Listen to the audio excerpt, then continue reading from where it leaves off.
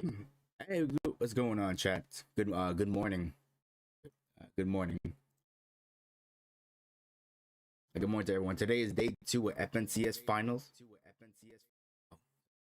Today is day two of FNCS finals. This is continuing from yesterday. Same thing. I'm watching today on EU Europe. It starts at 10:30 a.m. And then and I'm watching NAC same time at 4:30. So yeah, this is continuing from yesterday. There were 6 games yesterday. Now this is gonna be the last 6 games of finals for both regions. Okay, can't wait. We have 19 minutes left, and I'm back. Oh man, things are heat like ooh. Yeah, yesterday was ooh. I was like simply shocked and amazing. In like throughout the entire event for EU and NAC. Like for me, like I said, on end games, I want to see more clutch plays, either 1v3s, 2v3s, or just like straight up annihilation, but someone soloing. For me, yeah, to be honest, I like that over heal offs, and any day for real. Yeah, we have a couple more minutes to chill and relax. I think well, it doesn't look like, I think the other, everyone knows the pre-show starts at 10:30. 10:30. I think like game one officially is like the official game starts around like 11. That was like yesterday. Yeah, I can't wait. I hope it's gonna be the same. I hope let's see if day two can top day one. That's all I want to see. Oh yeah, appreciate everyone who came to the watch party.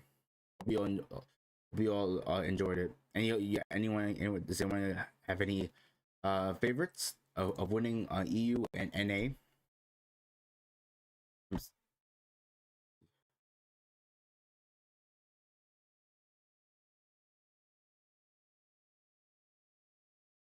And as we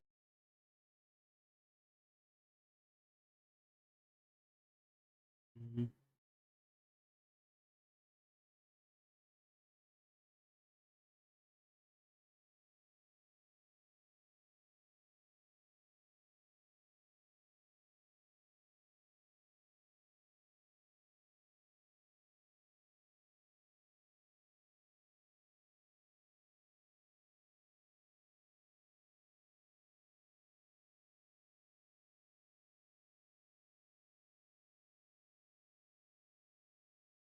Yeah, as you see here for see. and as we look at So this is the leaderboard of EU. This is the final scores. And as we look at the standings, you can see some incredibly consistent teams. And one of them Damn, is look at currently that. at number one. No victory royales to their name, Mini Miner. But Vanyak, Pixie, and Marius have consistently made endgame after endgame, and it's showing on the leaderboard. And as we look at the standings, Yeah. The only thing also was then an EU. I saw a lot of spawns, depths, especially with one team was Seti's team. Seti's team, like his trio was dying, like landing in the same POI, dying like was I can't think like 4 or 5 times that his trio was dying to the same trio off spawn in the same POI. Holy shit! But I think his trio got at least revenge, at least like when his trio landed there. I think the last time he didn't die out as a team, his trio didn't die off spawn. Damn, shit, bro. He's like, yeah, I'll be pulling. Yeah, to be honest, if I keep dying, the same person, same drop, I'll be pulling my hair out, bro. To the point where I'm just completely bald. That's the kind of stress level and anger I'll be for real. But that's the final score for EU FNCS. This is NA. It is gonna be wild, but just bear with us, okay? Look. Yeah. Look, no, so Pollo's team is in first. Look at the score difference. It's over by 90 points. And yeah, I ran some the predictions of who's gonna place what. I placed Pollo's team on first. Beerbot's team in second. Muzz's team in third. Also, my fourth place prediction was Click's team. But he had sixth place. Those are my predictions yesterday. 75% right, 70% right, 75% right. For real, let's see. And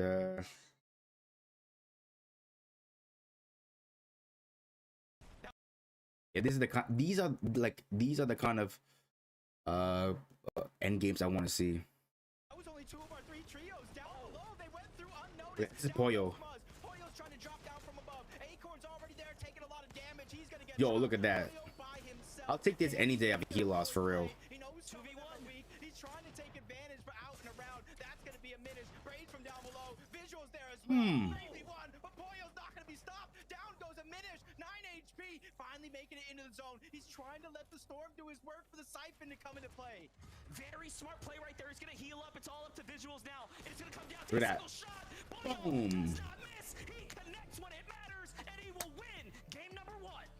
That was only 2 of our 3. Yeah, those are the kind of end games and clutch plays I want to see. Plays like Peterbot 2. Look. Inside of the top 7, almost find elimination onto it. Cryptid. If he can get this, he can. That Siphon is keeping him alive. Insane, and the fact that he just can't be seen here because the medallion keeps him invisible. Look at him go! And onto Rise's layer he goes as well. Look at him, just working his way up and down, sneaking, threatening everyone nearby. Another elimination, and Peterbot is starting to heat up. It's feeling up deja vu from the global championship. He does it again. Yamzo goes down. This is why we one of the most dangerous players in the game. Clicks narrowly escaping, almost getting taken down. But Peterbot's See, not look at there that. just yet. Shield's getting cracked. He's soloing. Clicks. Can anybody stop him? Nobody. Damn. Eventually, I think he eventually he died probably after this video. But he took a few players with him. You know, he wasn't gonna go down without a fight. Oh, man, so look at those. Yeah, when I say I want to see more of those clutch plays, that's what I mean. End game or close to end game and just definitely end game. I'll take that over heal offs. All right, so can't wait to see. Are we gonna see the exact same for EU and NA? I hope so. Yes.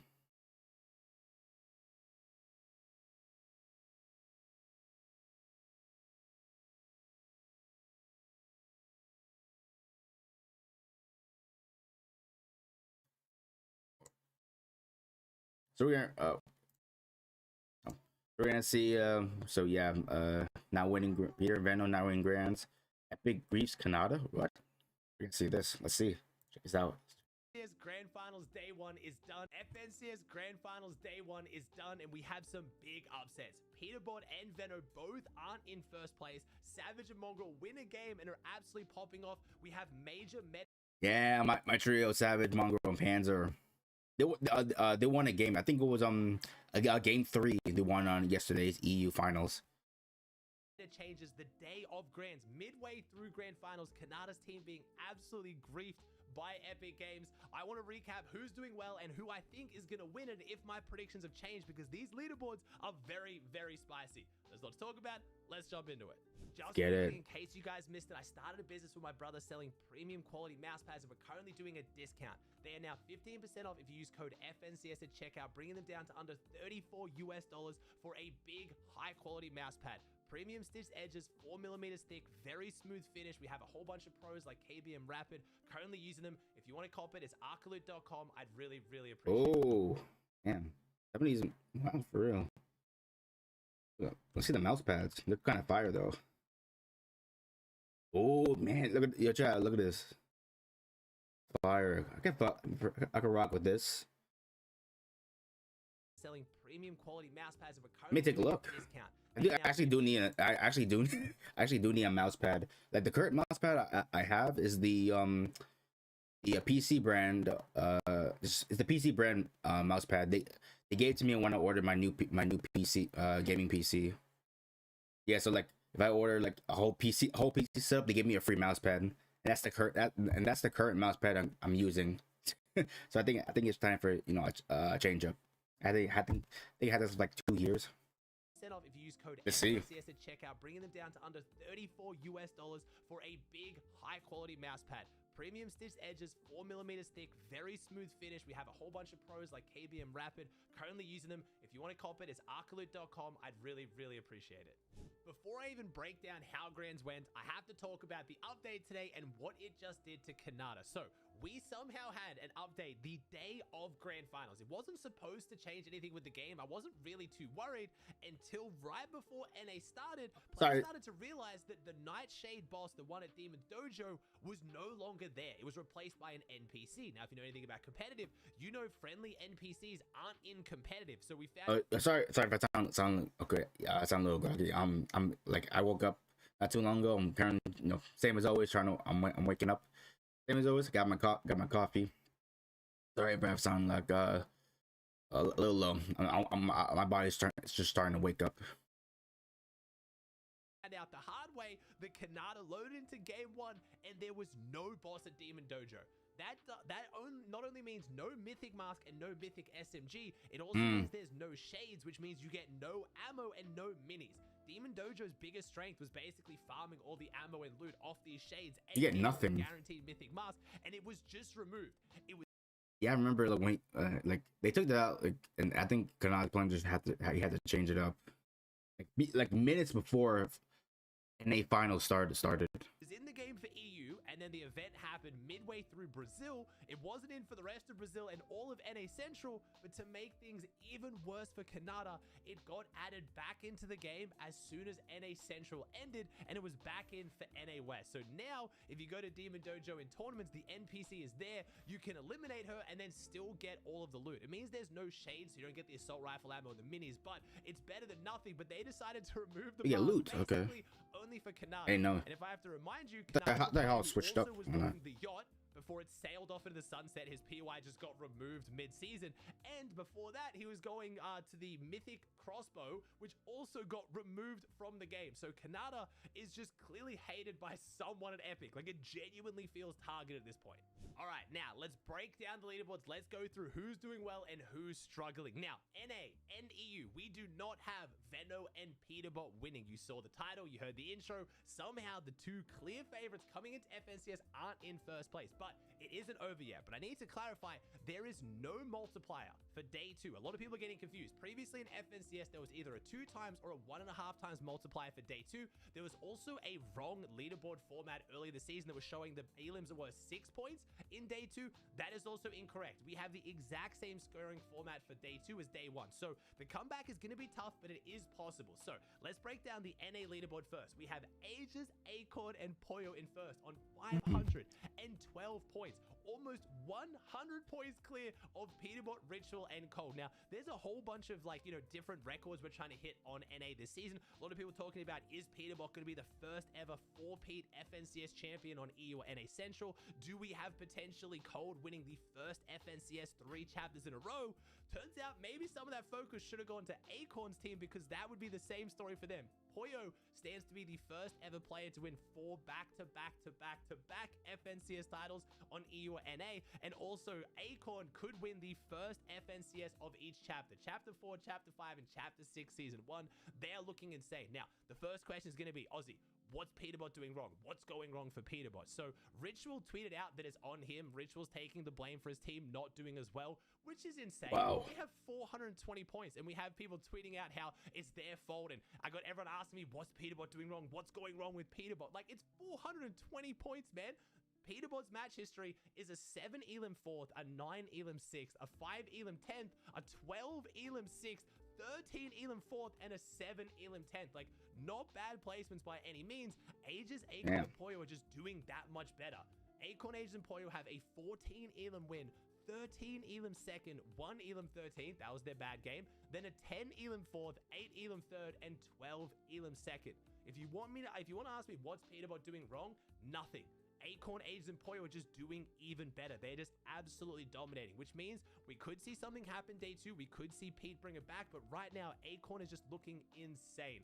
Acorn has always been a Grand Finals player. He's always leveled up in Grands. I think a lot of people attributed his insane Grand Finals to Cold in a similar way that I think a lot of people attributed Poyo's success to Peterbot, and they're kind of rewriting the script here and making a very solid claim that maybe they should have been getting more of the spotlight, and they're doing very, very well. Again, we'll talk about EU fully in a second, but I want to compare EU's leaderboard just to kind of, make my point even more clear. EU's first place right now is on 376. So Peterbot's team still has like 50 points on top of first place on EU. They're not doing poorly by any means. They're just not doing as well as Acorn. Both teams are playing crazy, and it's mostly due to eliminations. You have 58 eliminations for Poyo's team and 53 for Peterbot. They're currently Crazy, bro. fragging Peterbot, which a lot of people, myself included, thought was I think it's Poyo and Peter used to do duo in duo, like I think last year Duo Cash Cup and last year in globals. But I would say like last year, like a couple months ago, not officially been a year, like 2024. Yeah, they were duoing in Duo Cash Cup and globals in 2024. But that was crazy. Damn, they were once duos, now they're rivals. Like of course in the tournament, I'm not sure I'm not sure if they're personally hate each other. I hope not. I hope they're cool. For me, I'm just talking about just of course FNCS in the game. Not sure, but nothing. I'm not sure on that personal level. Yeah, for me, I just don't want to get into it. But yeah, that's crazy. Poyo and Peter used to duo. Now they have to fight each other. Yeah, and yeah, Poyo's in first, Peter's in second. wasn't possible. Do I think Peterbot can still win it? Definitely. Pete has won every single Divisional Cup finals this season. So you really yeah, crazy. Peter was on a win streak, constantly first place. Yeah, like if you have like first place that consistent, of course, people are gonna bet all their chips on you.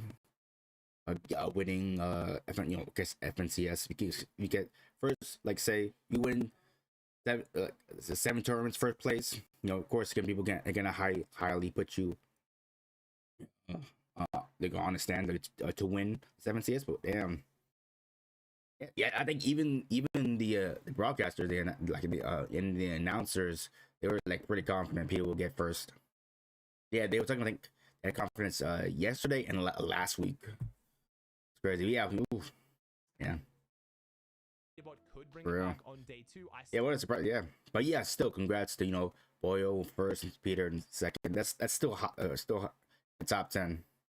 Still do think they're the favorites, even though they're almost 100 points down. But I am going to be so unbelievably happy to be proven wrong about that. I would love to see Acorn's team win this. They are playing really, really well. We still have an extremely stacked leaderboard outside of this. We had Muzz, Yapcon, Rise in third place, 391 points. They actually found themselves in first place before having a rough couple last games. When I say rough, they got a 9th and an 11th, but before that, they were a 3rd, 4th, 1st, and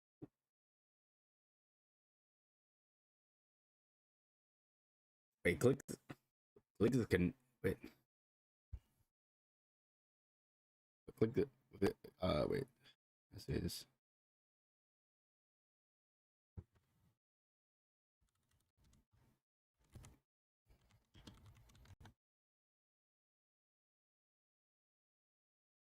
This is Canadian.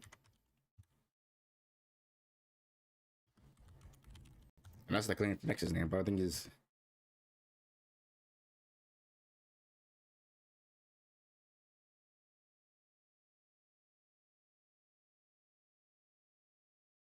Oh, he's American. So Fortnite tracker had put a Canadian flag in his name, but he was born in America.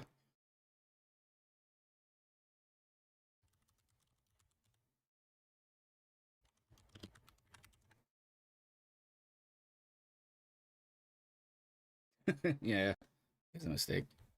and second, absolutely dominating, still looking really, really good. Then we had Vidil's team Why in don't fourth, who we- was struggling a bit at the start of the day, but brought it back with 2 wins in a row in game 4-5. Three Closed it out with a is 2 is Balan Booger or Elam Yonzo 6. Then Canadian? we had Aviv, Booger, and Threats in 5th place overall, who got a 14 Elam win in their last game to bring it back, to have a really dominant performance, put themselves in the top 5. You'll notice big team missing. We have Clicks, Batman, Booger, and Iomzo just outside of the top 5 in 6th place overall. 345. Clicks had an absolutely ridiculous solo clutch with the Invis Medal. Couldn't pull off the win, got a 3rd place. They're still doing very, very well. Then we had Rapid Canada. Oh, Eonzo's Canadian. Who, unfortunately, I did just talk about. Their POI got pretty heavily nerfed. The Mythic mask is a really big deal. Guaranteeing at least double or triple mask at your POI is massive. Canada was very upset to see that removed. At least now it's back for day 2 for a potential comeback, but I would be incredibly frustrated if I was that trio. Then we have Noxy, Virgo, and Curly, Visuals, Braids, and Aminish, who have I said it today on my stream, they are so consistently inconsistent. Their placements are a 2nd, 25th, 2nd, 24th, 31st, and 25th. So their 9th place is being held on very seriously by those 2 seconds. They just need to get away from their early game, and then they go on to absolutely dominate. And then we had Death, Sales, and Encrypted closing out the top 10. I want to give a little shout out or a little bit of piece of information to Death. Death tweeted out today, he's been playing for the last few weeks on 60 hertz. He moved his setup and forgot to change it. He is now on 60 hertz. He realized today after day 1, so he's just played a day of grand finals top 10 on controller on 60 hertz. My man was doing it with all of the struggles. So I'm really hoping he pops off on day 2 on a proper monitor setup and hopefully can jump up even further into the leaderboard.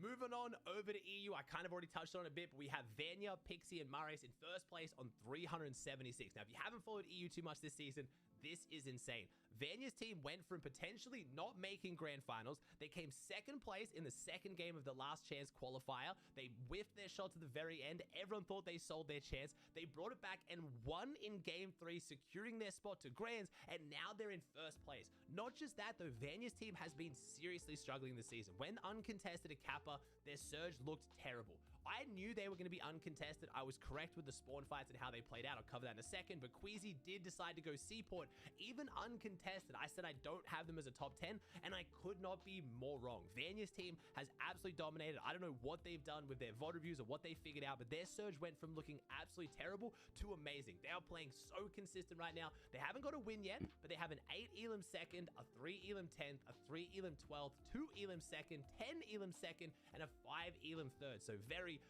consistent Fortnite from Vanya's trio. A lot of people are saying this could be due to a bit of zone bias though. This is KXR's tweet breaking down where the different zones went, and as you can see, there is definitely a strong bias towards that like central south part of the map there. Also very good zones for Savage. I'll talk about that in a second, but if we start to get some more north zones, things could change a little bit. I don't want to say they're getting carried by zones. They're playing really solid, but they've gone from being a team that's struggling on surge to really dominating. So I'm interested to see whether if we do start to get some north zones, whether that plays away from them and into more teams like Veno's hands. We'll see. I do want to talk about what's happened with the off spawns. I was correct on Queasy going Seaport. I was correct on Teeny not dropping on Veno, but I was not correct on where Teeny ended up going. Teeny did not drop on Pink. He did not drop on Malibuca. He ended up dropping at Shogun on UX team, a very underrated team, which I'm guessing they've recognized as a team who was a weak link. They dropped on them, beat them off spawn game 1, and then they ended up leaving Shogun.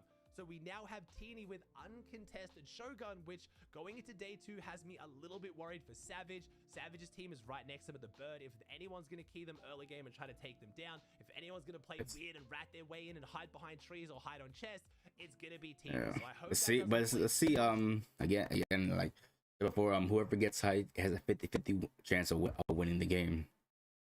I think so far for EU and NA, I think whoever gets high usually wins. So they're on a good winning 50% chance against Mr. Savage on day 2. But if you're wondering about how the drop spawn shaped up, that was it.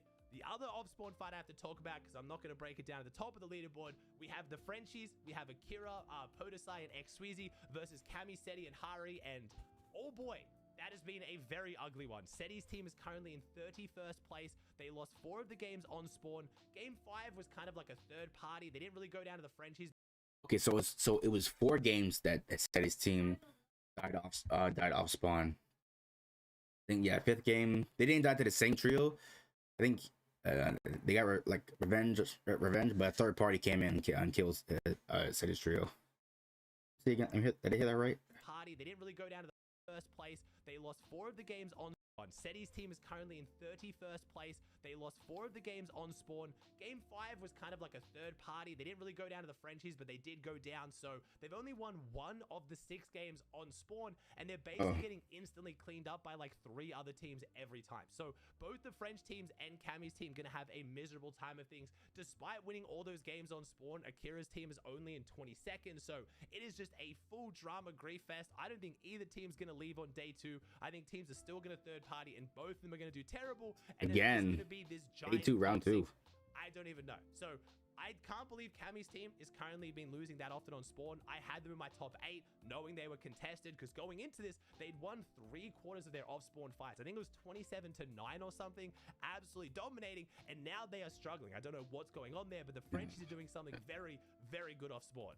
Breaking down the rest of the leaderboard, we have Vico, Veno, Flixie in 2nd place. Similar to Peterbot, our 2 favors still up there. It's still very doable. I think Veno, again, like Peterbot, could definitely bring it back and win overall with a solid day 2. He's only, you know, like 30-ish points behind. Is very, very doable. They played phenomenally well. They have an 18th, a very rough start. Then they brought it back with a 12 Elim win, a 15th, a 14 Elim win, 7 Elim 7th, and a 3 Elim 17th. So they have those big games. They're just trying to find the consistency right now. Again, what's going wrong with Veno? I don't know. Again, they're still in 2nd. They're on 343 points. They're not playing terrible. I know a lot of people expect them to run away with it. I was one of those people who expected them to be in 1st after day 1. So I'm not really sure. A couple of the fights, all it takes is just 1 misposition, 1 big pump, a bit of a third party. I do think the South zones are affecting Veno's team a lot. I'm interested to see if we get some more North zones, whether we see more consistency out of this trio. Don't want to make excuses for them. I didn't really see anything to suggest why they weren't doing so well. They were very, very hyped every time they won. Their vibes were amazing. The big channel uploaded both their 14 and 12 Elim wins on Twitter. They were hyped as always with Vico. He was gassing everyone up. It was exciting, but I don't know why they're struggling with consistency right now. So in 3rd place, we have iDrop, Sky, and Scroll out of the field. Our Nordic trio on 334. They've won 1 of the games and have a lot of consistent top 10s. Only 1 game where they fell outside the top 10. Then we have Pix, Dom, and Damus in 4th. Wait, let's see, is it starting? Oh, no, it's not yet. 4th place. I've been gassing them up. This team is super, super underrated. Have almost no experience in lobbies this stacked and are still showing up massively on Grand. Super proud of them. Then we have Swizzy, Queasy, and Mustache, who are in 5th place. Well contested. Ended up dropping Seaport like I talked about. Mumsy's team, the team contestant, is currently in last place on 16 points. So Queasy absolutely dominating. He also did have a bit to say on Twitter about iDrop's team pushing in and contesting them. Started saying he was going to drop on iDrop to grief them. Not really sure if that will play out that way. We'll see. Queasy does get pretty heated on the timeline. I didn't see him drop the fields a single time, but definitely getting annoyed at iDrop third partying their fight. Then we had Ping, Wox, and Malabuka from Uncontested Night Shift. Started off the day very strong, got some high Elim games. Started to kind of, you know, fade out a little bit. Then they got a 3rd and a 5th, a 12 Elim 5th in their last few games. Then we had Country, Finnick, and Apple. I've been hearing a lot of analysts hype these guys up. I know Coach Harry's been gassing them up. I should have listened. They are looking really, really solid in 7th. A super underrated team. Then we have Chris, Teeny, and Skibby, like I said, out of Shogun, doing very well. Comeback, Blaha, and Mixon out of Contested Shattered Span, the Bridge. And then Yako, Nako, and Kyrie, the Spaniards, to round out top 10. But we've got to include 11th. I put them 11th place on my prediction. It was a bit of a cop-out, let's be honest. I put them there because kids were going to flame me for not being top 10. But Mongrel, Savage, and Panzer currently in 11th place. And they got a victory royale. A 7 Elim win in game 3. My trio right there to win. Yeah, to be honest, that is my trio to win EU. Yeah, pretty much, yeah. Because I watch them very often. Mongrel and Savage win a game in Grand Finals in Chapter 6. Panzer actually has the 2nd most amount of damage done of any player in the lobby. Panzer is absolutely dominating. I'm really excited to see this team do well on day 2. Over 6k damage. Really did favor them. Panzer. I got a chance to talk to Savage after day 1. He was happy with their performance. He said he's going to be really happy with the top 10. He's hoping they can get some good zones. He is a little bit worried again about the zones pulling north and a bit worried about Teeny lurking around their drop spots. We'll have to see, but hopefully they can hold on because it was really, really fun watching them get a win. Just very quickly at the end, because I saw it and feel like not enough people are talking about it, Destiny Jesus tweeted out this clip of Zagu, which is just the most ridiculous Surge strategy I've ever seen. Picking up a Fire Mask, TPing into the sky, going up off a Kinetic Blade, and then firebombing a team on high ground because the Fire Missile homes in, and no one's expecting a Fire Missile to randomly fly from the sky into their box. Just, if you told me someone did this, I would have put everything I have on the fact as Zagu. I don't know why this dude just comes up with the most ridiculous strategies, but if he's actually consistently doing this in Grands, you got to give it to him. Like, what a strategy. Who comes up with this stuff?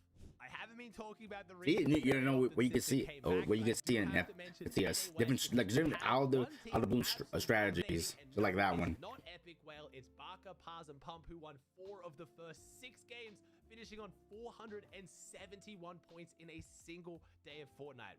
Whale, unfortunately, is no longer the King of West. He's in 3rd place overall. Could still bring it back with an insane day 2, but Defiable is a little bit closer to taking down the new Kings of West, but 4 out of 6 is just absurd. Right, is it starting? Oh, it's not yet. I'll be right back, chat. I'm gonna get some more coffee. Wait, I'm slowly starting to wake up.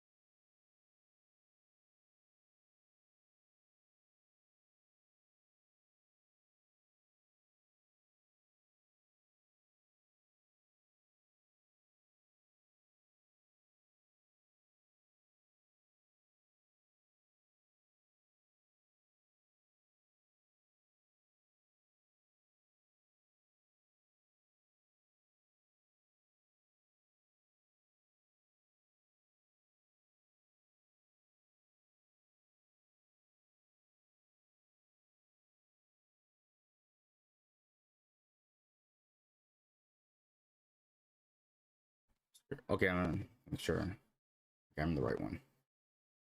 Okay. And yeah, this is the what can we expect from Chapter 6 Season 2? It's coming on the 21st. No face cam, my cat decided to unplug my camera and it did not charge last night. Hey everyone and welcome back to the channel. So apologies for no face cam, my cat decided to unplug my camera and it did not charge last night. So yeah, with that being said, a live event has now taken place, and honestly I really liked the live event. So really quickly, I'm going to showcase for you guys the live event. In case you guys already seen it and don't want to watch it, there will now be a timestamp in the video for the rest of the news video.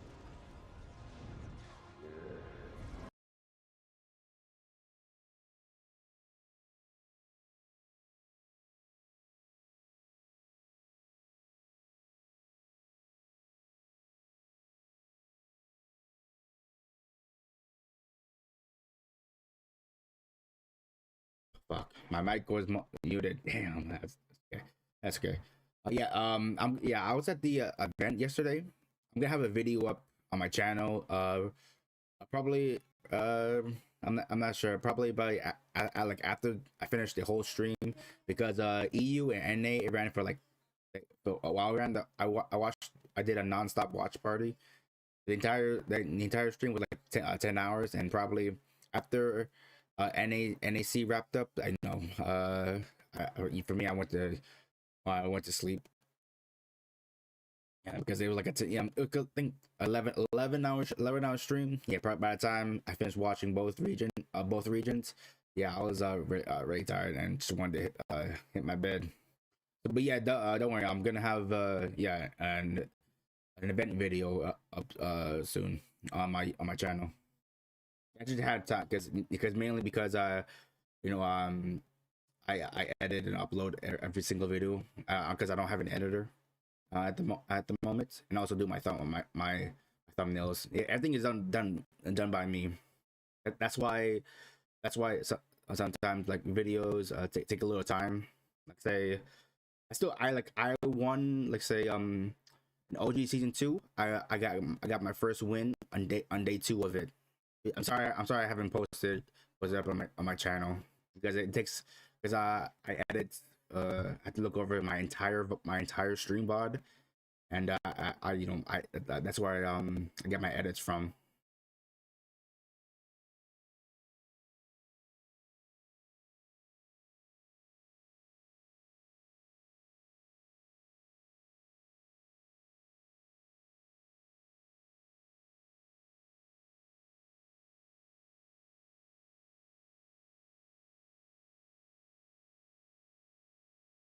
Yeah. That's why I look over my entire stream VOD. That's where I get my videos from. That's why I edit. That's why I edit.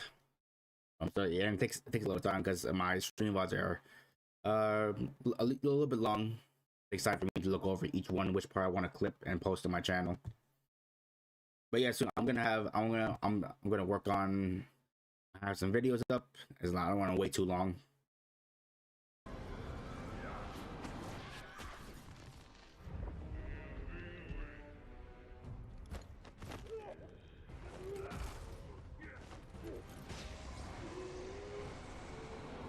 And look at that, Bart was choking the fuck out of him.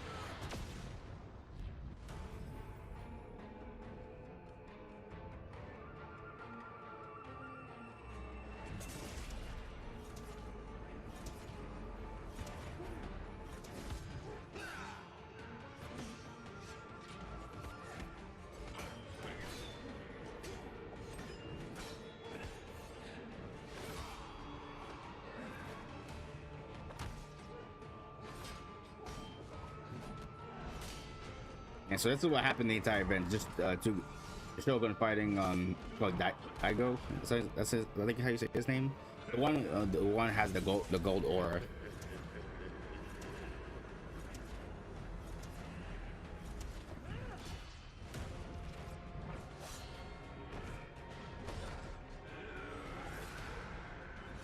Where is he? Yeah, for me, I was just hoping for Godzilla vs Kong because I think they were a good part of this season.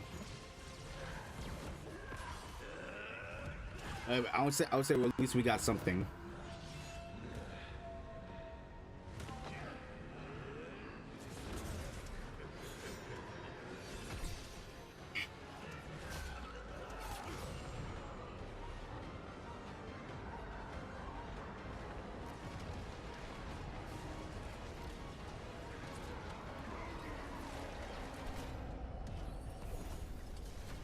Okay, so really quickly, we have to discuss a few things. Lots of people are currently hating on this live event for whatever reason. Honestly, I really thought it was a great live event. And guys, by the way, this is considered a mini event. It's not. It was a mini event, so not the like big official live event. Probably gonna get at the end of chapters of this season. For me, I'll give I would say at least we got something. That's what I can say. Let's give it like I get my rating on shoulder shrug. Hey, I got to see something. But it's a mini live event. The official live event is probably at the end of chapter 6 season 1 on the 21st. Something spectacular. It's not millions of dollars being poured into it. It is supposed to be an entertainment based event to build up hype for for season 2. And honestly, a lot of people are actually currently hating on this, most specifically Scion. And honestly, this is pretty disappointing, but he responded to a dev who currently worked on the event, into my knowledge, and he said, I had some big issues with it. I like the idea of a big fist fight, but Daigo, it was getting horribly destroyed in it, and did not like how cheaply he won. And TLDR, the rest of the response was kind of the same thing. He kind of just wants a storyline back, and honestly, there's just not going to be a storyline in current day of Fortnite. So I responded with this. The events are primarily for us as a form of entertainment. Understand that the storyline isn't something that the vast majority of the community actually cares about anymore. These are meant to be fun, visually stunning events to build up hype for season releases. So if you still are a person who just absolutely wants a storyline, Fortnite is not going to be the game for you. And I hate to say that to you guys, but honestly, in current day Fortnite, with them pulling millions of concurrent players without a storyline, there's really no need for them to actually do a storyline from a business perspective. Like, they were already getting well over 3 million concurrent players just for watching this mini event.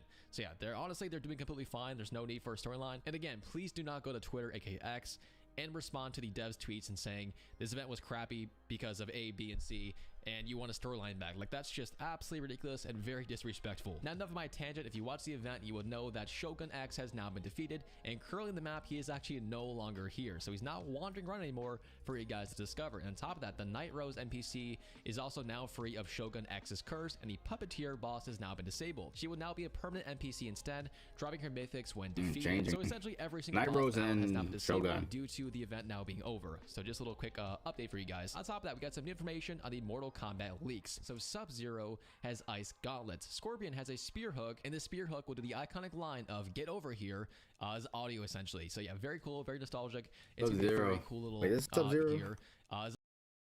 audio essentially. So yeah, very cool, very nostalgic. It's gonna be a very cool little Easter egg right there. And once again, Mortal Kombat is actually featured inside the Battle Pass. We have Sub-Zero in the Chapter 6 Season 2 Battle Pass, and as far as Scorpion, he will be an item shop release. But both these characters, once again, will have a mythic inside the game. On top of that, we get our is very cool, very nostalgic.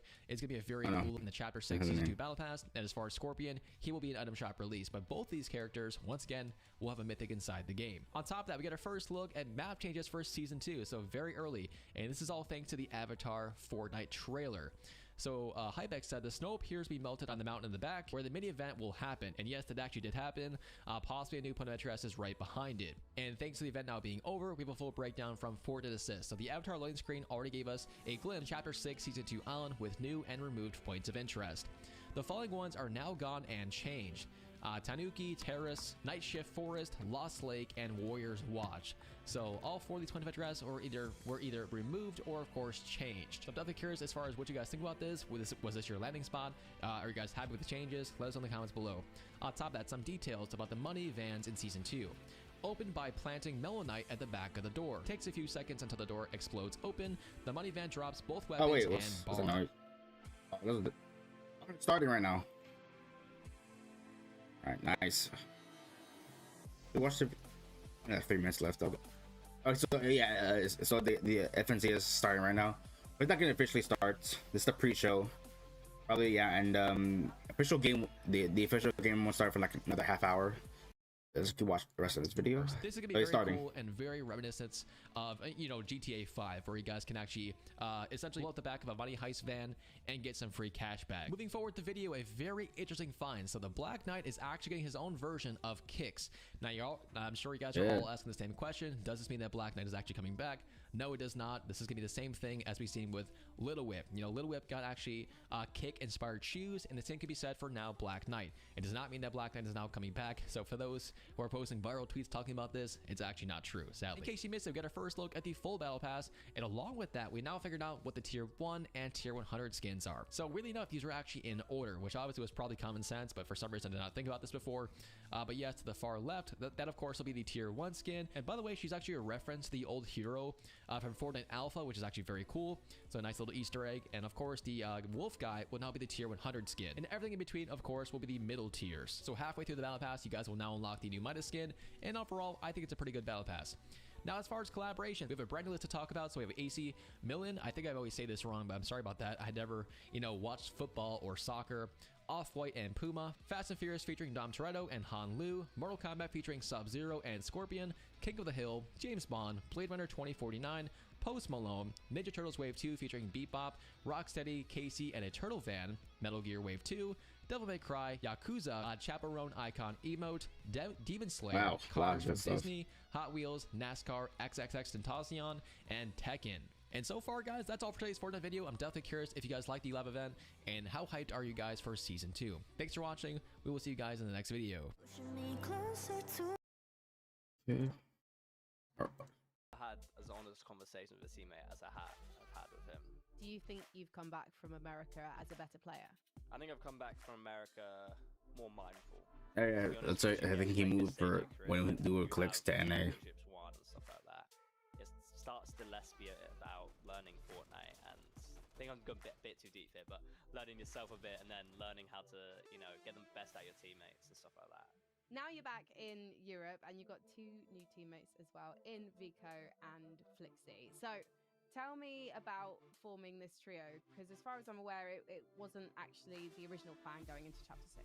When I was playing with Clicks, it was, I was thinking to myself, well, I've not been doing this all along. I'm playing the game how I see the game should be played, and I want people to follow me into battle thinking the same way, having complete trust in me. I was playing with Queasy a bit, the only IGL I've really trusted ever, and it wasn't working out as much because we needed a bit more firepower on the team. I was getting up there, so I went and picked up 2 fraggers and guys who tend to eliminate a lot of people. And then I was trying to bring some calmness to their game and more consistency. Did you have any misgivings about teaming up with Vico and Flixie, because they have so much talent, but obviously you're a much more experienced player? There's always misgivings going into it, but you go in on the optimistic side, and I went on a very optimistic side because I know I could get the best out of them. have we seen the peak of this trio yet, or how much do you think you can develop as a team? I think if we don't get complacent, then this Grand's probably you'll see the peak of this trio. I'll say this now in the short term, yeah, Grands will be the peak of this trio. I want to win 4 out of 4 this year. 3 FNCSs in EU and Globals. How would you describe the way that you want to play the game at the moment? Because I can imagine how Vico's playing it, but what about as a trio? I've always kind of came into Fortnite with the ideology that Surge is easy and that the zone, Storm, is your friend. Something I always said to Clix was, Storm is your friend. Don't be nervous in it, because I hear him. 5 more days until season 2. Friend, don't worry about it. Obviously, all eyes are on you guys to at least make it to the grand final. I'm sure you're going to be dominating page 1 of the leaderboard, but how are you going to keep things calm? I'm not someone who really gets too nervous anymore. I think it hits everyone just a little bit. You know, butterflies, stuff like that, but butterflies are a good thing. Brilliant. Thank you so much. Good luck in Thank chapter you. 6.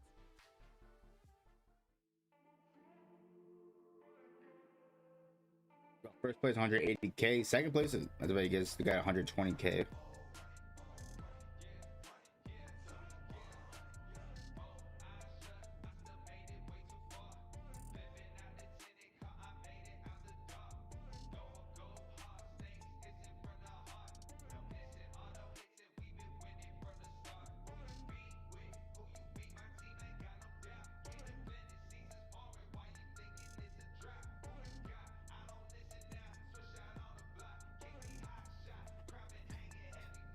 Ooh, a lot on the line here.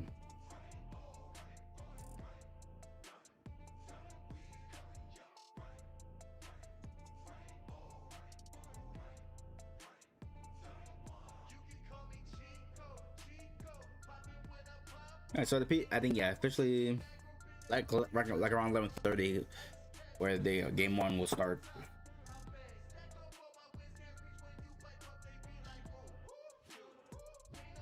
Ooh.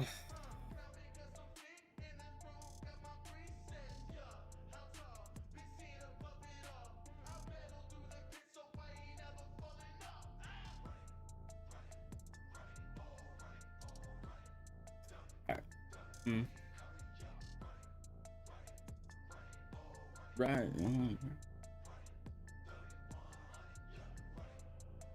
Oh, you gotcha. Let's see those predictions. If you got any predictions, love to hear them in the chat. Let's see this.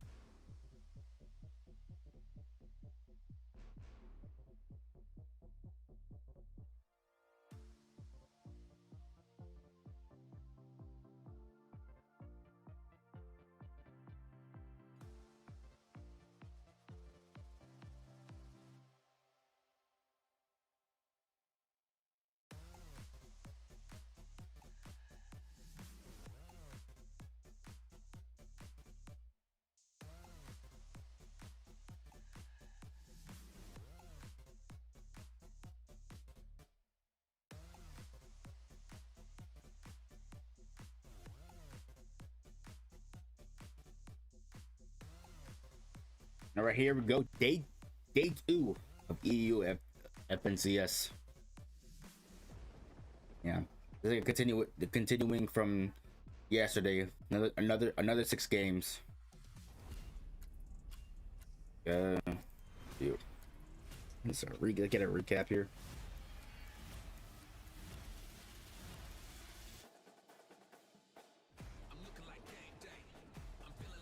Well, yeah, not 6.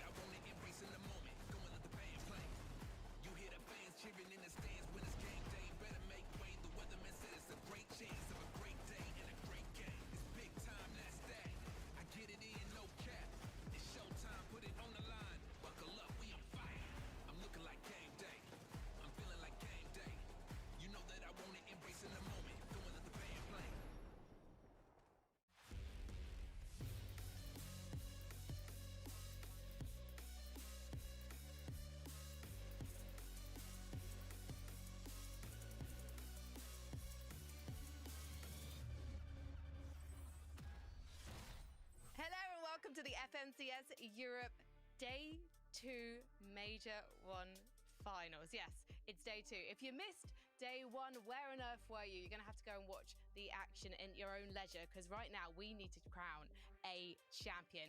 And Yeah, to talk let's about all see. things competitive FNCS, we have got Mr. 11-2K and Mini Miner. Mini Miner, you're like our resident weatherman. Are you predicting so the in the lobby this is today? this is the continuance. This is game 7. I can guarantee that if we're doing some predictions about the day, but it's going to be a very exciting day. Day It 2. starts in 13 minutes. All right, not way too long. So yeah, very, very excited to see how the teams can do today. 11, do you think it's going to be even more competitive than Day 1? Ooh, yeah, let's go for it. I mean, I was Go for it. Can they top in Day 2, top Day 1? I want to see it. It's on an all-time high right now, so I hope we just get more great games. Well, let's take a look at the leaderboard from day number 1, just to remind ourselves of who's currently in contention for the champions, because Vanyak, Pixie, and Marius had an absolutely ridiculous day 1. You notice that they didn't actually get any victory royales, but they were so consistent and also fearless in the way that they were taking fights. Damn. They were really reaping the Vanyak's only ahead by like 23 points. Pixie and Marius, they were the last team to qualify through the last chance qualifier, right? So these guys almost shouldn't have been even been here today, but they are, and they are performing incredibly well so far. 11, the way that they played yesterday was really, really impressive. I think I certainly had a few questions about how they were going to play. They didn't win the game, but they got more consistent placements and elims. Into the last chance qualifier, and I think they've sort of looked back at that. They've looked back at how they can improve, what they can do to actually get some more damage, and what they're doing is they're just trying to find a little bit more of those fights in those early stages of the game, try and find players to actually eliminate, and maybe even just take some tags on up close, and that's really playing into their hands right now. Yeah, and the benefit is, right, is when they get into these sort of fights, right, a lot of the time it's soft fights. They're not fully engaging and like bringing out their shotguns and getting in there. They're able to just get some damage and then head right back to Capra and get some of the spare loot there. You mentioned the group stage, meaning it's such a great comparison because they were uncon in the group stage and they really struggled. The biggest difference between the group stage and what we saw in the finals games yesterday is in the group stage there was only one team landing towards Hopeful Heights in the south, right? Whereas yesterday there was about 3 different teams. You had Cryphos' trio, you had Pixel's trio, you had Lucia and Mona in them landing there, and so it was way more opportunities for teams to actually like fight, right? In terms of just who can you actually look at to get damage on. I think there was some micro adjustments there in their strategy in terms of understanding when they maybe look to rotate south for damage versus when they look to go north into Seaport and third party that fight as well. So they're looking a lot better, you know, uncontested than they did in the group stage for sure. Well, number 2 on the leaderboard, 11, is Veno, Vico, and Flixie, and we were definitely expecting them to be at least in the top 3, and they didn't disappoint on that front. However, despite those 2 victory royales, it wasn't entirely plain sailing for them yesterday. It wasn't, but I think the one thing that I will be very positive about in regards to these guys is when they were able to make it to endgame and Surge wasn't a worry for them. They look like the best endgame team. They were the only team to pick up multiple victory royales. 2 wins on the day was really, really nice.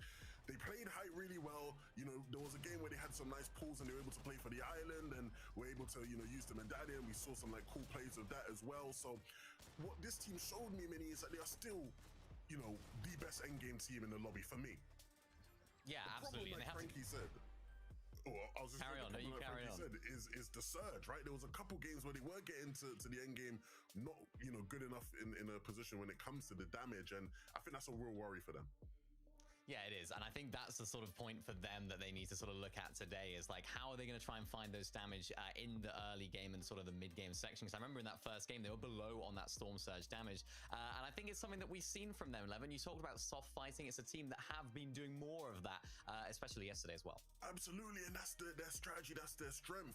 It's funny. I spoke to Veno and he said he didn't feel like they were actually playing aggressive enough. They weren't taking enough risks. He felt that they weren't getting enough elims. Like they were playing to get damage, but not playing to get elims. But look at the numbers, look at the stats. If you look at zones 2 to 5, right, so you exclude all of the people fighting off. Yeah, so he wants to so Venom wants to push more, way more harder, which tells me they are playing more aggressive. I'm here for it. I want, like, yeah. See, day 2 can top day 1. Because I went back and watched some of their games, and there were scenarios where typically Veno, Vico, Flixie would wipe a team, get 3 elims, and they weren't. They were playing a bit more passive, backing off a bit more than usual. Well, Mini Miner, what I've learned so far this weekend is the inevitabilities in life are death, taxes, and Sky Scroll and iDrop making it to the end game. And I mean, it's a fantastic result for them so far, being in this top 5 alone, isn't it? Yeah, it really is. And it's something that I broke down during the group stage as well. They're kind of carrying that momentum into this finals. And I think it's almost exaggerated in terms of their abilities now in these finals. The way that they're getting Storm Surge so far has been so important, imperative to them getting into so many end games and That's staying so so stats. consistent. And what I really liked about them is the ways in which they went about getting Storm Surge. Talked about soft fighting just there. A team that they are liking to do this at the moment. They're sort of roaming around the map as well, like they have done the entire season. Also, not against going for those sort of longer range tags as well. We've seen that with this team as well, boxing up into that sort of surge base when they are a little bit more comfortable on those tags, and their drop spot right in the center of that sort of lower section of the map really helps them out so much. I mean, thinking back to the zones as well yesterday, Levin, so many of those zones polled in that sort of area, so they had so much opportunity for that Storm Surge damage, and that's why they were able to find so many end games. Obviously, the big question now, will they be able to do it again today? I mean, absolutely. They're in third place. The big question everyone will have for them is, in this position, can they hold on? We know about iDrop's history in major finals. He's not been able to deliver, a top 5 performance and really push on to win. He's not been that player for most of his career. You look at Sky and Scroll, they've never been in this position in terms of being in contention. Last year, we were all excited about them making grands and having decent results, but now you're in a position to potentially win it. Can you hold on? Can you keep playing the style needed to secure the win? Well, yesterday, Levin, you were also picking out Pixdom and Demus as being your surprise contender for this entire finals. And they really did not let you down because they're first grands and they're absolutely destroying. I was so impressed by these guys for a bunch of different reasons. But the big thing for me when I look at them, right, as a trio, was just how aggressive they were playing for a team so new to the major finals. You know, I mentioned it yesterday. Everyone's doing like the lazy comparison of, oh my God, we got a new Camiseti and Teak from back in the day because they're a Polish trio. But these guys are playing more aggressively than Camiseti and Teak ever did, right? Back then, Cami and Seti, they were known for being, a scripted team, not getting too many eliminations, but they're going to make it to every single endgame consistently, not deal with Surge. These guys were getting ticked by Surge a bit, but they were doing so much damage. You know, in the stats I showed earlier where Vico, Flixie, and them were first in elims in the mid game. These guys were third. They had 9 elims yesterday in the mid game. They are fighting teams all around them on the map. They're playing so aggressively, and for a new team to grands, that is so impressive. I hope it continues. Yeah, it really is. I mean, particularly impressive Demus, sort of his... I'll be right back, Chad. I gotta hit the bathroom. These end games, early games, of course, they're uncontested at Pump Power. They're having to make these fights happen. And I'm really impressed as well, particularly because it's all of their first finals performance. They've never made a finals like this before. So the lobby is just that much harder. The surge is that much higher. And of course, the pressure is that much more for each of these individuals. So the way that they're just sort of batting that aside and saying, you know what, let's just play the way that we like to play and not trying to sort of hunker down and try and say, right, we'll try and play for surge and try and just, keep ourselves alive. They are really pushing the boat out, and I'm loving it. Well, another player who is definitely pushing the boat out, and we are used to this in Major 1 finals every year now, is Merstash Mini Miner. He's our elimination leader for day 1 of the finals. Yeah, I mean, we were looking at sort of the top 5 teams and sort of the highlights from each of those teams. And how could you talk about the 5th place team in Queasy's trio without talking about Mustache and his performance yesterday? Major 1 Mustache really showing yet again. Just look at the numbers on the screen. Eliminations leader, damage ratio leader as well. And this is exactly the sort of performances that you need out of your individual fraggers, particularly when you're contested, Levin, because that's the situation for them right now. Maybe they're not making as many late stage of the end game as they'd like. I remember game 3 and 4 yesterday, really not ideal for them, but if you're in a situation where maybe a couple of the teammates are going down, these sort of solo clutches are really what can keep you up on those sort of higher stage of the leaderboard. No, absolutely. You know, I'm a football fan myself, right? And you know, in football, and you have this in a lot of sports as well. You have the players who sell the tickets, right? The players who you buy a ticket to go and watch them. And Mustache is playing like that guy right now. He's the guy that you want to see because he is just so fraggy. He's in his element. I said it yesterday. Major 1 Mustache is back. Look, they're a bit behind in terms of the leaderboard of those other guys, still in contention, right? I think it's just about 60 odd points. I want to see these guys continue to push, and I think Mustache is going to be the key part of that push for this trio. I mean, there are so many reasons to be excited for day 2 of the Major 1 finals. And another reason is our commentators, Takata and the Best Taco. So let's check in with them. Hyping us up too much, Frankie. Thank you. But look, I want to give a reminder to everybody watching today of a question I've been seeing asked not only in the community, but also from pros on socials. And that is there still going to be a 1.5x multiplier on points going into day 2 of the major finals? Now, the answer is no, Taco. 4 more It's minutes. the same point format as yesterday. So keeping that in mind, who do you think maybe can perform today? It's less about who I think can perform and more so teams that fall just outside of that top 25 on the leaderboard, because that's where the prizing is going to take place, Takata. So for those 26th to 33rd position, today is all about hustle. And I'm sure that our desk knows all about what these players actually need to do. So let's get on back over to them. Thank you very much, guys. One of the things that we saw players experimenting with yesterday was Surge. We've seen strategies change during the group stage. Some people sticking to what they know. Miniminer, why don't you talk us through some of what we witnessed yesterday? Yeah, there was some big changes from what we saw in the previous sort of stage of the season, and maybe what we expected when you look at the landscape of the meta. You, of course, look at some long-range assault rifles, you look at the sort of hit scan assault rifles, you think, right, this is going to be a sort of surge-based meta. It is not that whatsoever, and this map right here just highlights that in particular. Look at all of those players that are sort of bunched together around that Seaport City area, around that Mars Meadows area to the south of that as well. So many teams that are coming in and third-partying, and that means there's just so much space where there's no teams in and around the middle of that area for those surge-based teams to sort of tag Levin. That's the adaptation that we're seeing from yesterday. Yeah, people are going to where the action is. They're desperate for damage, and for all the teams in the mid-map who want to sit in their little surge bases and tag away, it becomes a lot harder because there's just not as many people to take shots at. And we're seeing the impact of that really sort of almost annoy certain teams, right? Because if you are someone fighting off spawn, you're instantly at risk, right? I think instantly to my guy Queasy. Queasy always complaining about something on social media. That's what he does. But he was complaining about the fact that he's dominating the Frenchies off spawn, but then he has like a bunch of other teams looking to rotate in at Seaport as well, right? So, you know, they win against Skyjump and them, but then you have iDrop's team coming in, and then you eventually get Vanya's team that will rotate in later. So, you know, if you're on a spawn fighting team like Queasy, you have to finish your fight quicker. There's even more pressure to do that because you know there's going to be sharks swirling around the POI waiting for you. Yeah, and the reason why the teams are doing it is because they have to, right? The surge damage from sitting in bases, from sitting in surge towers is just not enough. And we have a really nice sort of stat graphic here to show exactly why that's the case. I mean, let's take a little look at some of the teams that, and this is the sort of percentage of their shotgun damage compared to their overall damage. So we see like Vico, Veno, Flixie, they're a team that are doing so Is it much for the Sentinel, the one pump? Literally sort of exactly as what we'd expect from that. Or the auto?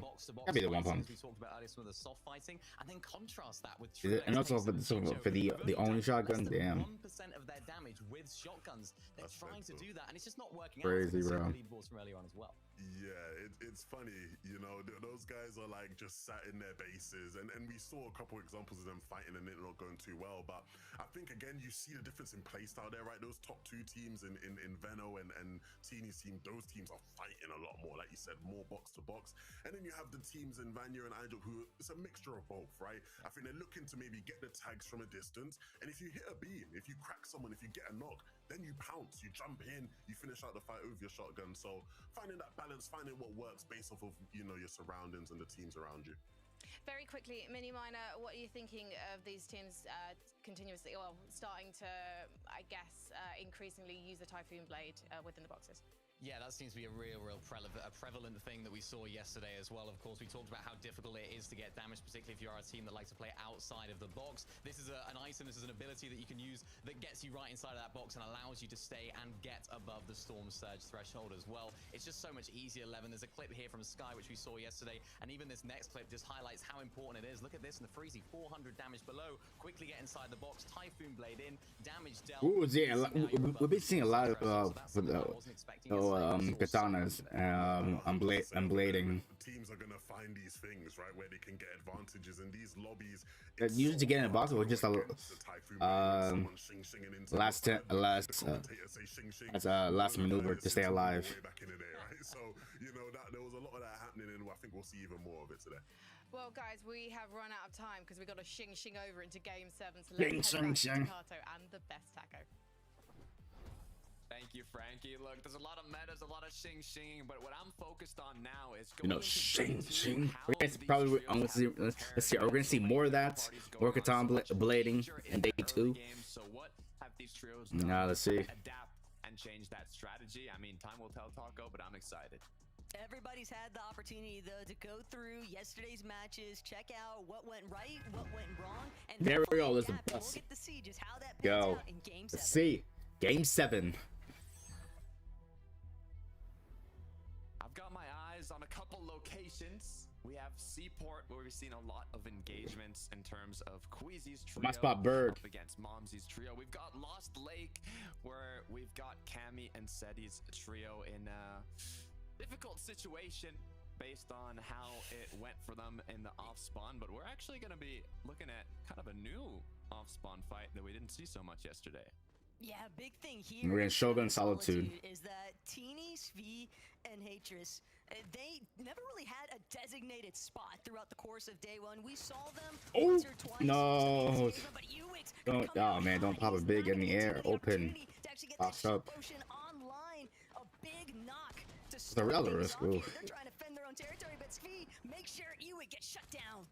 The trade comes through. Damn. 2 versus 2 is gonna be It was shot. Fucking Teeny. He wants to find more. Haris is getting multiple angles as well, trying to just connect that singular pump shot needed, but Haris has to be careful. He gets cracked, he gets knocked down, leaving it all up to Skavi as he has 7 shots and a dream now, looking to see if he can come out on top in this 1 versus 2. This would be so detrimental. You want to start things off on the right foot if you're a team that's already sitting in that 8th place position on the leaderboard post those 6 games from yesterday. That's the case here for Svi with that Typhoon Blade stand. He might be able to look for an escape, but instead he's going to wager it all on himself. But it's just too much firepower coming out of Unzone and Domtat. They're going to be able to defend Shogun Solitude, and this could be a moment here for Teeny and them to reconsider, but a lot of action taking place here at Seaport still with Queasy. Oh my, Murstache is dead? This is interesting. Murstache is Holy fuck, they died off spawn. eliminated, it seems. Swizzy and Queasy are left as a duo, and there's a few problems from this because even if they continue, you know, trying to make something happen here, they know That's the thing, we might see some shocking deaths. Are going to come through, so the more time it I get it, like at the stuff at the very like the beginning of the game. Anything happened when you Peter, but I was surprised that NAC he died earlier. Set them up for kind of a difficult recuperation that they're going to have to go through to come back from this game. Yeah, but more on that later. We'll just have to revisit and hope that they've been able to bring Murstache back into this game, because right now the focus here you is go. entirely at Lost Lake. But what He said his trio. shake up here, Takada, is that we're not seeing Cammy Seti And we're in Loot Lake. immediately battling up against What's that team? Okay, they're still alive. They didn't die off spawn. So many And on spawn. surrounding this area by Lost Lake. Usually Just like the back first yesterday. like Why don't we just run over early few to minutes Lost Lake when where they we know land these here, they teams are die going by to the same be guaranteed trio. fighting for what felt more like pride than anything else by the end of the day here, Takada. But it seems as though Cammy and Frosturki's teams have realized we're not trying to both suffer here simultaneously. Winning that off spawn doesn't necessarily mean you'll get to play out the match. Yeah, I mean, we did also see 2 eliminations on Cammy Seti, so looks like they might have had it their way. Issue was the third party, but looking at Pix, Darm, Demus, and a Bush here, it looks like they kind of are waiting for a rotate to come through, open up a potential elimination. Sneaky one, but by the Brutal Boxcars, looks like we've already had an elimination be made. As Nefrizzi Lucia far away. I'm not sure if that was the trio that got aggroed onto, but yeah, it was, it seems, as now the 2 versus 3 isn't going to be enough for them to push yet. They've already picked off 1. It was Starkus, I guess, that maybe got caught off guard in a separate surge base and wasn't able to regroup in time. A little bit of trouble here, though, for Nefrizi. This mountain span right over base tunnel outside of Brutal Box. Okay, here you go, then if you go. Is that some teams from the northern side of the map might begin to See. push their way in if they just Blood recognize frogs. there's these 2.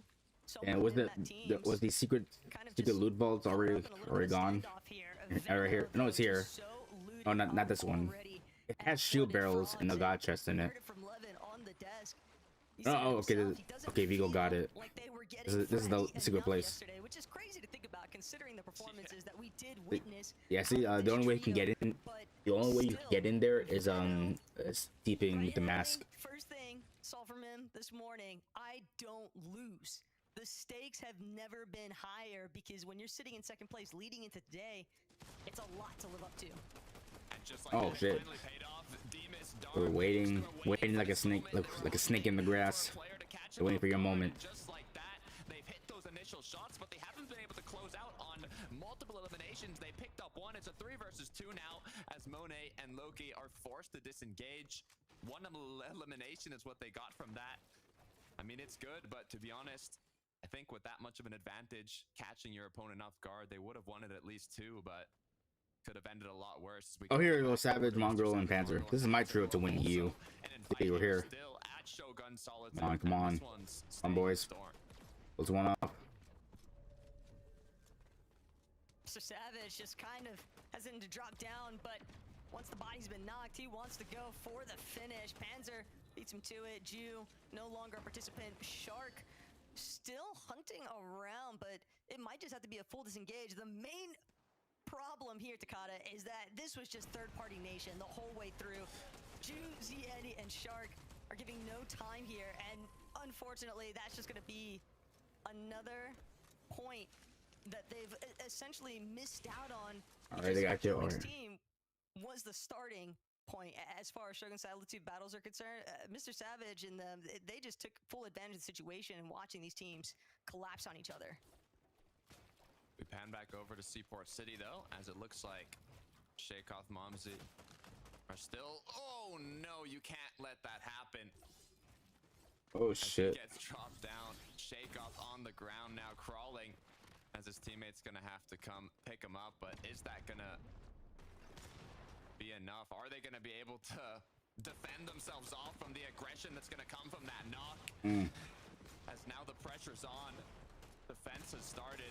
I drop Sky, Scroll, looking to see if they can successfully third party, but Sky throws down, putting it back into a 2 versus 2. I doesn't even have that much shield. Momsy's fully cracked, as they might even fully disengage. Scroll gets cracked as well.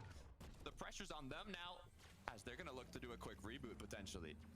Yeah, without Sky, they don't have any other options. They want to make sure that they stay as intact as possible moving forward, but Seaport City has just turned into an absolute nightmare because another team has entered the mix. Combeg, Mixon, and Blaha are not giving any rest to the Frenchies. Momsy, Skyjump, and Shakos have just been duking it out from the very beginning of this match. The reboot has come through now. iDrop trying to make use of those chug splashes to get his trio back and healthy before they potentially get into this next engagement. Blaha, Comeback, Mixon are going to be in the elevated position with the Onimas coming through. Looks like they might want to fight this one. Taking the elevated position, another reboot coming through. As the fight at Seaport. It is absolute chaos. iDrop overall there has better elevation in comparison to Blaha. He's just going to continue trying to apply some pepperings, a little bit of damage here and there. Murstache also a reboot survivalist, but he's got to be careful here. Robin knows this is a team that's a little bit hindered. They had to go for that reboot deep north. Shit, damn. And yeah, that's just going to be an immediate disengage sign for Queasy. Whether or not he's able to even recover those reboot. Oh shit, it's Queasy soloing. So Easy Murstache is dead. So problematic, a fully intact trio. They know just how injured Queasy is at this point too. Yeah, I mean, this is the second recovery that this trio is going to have to go through from losing the initial fight at Seaport. Oh, he's in the storm. Shit. Second fight after already rebooting one time, forcing Queasy to look for another reboot. I mean, he has 2 med kits. He has a water sprite now, so he'll be able to tank zone, but it's going to be a difficult comeback as we look at what Noah, Riley, Yanis, and Shap have been doing in the meantime. Huge. Absolutely huge for Noah Riley, but worse if you're Venya, considering what they're trying to defend. I mean, this was our team. 4 out of 6 matches yesterday, Takada. We saw them in that top 3. They didn't even get a victory royale, and yet they were still leading the day, heading into our day 2 of Major 1 finals. So Vanya fully understanding definitely a competent player. I mean, we're talking about last year even, Major 2 final success. And yet, here today, everything hinges upon these final matches. Yeah, it makes it. Squeezy reboot up there. As it looks like Queasy is going to be able to get a reboot. Is it going to be both players? Hope so. Wait, is it? Just Squeezy. Looks like it might. Oh, he just can get be Mustach's Squeezy. reboot card. And this is going to be a tough one to recuperate. The main issue is even if they manage to somehow bring back Mustache, well, actually, that's not even going to be, I think, in the question here at this stage. It's just more so, I'm thinking about the storm sickness, Takada, and the developments there for Queasy. Yeah, look, it's only a 1 tick. That's not going to be easy. It might have time to reboot Mustache. Storm Surge in general. It's not too late. Looking to get their fights in early here. Malabuka caught up with Nathan. This is no surprise, as having such a strong drop spot, setting themselves up with the amount of loot to take these engagements early on the trios that tend to fight in the surrounding areas. We have Eclipse, CZB, and Nathan. They're elevated, but looks like they're a little scared here as they're going to use the Oni masks to try and get out of this situation. Malabuka look for potential tags. Able to connect a couple, but not enough to make them want to continue with that aggression. But what's crazier to think about is all the side sprays that are coming in as well. You got teams from Twinkle Terrace. You got teams that are a little bit more central towards a Foxy Floodgate even, thinking that might be some signs from Tasting Trulix and Chicho even. But Malabuka, he can't afford to look for these peaks without making sure that his angles are covered. Teams just reminding him of where they're actually left standing. Mappy, Cade, and Cringe. This is a tough situation. They're going to need to fight their way out of this one, though, Takada. They need a refresh more than anything. They need that refresh, but, I mean, it's still kind of early on in the zones. They do have a fishing rod, so if they're able to make it into zone, they can recuperate a lot of that HP and shield. But without having, you know, minis, without having bigs, anything else, it is going to be a little difficult with the distance they have to travel. But it looks like after using the water sprite, it's going to put them back in a healthy position. Their worry now is getting enough mats and somehow making it safely into zone, avoiding those trios that are going to be holding them back, which then allows them to kind of fish their way in. But it's going to be a long match. Oh shit, Snowstorm. Oh my god. We look at Marius Pixie, who lost Vanya, as we saw not too long ago. Yeah, I mean, look, even the 1 tick still fast. Like, just get out. Yeah. Leaving it all up to They're going fast. as he's getting shot at as well. 6 shield to work with. The medkit's gonna be popped, and this is just looking worse and worse for our leading. I mean, how far is Pixie? Oh. Even if Pixie only has 4 has material, splashes. it won't Okay, make has a difference if bandages. He's not going to be able to play this one out with the rest of his team here. Takada just stuck on Shattered Span. 2 Oh, teams man. separating him from his ability to even Yeah. try and toy with the idea. Damn, of there's no closer way to like zone, he can't go in much less between. being able to He can't go in recover between those them. reboot cards. And if he goes like around the water, they're probably gonna spot him. Considering that we are looking at our first place position team, Damn, like he has to keep a low profile. for the mid-game, That's all he can do. got to be He's in the storm too. huge boon, I think, to Vico's overall game plan with Veno. I think he's stuck. Pixie. As now, Malabuka once again continuing on with his engagements. You can tell they've been hungry to not only do damage, Oh but also pick shit. up some eliminations. Oh But you have fuck. to be careful, Malabuka. 2 pumps. It's going to be enough to knock him down. Ping now forced to play the defensive here and try and pick him back up. Meanwhile, Walks doing what he can to assist as Akira is cracked just 1 shot away, but so is Walks, as now he has to make the decision. Do I get into the box with my teammates? Can I help them out in time? Yes, he can, as they are going to pick up those 3 eliminations. Akira, Podesai getting fully elimed, and now Malabuka, Ping, and Walks are going to have time to continue back to zone, not having to worry about damage as much. And hey, we were talking new Shogun. about strategies that teams are trying to employ. I still call him Shogun. It's easy to remember. Still seemingly a big part of This is we saw those Shogun little bro. This is right now. This current one is Shogun big bro. That's just for me to easy to remember. Towards that west side of the map, this is going to be ideal opportunities for them to sit on top of that Shogun's arena now and just look to spray all these scattered teams around the edges of the map, really prevent anybody else from coming close. Yeah, and speaking about scattered teams around the edge of the map, Pixie still in zone, now going to look for the reboot onto his teammates, as it's going to kind of open up that vision for the other trios that are close by most likely will hear this reboot, and it could cause them to kind of hold them once they do make it to zone. So they'll have to keep that in mind when they're planning their rotate. If they need to take extra time to, you know, spend more in zone, get those materials, get that extra loot. But with Giannis close by, with Noah Rayleigh Chap, we know the fighting power of this trio, and now that they've spotted the reboot, I don't know if they're gonna let it slide. It's 2 players, though, not even just the one. So they know just how limited the loot is currently for Pixie's team. And they're really just trying to look to set up in a zone engagement where they're just not going to allow this team to enter. Already getting held by teams on the mountain as well. Everybody has just got their eyes. So we got Vanyak and Maris back. Positioning. And this is... It's something that they can recover from to potentially build placements later on, but I think it's gonna turn soon. Gonna turn into a 2-tick. No, definitely not. As like I say, even if it's a 2-tick, it goes really fast. You gotta get on it and get out of there. Get out of there. To be fair, to give them the props, they made it pretty far from all they had to go through in this match. So. But it's the fact that it's against Momsy, Skyjump, and Shakos, the team that's contesting them initially, and now all the way through 5th zone even, still continuing to haunt them, continuing to just be a restricting factor, or attempting to at least, but they'll have to wait and see what Game 8 has in store for them. Veno, very happily though, starting to poise in prime positioning compared to the rest of the lobby. With the way the zone is pulled now towards that northern side of the map, Takada, we are getting closer and closer to teams just being so prevented from actually crossing these small points of elevation. Yeah, I mean, you talked about it earlier. Veno was saying he wants to be more aggressive, but they literally had the most eliminations in zones 2 to 5. So aggressive. Let's see. Can he double his kill count? Yesterday.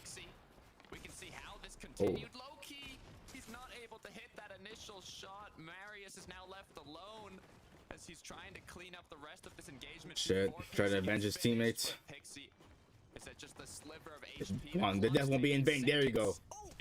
Let's go. Loki does get knocked, but Marius has lost Pixie. Damn. Okay, Marius got revenge. Just seconds away from getting fully eliminated. Or get this one. In a 2-tick zone here, Takada. Oh my god, 2-tick. Oh my god. Either get out of there or kill these kill these kids right here. Oh my god. Now it needs to get tagged. Oh shit. Problems going so fast right now for Marius. And poor Marius, he's got no other choice. He's out of heals entirely. It's gonna come down to who actually managed to get the siphon off the other. For real, yeah, for real. There you go. Yeah, it's a 2-tick, and oh god, I think it's surge. Yeah, but just get out of there. I don't think he can reboot his team. As I believe he's even gonna be looking for a potential. Oh, I saw some players close by. I don't know. All right, my trio still alive. Somehow able to recuperate this match for oh, Panzer at 4 deaths. Holy shit! Dude, he did have. Was it second most damage yesterday? Over 6K. They've had a lot of success since their early venture from Bird into Shogun Solitude. The third-party opportunities definitely just opening up an avenue for them to continue trekking their way north. Here at Magic Monsters now, though, they've got Scroll in their sights. Dual spray comes through. Not enough just yet, but the dings were so heavy from Panzer. He does successfully find that knock. The elimination claim, though, elsewhere. But they're trying to get to the body. They know that this is a weakened team. They want to try and break into the box. Meanwhile, oh, get in. Oh, shit. Oh, oh my god, Marius is dead. He's dead. He has no whites. And get in. 1, 0. Oh, Storm took shit, Marius. Where's the Storm took him? Oh, I think. No, oh no, Panzer killed him. For real, he's like literally so close to get out of the Storm. I thought the Storm took him. Not Panzer. killed him. Position where he can't really Marius. see his surroundings. He can't plan that rotate, and only being 73 above, they're just gonna have to Oni mask in. Trying to play this end game though, another one of our top 3 teams in that 3rd spot specifically, but I drop Sky. The job's not finished. They've got to deal with a perfectly healthy Savage underneath, although I drop trying to change that narrative as we speak. Gonna be forced to crank up just a little bit though. So much of his hard material having been committed this early is going to make it very difficult for him to continue moving deeper into the center of zone. Oh shit. At this point, he's just trying to play next to Sky. He's just trying to create a brief moment of relief to gauge out whether or not it's even feasible for them to get across that hill, but he doesn't really have much time to think. He just needs to get the damage on now. Yeah, good news is they have that water sprite that they can place while looking for tags. Looks like he might have gotten enough with that crack, but in the meantime, he got cracked as well, as now they have to play defensive, but 152 above. It's kind of still on the borderline in these levels of the game, as you can see, and in just half a second drops instantly down to 49 below as they continue to look tags from afar, but I don't think it's enough yet to full on go into an engagement. The issue is Oh man, I don't have no whites or shield. water sprite, nothing to recuperate this potential storm surge. So as the clock starts ticking in Sky as well as Crack, they're gonna have to make a bigger play here soon. They're just going to have to commit to the low ground. That's where we saw them have the most success in yesterday's matches. Even that's where their Victor Royale stemmed from initially. Oh man, close that box. Opportunity here necessarily, but at least in the low ground, they can look to try and play backside, try and pick off somebody who's worse for wear than where they currently sit. Because right now, in the secondary height position, they're just drawing in the focus of teams that are already based up, already looking to try and ensure that nobody else has the opportunity to try and challenge them. Storm closed now. It's starting to tick. Sky has just a few seconds left to his name, trying to make it count, as it's going to be all up to iDrop. Oh shit. Wait, that Sky? 2 seconds left as well. iDrop needs a Oh my god, 12 health. out of this Shit, bro. situation, as it looks like he is going to go Yeah, bro. down. And he's dead. Good effort. It was difficult to get out of. As we go back to Malibuka, Walks, and Ping, who are having a legendary match with the amount of loot eliminations and everything they've gotten to lead up to this end game. That was a massive jumping overshot, but Mongrel Panzer disaster has struck. Panzer's 2 health. They look like they were in a relatively Oh my good position on god, the low ground, Savage but is now like literally fully one shot. shanked here as Panzer holding on to his Oh, last Mongo, little yeah, HP Mongo's alongside dead. Savage. They're trying to see if there's even a path forward at this stage, but There's, oh my god, getting whites or shield. Oh my god, Panzer and Savage is like literally one shot. Trying to take advantage of the fact as well. I think it at least looked for that revive onto Mongrel. It would be massive, but Panzer knows they've got to create space at least if they want that to come to fruition. I mean, we talked about Merstash being the elimination. Oh no, I can't revive. Oh, Panzer's dead. In damage from yesterday, but after he goes down with his 5 eliminations, Come on, Savage, stay alive. Mr. Savage, Got this. trying to get ahead, a good amount of materials, but the issue is damage shields. Ooh, He's got the okay. fishing rod. If Come he on, gets just lucky close up enough bullet, here, shieldfish or pull flopper. Some shieldfish, some floppers, anything to put him back Yes. into the game. It could be Get that. legendary with the shieldfish getting picked up from the first fish, as now he's still 87 below though, Taco. I don't know if he could just fish this one out. I think he might have to just start looking for tags. He's just fishing for placement at this point, hoping that the shieldfish and the floppers can buy him enough time that somebody else gets eliminated. in the Oh no, process. oh A shit, small come frame, on. just to give him an extra little touch of HP, but again, you're fishing inside of the first moving zone at this point, right? There's nothing left for him to do. Oh my god. Hope that more I teams just play for survival. He can't do anything, just has to fish. Will he be able to outlive Surge? Is this the Oh no, ultimate please, please. strategy? 9 zone fishing gets the small fry now, forced to make the rotate, 1 tick away from being eliminated. It's all or Ah, nothing. shit. As he gets taken out. Veno, Vico, Flixie though, looking to start off strong in day 2. Already tarping their way through the mid ground, and considering where the day started for them, game 7, Veno, a menace with his Invis medallion, just making sure to tarp through all of the secondary height. It's only a matter of time before they look to challenge for ultimate high as well here, Takata, but they are clearing out the teams behind them, the teams that aren't so fortunate enough as far as their loot is concerned to be able to actually charge their way forward. And Veno, he's just ready to pounce.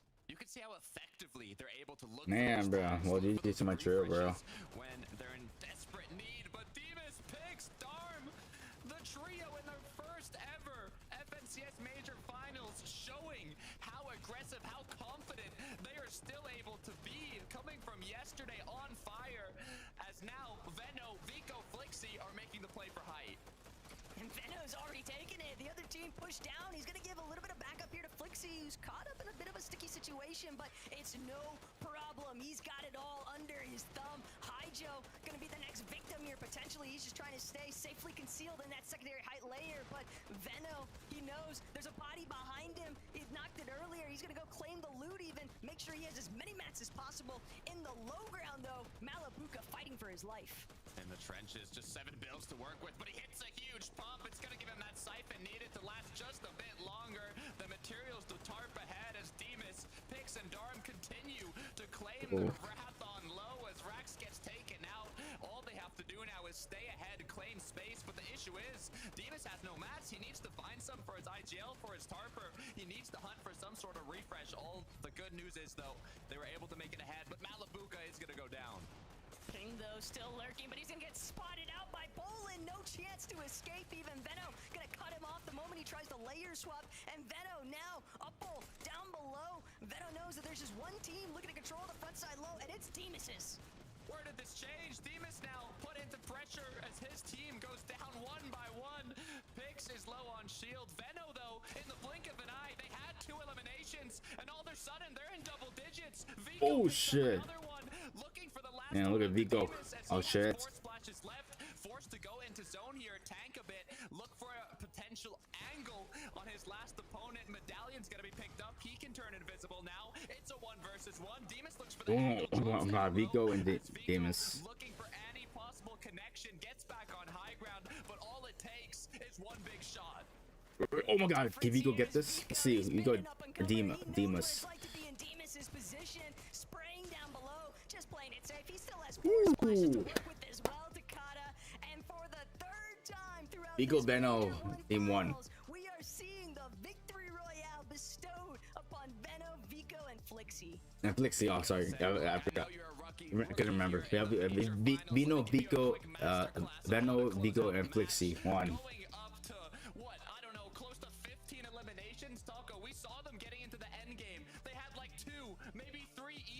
We look at another team, look back, they're at like 12 or 13. I mean, this trio is looking unstoppable.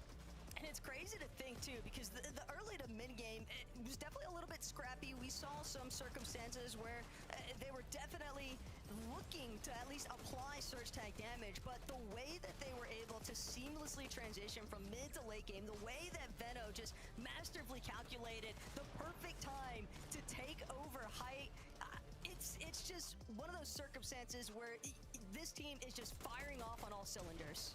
Nobody does it like them on the high ground, able to secure so many eliminations, and not only that, keep themselves in a prime position to get the victory royale. Look, I need to take a break because I am way too hyped right now. Yeah, bro. I like it. Thank you so much. Well, I mean, confidence, experience, and sheer fragging power. And Veno said he wanted to play more aggressive, and he think he's doing that, showing us right now. On the Major 1 finals, and Levin, it's just looking so good for these boys right now.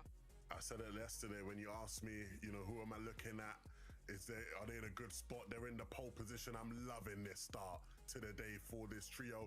Finally, get a zone, by the way. Can we talk about that for a second? Yesterday was unbelievable, the zones we were getting.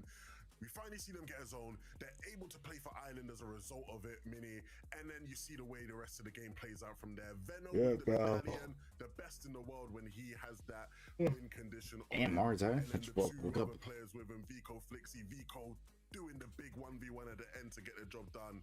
Very, very happy for this team right now.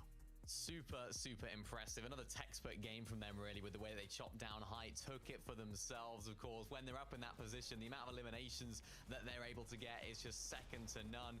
And yeah, as you say, this is a perfect start for them, able to claim Island as well. You can see the Island there in the little mini map. That is a perfect zone for them to actually get another, or actually for the first time, a nice little North Zone pull. But what I was really impressed with here was right there at the end. I know that Vico, you know, has been sort of an up and comer for a while, not that anymore, absolutely. absolutely. But for, you know, a couple of years ago, would have expected Vico maybe to drop down, maybe to try and take that fight. But I love the maturity from him there at the end, just to showcase what he knows, what he can do, and how much he's developed as a player. He didn't drop down and try and 1v1 the last player. He just stayed up there. Shotgun, little chip damage, and that's all he needed to do. Well, yeah, again, just that breath, that cool, right? When, you know, he has a knock that he's picked up, so you have some time to play in the storm, right? Because you have that damage you can work with, right? He takes down picks there, and then obviously you can go pick up the medallion now from Veno, right? And the medallion is the key for him taking height off of, you know, Demus and Pigs and them here, right? Because look, you see Demus goes down, he's running out of mats, and Vico identifies this, so instead of continuing to top out and allowing Demus to actually just like spray him down, he's playing with his HP. He has the chunk splashes to work with, and he's able to just chip away at his HP very, very easily there. So really composed win from Vico, which again is something that maybe you wouldn't have always said about Vico as a player, being able to have those composed moments. And how fantastic to also see Vico, who had his breakout year really in 2023, versus Demus, who we're witnessing have his breakout right now. I have a feeling this is a rivalry that's going to run and run, and there's so much more to come after this break.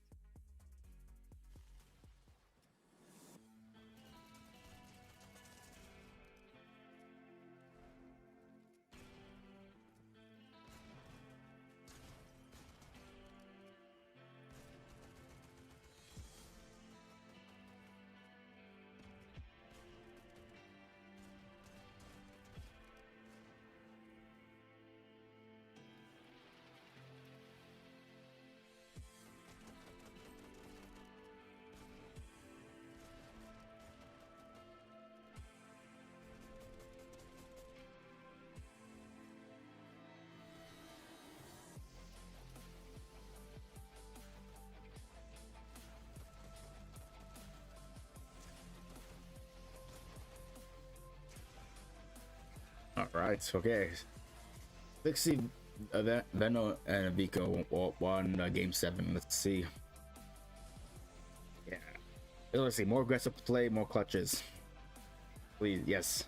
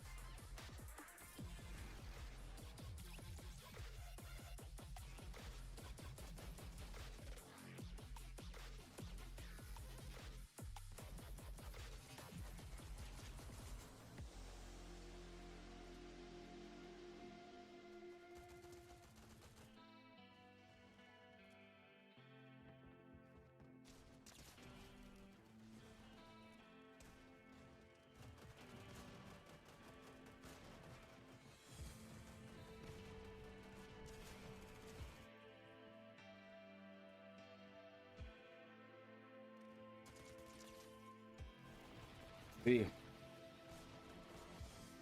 Oof.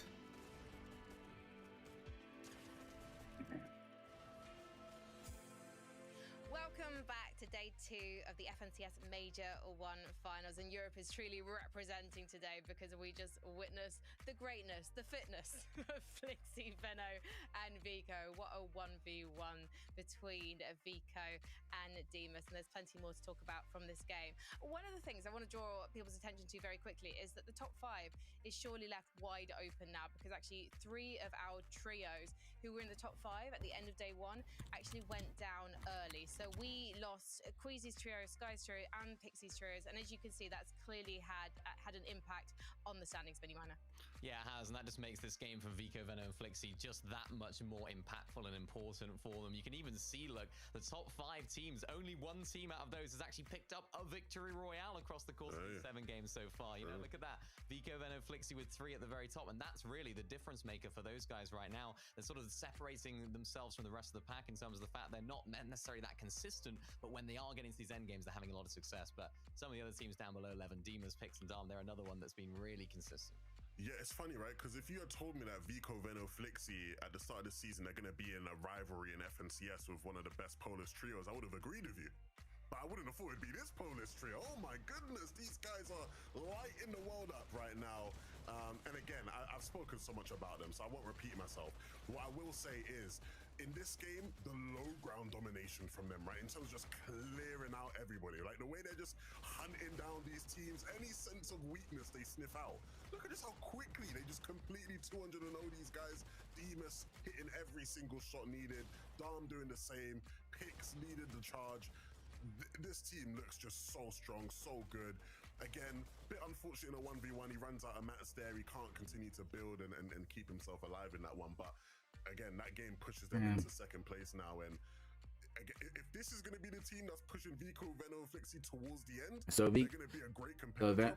Vico's team is ahead by 55 points. Okay. Oh, it is incredible to witness. Okay, so okay, they're pushing ahead with the point lead. I think it's like 20.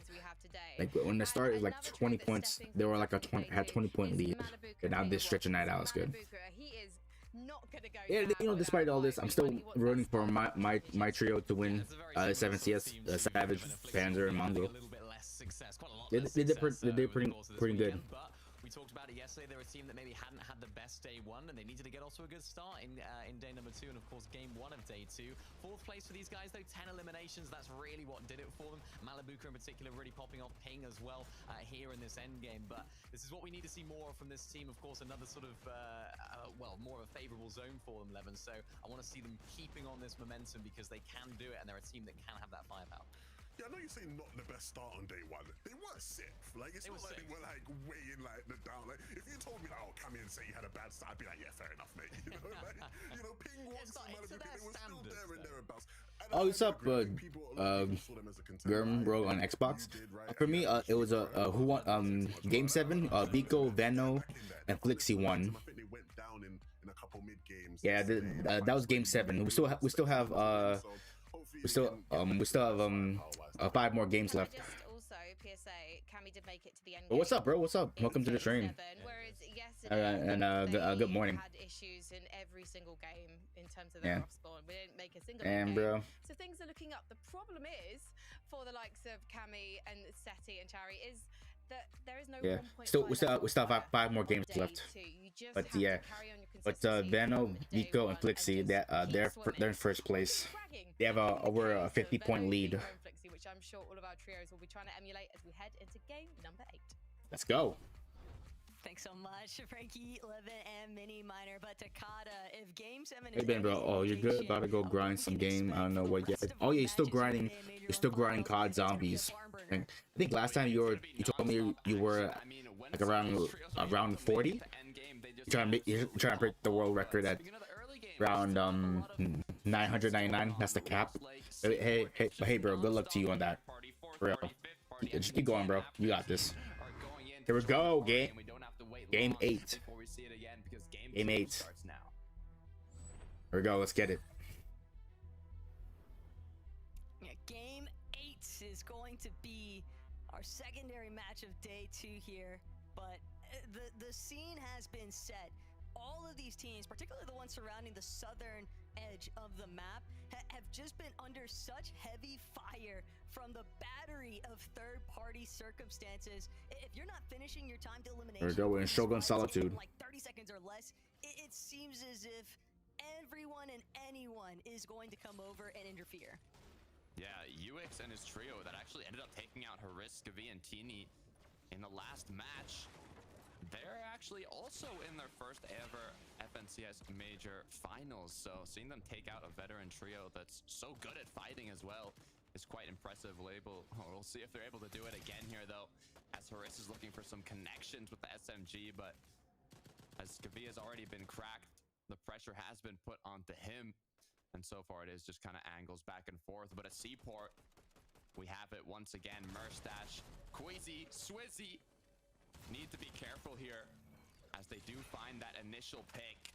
Queasy got dropped down to just a sliver of HP, but it doesn't matter as long as they got that elim. The main thing here is that none of them were knocked. So considering that it's now Mumsy just fleeing for any semblance of saving his life here, there probably won't be as much third party taking place because teams are going to notice, okay, that fight was cleaned up a little bit too quickly. They're likely going to have a massive advantage with establishing themselves in Seaport. It's better to just rotate elsewhere. Taking a look again here at Teeny Huriskavi. No eliminations on the board yet. Zero materials to work with as the fight has kind of unfolded a little more here, but that quick knock is going to be just enough to give them the advantage here onto Uik in the 2v1. Teeny needing to connect one shot, and just like that, it's going to be 1-1 here at Shogun Solitude. Should hopefully be able to get that reboot off in time, but still have to think about those third-party opportunities. It'd be nice to see one of them looking to kind of keep tabs on scoping the landscape surrounding them or feeding into Shogun Solitude. That seems to be the intent from Teeny. Wants to make sure that Svi's reboot goes off uninterrupted. Yeah, we did see third parties come through, but hopefully they should be good. As we look back over to Lost Lake with Cammy, Seti, Hari. I mean, they made it to the end game in the last match. Didn't get top 3, top 5, but it was an improvement, a significant one from yesterday's matches. And even though they don't have a lot of loot or mats or basically anything, so we're not gonna get a repeat from City's Trio dying on spawn at the Lost. Was it a Lost Lake? Lost Lake. Last match and what looks like this one as well, Takada. They're just not able to get any of the material, any of the loot they need, like you just mentioned, and they're going to be encountering teams that are hungry for those early surge fights. So when you're left so weakened just by your starting point, it's gonna be very difficult, I think, for Cammy and Seti and Hari to make something of it. But X-Force F9, Robin, this is a very familiar fight here at Magic Mosses. Yeah, the patience came through. They looked for that 3-2-1. Unfortunately, though, I think they just landed a singular AR shot onto Gripey, so nothing to fully commit. As now, as the tags have followed through, it might actually be enough to just corner themselves here. As shit. But they're pushing this trio hard. Continue to get on in. One in. Like even a potential pre-edit coming through. And got underground cave battle here. On the ground, back and forths.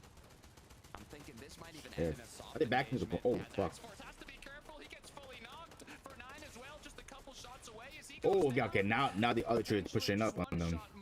They were back into the corner. Danger for Shit. Shit. Noms, Gripey, Rizoi turning this fight around. Just an underground battle. Just one left. He's the one left is on the run. Rizoi, Gripe, the moment that they recognize we've already got knock, we've already got the elim, you know that there's going to be no other result other than a full-on key charge here. Eyedrop Sky, Scroll continuing to make their presence known on these southern sections of the map. They love making these early rotates from Rolling Blossoms Farm, putting pressure onto teams that are trying to essentially prevent themselves from getting cleaned up super early on. Janice, Chap, and Noah Riley had a relatively difficult day one. We saw instances where we thought that they were going to have crazy pop-offs, and they did towards the end of yesterday, but you want to make sure that you are repeating that consistently. Yeah, that's the thing about having 12 matches to be played out. In terms of Eyedrop Sky Scroll, what they're consistently doing are looking for those third parties. It looks like maybe it was earlier, but at least not now. They didn't go over to Seaport. Normally that Seaport third party is literally like a minute, 30 seconds after they drop. But with Queasy having finished that fight off so early on, it looks like they're just at Mask Meadows looking for a bit more damage. Frizzy, Lucia, Rakuza, which is Starkus, had a rough start to the previous match, but It looks like they were at least able to get a bit of damage in this engagement. We'll see if it continues on later as we head back over to Veno, Vico, and Flixie. We're getting a bit more fraggy here in the early to mid game. Yeah, Veno's team taking notice. Okay. What's been going down at Lost Lake, and they Okay. want a Can they pull us up part again of and win it. 2 games? Vico They did just the day and day 1. immediately, Veno's team. throw into his box. That is so tragic. There's nowhere left to run. But 2 big eliminations this early on, Takada. And depending on how these zones favor them, have to remember, yesterday we did see a ton of south pulling zones. If I'm not mistaken, I believe at least 5 of them were leaning that direction. So knowing that it might be a little bit more favorable for them if the zones continue to pull northern like they did in Game 7, that could be a real runaway opportunity here in day 2. Yeah, I mean, hopefully. We did what was interesting, only see a couple eliminations from them up until like what, the 2nd or 3rd moving, but then they turned a couple into 15. So as long as just able to get to those late games, the good amount of loot, mats, damage, everything you need kind of from that checklist, then hopefully we can see them continue to frag out. And also, hey, shout out to Pix, Bemis, and Darm. I mean, starting off Game 7, the first game of Day 2, still on fire with the amount of aggression we saw in that late game. Hopefully Pump they're able power. to keep it up, because these could be contenders of not only breaking records, but making history, as Ju now has lost Shark. And that's going to leave it up to him and his duo to try and get out of this situation against what most likely is iDrop, Sky, and Scroll. But no, it's actually going to be Chap. It's gonna be Yanis. You gotta be careful. The pressure's on them. Water Sprite coming through, but you hear the Typhoon Blade. It's dangerous. It means I want to go. Oh, you're gonna see more of these? Now, let's see. Nox gonna come Any through. plays going on? One more player left to be eliminated. They don't want to use the Typhoon Blade as a last minute resort, where they don't have time, like they don't have time to reload the gun. They take the blade out and just hope for the best. Get a kill with it. That is definitely not what Ju is anticipating on the other end of that wall here, but Yanis, he's still just stuck trying to fend for himself. Chap unfortunately picked off. The third-party success so far from Pixovsky's trio. They lied and waited for so long in that southern portion of the map, and now it's paying off dividends here because they've got a solo isolated Yanis, nowhere left to run, fully out of material to begin with, and Pixovsky just fully benefiting, fully ready to start actually moving forward. I mean, doing what they could. Or, well, Yanis was doing what he could to survive, but when you got 3 players playing full aggro onto you, it's only a matter of time. Pixie Vanya Marius, hopefully able to make something happen here in Game 8. Not the best start to the day, but with 2 eliminations on the board already, our higher hopes for this trio so far. I think the higher hopes conversation is largely just stemming from the fact that you have to remember this is one of our teams that just barely scraped by to being in the Major 1 finals in the first place. But if you manage to catch any of their action through that last chance qualifier, I mean, they opened up with a massive Massive.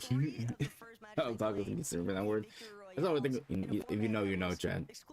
Even the review of the word massive. And yet, throughout the course of this Major 1 finals, Takada, we have yet to see them win a game.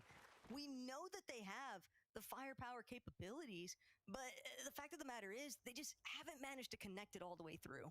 Just shows the difference of play-ins, groups, and you can see Major finals as iDrop, Sky, and Scroll are looking for a Oh shit! Drop down. A potential. Oh shit! They're dead. Are they dead? On the trio up above. Have they pre-placed the Orni masks? Hopefully they have, because if not, it's a world of danger for them as Sky continues to find an angle here. Gotta be careful, as now eyes are going to be on them from all the trios in the surrounding area, but all they need is a bit of damage, even a knock to give them that entry point to continue aggressing forwards. Shot coming through, but nothing big connecting yet. A couple of tags onto Barbik's legs, but Sky knows. Just want to stay on layer above. Scroll also gonna make sure to try and take over, but height completely cut off from him. Other teams still surrounding the area by Lost Lake just refuse to allow Scroll, iDrop, and Sky that leverage, because it's gonna be Radion and Rax for Dodge. The Italians holding them steady, not going to allow this actual full box fight to take place either. Sky, Scroll, they know it's better. Let's just disengage. Yeah, but to play it safe here. They did get a bit of back and forth anyways, so half of a soft fight is going to be enough to withstand a little longer. I mean, how central they are as well in terms of the zone, the amount of trios around them. There should be more opportunities here to find those tags as they continue to make use of their time refarming builds from POIs or just previous structures. As we look back at Vico, Veno, Flixie. What's going on over here? Just clearing out the area. They've got great bush coverage as is, just natural map environment doing them a solid here, but Vico, Flixie, Veno, they're definitely still hunting. They notice Surge Base is off in the distance, so they're trying to make sure that they keep a wall constantly blocking off that angle from other teams to try and take advantage of it. But with the way that the Shogun's Arena is just coming into our viewpoint, Takata, this team has one thing in mind, and it is tackling Shoguns for sure. Already marked on the map. Vico just saying, hey, you know, we're taking a little bit too much time here, guys. Let's clear the bushes in front of us, make sure we've got a direct path, and try and make something happen as this appears. But it's going to be Nefrizzy, Lucia. Oh, there's Shogun's Island. Who are under We're gonna get there first. the island as well. Will Get they to the, make get a to the play for island. those? What I'm wondering. Don't forget They about know. Queasy. Yeah, they know Yeah. what's about to happen. Oof. I think Looks like Swizzy on the whoever opposite gets the island, I see consistent placements from first to second place. Queasy and his trio want this. Nefrizzy Seriously, I think wants it as sometimes I also Endgame We got a lot ends of up there. trios contesting it this time around. A lot. Damn, actually look at that! Look at that! It's a whole Short party up in here there. on top of Shogun's Arena. Veno's team will at least make use of some of these barrels lying Shit. around, but more importantly still, they can never feel comfortable. Whether or not they recognize the fact that it's Queasy trio, you can probably get a good read on the fact that there's just more than one team up here with us, and until at least one of them gets pushed down, at the very least, though, they're not caught between. So the sandwich taking place potentially for Lucia is a really difficult position to be in, because getting off the island is next to impossible, especially when you've got two teams full of sharpshooters. Maybe you won't want to get off the island anytime soon, though, because due to the zone, I mean, I'd say there's a decent chance that this island actually does pull towards the later zones in the match, so they might be able to use that to their favor. But the issue is now, you know, getting aggression from the Shogun boss is going to cause a world of chaos around any trio that gets it. So in the meantime, it is just going to be look for tags and kind of wait for an opening if they ever do want to try and take on that boss with the other trios around. Shogun just waiting for an opponent, waiting for an enemy. Imagine somebody accidentally manages to crossfire him in the process of looking for tags on the others, but Swizzy just keeping steady tabs right now on Vico and Flixie. Who knows? Endgame might be on the island. The valuable resources, the material that's actually provided, and obviously the viewpoint as well from being so far up. Look at that! Everybody's making themselves at home. Girl and Panzer specifically are going to need to be really careful in that surge base, because Queasy knows exactly where they're at. I love the angles that Merstash is taking to under the ramp. The thing is, you better get to the island. You better get to the island fast, because there's like literally no place you could set up your box, your base. But it seems like the zone is pulling. Because I know for sure you're not gonna set up your. You're not gonna set a base on top of someone else's. That's just plain stupid. For the boss fight. But who's gonna end up taking it? Right now, it I seems to think, be in favor and the of thing is, I think the Shogun boss, he doesn't like officially attack anyone unless he's attacked first. To their side as well. They want to limit its movements as much as possible. Savage still having to be Yeah, for sure. Yeah. So you could be on the island entirely, but just like don't attack the boss, and he'll attack you. Then you'll have a problem in your hands, or you're fighting the boss, so you don't want to, and probably he'll destroy your whole setup. But Savage, they've got ample amounts amounts of damage above this threshold right now. They're not in a rush necessarily. Yeah, but Oh, maybe Shogun has 9 in the non-zone. They're going to have to move. capitalize on, but the Oni masks are going to come through as Flixie. Look at this. Island, we got Island Wars here. Shogun's boss for free. I drop Sky and Scroll joining the party as they are 131 above, looking to see if they can finish off any player. Flixie got knocked, it seems, on the feed. I think Vico or Veno as well. Oh, look, they get knocked. Not too great for our leading trio so far, as Vico seems to be the only player standing so far. And iDrop might have just found him. The Dange just heisted Shogun's arena from both of these teams. Veno never saw it coming. He was so fixated on Queasy's team that he didn't have an opportunity to actually defend himself there. iDrop, what a beam. More importantly still, they might have that Shogun's Medallion Takada, but what they don't have is Matt's teams continuing to collapse directly underneath this arena. And now it's going to come down to whether or not Queasy Merstash even let them leave the island. Gotta be careful as the shots are big from Merstash. iDrop dropped to a sliver of HP as he's trying to run away, do what he can to escape, but they're in the storm as well, getting ticked second by second. It's a 2-tick. Merstash, Swizzy, Queasy, are they gonna let this one slide? Are they gonna try and finish it off quickly? That's the decision they have to make. There's so many trios directly below them that are gonna be looking back at this island. It's not gonna be a simple rotate. You have a full trio in front of you that originally wanted to fight you, and now it's going to continue as cracks are going to come through, but no full-on get in yet. Merstash just trying to find these separate overhead angles, but they might not have time to stick around. Only one splash left on Merstash, and Queasy knows they can play the barrel for a time being, but they need to get off the island. They don't want to get caught up for much longer than what they need to. iDrop's team, they can look to just try and hold inside the edge of zone if they beat them there, which, by the looks of things, they're definitely in a much better position loadout-wise in comparison to iDrop's team. Yeah, well, actually, they might Sky has no white. Oh, Sky, Ethan Halley has no whites to shield. So with the amount of heals, I mean, it could be a potential just stay put situation, but iDrop Sky Scroll 138 below 18 HP. It's looking a lot more. A little part of Shogun Island, but not a big part. Is in the zone. They have waited long enough, but now they really have to hit their shots on all the trios rotating in, but Sky has already been knocked down to the storm. Malabuka knows this now as he's got the knock. They can choose to just play aggressive here and take them out. Queasy and Swizzy, they weren't able to get close enough in time. iDrop Sky Scroll forced to make their way closer. Scroll on the other side of the wall is the only healthy one realistically from this trio, and it's not even by much. Merstash nearly managed to find a big shot onto him, but oh shit! Keep looking Up for that the right back. side peek tag one more time from behind, looking to just try and break down into their boxes. The wind tunnel's working against him, and so is Surge. They can't let them take damage here. They know iDrop Sky and Scroll need the tags, but they are going to be able to eliminate them. Merstash, Swizzy, Queasy, get the medallion, get prime positioning on the island. The triple Oh, that's still yes. Not still in the zone, but not for long. This match. Merstash with that medallion too is definitely a frightening sight. Vico all the while, this poor man just getting held outside a zone.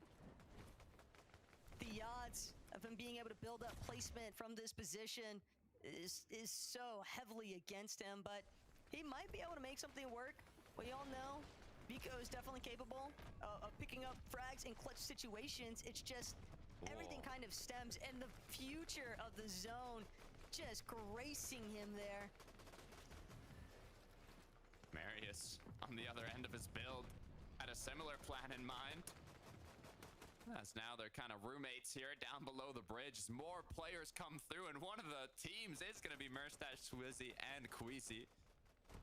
If they find out Vico's a solo, could be tragic. But oh my god, Ben and Flixie are dead. Oh man. He had one last game. Eliminated player. Marius, Pixie, Vanya just doing. I think they're the only team to win 2 games yesterday. They won. Definitely trying to get involved in the action underneath that bridge. Uppull as well. Gentry, Fincheck, another one of our teams. Considered a bit of a dark horse, bit of an up-and-comer scenario. And they've had a pretty solid performance stemming out of day one. They even moved themselves up a couple of places after match 7 on that leaderboard to be in the top 5. But Fincheck, he's got to defend it now. the other end, but currently Oh, the tag. the time is just not in Finchek's favor. He has to get into the box. Yeah, it's looking like a fighting angle. You can't get tags when you're 308 before. You got to get on in here. Shotgun shots connected, even a pre-edit, anything to play aggressive onto Blaha and Mixon. But Cammy said he's taking shots from the side. The eyes are on them now. Finchek gets knocked down. Uppo, it's all up to him as the shots come through, but his teammate explodes right in front of him. Gets the refresh. 87 above. Floppers put to good use, but now they have to withstand as a duo with just a little bit of damage above the threshold. He's at least still got Contri with him, though, so maybe they'll get a chance to kind of squirm their way through that low ground. Teeny Svi, though, they are feeling the pressure. Surge continuing to just tick away at their HP bars. Chino not going to get the chance to TP away just yet. Teeny taking a good chunk of his HP with it, but Teeny's also cracked. TV's just so low. Team's bound to scat out the fact that this is a weakened player. That's what he needed, though. He needed that damage. It's exactly what he got now. Just a bit of time to pop those big shields and regroup with his team. They're ahead of zone. This could be good. All they have to do is recuperate what they lost, but Haris doesn't have any heals. Teeny just had a couple bigs. I don't even know what Skavi has. This is looking worse and worse the more I inspect it, as Malabuka is going to be the trio on the other end of their builds. Here, I would just look back, see if they can get tags on the trios rotating in as they Is my trio still alive? I haven't checked. Damn. The kill feed goes so fast. I might have missed it. See. Venya, Pixie, Marius still dealing with the likes of Surge as well. Yeah, because a lot of things going on. It's hard to focus on one thing and then another at the same time. Or one thing is going really fast too. Just 15 above now currently, but they need to TP ahead. Teams already establishing themselves on height are going No, okay, my trio, Mongrel, Savage, and Panzer are still alive. Oh, they get some kills. See what Mongrel Panzer did. Gone. Be a difficult one to come out from. Malabuka, Ping, and Walks are going to get the triple Oni mask ahead of zone. Good job playing into the zone there. You tank a bit, but it's what it takes to get a front end position. Now it's all about claiming space, blocking off the others. And what a surprise! It's Queasy, it's Merstash, it's Swizzy once again claiming the high ground. They would have liked a little bit more match, though. These wood builds are bound to be chopped out by teams sitting in the mid-ground layers. Just though, just trying to remain as hidden as possible. Doesn't want anyone to recognize him. Malabuka, big tag from behind. Not enough though to even draw his shields. Pixie now gonna keep trying to keep his intention towards Hype. Merstash even gonna play a little bit of disruption factor here, make them reconsider if they actually want to have those floors open above them. And Merstash tagging teams as they continue to try to move frontwards. You called it out. It's a red flag. Only wood. Oh shit! Oh shit! Merstash chasing a Savage. Saying these guys must not have a lot of mats. We can maybe even contest it, and that's exactly what Mr. Savage, Mongrel, and Panzer had in mind. With 47 builds, a bit more hard mats, they might just be able to successfully overthrow this. Oh, they have heights. Oh my god, please, they have height. Let them win. Come on. They have height. Just trying to keep moving his way forward. He is so smothered with all these other teams. Pixie, though, what a massive shot. That refresh gonna buy him a little bit more time onto the likes of Chicho. But still, they have to tank a little bit of storm here. They know they can't be the first ones in, but that pull back saving them. Huge, as they now don't have to continue with the rotation, just wait and go on backwards. Merstash, though, popping his minis to just recuperate that little bit of shield back, as now the aggression is going to go on to Marius. They connect one shot, not enough to get the knock, though. Good news is Merstash does have that medallion. Oh shit! High ground. It's getting contested once again. Fine, don't lose height, don't lose height, guys. He doesn't have the HP to continue the fight. He's been knocked. Pixovsky's team. Mongrel's awesome. Mongrel's dead. Savage knows he just lost Mongrel. He's gonna be forced to drop here instead.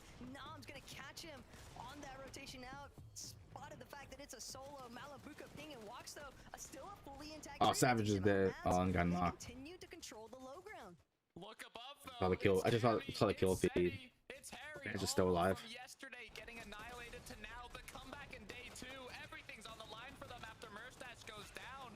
Noms, Gripey doing what they can to hold low, but there's still more players down below. There's Malabuka, Ping, and Walks just on the other side of these walls.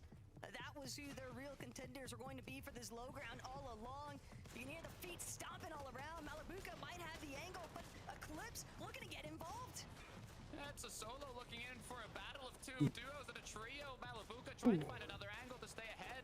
He needs to find an opening onto Eclipse here. They need to get him out of the match. The shots come through. Trying to play a bit defensive, but Walks is going to hit a massive one onto Noms. Massive. Eclipse still is up. They're stuck in the dirt now. They have to find a way up, but on top of them, it's going to be Cammy. It's going to be Seti. It's going to be Harry just waiting for them. And this is huge, though. Malabuka, Walks, and Ping. They've still Oh, Panzer died. I think, yeah, Panzer died. Dropping underneath. Hari gonna open things up here. Massive engage. All right. Oh, God. This Oh, 3v2. game that we were expecting to see yesterday, and now Hari trying to bring it to life. Got the water. This is Seti's team. This one defensively. Malabuka looking like the last player. Oh, shit. Zone. He hears the chug splashes coming through. Looking around, the shot gets connected, and just like that, Hari, Cammy, Seti are going to be able to close out this 8th match of the day. Despite Let's how go. awful things looked at the start of this game 8 here at Takata, Seti's team won. finally reigned true. It's a good comeback from yesterday when they're dying on spawn. Lost leg. Position heading off of day 1 yesterday, but the recovery tour is alive. I'm not gonna say it's well just yet, but it's there. We have signs of life from our Polish team. It's looking promising from getting annihilated off spawn yesterday to now changing things up a little bit. They're going out of their drop spot with not a lot of loot, but somehow, Taco, even though they don't have a lot of loot, don't have a good kind of Good comeback from dying on spawn yesterday. and get that victory royale, which is exactly what matters. So Frankie, you gotta let me know if I missed anything. I think you've just about Geared covered up. it. A fantastic commentary from you Good guys. back check. Use the bathroom. Congratulations to Cammy, Seti and Shari. I've always called them since joining this desk the day 2 team. And yes, we don't have the 1.5 times multiplier, but they're still showing up and showing what they can do on day 2. But interestingly, as Takata just said, these guys, they had to leave Lost Lake early. We thought that was probably the last we'd seen of them. And yet there they were in the endgame 11, taking it by force. Absolutely taking it by force. A different type though, right? Than what we've seen from them maybe in the past. I will say it's nice to see them finally announce themselves to the lobby, to the region here in FNCS with this game. Hari again showcasing why they wanted to pick this guy up. The talent showing us some nice little peaks, some edits, you know, good movement there, especially at the end there. You see with the invis, nice little swing to the right. Malabuka can't do nothing about it. Yeah, a good win, Mini. I guess it's just good to finally see them do something in the lobby, really. I'd almost forgot that they were here because they just had so much troubles off spawn. They just didn't announce themselves in the end game whatsoever. It's nice to get a reminder as to how good this team are, how good they can be. As you mentioned, Hari there in the end there with the most amount of eliminations in that team. Could this be the catalyst now? Could this be the moment where they can kind of pick things up? I really hope so. I think, you know, where we may have thought they were going to be at the beginning of the weekend is well out of sight now, but they can make something of this. They can try and make a decent performance after this weekend. Frankie said they are the day 2 team. Day 2 team. Called it. So I'm waiting Welcome to the Major 1 finals, Cammy, Seti and Hari. We'll be talking about them and plenty more of our brilliant trios after this break. Good comeback. Our match 9.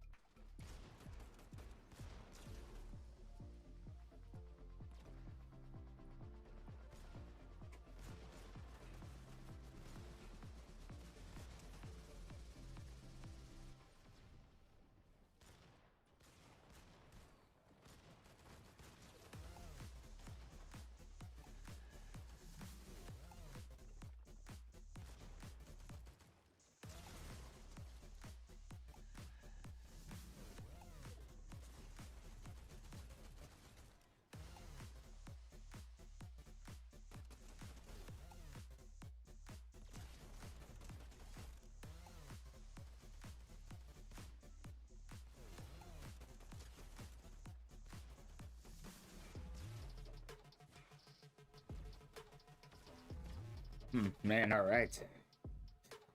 And we got the three more games left. I think it could be the same runtime, around 4 hours.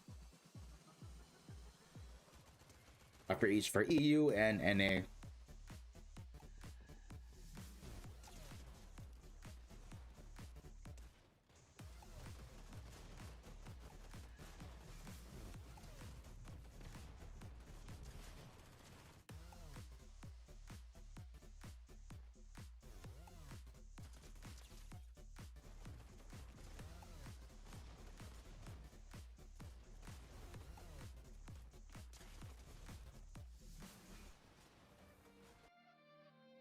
Welcome back to the Major One Finals of FNCS Europe. I'm Frankie. I'm joined by Miniminer and Levin2k, and I feel so ready to crown our first champion of Chapter 6. But we've got a little way to go before then. So why don't we break down what happened in game number 8, boys? We're looking at the standings and seeing how they've impacted things. Because Cammy, Seti, and Cherry, they might have just taken. Oh man, they were 50 points ahead of Venom, but now it's got a real small point lead. Day one of the finals. No, that's definitely not the case at all. They didn't have a very good start at all. 19th place for this team. Really, really nice for them. Boosting their way up. This is exactly what we know that they can do. Nice victory round from them. That was probably the most messy game we've seen in terms of high ground. And then now Venusi's only 9 points ahead. It was 50 before. At this sort of top 5 right now. Look at how close it is. Vico, Veno, Flixie went down very early there. 18th place. My trio went up by 3. They were 11th, now in 8th place. Wox Malabuka closing in really, really closely right now, and it's all down to this game right here. 11 really, really nicely played. A second place, of course, in the end. And I mean, wow, this is exactly what I expected from this team, and I'm really glad that they're starting day 2 with a plum right now. The standings are so volatile, but it's good to see these guys rising. Because when I was doing my VOD reviewing and research going into this final, the one thing I loved about this team is that they very much remind me of like Malabuka and Mustache way back in the day in duos, where like you just don't want to be on the same layer as these guys in mid-game or in end-game, sorry. Right? Like they're just a nightmare to play against, and you give them the opportunity, they are going to make your game, make your life so difficult. And again, if they can keep playing like keep putting them in those situations in the end game, they're going to cause havoc in this lobby, and they're going to keep rising in those standings and give, Veno, Vico, Flixie a good run for their money. And just in a reminder, if you missed yesterday's pre-show, Miniminer actually predicted Malabuka's trio to take the Acts of Champions, whereas Levin put them as the runner-up because Levin actually put Vico, Veno, and Flixie. So the two of you are looking like your competition is going to be the fiercest of all. These trios are representing you. Your reputations are on the line. Let's talk about the mid-game of the game that we just saw, because there was a lot of focus on the island this time. We had 3 parties going at it. One of them, yeah, even more than that. But as you can see, though, Levin, in fact, you know what? Don't just see. Tell me what happened. Yeah, so look, already this is very different to what we were seeing on the island the first day, right? And it's something that I was waiting to see if it would happen, because for any of our NA enjoyers watching the show right now, you would have noticed that there were a couple games on NA that didn't look like this, right? Where you have a lot more teams on the island, different teams claiming certain islands. And in this game, there was about 4 or 5 different teams that were up here at some point. iDrop's team eventually go up here. They end up getting a big beam onto Veno. They take him down. They push Veno, Vico, Flixie, take them out of the game. But they're still low on Surge.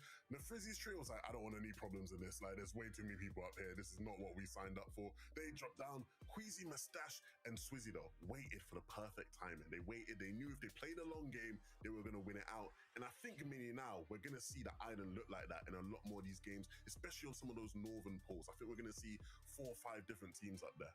Yeah, definitely. And I think it's going to be less of that sort of path to victory now that more teams are going up there. We saw it with Queasy, as you mentioned. They, of course, ended up being the team that managed to claim the island. But what happened when they took high? They didn't have the materials to hold on to, because they were battling it out with all the other teams that were up there. So now, once that was the island that was the sort of easy win condition for these teams, get up there, make sure you save all those materials. Now you have to fight for that position. And that, of course, expends so much of that material and that ammo that you were saving from doing it previously. So that's why Queasy's team didn't quite have as good of a day there. But I'm excited to see how this island dynamic changes now throughout the rest of the day. Levin, what does this mean for Veno, Vico, and Flixie's game plan? Because we saw them rotate early. They didn't go for the medallion that went to Mustache in the end. I'm just wondering, given that it was such a key part of their game plan in day one, do you think that's going to change today? No, I think they just need to be a bit more aware and play the long game a bit and realize that realistically they can handle anyone in a fight. They just can't give early damage away like they did to iJobb's trio. All right, well, everything's to play for the Axe of Champions, but also the island itself. So let's head into game number 9 and let the showdown. Let's get it. Thank you, Frankie. So many things to keep in mind. Island battles, off-spawn engagements, continuing forwards. I mean, we had Cammy, Seti, and Harry who came out, I mean, basically in shambles from their drop spot and ended up winning the whole match. So going into game 9, Taco, I don't know what to expect. Yeah. It's just really impressive how teams are able to essentially find themselves or put themselves into those winning positions despite what might look like a relatively scuffed early game. So Shogun's Arena, though, is going to be the real key factor here, I think. Yeah, and we're off. 5 teams are concerned, and we'll get into the action now with game 9.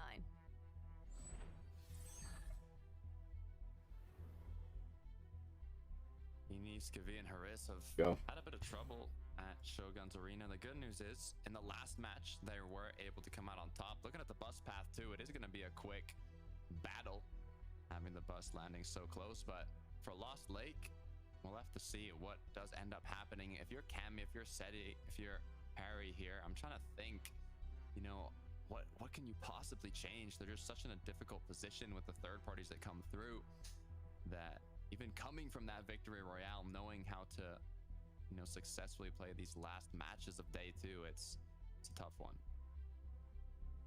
Seaport City and Lost Lake Here we go. Are just Queen's team. locations on the map. Who's gonna get it? Who's gonna be? Who's gonna dial spawn? Give me the first team to see. Oh shit! Mustache got it. I think got it. Mustache got it. Fights are still going to have to take place here. Oh. Wins the drop though. Big pump to start things off. Oh shit! Okay. Queasy as well. That's 2 on the board already. 1 left to finish it off, but Mustache has been eliminated. The good news is that Swizzy's not gonna miss that shot, and just like that. Oh my god! First trio dial spawn. Your surroundings, the early game engagement is gonna go in favor to Queasy. Yeah. But for Cammy, Seti, and Hari, There you go. from the victory royale, One Seti's team on last game. so early on in the next match. I don't repeat dying here again like 4 times already in day 1. To hold their ground. But if they get third-partied here yet again, super early True. on, I think the first time, yeah, they didn't dial spawn to the same team, but they died to a third party. They just rushed in. They killed Seti's trio. doesn't stand a chance up against Ari. It's gonna bring him down. Oh. With a surprise factor, and Ari now left and defend just barely a sliver of HP. The biggest issue, there's a whole other trio coming in to join the party. Oh, got third party? Put aside going back to back with Cammy, Seti, Yeah, third. Oh my god, another good part is coming in. This is just a repeat of what we saw yesterday. This is a tragedy as well. Yeah. Both France and Poland, when you really boil it all down here, Takada, it's only Ari that is left to survive from that initial engagement. And he's going to have to sit tight for a while because it really does seem as though Bithro's team is fully aware there's still 1 member straggling around here, and they want to find him. Yeah, Brannick, Kaiser's, Dynus continuing with that. You saw how quickly they were able to get from their drop spot to the third party. I mean, that was the pro of at Seaport City, how fast Mustache and his trio were able to kind of clean up that fight before any potential third parties could come through. But for Pingwox and Malabuka, not only feeling confident going into this match with their place on the leaderboard, but also having 3 elims off the rip to back it up. How did that even happen? Volko, it's going to be the starting point here, it would appear. Wax, big cleanup, and he just continues it as well. Ooh. Finding that secondary Strokey's elimination dead. onto Strokey.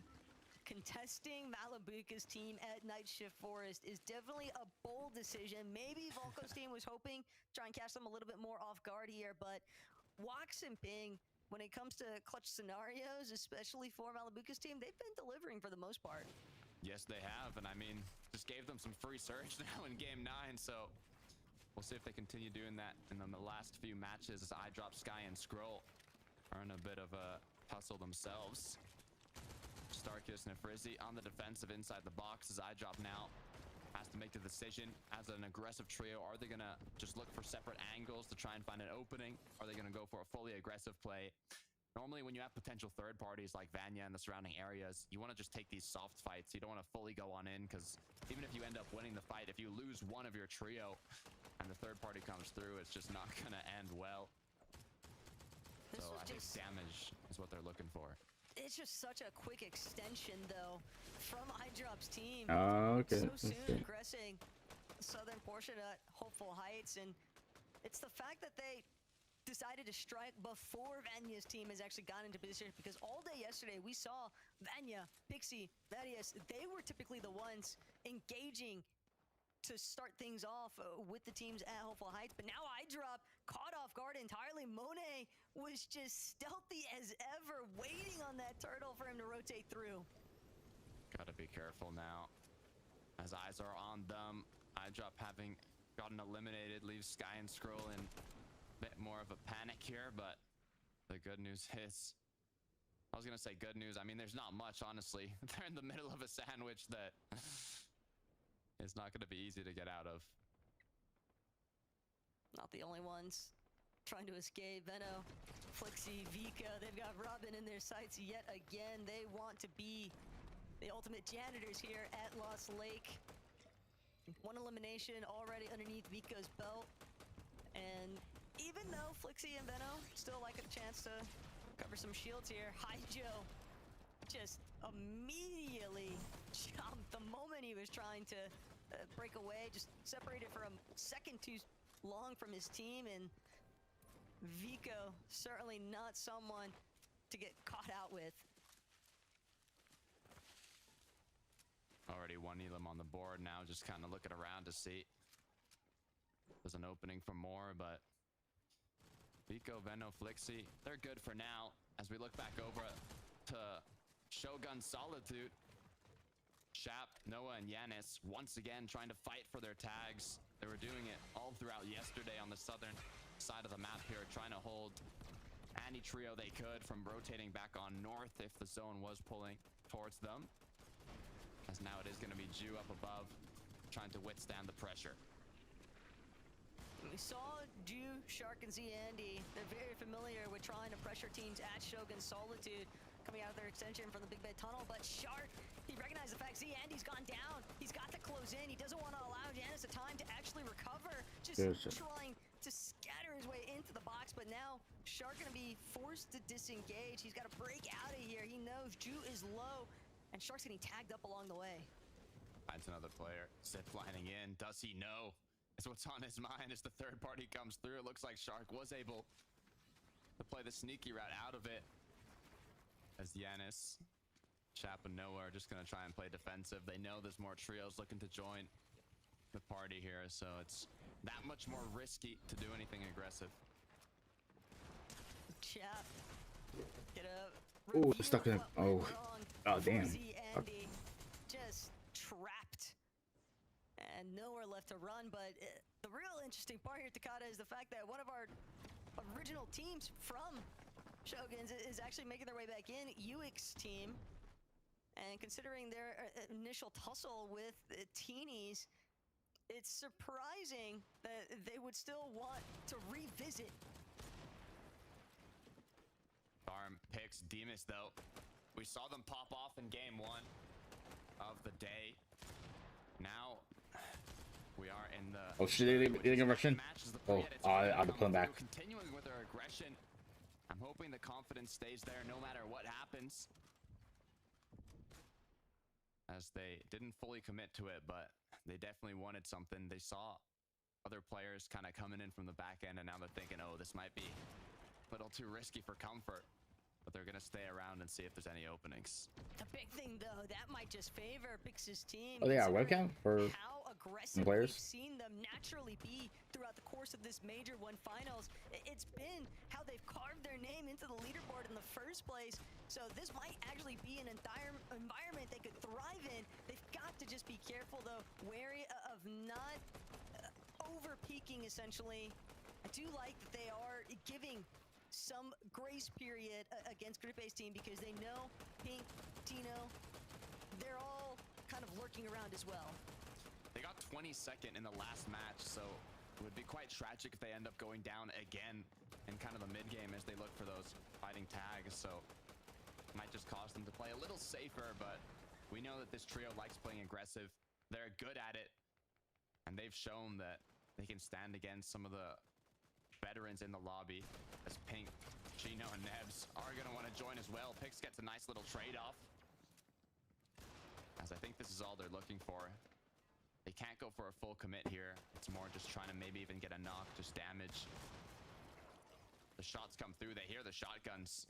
A potential opening now onto Rezoid. This is getting so messy so fast, and Pix, Darm, Demas, they've used up the bulk of their material. Pump Power, not exactly an optimal spot for refarming when there's this many teams surrounding you as well. All the while, Teeny over by Night Shift Forest now. HRSV, they've entangled themselves with Chap and Noah Riley, but Teeny waiting for the right-hand peek. Oh shit! An opening instead, loses his That was close. Uh-oh. Good news is Should have by his feet. Bad news. Chap is not going to let him pop them. Pressure comes through. There's a whole other duo, it seems, or even trio coming in from the storm as well. So it's only a matter of time. Hopefully Haris is able to kind of keep his awareness on check, look around, and spot that trio once they get closer. But the Onimas seem to be coming through here, and it looks like they're going to try and make an escape as Teeny tried to cut him off. There's just way too many opponents, teams that they'd rather hold on the edge instead. Ju was successful in bringing back Z-Andy with the reboot, but now these teams that are going to be so late upon making their interest a zone, Teeny recognizes it immediately. This is a handicap player, essentially, because Jude doesn't have his teammates close by to try and back him up just yet, and they don't necessarily have the loot either to take that fight. And finally, it looks like the tussle at Pump Power is coming to an end potentially, but there's some new trios kind of joining the party as they hear their shots. You can see for yourself at the bottom right on the mini map. More engagements happening in the surrounding area once again in Storm, as now Darm, Pix, and Demas have to kind of decide, are they going to go towards those shots? Are they going to use it in an opening? Or are they just going to try and go around and safely make it to zone? All of these teams just held each other for so long here at Pump Power, and no one was really seeming to budge. But Oh Teeny, shit! he's trying to get this battle to happen here. Does manage to get the elimination onto Shark finally, but it comes at a steep price. Giannis and Noah Riley on the other side, they've picked off Skvi, and now Teeny finds himself in a position where if he exposes himself too soon, he'll get ripped apart. Yeah, Chap continuing to apply pressure from above. He knows Haris is alone in this box. He has his teammates by him. He just can't get caught off guard. He can't get boxed up himself. As he continues to fight a shot onto Haris, Giannis got cracked. Noah, incredibly low as well, forced to pop some heals, as now they're going to be switching to the defensive. As Teeny's going to take this chance to kind of run away. And once again, trying to recuperate this match. He's got the exact same idea. He's just got to sit tight, especially when you know that there is Come on, so close nearby. But despite the successive measures that Giannis, Chap, and Noah Riley have had in terms of finding the one-off elimination or two, it hasn't necessarily given them a spot where they can try and go for that winning moment.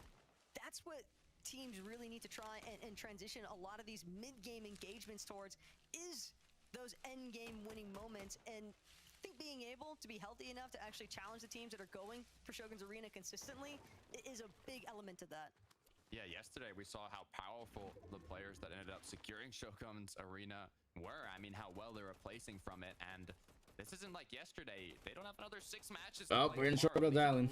Oh, Quizzy team got it. Of the EU FNCS Major Finals for Major 1. We are in game 9 out of 12, so I mean the clock's ticking for these players, and some of them need bigger matches than others. But as we look back over to Shogun's arena, we have Merstash, Queasy, and Swizzy. This time around, without pressure from... Oh, he's dead. Oh, my quick. Nowhere near as many visitors as match 8, but Oh, he's still getting those. Damn, people, you just get no shots even and they're on the island, and still you can still get shot at. it's tough. You box up completely. You think you'll have the overall advantage just being so high up on Shogun's arena, but when you start to actually take a peek off those edges, Yeah, get shot up. in their surge bases, like what Flixie's attempting to do, they're gonna keep good tabs on you. Yeah, they got that one elimination earlier on in this match and haven't chosen to continue kind of fighting as much. I mean, we saw in terms of the stats, I think they were at the most damage with shotguns compared to AR in the early to mid games, so they're a lot more comfortable with those close range engagements in terms of tags. But it worked out quite well for them in the first match today, which was game 7, where they got to the end game without too many eliminations and were able to just absolutely frag out once they had that end game under control. So looking to have kind of a repeat of that this time around for another big game. Glimpse at that top 5 leaderboard though. Only 1 point separating first and second place. Vico, Veno, and Flixie know that they cannot afford to take another early exit from this lobby. They don't want to allow the opportunity for Ping, Wax, and Malabuka to actually try and leapfrog over them. The longer you can stay in the driver's seat as far as that first place position is concerned, the better off your odds are going to be once we actually draw towards those 11th and 12th lobbies here today, Takada. But right now, Atris, TD, and SV, they're just hoping for any sort of combat situation because they need a refresh. They need it desperately. They might have bandages to work their way into zone, but they can tell Chapno, Riley, and Janice, they've sniffed out this stealth maneuver. Yeah, they've got the fishing rods, trying to just get what they can, and Tini, Haris, Skavit looking for a 3-2-1. The good news is both trios have a good amount of damage. Bad news is Tini cannot make a single footstep here, as it will be seen. So all they got to do is kind of hold on to the patience, wait for Noah, Yanis, and Chap to disengage, and just like that, go for the 3-2-1. Have they secured the knock onto Yanis? Yes, they have. The patience paid off, as now the aggression is going to come through. Oh, here we go. Do we keep? Oh my God, the king. Tini looks for a wall, get right on And in. give the other one. Knocked player Yanis to recuperate that loot. The question is now, do they continue forward? As Chap hits a huge shot, causing them to back up now. If Chap's able to pick one off here, this would be massive for the trio.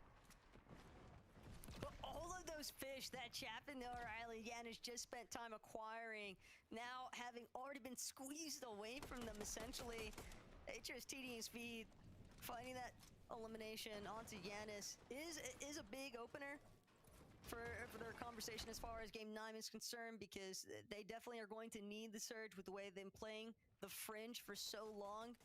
But it's still not going to be easy. Chap and O'Reilly, though, definitely not happy.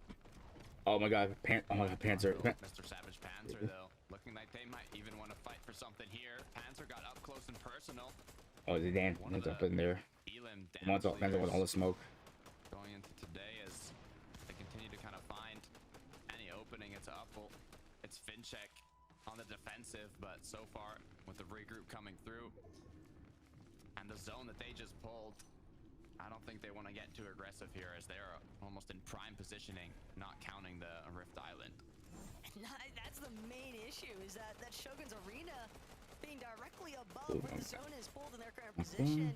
Sure, Savage managed to find a good knock onto Eoic, but now he's got to deal with the team way up on the high ground that can just continuously look down on him and spray him out should he keep trying to fight. Yeah, this is going to be very big for Queasy, Swizzy, and Merstash, assuming that they're still up there. But for Veno, he's been taken out completely. Vico, Flixie left as a duo as Vico, just 1 HP, gets knocked as well. One of our top competitors to take home the trophy today of Major 1. Now looking more grim Two of our teams in the top 5, though, Pix, Demus, and Darm, they're sitting in 4th place position. They know that they are looking at eliminating the #1 leaders in this lobby, but Flixie will manage to bring Vico back with a revive. They've at least been able to create enough space to force Demus, Pix, and Darm to come to a halt. Still, they are looking incredibly low here as far as everything else you would desire to try and make their way through this endgame. And they know they've just got to get a move on. Even as a duo, they can still try to hold somewhat of a mid to low ground position, try and get some of those extra placements going. What's good, though, is due to them pulling the zone here, I mean, even if you're Pix, Demus, and Darm, it might even be beneficial to build up 1 or 2 boxes so you have sight of all these players rotating in. But I mean, like you said, with the Rift Island right above them, it just makes this whole situation that much more complicated. But for Veno, well, Vico and Flixie, after Veno got eliminated, they are in a good position to take a lot of shots. So even though they're a duo, they should have a simple enough time getting enough damage as Swizzy's trying to do what he can to stop people from getting close to them.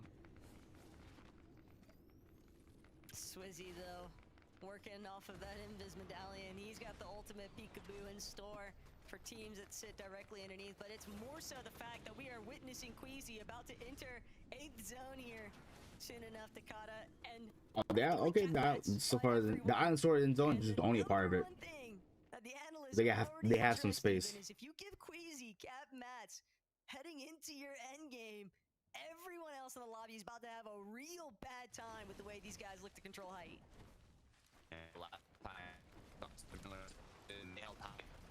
Every single end game zone, all the moving zones, and looking at how this zone is pulling out. I mean, if it pulls to the west side here and closes towards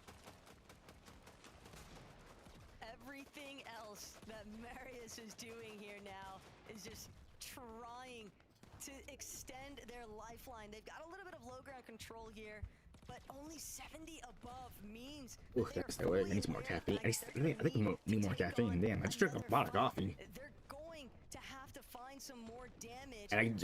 And I got my 8 hours of sleep. Veno likely just calling the shots at this point, trying to help his team make their way through. But Flixie, smart enough IGL in his own right, he can definitely scout out where their shots should go next. Trying to see if he can get some attempts onto iDrop's trio, but unfortunately nothing to build of steady use just yet. Everything just boiling down, though, to our team on height, Swizzy, Queasy, and Merstache. It comes as no surprise. Quick stat as well. Only team who have not been hit by Surge in our top 15 here. And for all these other teams that are struggling underneath them, they are just suffering immensely. Atris, we've seen him play from Tatter, sticks and stones all game long just about, but he'll be eliminated. Those guys on height, Pix, Demus, Darm, though, they've definitely found what they were after as far as brawls are concerned, and they're going to continue. I have to keep my eyes from cutting. Damn. Or it's tired. They got to make sure they're watching that backside. Pixie opening up the ceilings, triple spray, not going to be enough just yet, though. But Marius, Vanya, Pixie, one net benefit is the fact that they are at least sitting just slightly above that. Oh, Daniel's dead. Shit. And Flixie now looking to take over. Let's see if Flixie's going to be able to make something happen here alongside Vico. They've been playing as a duo for this whole end game. Every single moving zone, they've lost their partner. But if they want to take home the prize, if they want to win Major 1 of the EU FNCS Finals, they have to come out strong here and at least pick up a decent amount of points. King Malabuka walks, though. They don't mind playing from low.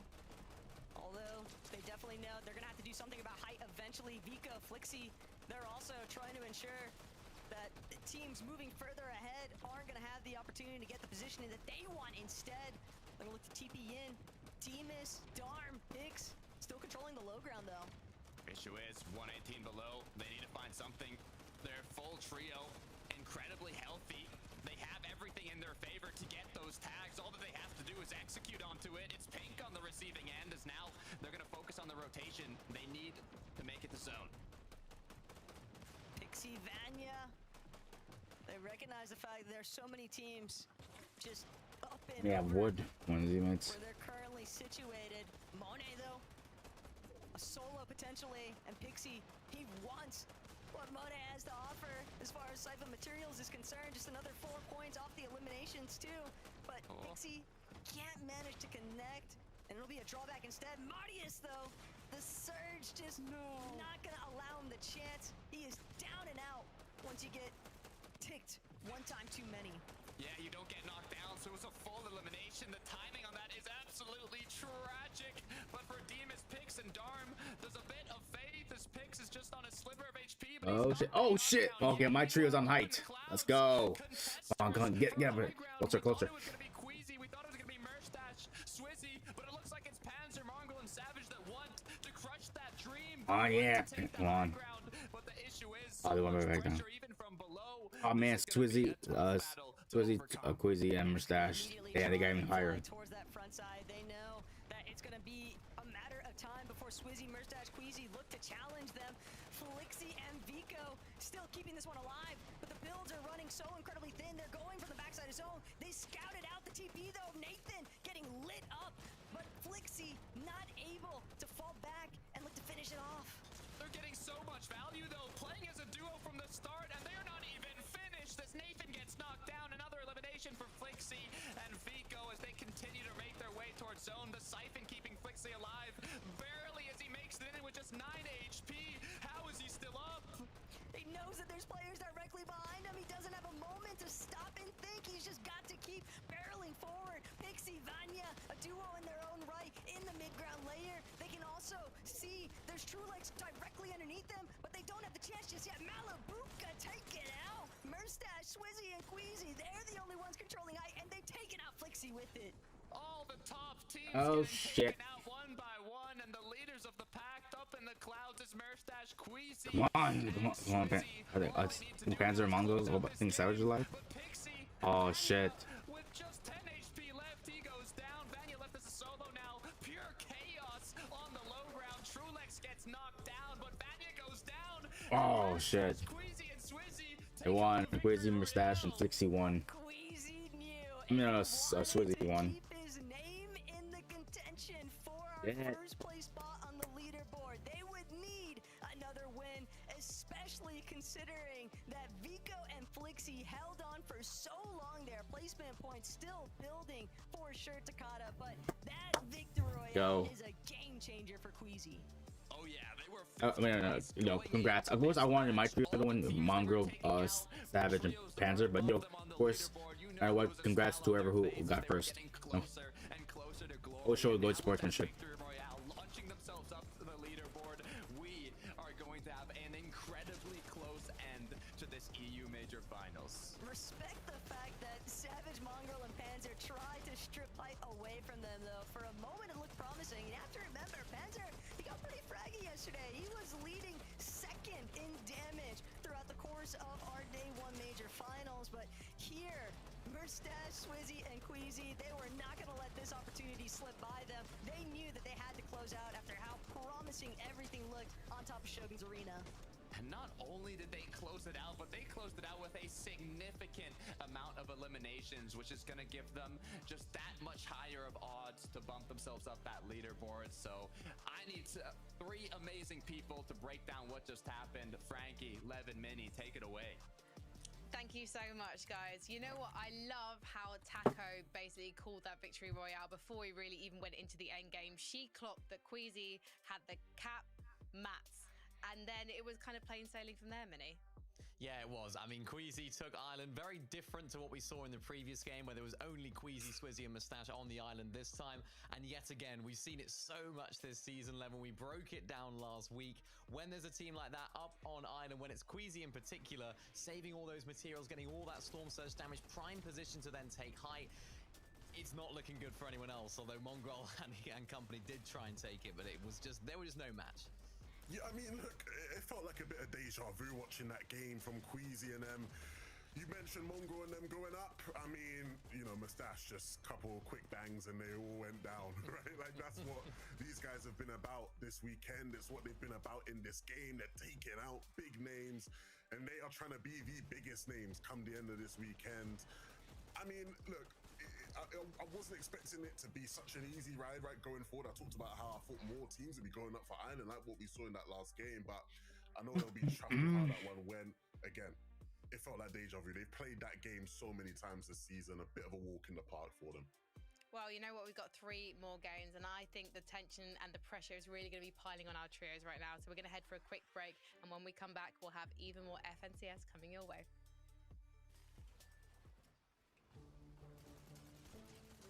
All right, game talent start. We got 2 more left.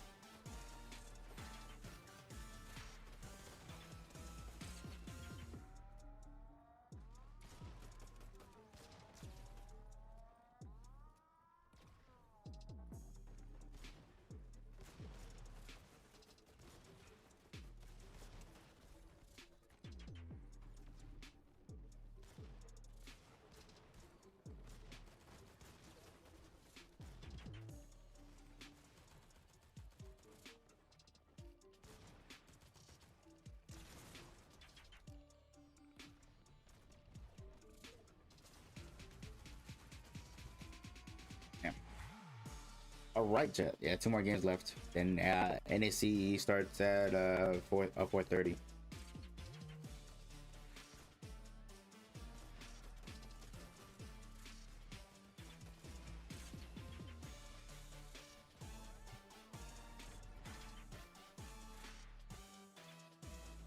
All right, so Savage Mongrel Panther are in 7th place. And they have 381 points.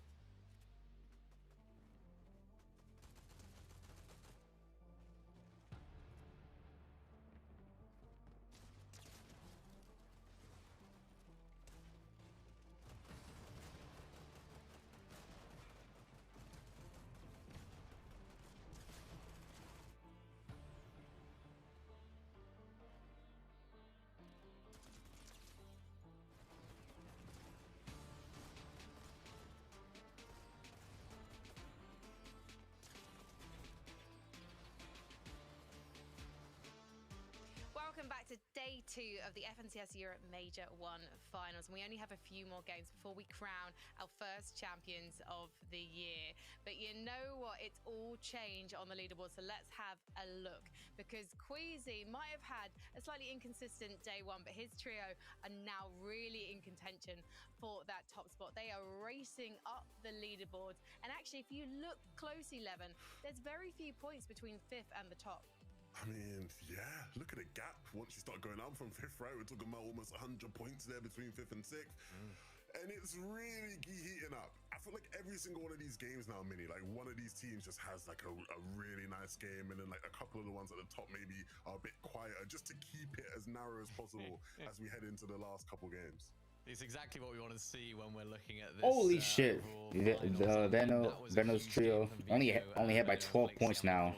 Mainly Vico and Flixie in that end game, just the way they were able to stay alive. I spoke about it about Mustache at the very beginning of the show, about how important it is to make sure you can make the most of it. Yeah, that point is like very close, like neck and neck. All alive and healthy in endgame.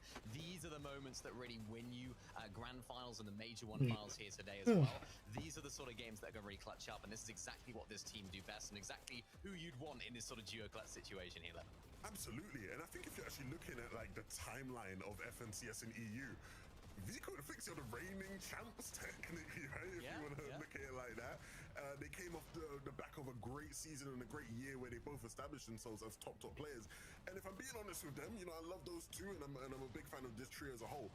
Veno really was the player yesterday, I felt like, stepping up the most for this trio. And so it was nice to see those two showing, like, we are contributing to this success. We are going to make this happen. Even if Veno isn't here to help us in this endgame, we can get the job done. It was really nice to see, you know, all of the boys in this team right now stepping up to try and get that win. Can I just jump in and ask a quick follow-up, boys? I mean, Levin, you know Veno so well. How much do you think he's currently conscious of that leaderboard and how close his rivals are behind him? I mean, I know a lot of the boys on that leaderboard right now, and I know they'll all be very conscious of it, right? How can you not be? You back out to the lobby, you take a look at it, and it's like, you almost have that pressure of you can't mess up. There's that feeling of you mess up one hiccup, one wrong step in one of these games early on, and instantly all your fortunes changes. It's why actually, when I look at it, Frankie, I'm almost most impressed with Queasy, right? Because they're fighting off spawn. So it's like that initial off spawn fight changes everything for the way their tournament looks. But they're handling that pressure well. And what about the likes of Marius, Pixie, and Vanya, guys? Because they had such a stellar day one. They're actually in #1 position at the end of the first 6 games. However, now we're seeing some cracks start to form, Minnie. Yeah, not quite the ideal start to day number 2 that they would have liked. Of course, you know, they haven't quite had the best day. It's not been absolutely terrible, right? They have made a couple of these end games. They've played pretty well. I think it was the 2nd place in this game right here. So it's not been absolutely disastrous, Levin, but they've just struggled a little bit with the Storm Surge. We saw it there with Marius going down. I think the early stage of their game haven't quite gone as they were expecting. And the big reason as to why that's happening is what I talked about at the start of the day, Mini Miner. When you looked at the group stage and how they did their Uncon at Kappa versus how they were doing yesterday, in the group stage, there was only one team landing in Hopeful Heights in that south area, right? There wasn't a lot of action there. Yesterday, there was 3 different teams. Today in game 1, I went back and checked. There was only one team landing in Hopeful Heights in that first game. Again, there's not enough action going on in that area. It's part of the reason why we saw... Right. There was 8th place before Savages. That was trio. On the 7th. All right. Will they make globals? Hope so. Yes. You know, top teams hope so. Get damage on, get tags on, and to take fights with. I mean, look at the zones as well. Look at where the zones are pulling compared to yesterday. We had so many south zones yesterday. Now it's all almost the complete opposite, right, to what we saw yesterday. So huge shifts for these teams that are down on the south of the map and now falling down the leaderboard. If we look at number 2 on the leaderboard, Malabuka, Wox, and Ping 11, what exactly do these boys need to do to take over the #1 spot? Because there's only 12 points between them and first place. I think the big edge that those guys have is that they kind of anyone, I think, of these trios need to change the least. Like, I feel like they're the ones that are the steadiest ship right now, where we're seeing these volatile games from Queasy and Veno's trios. You know, both of those, you know, teams loving to play for height, whereas these guys can just sort of play their own game, and I think the points will come. Yeah, and what I love about this team right now is they're actually contested in that game by Volko's team from all the way to the north of the map. Those guys have landed here this season as well, so they have experience off spawn there. But Malabuka, Ping, and Wox, they're just saying, right, we're just going to brush you aside. We're going to take you out as quickly as possible and not let that affect the rest of our game. So really, really promising stuff from these guys. Just got to keep up that consistency on low ground. Well, let's head back to Takata and the best taco for game number 10, because I can't wait to board that battle boss yet again. You're not the only one, Frankie. I cannot wait to see what our final 3 matches of the day look like. Yeah, it was game 10. It was 2 more. It ends at game 12. Kind of break away with things. Yeah, it's getting extremely close between all these top teams. And I mean, Levin was talking about the only ones being contested Squeezy, but I think last game Malabuka got into a bit of a fight in the early game from Volko and his trio. I mean, they landed close to them. I'm not sure if they fully went night shift or it was just a quick fight, but we might have a bit more danger. Yeah, regardless of the circumstances of how players ended up somewhere, the reality of the situation is the map is changing, and we've got a chance to see what Match 10 has in store. So many off-spawn engagements for these top teams, but what matters matters is being able to make it count when you make it to that mid, to that end game. We saw Get what it. happened to Vico, Veno, and Flixie. They lost one of their teammates going into the end game, but they were still able. Let's look at some stats. Look at some stats. Let's see who got the most damage though. Sixth place, though. 5 eliminations. I mean, you can't do much better than that playing as a duo from the start, and that is exactly what you need. FNCS has easily leaderboard after 9 of the 12 games. Eagles trio 532 points. Albuca trio 520 points. Anyax trio 512 points. Quizzy trio 505 points. They're still able to kind of channel that same energy in a trio scenario, working as a team. Impressive stuff overall, really. But Merstash, Queasy, Swizzy, they found their entrance and realistically trying to attempt to take over that first place position.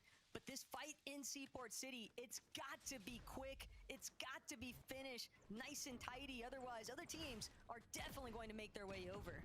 Yeah, last match they were able to clean it up quickly when both trios contested main, but this time around, Shakeoff and his trio just gave main to Swizzy, Queasy, and Merstash, so they were able to land and get looted up, and now that's going to cause this fight to kind of delay itself a bit. Question is, like you were saying, Taco, is that delay going to be enough for some trios to start wandering on in and seeing, hey, why is there no shots going on yet? What's taken this trio so long to fight? I think Grippy is the only one I saw with they only showed the webcam of him.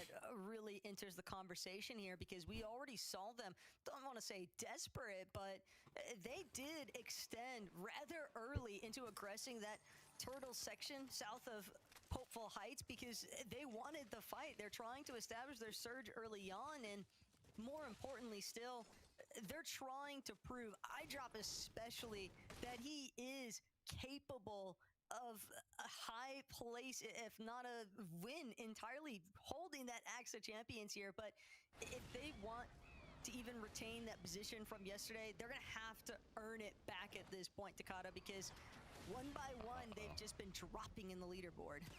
Take a look at this though. Fincheck thought he was just gonna go get a quick refresh on his Sprite as Vico, Veno, Flixie didn't want to let that one slide. Good for him though. Upwell was able to take some shots back at to Veno, cracking him and kind of halting that engagement, as now they're going to be forced to disengage once again and not continue the pursuit. Vico and Veno know though, but the team so close, that doesn't matter. As far as Darm, Demus, and Pix are concerned, they love when it's only one team that they've got to deal with. Cringe Kate and Mappy, they're not going to be able to escape. Demus finds that first elimination to really crack things open here. Mappy now getting completely keyed down, rolled over, doesn't even get a chance to try and escape. He's the last surviving member essentially, and it's not going to be enough here as Demus and Darm are just doing everything they can to capitalize on these early fights. This is big though, because they were able to get elims in the previous matches earlier on, but they were still struggling a bit for Surge and Damage. They went down 22nd place. In the last game, they got 9th place, so it was an improvement. But now starting off so strong with a quick 3 eliminations, hopefully they're able to get a match to kind of bounce them back, because they've dropped down to 5th place now, as they were almost leading the pack going into today after the first match. Now with a big game needed to kind of put themselves back into check. The Queasy, Swizzy, and Merstash, though, coming from that victory royale. I mean, all you got to do is play like you did in the last match. Hopefully, Rift Island's at their favor. Aristini, though, trying to do something as a duo here.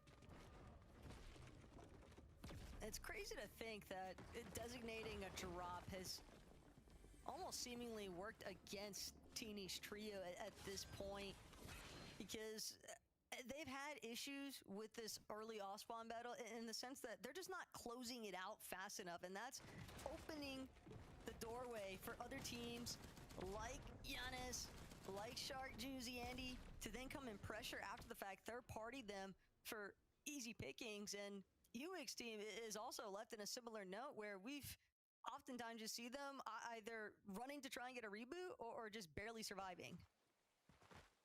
Yeah, we've seen a lot of matches that have been kind of you know, trying to just clutch from reboot after reboot. But I mean, as long as you're able to secure a decent amount of points to kind of stabilize your place on the leaderboard, sometimes it's just enough. As Shakeoff, Momsy, be careful here. They've decided to go towards Blaha and his trio and actually already got one. Caught him off guard at the bird to go, and Momsy, Shakos, they're still lying in wait. We're gonna look back on what went wrong here for Blaha. Just wrong doorway, wrong house, wrong place to be. But unfortunate. That's a big come up for our French team, especially considering the situation they've been dealt last couple of matches. Eland off rip essentially from Queasy's team, so anywhere they get something going is always going to be better than the nothing they've been left with. Speaking about nothing, Walks, Ping, Malabuka, no quick eliminations this game compared to the last, as now they're gonna most likely go to their surroundings once again to see what they can find. Vanya, Marius, Pixie though, elevating themselves by the Shattered Span. Triple Onimax gonna come through. Looks like they want to get extra aggressive here. It's Comeback. It's gonna get caught off guard as the pressure's right onto him, directly into his box. He fears that danger as he gets knocked down. And now Marius, Vanya, Pixie, they might not even be done yet. Chasing Comeback all the way to the Overlook Lighthouse is insane work. And not only that, but Queasy, Merstache, Swizzy, they definitely taken notice of the action that's unfolding east of Shattered Span, and they want their own slice of the pie here.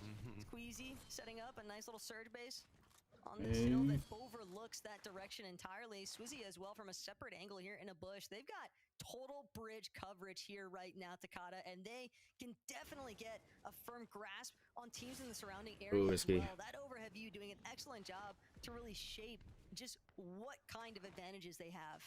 Yeah, I think they kind of forced Momsy, Skyjump, and Shakeoff out quite early from their drop spot, having won the main building, and then from then kind of followed them to their surroundings to see, hey, you're gonna go for damage? Well, I'm gonna follow you there for the third party. But luckily enough for Skyjump and his trio, nothing kind of turned out from it. Veno, Vico, Flixie, still no elims on the board. Kind of playing edge of zone here, just rotating through, seeing what they can potentially find. They might get exactly what they're after if it's surge that they're looking for, and considering that Veno's already directly made notes of the fact that he didn't feel like this team was getting aggressive enough.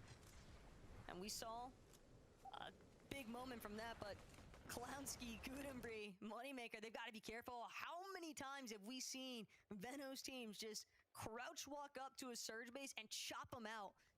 So if nobody is looking back to recognize this rotate from Vico's team, Cubs Future. Thanks for the follow on Rumble. Sorry if I didn't see it quickly. For me, I'm trying to get Rumble alerts. I'm trying to try to get some alerts that set up. I don't think it's connected to Stream Elements or Streamlabs. But I'm looking into it. I think for the follow. As well. I mean, they were the ones that were initially looking at Gudenbri's team in the first place, and now what's up, bro? We're watching FNCS Fortnite. Witness as Veno's team just swoops in, steals those eliminations away from them. A massive amount of surge as well that they've definitely been able to establish here in Game 10. What's crazy is they got both players. Normally you do like a 3-2-1, you pick out the outfit or whatever that you can kind of distinguish the player and just focus the same one, but they got both of them. Like, that was insane. As we look back over to Walks, Ping, Malabuka, who are also on a surge base. Luckily enough, Vico, Veno, Flixie aren't in the surrounding areas looking for them, but might just be as dangerous as Walks gets knocked down to 68 HP. All things considered, though, Walks, Ping, and Malabuka have had a relatively consistent time throughout the course of Major 1 finals in comparison to Scroll, iDrop, and Sky, where they need some kind of engagement to be the catalyst. And they're not the only ones. Seeing Oh, Tayson, shit. seeing Trulix Chicho try to get active this early on, just kind of recognizing the fact sticking by in a surge base for Foxy Floodgate is not working out for us. We have to get involved in the action early on to get our surge tags, because all these other teams, they're being pushed towards those outskirts of the map. So teams that are center map like Tayson's, they're not having opportunities to actually get surge tags like what we've seen in the past. Yeah, I believe Levin was mentioning exactly that. There's just not enough trios rotating through, and Tayson and his trio were dependent purely basically on AR tags for Surge in the mid game. So now seeing them opting for more close quarters combat, it's a change up that they might desperately need if they want to make a comeback. And if you get into the real nitty gritty of it as well, Tayson, Trulix, and Chicho, they even had struggles where even when we saw them in endgame moments, Foxy Floodgate just did not bode enough ammo for them to be able to consistently try and actually challenge players on height. So they didn't really have anything that could generate those winning moments, so to say. All these teams, though, still looking to try and get a clear grasp on Game 10. Darm picks Demus. We saw them get those 3 eliminations early on, as now they're just going to look for the AR aspect of it. I mean, being kind of on the edge of zone here at Pump Powder, all those teams that are east of them are going to eventually have to rotate on in, but it is a hill, so it's not like they have... I mean, they have a good amount of vision, especially how high up Darm is, but I'm wondering how many tags they'll actually get as their eyes are just set locked on Fastroki and his trio. Crazy to think, though, that Darm's actually got that Mythic AR for once. That it could be a very menacing weapon to put into Darm's hands, considering just how technically mechanical we've already seen him be. When you hand him the best weapon in the game right now, his firepower just increases tenfold. Marius, though, put himself in a slippy situation by Demons here. What's going on? The pressure all around them. It's Yanis, it's Chap, it's Noah, who wanted to find a way to get damage. This is a trio that always goes close for their surge. They fight for it when they need it. As Vanya looks for an angle on the outskirts here. But so far, not enough damage has been done from either trio to fully commit. So it looks like a soft fight is how it's going to end. But while we're at Demon's Dojo, I have to start to wonder, where's Pink? Where's Nebs? Where's Chino? Surely those guys are still hanging around somewhere, and that's also another discussion entirely. I mean, Pink, Nebs, Chino definitely had a pretty rough time so far, but leading off from day 1 into day 2, they were looking at, you know, that top 25 still at least. Pixie, Vanya, and Marius, though, they are clearly trying to create some form of surge. Speaking about surge, Malabuka walks Ping. We haven't seen them fight yet. I mean, on-con night shift, what they tend to do is just loot up and look for kind of third parties in the surrounding area. Last match, they kind of got a free gift, but this time around, curious to see what they end up doing. They haven't really had too many struggles with it. They've been very consistent throughout the day, and hopefully that doesn't change in these last matches. Just trying to get a couple spare shieldfish where possible. Considering the zone pool over by Lost Lake area, plenty of water spots for Malibu to take advantage of. So he'll likely hold on to that fishing rod for a while. They can continue to just play tag with some of these other teams. Vanya, though, very difficult situation here. Might be caught between Darmpix, Demus, Chabno, O'Reilly, and Yanis on the other side of that mountain. Two of the top teams fighting each other, both in the top 5. Yeah. It's a scary sight to see so early on in the match. It is 4th zone here, so Rift Island should have appeared. The other zone was just slicing, you know, like it was like staying still. That was one of his teammates. That was someone else. For it. But in the meantime, Pix, Darm, and Demus got out of that potential scare, and now can continue getting a bit more into the zone here. Vanya, Marius, and Pixie are probably looking for more hard material, which is why they were by that bird to go in the first place. But what they don't know is that it's basically just bones at this point. Demas, Darm, and Pix surely wiped it clean of most of the metal available. Is Mongo Panzer and my trio? Gas stations having already been slightly reduced in terms of what they have to offer for hard material. It's going to make things very tough for that mid to late game approach, especially considering that I've had a chance to actually take notice of what's going down over by Shogun's Arena, but Panzer, Mongrel, and Savage, everybody should be so happy. If you are a Savage or Mongrel fan, a newfound Panzer fan as well, these guys are in the top 10 currently, just trying to hold on to their my position. trio. When you consider that so many people counted them out, so many people For were saying real. they didn't Don't doubt belong, them. and yet here they stand tall, 7th leading into game 10. Yes, sir. The damage count is crazy too. The most damage in the lobby. I mean, Panzer's got 19 elims throughout these major finals. Murstache has gotten 30 elims, and Panzer still has more damage, which is insane. Look at this zone as well. A full north pole. Half of the zone being water, as Vico, Veno, Flixie were quick to rotate on in, having already 500 damage above the threshold. Scary stuff for anybody that has to actually trek their way into this territory. Vico, though, getting some friendly hellos from across the pond, essentially.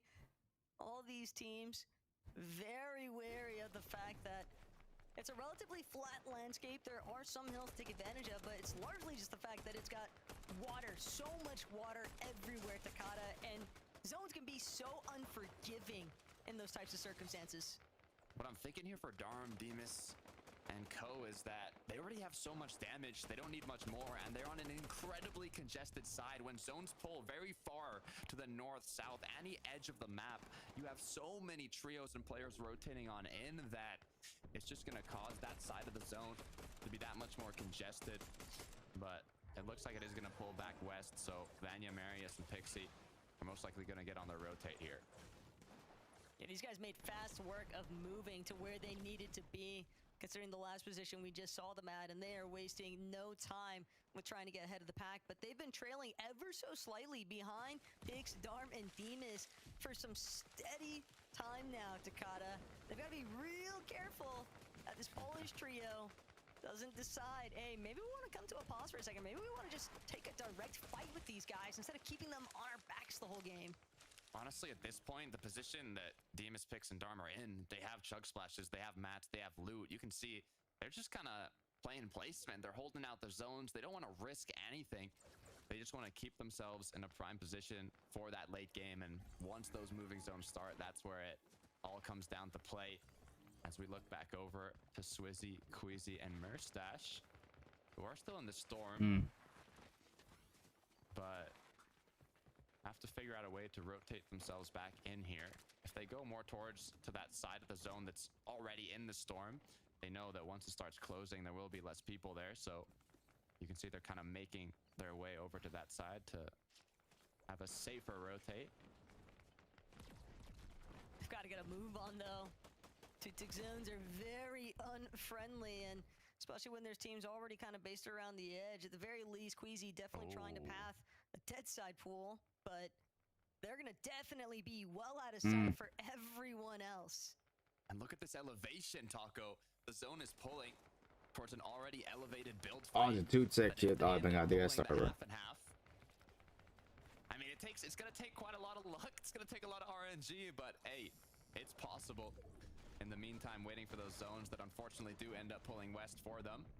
Not the corner that they were hoping. They still should have a pretty decent rotate through, but Demas looking for a quick shotgun shot, unable to connect. Oni masks are going to come through, and the rotates will continue for these trios. Ooh, shut down there, though. Vanya happy to collect that extra elimination. Pulse team may be sweating a bit. Not sure if they were in as tough of a spot as Gantry just now, but Malabuka ping walks.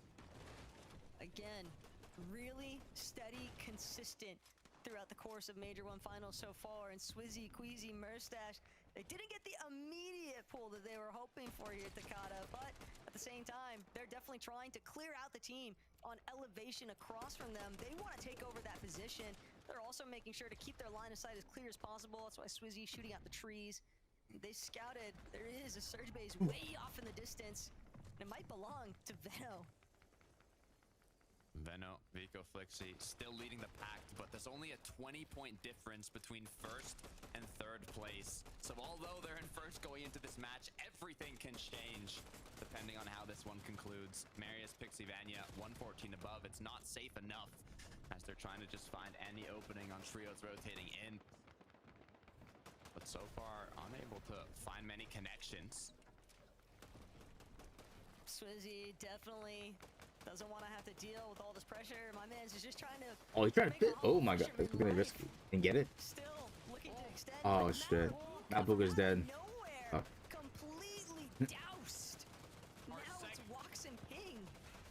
As a duo, the second place trio put into panic as they've Oh, this is the second place. Shit. I mean, they're in zone here. Probably want to keep that. Oh, get to first. Ain't going back down to the rank. They clutched it up, and it looks like we're gonna need the same thing to happen from Wox and Ping if they want to maintain their spot on the leaderboard. Shaco's just barely managing to survive for the time being, but Veno, Vico, Flixi hot on their heels, looking to just chase them down, looking to also establish themselves with solid positioning, and Veno gonna safely tarp his way through. Shaco's body loot, wants to make sure that he claims as much of that as possible. He knows he's going to need that material for this endgame. Marius, on the other hand, he knows that they need damage. This trio has struggled today, Takada, with getting their surge online and well above that damage threshold. Issue is for Vanya, Marius, Pixie, zone pulled to the literal opposite side of the map from when they were. So they're gonna have to be quick on their feet to get their rotate on in. Demus picks Storm in a similar situation, but Demus loses all of his shield during the rotate now. His teammates are gonna have to play the defensive to give them a bit of time to use any heal possible and continue once again with their rotate. It's the fact that they Shouldn't buy my nails. ultimate low. They were forced to stop their rotation. They were trying to claim front side, if anything, and now it's not going to be a pipe dream just yet, but it's definitely going to be tough, difficult. Oh shit. Oh, then pipe begins. Back, see Savage off in the distance. A little bit of elevation, and that's Vanya's intention as well. They're underneath that damage threshold now. They need to aggress heavily onto a team. They've got plenty directly underneath them, but all these trees as well blocking their line of sight. Yeah, they just need a bit of damage. They're primed up in terms of positioning. If they can maintain that, it would be crucial for taking home this match, as so many of the top trios are still up in contention. But Vanya now, as Storm Surge is active, 124 below. They have to wait for the rotates to come through, and they cannot miss their shots here. They're hoping that there's going to be teams looking to poke their heads forward, like to try and get ahead of where everybody else is at, not get stuck in that low to mid-ground congestion, but Vanya is not finding any sort of openings. Teams just taking too much notice of what's going on up above. And Marius instead watches, tries to provide some cover up, as now CZB, Nathan on the other side of height. They might be the openings, but it's still just barely above. Demus, though, he's lost one of his teammates. Storm has gone down, leaving it up to him and Pix. The good news is they're together. The bad news, only wood left over, 18 builds, as they're forced to recuperate what they've lost. But Vico, Veno, and Flixi, they're looking up above. They know high ground's a possibility. The Onimasks are going to come through. But so far, it was just to get ahead as they continue to keep their eyes and stay aware. Veno still knows he wants to move ahead Okay, further. this is the first place trio, Venice trio. They only have like a couple single digits. With that endeavor, Swizzy, Queasy, Murstache, though, they're on an opposite side because they don't want to let Oh, they got shit. from them. Mongrel trying to see what he can Oh my god, come on. They are not done with the high ground retakes. Come on, Mongrel. Time and time and again, we see Panzer, we see Mongrel, Savage. Not Margot, but I think Mustache was fighting. Oh, they're hyped. Panzer leading the pack in terms of damage. They've not been missing their shots, but they haven't been able to close a game out on height. Mongrel's dead. Gone down. It leaves Mr. Savage and Panzer to clutch it as a duo, and they're forced now to drop down.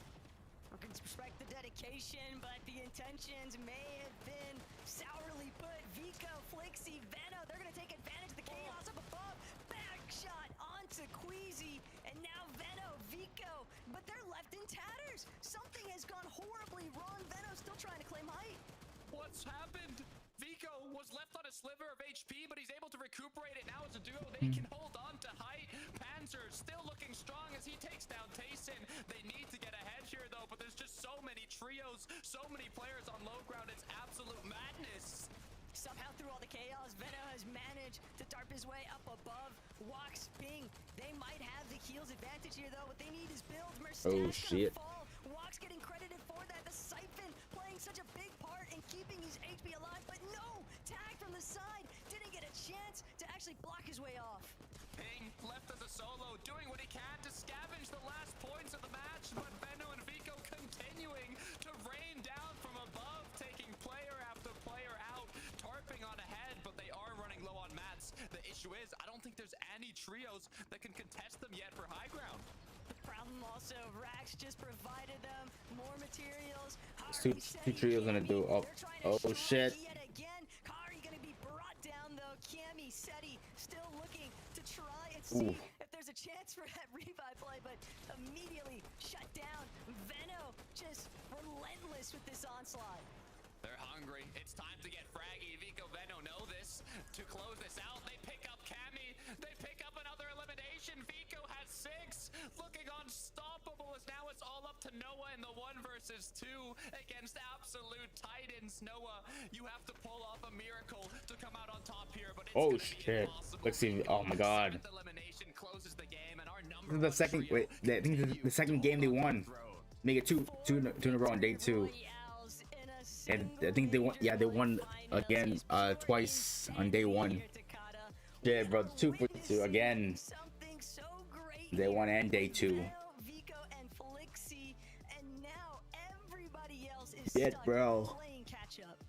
Vico and Flixie got 4th place at the Global Championship last year, now trioed up with Veno, and they are looking absolutely monstrous going into these final matches of the day. If they get height one more time, if they're able to continue with this momentum, Taco, we can see them taking home that Axe of Champions. Look, we knew Vico and Flixie were fraggy after Chapter 5 last year, but what this screams to me more than anything, Takada, is Veno telling everybody I am back to claim the throne. People were questioning, is Veno actually still fraggy with it? And I think that these games are certainly telling us the story here, but the desk might have even more to say. Damn. Thank you very much, guys. Two wins of day 1, 2 wins of day 2. 4 4. In FNCS, and he's picked the right companions to join him in this campaign to be the world's #1. I did speak to Veno before the season kicked off properly. You saw that in the lobby before we went live with the show today, and Veno was saying, like, we are peak, we are the pinnacle, and we're going 4 for 4 this year, and they're making a pretty convincing argument that they could do it this year, Levin. And this is the reaction you need, right? You know, we went into this game all talking about, oh my goodness, it's so close. Oh, there's 5 teams in it. Veno said 5 teams in it. There's only 1 team in it. We're that team. They win the game, and surely this is going to push them further and ahead. Look, you're right to give Veno his praise, right? You know, Minnie, when we look at this trio, I think a lot of people look at Flixie and Vico, especially coming into at least as like the stars, right? Veno had a bit of an up and down year at times last year. And he actually let his team down a bit in the last 2 games, right? Obviously on the island, he was the one that got beamed. Then he was down last game. It was up to Flixie and Vico to clutch up. This game, he gets back in it. He helps the team out. And again, all 3 of these guys putting their best foot forward to help the team win this tournament. Crazy. I think what's most impressive about the way that these last 2 games have gone is that it was Vico and Flixie. Now it's Vico and Veno. It just seems like you put 2 of these players together. One player goes down. They're an FNCS winning duo entirely. So it just seems like they have that power in their tank. If one of their players do go down, it just doesn't seem like you can write them off when they are in that duo clutch situation. This was just beautiful stuff. The way they took high ground off of Queasy was amazing. There was a couple of moments in that end game where they were actually looking for height. They had the materials for it. They kept looking up. I think there was a moment where they tried to TP up and they actually just cancelled it. They said, right, okay, we're going to go back down. We're going to retry another time. That just shows so much maturity and so much experience there. I remember last year in duos we had so many like great FNCS wins that came off of the back of like great solo clutches, right? When Swizzy and Vanya won, and Vanya and Swizzy individually both had great solo clutches. Here in trios, we're seeing great duo clutches, right? You know, that's what makes FNCS champions, teams who can win when they got a man down, or maybe even two. Well, we're only 2 games away from crowning our next champion, so we're going to take a short break, and when we come back, we'll be talking even more about game number 10. There we go. Next is game 11, then game 12. Got 1 more, 2 more left. Yeah. You want to stop Venom's trio? 2. They have 4 wins. 2 wins in day 1, 2 wins in day 2. Crazy.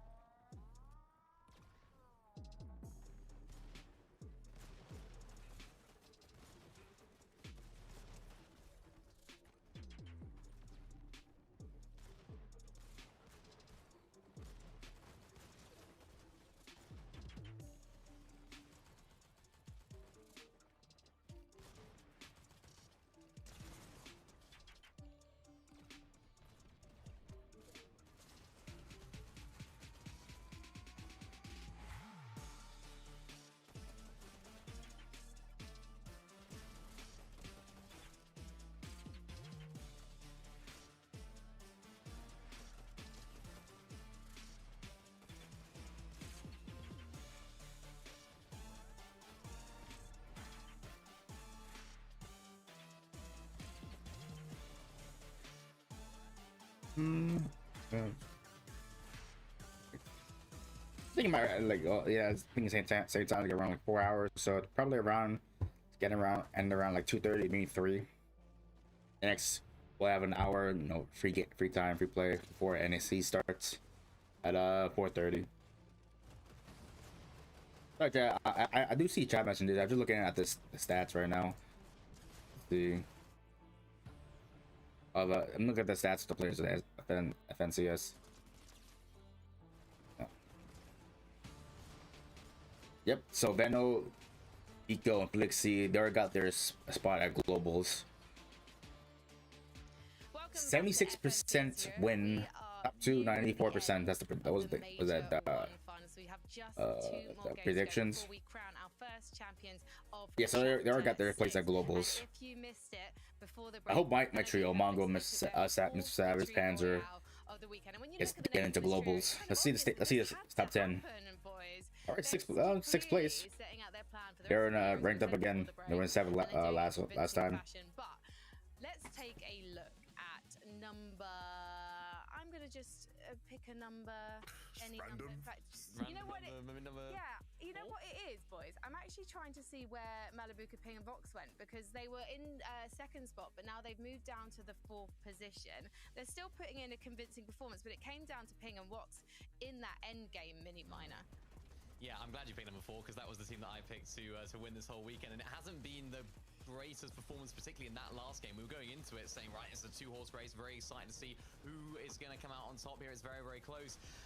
And they did what Vico, Venom, and Flixie what Vico, Venom, and Flixie did do, which is duo clutch. We saw Malibuka going down very early on. Ping and Woxleven, they couldn't make it happen, and that's clearly been the difference here. It just didn't work out for them in this particular endgame, and that's clearly been the difference in that game. Holy shit! Dang, the Venom trio extended their lead over 100 points.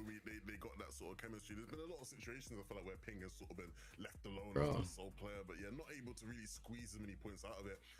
Again, I'm just looking Yeah, at this leaderboard, it was like a few, looking at only that a game that few Veno and points, like Manchester United, a single like, digits. they're starting to pull away. Venom's And with trio. games, Now like, it's been to we 100. can't afford to let them pull away. Damn. I don't That wanna would get so ahead of myself, we're definitely gonna it's see still them on in the cards. globals. I'm not getting ahead of myself, but it still is on the card, so let's see what happens there. Well, in number 2, we've got Swizzy, Queasy, and Mustache. I'm loving this rivalry that's building up between these ex-duo partners, Veno and Queasy. And Mustache, we've got to say, has been such a huge difference maker for this trio. Yes, yeah. I mean, it's been a really, really great performance from these guys. They've sort of clutched up in so many important moments. Even in that last game, we saw them sort of rotating through the storm, popping those med kits like we know they love to do. And I think they got quite unlucky in this game. The zone didn't quite pull in their favor, which I think if it did, I think if they did get a little bit more lucky with those zones, we could have been talking about a completely different trio winning this game, and it could be even closer, Levin. But this is so far so good. Not the ideal game for them, but we've seen what they can do off spawn. We've seen that they can make it to these positions and put themselves in the position to take height, so it's far from over. Mini, it's quite close, right, between like second, third, fourth right now in terms of like the people pushing Veno and them. Yeah, Queen's team will definitely make globals. Like who's the On my team is on my team is in 6th place. Yeah, they gotta make globals. From winning that type of thing. Like who's it gonna be out of those three? I think it's got to be them. I think just looking at how Malibuca went down there, Ping and Watts couldn't quite make it happen. Yeah, for me, it's got to be them. They're the team that's setting up height. They're the team that's taking these, that's playing in the storm, even when the zone isn't pulling to them. It's them for me. Do you agree? What about you? I'd say so. I'm leaning towards them for sure. I feel like I'm not seeing the power I once saw from Malibuca and them in previous. Obviously, it's come back to bite me in the bum, right? But you know, like at least in the last couple games, it's not been what I wanted to see ramping up, right? You want to see teams ramp up as we head to those last couple games. But regardless of how it goes, it's going to be a fun ride. Levin, do you think it's going to be a fun ride for Vanya, Pixie, and Marius? Because I'm actually surprised that they're still holding on to that number 3 spot, given their luck today. Yeah, you know what? I don't want to sound like a hater, but I kind of was expecting them to have like fallen out of the race by now. If I'm actually quite surprised they're still like really in this. I know I'm talking about them like they're not in this. No, like they are well and truly in this race, and they're sort of overcoming a lot of the like problems they're having in earlier parts of the game, and still managing to like clutch up big points out of these games, right? Like this clutch from Pixie and Marius in this game. Again, you're just getting squeezing so many points just to keep you in the competition, and that's what you need sometimes in these tournaments to be able to come out on top and win. Well, sometimes we get our champion decided in game number 11. Not always, and it is so close this time that I have a feeling that is not going to happen. But I have another feeling that Veno is going to want to make this game in particular count. So let's head to our casters, Takata and Taco. Thank you so much, Frankie. Look, everything is on the line now. We've got 2 matches left, Taco. Vico, Veno, Flixie leading the pack in first place, but there's only a 6-point difference between second and fourth. Any of those trios have a chance to overthrow them and take home that Axe of Champions, but will they let that happen? Will Levin Stream come through of the 6 victory royales in major finals? There we go, and we're off. Tell as game 11 starts now. And the big thing about that record here, Takata, is that Veno and Queasy set that finals record together.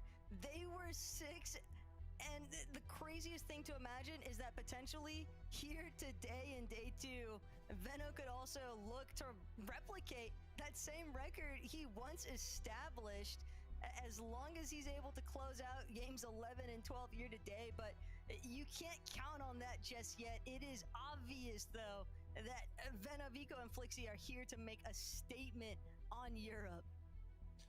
And we don't have to wait long, because it looks like it's going to be a quick fight once again at Seaport City. Swizzy being quick to the action to pick up that chest, gets a weapon, gets chug splashes, but no quick knocks are going to come through. And looks like once they saw that Swizzy, Mustache, and Queasy were going to win the chest, win the loot, shake off sky jump, Momsy decided, maybe it's not a good idea to take that 50-50 once again, especially after it didn't go our way. The drops have been really solid so far from Queasy, Merstash, and Swizzy, but France is not going to make this one easy. They're still just heckling Queasy's team at Seaport City. Doesn't want to let it go for free, but after a certain point, Momsy, Skyjump, Shakos, you have to also consider top 25 is where you get the payout. Playing for the payout, playing for a spot at the Global Championships. So much is on the line for these trios competing here today. Teeny, Haris, and Skavit have not had a perfect playthrough at Shoguns with all the third parties that come through. They have been able to take home a majority of the matches off spawn, but they've still yet to fully convert that in one of these late games. Getting much more aggressive now, just completely chasing down Uik and Dom. Don't want to allow them to escape and just delay this battle over by Shogun Solitude, because the longer it takes, we already know the end result. Another team comes into third party and then another one. So everybody just trying to close out these fights as quickly as possible. Merstash, Swizzy, Queasy still waiting for their openings against Shakos down below, but they are definitely trying to maintain the stronger line of sights inside of the heights of these buildings. Looking for kind of angles to see if their opponents slip up, right? Find an opening. But it looks Oh like shit, he actually hit it. What a shot from the Fire Oni Mask. Even The Fire Oni Mask, wow. Onto Skyjump.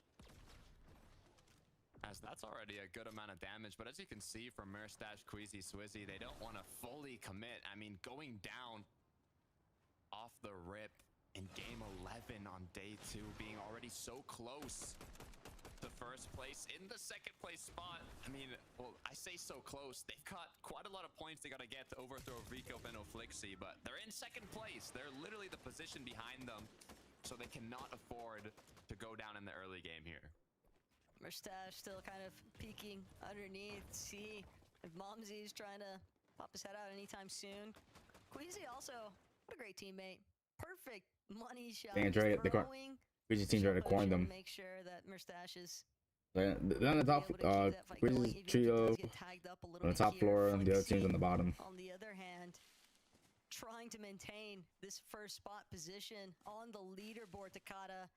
There are huge implications if they walk away with the top 3 placement here in game 11.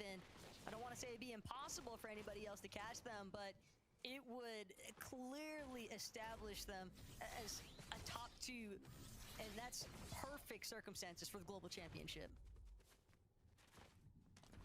What I love about Vico, Benno, Flixie is even if they have a hurdle where, for example, Venno goes down, it shows how strong it is to be trioed up with a solidified duo that had previous success and being able to just clutch it out themselves. Even in fights, if one of them gets knocked, they can still turn those fights around. They can take a lot of these situations where some high-skilled trios would just not be able to make it out of and turn it into a comeback to the end game, still getting a good amount of points, which is why they're leading the pack currently. Well, you gotta be careful because Queasy has been knocked down at Seaport City. It's the Shakeoff. This is now putting a bit of panic onto Swizzy and Merstash. Swizzy and Merstash, though, this is so unfortunate because they're trying to ensure that they stay well above everybody else for the leaderboard. They know that they can't afford to go down here early. They don't want to bank everything on their match 12 performance, but Momsy might have other plans in mind for this team. Swizzy hoping that he can cut somebody off if they try to make an attempt up towards the top of this building. Issue is, wait, Swizzy, hold that thought. Big Pump gets connected. Can he finish it off, though? He does get the knock. Momsy's gonna take him down. It's a 1 versus 1, but during this, all the trios in the surrounding areas, the third parties are hungry. They hear the shots. They know they can feast. As Merstash has to make the decision to disengage here, even if he ends up taking out Momsy, he knows iDrop, Sky Scroll. They're waiting on the other end of the door. But Sky, Scroll, iDrop, they might be the real benefactors after everything that's gone down here inside of Seaport City. They are left to just try and clean up house. They are not willing to let anybody escape currently. They know just how important every single one of these elimination points could be for them. On top of the placements, they have so much ground to make up for after the start of this day 2 for them. It's a tough start, Taco. It's a tough start for Merstash, Queasy, and Swizzy in the second to last match of the major finals, but we've seen them get back-to-back reboots and still get close to that end game, so now they have to do it when it matters the most. For Pix, Storm, and Demus, though, 5th place spot. Contenders for that top 2 get a spot at the Global Championship. And if something goes poorly for Veno, Vico, and Flixie here, it's gonna be a green light for the rest of the trios up above, so Veno has to be extremely careful in these early game engagements. They cannot go down this early. But if something goes awful here for Vico, Flixie, and Veno, that might just be the saving grace for Queasy's team, considering that he's already sitting back, just having to scan the elimination feed to get news of what's to come here. Cringe, Matt BK, though, not looking particularly healthy. Vico already tarping overhead. Veno as well gets a good line of sight onto Mappy, just continuing to try and break into his box, completely spraying. But unfortunately, Veno not going to be able to find the connections he needs just yet. That is until Mappy exposed himself just a moment too long. No shields left. Is that going to be the opening for Vico, Flixie, Veno? Are they going to get aggro onto that now? As Vico looks for an angle, he knows it's a potential player that's low close by. Cringe is going to be the one playing aggressive. Shot gets connected, but it's not a big one. Just a quarter of his shield taking off. As now a quick second to take a deep breath, refresh on the fight. Consider, do we keep on pushing forwards? Are we finished yet? It looks like they're not, as Veno drops down and looks again for another angle. But this is their fight. This is their winning moment, or at least the start of one. Veno, Vico, Flixie just continuing to try and break through into the center hold that Mappy, Cade, and Cringe have somewhat managed to establish here. But all of this fire, all of these shots going off in the area, it's starting to draw too much attention. Other teams flying in now for Magic Mosses. Yeah, trying to see. And they're trying to rush in. As Vico hits the shots needed onto Cade. Cringe now following shortly behind. One knock is all it takes to turn the tables, as now Flixie's gonna finish Cringe. And just like that, they're gonna pick up some quick 3 eliminations right before the third party comes through. Could not have come at a better time. They needed this opener. They're not the only ones. Chino. Oh. Big takedown onto Merstash. That is a devastating blow to a team that had just climbed their way into that second place position. The door is wide open now. Vanya, Pixie, Marius, Ping, Walks, Malabuka, even Pix, Darman, Demus. They've all got to be taking notice of what's gone down here. The issue is, though, if Vico, Veno, and Flixie are able to make it to the end game healthy, with potential for another solid match, it just could solidify themselves that Blade of Champions. Even before the last game, if they're able to get another victory royale, they want a huge match going into this. But Malabuka now, once again around night shift, trying to see if they can catch any of these trios that are rotating through Storm off guard. To not even just get a bit of damage on them, but even some eliminations. Looked like Seti, Cammy, and Ari, they knew what kind of stockpile Vico, Flixie, and Veno like to hold on to here at Flooded Frogs. They were trying to make use of some of those leftover goods, but they've been spotted out. Vico just chasing down Ari now. Knows that is a freebie elimination once he's been that separated. The rest of his teammates having already been taken out. Axe Force, though, could be another threat. Veno, Vico, and Flixie aren't out of the woods just yet. They're comfortable having these in-storm engagements. They know how to get out of them. They know how to play them, so I'm not too worried at all yet. All it does take is one slip-up, though, and Axe Force is crouching up behind them. He might just catch one off guard. Flixie's already been cracked. If he can connect a shot on the player that's low, it could mean everything, but he's sprinted. They heard the footsteps now. They know the aggro's onto them. They're forced to play defensive, but they drop on in, and just like that, gonna recuperate a lot of HP and shield, making it that much more difficult for Axe Force to get anything from this.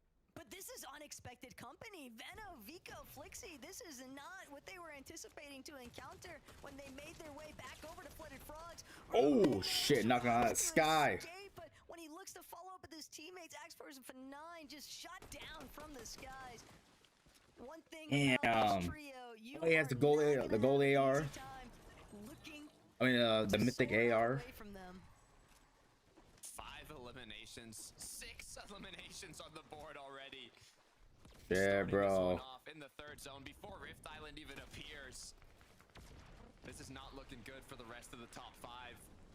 As we look back at Ping, Walks, and Malabuka, Walks already got cracked. Has more than enough shield to recuperate it, so it must have just been a beam from afar. I don't think it's any danger yet for this trio. Definitely very familiar with playing from inside the storm here, but knowing that Queasy's team has been fully eliminated, knowing that they are right on the cusp of being able to overtake that position, it's bound to cause them to consider every single engagement from this moment on. We've talked a lot about the top teams, but Vanya, Pixie, and Marius are one that's a full trio, already looking healthy, already in zone. And now with Queasy, Merstash, and Swizzy being knocked out of the game, it gives them that much higher of a chance to not only potentially take that first place spot, but take that second place spot, which guarantees them a place in the global championship. And I remember chat, global starts in September.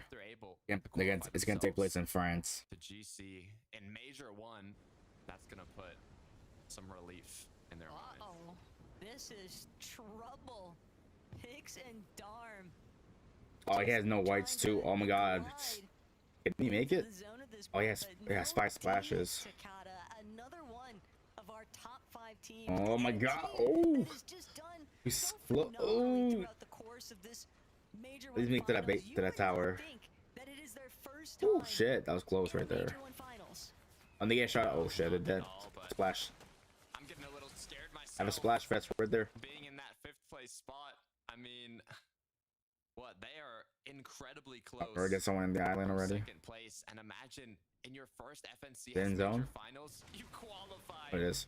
To the global there you go. championship. That would be unreal for this trio. But it looks like iDrop, Sky, and Scroll are going to be the first ones to Shogun's Arena, and potentially even be able to get the barrels. Try to loot as much as you can. There's a few chests and barrels. But I think the players just try to get everything. So make sure if someone gets to the island, they have nothing. They can't open up or get the shields. Oh, the Shogun's dead already. I just noticed that. To try and be adaptable, be flexible, work around the areas that didn't work out for them, but with iDrop, Sky, and Scroll in control of that Shogun's Medallion potentially, and Shogun's Arena in general, it's going to make things all the more difficult for our teams that are also fighting to maintain their position on the leaderboard. Veno, Vico, and Flixie just trying to stay one step ahead. That one step's all you need if you want to solidify that place. They have such an incredibly strong start to this match. All that's left is closing it out. They can't get too greedy here, as now all they need to do are play these rotations, play these zones, and looking at Mr. Savage, Panzer, and Mongrel. There you go. This is a trio that's constantly went for that. And 6th place. I think they can make globals. The trio after them that has ended up securing height from them and finishing off the match. So hopefully this time around they'll be able to take it at the correct time. But just from the blink of an eye, we look at Mongrel's trio for a second, and Veno gets eliminated. Holy shit. Flixie once again to play this out as a duo. This is such a tragedy. In the middle of 5th zone here as well, Flixie, Vico, they'd have a really tough time trying to make any sort of reboot opportunities, but they can't even think about that just yet. They're still being held. PotisEye, X-Squeeze, they're not trying to give them any sort of wiggle room. PotisEye, in fact, already starting to just run down Vico and Flixie. Doesn't want to even allow them the opportunity to try and finish up some heals for their Storm adventure. And Flixie, Vico, they know they're still being chased. Flixie not going to be able to escape, though. Just trail inside of the box. Nowhere left to run. It's all down to Vico. Vico left as a solo now. He's lost Flixie. He's lost Veno. It's all up to him to try and maintain their spot in 1st place. This is an absolute tragedy for the trio, but on the other hand, I know Vanya, Pixie, Marius are licking their lips right now, watching these players fall. It's that opening for all the trios in the top 5 to get closer and closer to first place. One thing Vico does have going for him is that he was well above the search threshold, which we can't say the same for Pix and Darm. And even worse still, they might be caught in between a couple of different teams. And since they're soon to be desperate to get a little bit more surge online, they won't have the luxury of choosing if they want to fight or not. Marvik immediately trying to make his presence known, but Pix doing a great job at pushing back. Playing the defensive here, but even so, is Pix going to be able to clean this one up? The issue is not only cleaning this up, and the two tech. Oh, yeah, shit. But shotgun shots connected. Pix gets He was eliminated. dead either way. Pix trying to pop that med kit and get another trio pushing up. Still trying to see if they could pick off Adesito in the mix, but Adesito with a massive. That's huge. That's a. Elim potential here. Adesito, most importantly, still just not. Let me just say the word massive. I just imagine that picture of Ninja doing this. Yes. His eye wide open. You know. And that's gonna be a perfect pickings for Noah Riley Janice and Chap. Yeah, not only that, a lot of our top trios are going down. I mean, by the second, leaving a little less stress for Vico, but still, even then, Vico has so much pressure for this last match. They've done enough damage where he's still 800 above, has mobility, only 2 charges on that Oni mask though, but has shields, has mats.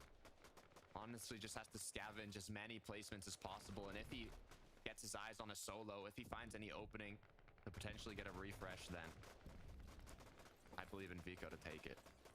Keeping in mind just how much surge he had at the starting point, it is so heartbreaking to know that if his teammates were just alive with him still. But Vico, he's got to be real careful about where he's boxed up at. Another team might have recognized the fact that he is currently in a solo situation. Malabuka, Ping, and Walks also taking good note. Teamed up in their surge bases above, but Malabuka without a Void Oni mask, only this Kinetic Blade to work with. Makes sense that they're trying to be first to claim some elevated positionings, because Malabuka would definitely like to find an elimination, find a player to take a Void Oni mask from. Just give them that south pull. Give them that south pull. And that's all they need to close this one out. But on the contrary, whatever trio is able to get on that mountain that Ping was looking at could also be a prime position here. The good news for Malabuka, Ping, and Walks, though, is they have more than enough vision to tag every single trio that's going to try and rotate in here. As another healthy trio is going to be Mr. Savage, Hands, or Mongrel, but even though you're healthy, you might not be good on Surge, just 96 above. As now players are going to start looking more aggressively for tags. They could quickly get dropped below, as Savage knows this, and now he has to find some. Not only that, but with the way that the zone is pulling up onto elevation like the mountain range, having only a Typhoon Blade, it's going to be very difficult terrain for Savage to actually charge his way upwards through. So he's going to have to be very cautious with how he proceeds once they actually leave their current base situation. And if Panzer and Mongrel can't provide those necessary cover fire, oh shit. Oh, this is, they got beam. Vico already experiencing the woes of that. So many eyes are on Vico, not only getting cracked, just doing what he can to make his way back into zone. All the pressure is on his shoulders. 17 builds left. It's all wood. Even more of a reason for all the other players in the lobby to keep focusing you. They know you must be low on materials. As now just 1 build left in the dream. Vico. Oh shit. Venno, Flixie, Oh, it's a. Oh, this team's the first C. You can't play catch up. They were only ahead by 100 points. Oh shit. This is Savage. Yeah, damn, it's a slaughterfest. No friend to any of our current teams trying to break through. Sky taken out. Malabuka Walks and Ping on the other end of it. Shogun's medallion potentially in their hands now. Whether or not they're able to clean up that trio successfully, they do have 3 eliminations in total, but The Slaughterfest. Good. The top 10. Damn. This is the second to last I want game. to know where Vanya is. I need to know how healthy they're looking, as Taste and Chicho Trulex are going to be the ones up above. But I believe the only trios in the top 5 is Malibuka's trio, is Vanya's trio, and they're looking quite healthy as well. It's all or nothing for this trio now to set themselves up for the last match. Vanya knows it. He's spotted out the fact that Shark alone, but not going to be able to commit to it just yet. Don't want to leave their perch position. No real reason to either. They know Ultimate Height, Trulex, Taste, and Chicho watching their every move. They're just trying to punish those who are split from their teams.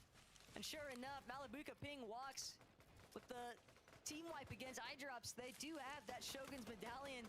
They will be able to try and make good work of it. Also a healthy amount of material here from Malibuka, practically cap mats. The difference between Malibuka's trio and Vanyak's trio going into this game was just 1 elimination, less than an elimination in terms of points, both neck to neck. As we look at Gripey, Rizoy, and Noms taking a good elevated position here. Edge of Storm now, as the zone even pulled towards them. Potential to try and take height here. Taste and Chicho Trulex, they've lost it as they're down below now. Tayson, Trulex, and Chicho, though. This is a huge moment potentially for Trulex specifically. We're talking about somebody who had back-to-back 3rd place finishes at Global Championships and now struggling to even carve his way into that top 5. Rizoy and Noms also trying to catapult themselves to frontside height, but Malibuka, he's found Nathan. He's got the knock. Should be able to collect the body loot as well, and just continuing to really just assert full dominance on this mid-ground layer. Ravage every player in sight. They have more than enough materials, and the issue is Vanya, Pixie, Marius, they are incredibly low. It's only Wood left over for Vanya. He's got 8 builds, and the other trio holding that top 5 is looking more than healthy. Vanya, Pixie, Marius, they need to find a solid refresh. And Vanya, though, just trying to commit to an area where he'll be able to find somebody running underneath his builds, hopefully. But Malibuka, he's taking notice of height yet again, just barely managing to prevent themselves from getting chopped out entirely. Malibuka, though, he's not content to wait. Marius as well, also looking to try and make that same tackle for height, looking to bring down other players, and Shark gonna be one of the first.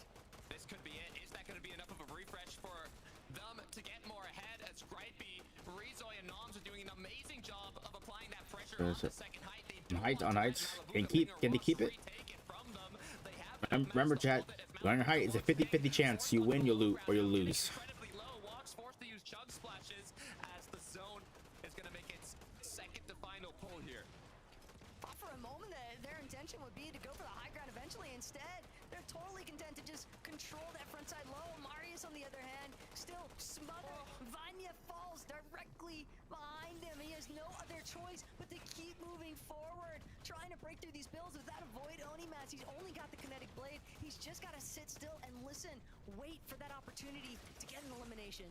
Still so many placements to be made. Malibuka is cracked, trying to get back into zone. Dropped to just 29 HP. Gets knocked down onto his knees as it's all up to his duo now. Marius left alone as a solo. Oh shit. Absolutely beamed out of the sky. Goodbye. Walks now playing it as a duo. And Ping and Walks as well from the low ground. They're fully aware of the fact that they don't have a real way to try and challenge for height, so to say. Right now, they're even focused on just trying to stay alive in general. Ping does have that Shogun's medallion. All he has to do is sprint. He's running around, trying to get as much momentum as possible, hoping that nobody scouts him out just yet. Gonna even drop that medallion the moment that he realizes he couldn't hold on to it any longer. Walks, though, won't be able to pick up anything after the fact. Got the medallion, but got it eliminated shortly after as Gripey, Rizoy, Noms want to close this one out. There is a full trio. It's Tayson down below that want to put a stop to the high ground chaos, but Rizoy isn't going to let that one slide as he drops down, and he's looking to get fraggy. Catchery as well, directly underneath where Chicho currently sits. But Gripe, Rizoy, Noms with this control of Takata. They've got the real star-studded seat to close this one out. I see Nako down below, though. This is a match that means everything to them. They haven't been able to make it too far in these end games, but as they try and Oh, 3v2. putting an end to it, Rizoi Noms just one more Oh shot shit! All right. connected, and they close out Grippy, this match, Razi, and taking Noms. down Nako and taking home that victory royale. A hard-earned lobby finish there as well from Grippe's team. I can respect the celebration in that webcam as well. It was not easy necessarily, Takata, especially when we think about some of the teams that were also looking to break their way through those elevation shifts, but maintaining that high position, just ultimately proving to be too good. Yeah, I mean, that's gonna boost them up the leaderboard. They were in the mid-section going into this match, I believe in 19th place. So now with that victory royale, hopefully it bumps them up enough spots. But I'm also thinking in the back of my head, you know, the last trios that were up in the top 5, we got Vanya's trio, Malabuka's trio. They were 3-point difference getting into this match. How much is that going to change now that both of them made it to the end game after the other top 5 trios had gone Yeah, this is their first one from the new trio. questions I have, Taco, but there's only 3 people that can answer them. So Frankie, take it away.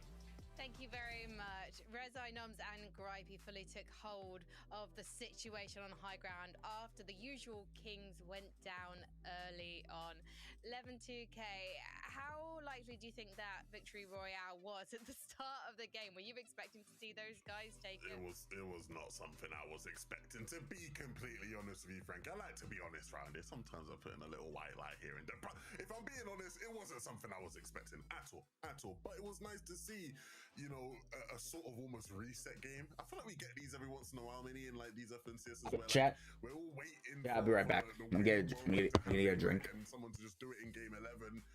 And then, you know, everything goes out the water and we actually now get the close game 12 we've been wanting. So big thank you to Noms, Rizoi and Grippe for providing us that. I've already been bigging up Grippe a lot this season because he's, you know, doing great things outside of competitive in the world of UEFN and whatnot. But thank you. You have saved this grands for me.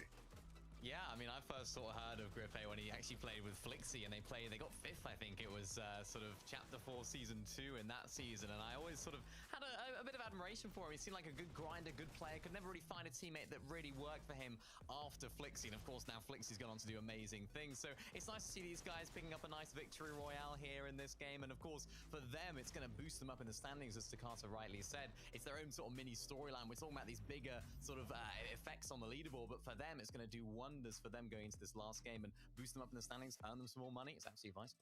It's also, I guess, a good morale booster for them in terms of thinking about what they want to do going into Season 2.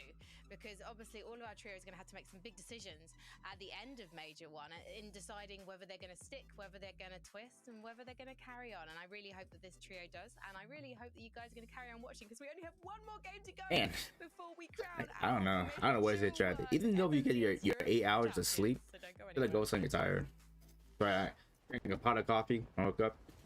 Now I'm gonna need some extra caffeine. The extra caffeine fuel.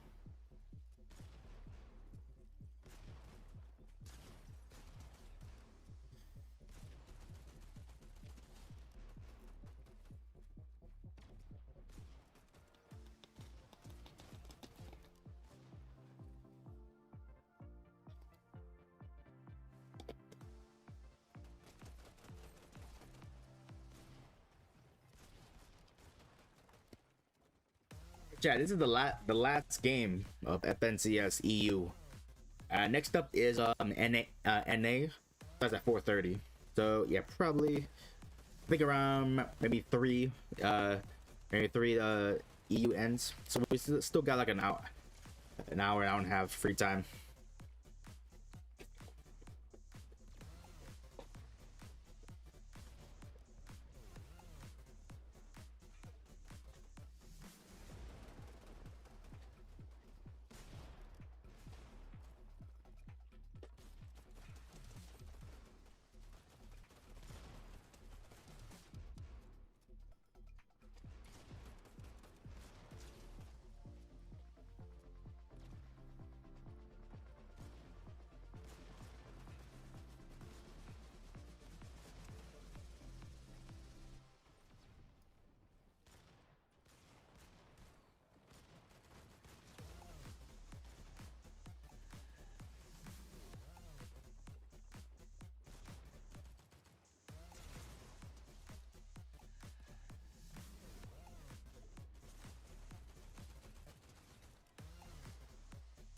Okay, so after the 11th game, Vico's trio 665 points, Malapuka's trio 622 points, Banyak's trio 602 points, and Quizzy's trio 568 points.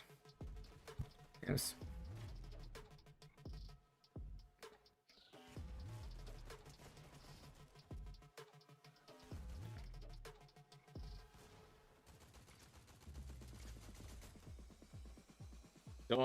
So yeah, so Venom, Vigo's trio has only had like a 40, like close to a 40 point lead. I think it was 100 before.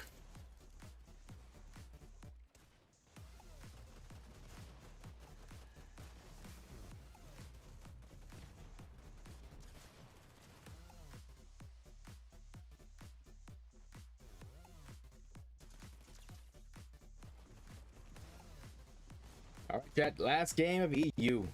Let's see. We're gonna take that first play. Who's gonna win this last game?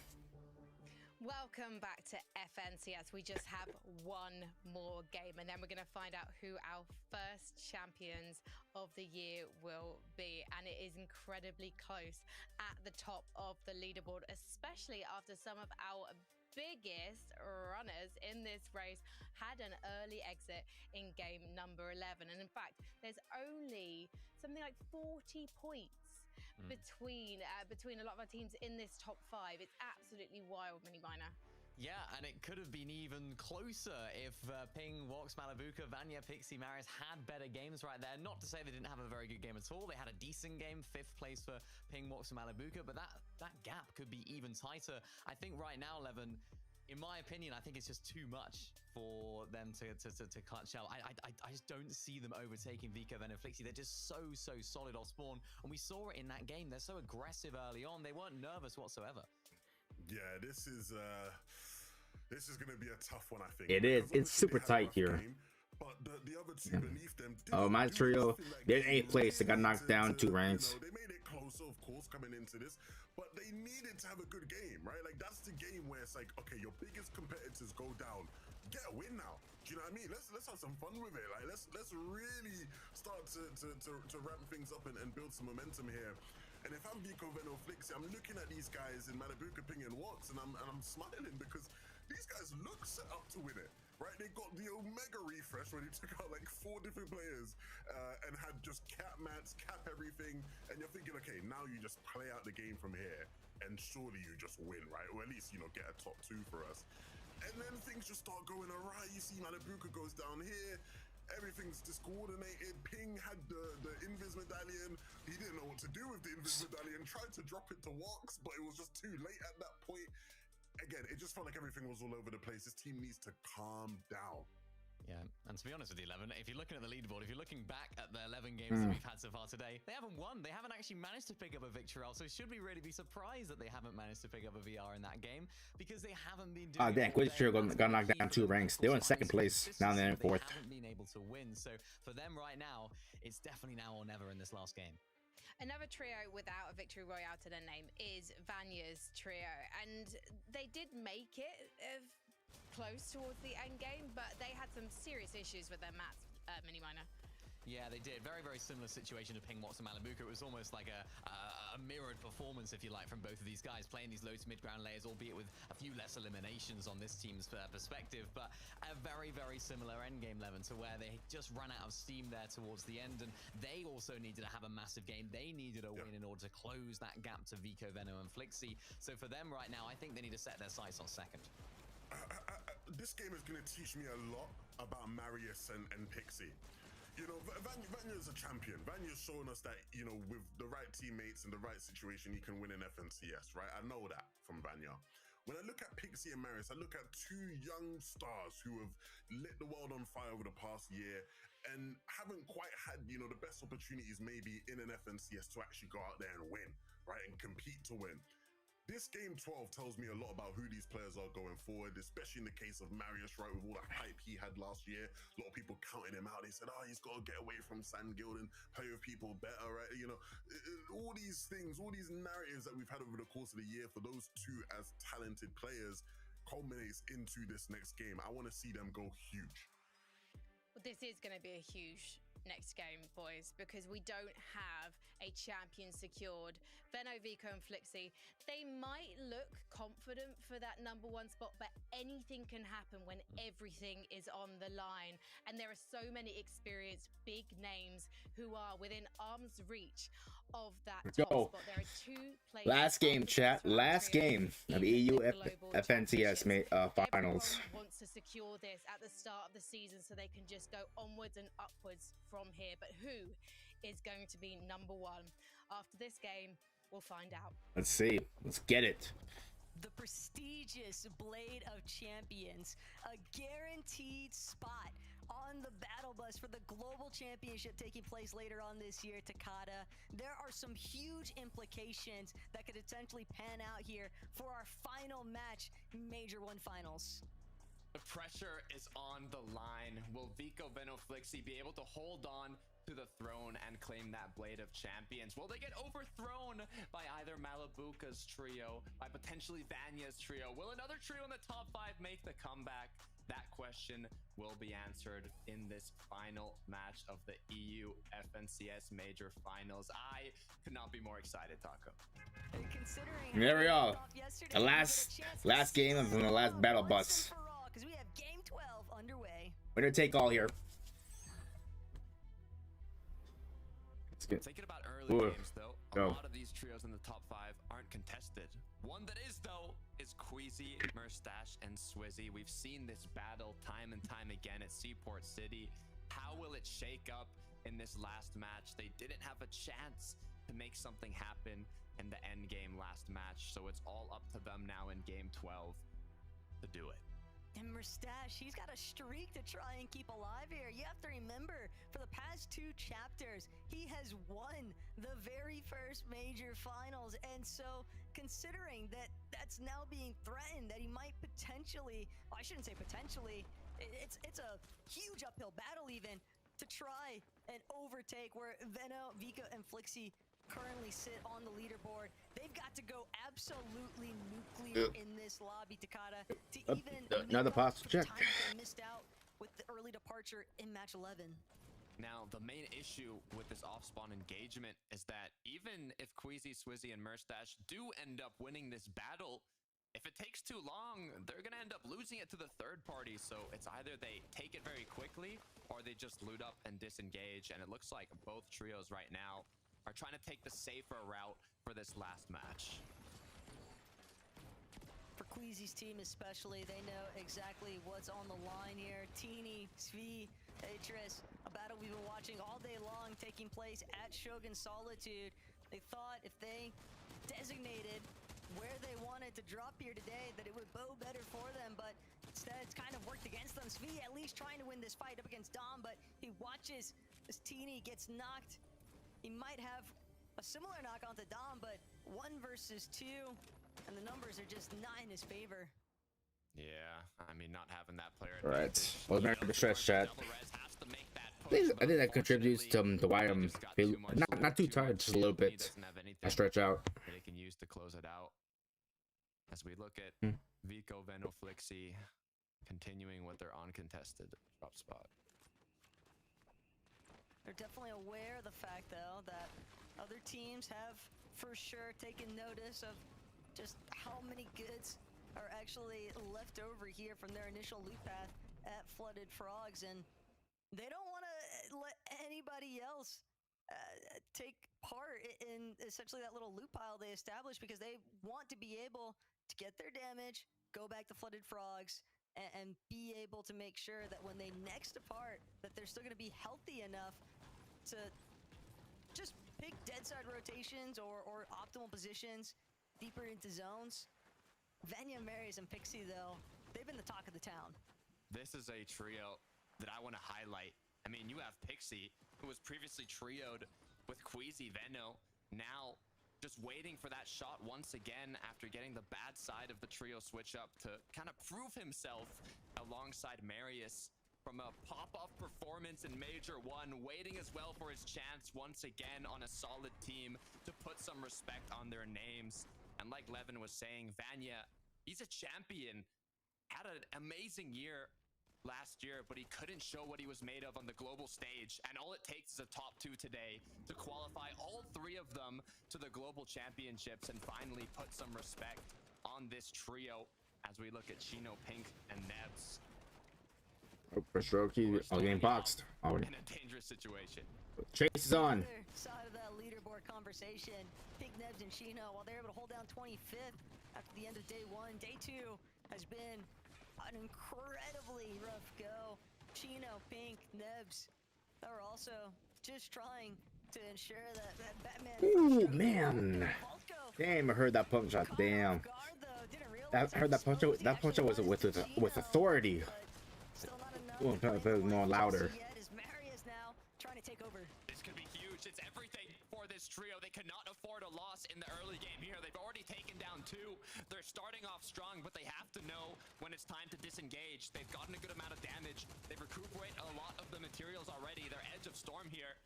The more time this fight takes, the riskier it gets, but Pixie might have just found one more. Goes for the edit. It is a duo, though. You don't want to get double pumped here. Frozy's gonna cause Marius to reconsider this approach, but Artis might get the better end of this exchange. Only momentarily, though. Marius, known for being such a heavy fragger, and Pixie with a huge knock, but he loses his shield in the process. Artis might just try to Xing his way through, but it's not gonna cut it just yet. Marius also with the backup calls, just in case. Might not even be necessary. This engagement for Artis trio just falling apart. This is everything for this trio, though. They now have 4 eliminations. They've started off with more than enough damage and freedom to play for that end game. Veno, Vico, Flixie, though, all eyes were on them coming into this event. Favorites in terms of taking home this championship. They're in the first place spot. Okay. This is Moneymaker's trio. Even if it's just a decent match, second place is too close for comfort.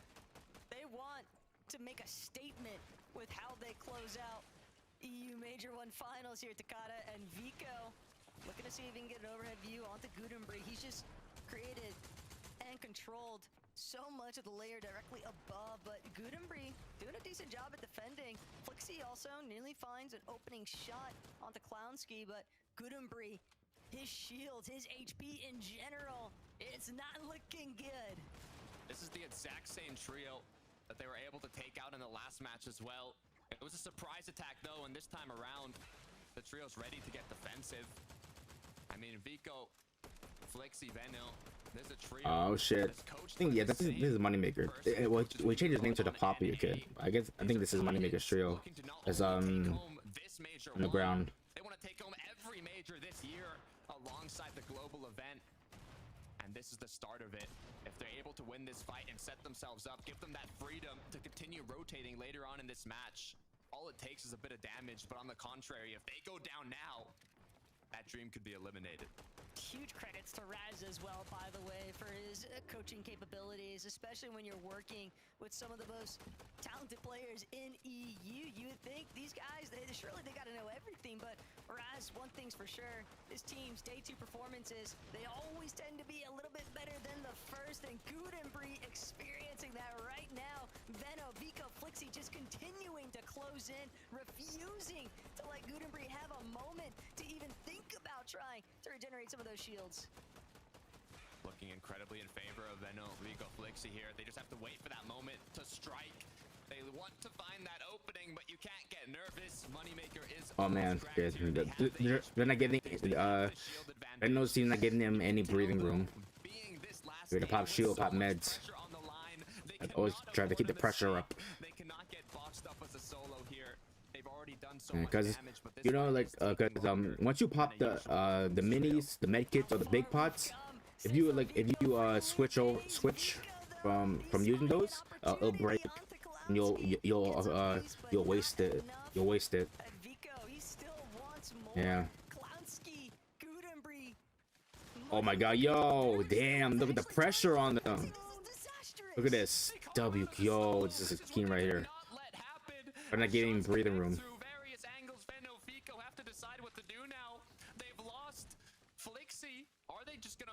Oh shit, damn. Okay, so the other trio, are bought some time. This could be lethal. Yeah, I really thought the Venom trio was gonna get that the other trio. They just the way the pressure, the keying.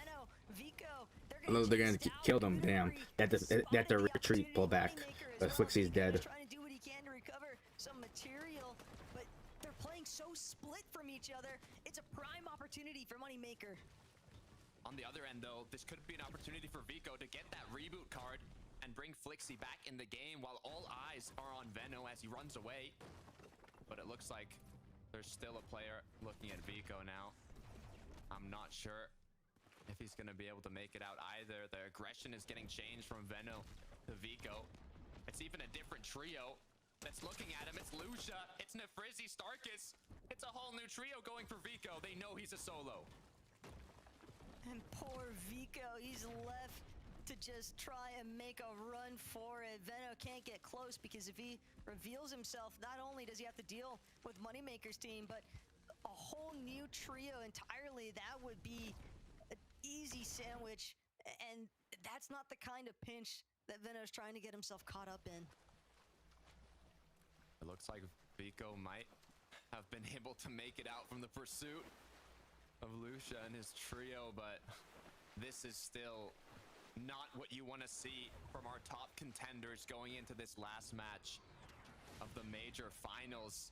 Fully split up from each other, one man down, now have to get the reboot and bring themselves back into the match. The good news is, though, it looks like they got out of the aggression so far. They'll have a bit of time to potentially bring Flixie back in and look for that comeback.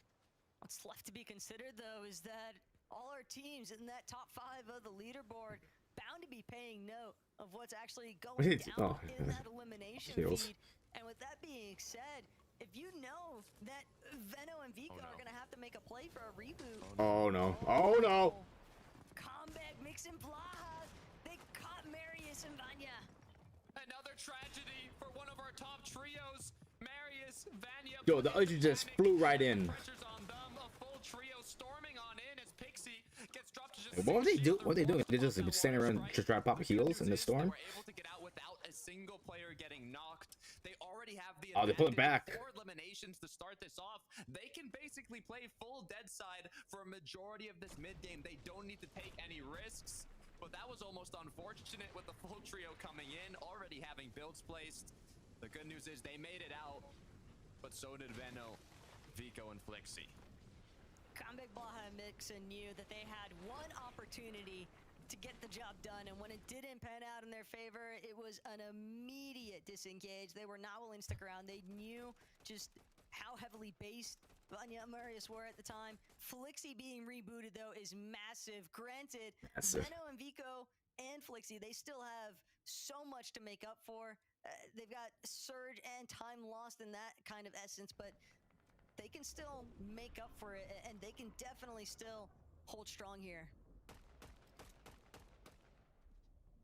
Malabuka walks and Ping walks after day 1 of these major finals.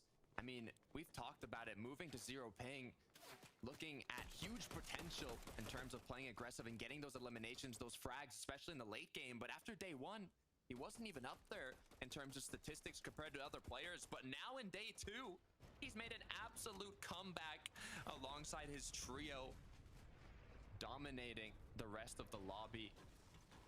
Can they bring that forwards through this last endgame when it matters the most? As we look back at Swizzy, Queasy, and Murstache, they made it out of Seaport this time, but not without any eliminations. Oh, Malabuka, this is a problem, Panzer. Recognizing the fact this is a weakened player, I'm going to go ahead and charge right through. Oh, there's like a raging bull. From Ping and Walks, they're going to be able to save Malabuka for the time being. Malabuka might even have the chance to escape. I take that back. Savage going to shut that dream down immediately. Travesty strikes. Second place going into this match. Malabuka gets taken out, leaving it to Walks and Ping. We were just talking about how much value these fraggers were able to get in the late game, but now with Malabuka gone down, Another of our top trios forced to play it out slower. Vico, Veno, Flixi had kind of the fortunate aspect of it being done so early that they did have that opportunity to get a quick reboot, but now Ping and Wox, it's going to be a lot more difficult for them. Queasy, Swizzy, and Murstache, though, they've been trying to set up base on this mountain span next to brutal boxcars, and Lushi, Monet, Loki, they're not looking to let this real estate go for free by any means, but Swizzy still has a good scope of the entire lobby. Murstache also trying to keep other teams in check, trying to prevent them from getting involved in their current exchange. Trying to decide what's next for this trio. They have so many opponents in the surrounding areas. They're able to just kind of take shots at the players not only already boxed up, but the ones surrounding them.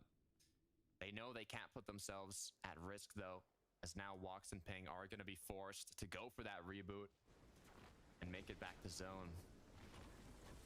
They don't have any other options here, but the problem is that this is going to take so long. And not only that, but you could see what Ping and Wox are fighting for in the first place. Their very first FNCS title to come this close, and then watch it just slip through the cracks. Of them going into this match. Okay, so yeah, solo cash cups tomorrow. I'm definitely gonna play those. Have that chance Nice. to qualify FNCS for the and World solo. Championship and potentially even just take this tournament down themselves and really show what they're capable of.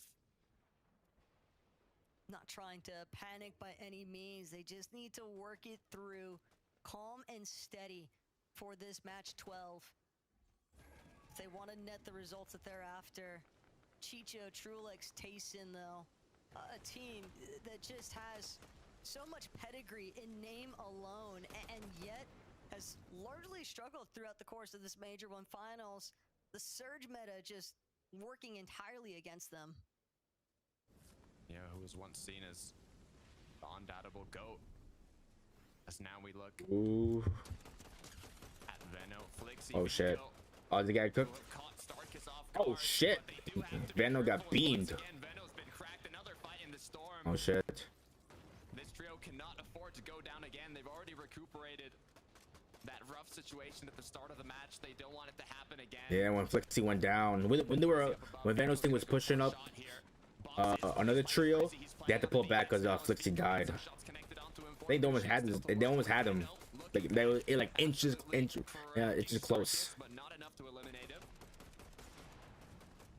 Oh, it's just one. Okay, one player. Flixi knows that he's got Rakuzan in his Oh, sights, and finally Veno is gonna get the finishing tag there. Big elimination onto Rakuzan. That's just going to extend.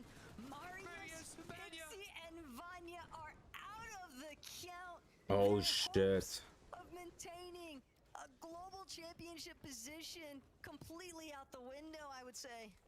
Going into this match in third place, getting knocked out. You won't see them globals, huh? The second and first place trio. You can see the second place one, Malibuca Ping Wox, still looking healthy. And heartbreaking finish for Vanya, but that much more motivation for these next tournaments. They already proved that they can get this close. All that's left is to finish it off in the upcoming majors. For now, the eyes are on Malibuca Ping Wox, Vico, Veno, Flixi. All these trios that are still in the match, looking to make something happen. Several different teams, though. Malibuca Ping Wox, they want nothing to do with it. Shark and Jew, kind of just directly next to them, but all these TPs flying forward, bound to draw some attention from the team that's still up on Shogun's arena. Granted, Malibuca just trying to make quick work of it, doesn't want to stick around to find out what might happen next. Rift Island doesn't close inside of the zone here as Malibuca takes some shots rotating on in. But the focus for a lot of these trios is just to get in zone, but you gotta be careful on these rotates. Wox Yeah. gets Watching knocked every down. corner of His your, team of your doing side, what bro. they can to build on now and Damn. keep him up. Small Fry's getting dropped the double. Revive coming through, and I think I can hold my breath a little longer. The match is not over for Malibuca Ping and Wox yet.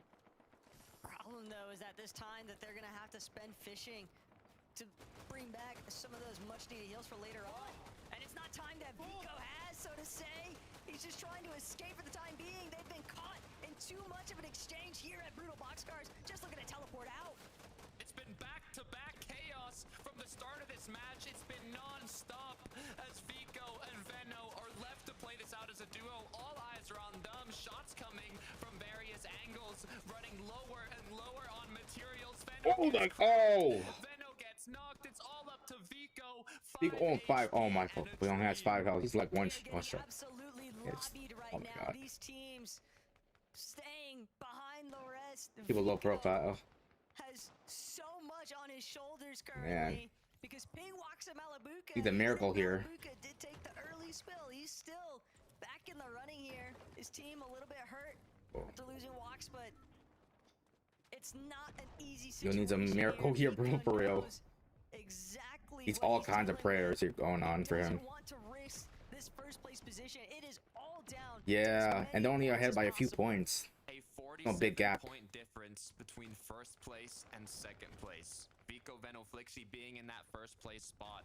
If they get eliminated right now, that will be all. I think. Well, I think they do they're gonna make globals. I think they want to make, of course. They want to maintain the title of first place. I know it's not like if you get like second place, you're still doing good and still going to globals. But it's just the for the title of their first place. You know, it's like, oh, I got first place. It's like I think it's all about bragging rights. That's it. Yeah, for real. Oh, Vico's dead. Do they lose? Did the trio lose their first place on the top 10? This is tragic. Ping now not only has to clutch it out as a solo, but even if Vico ends up going down, which he did, now he has to get more than 40 points just by himself in this late game. If this happens, we might be witnessing one of the greatest solo clutches in Fortnite history.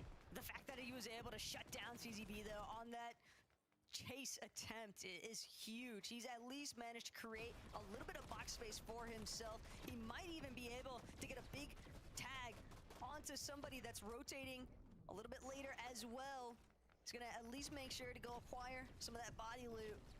But interesting that he's opting to hold on to the Fury as opposed to the Hollow. He probably just wants to, he knows he needs to just be as aggressive as possible. The higher firepower is just gonna bode better for him later on. 47 points, Taco. 47 points is what Ping has to clutch up as a solo right now. As he could get some potential mats here from Shakeoff. It's still 8th zone. So many more placements to be made. So many more potential eliminations to get. The issue is, I don't think he has any spare shields.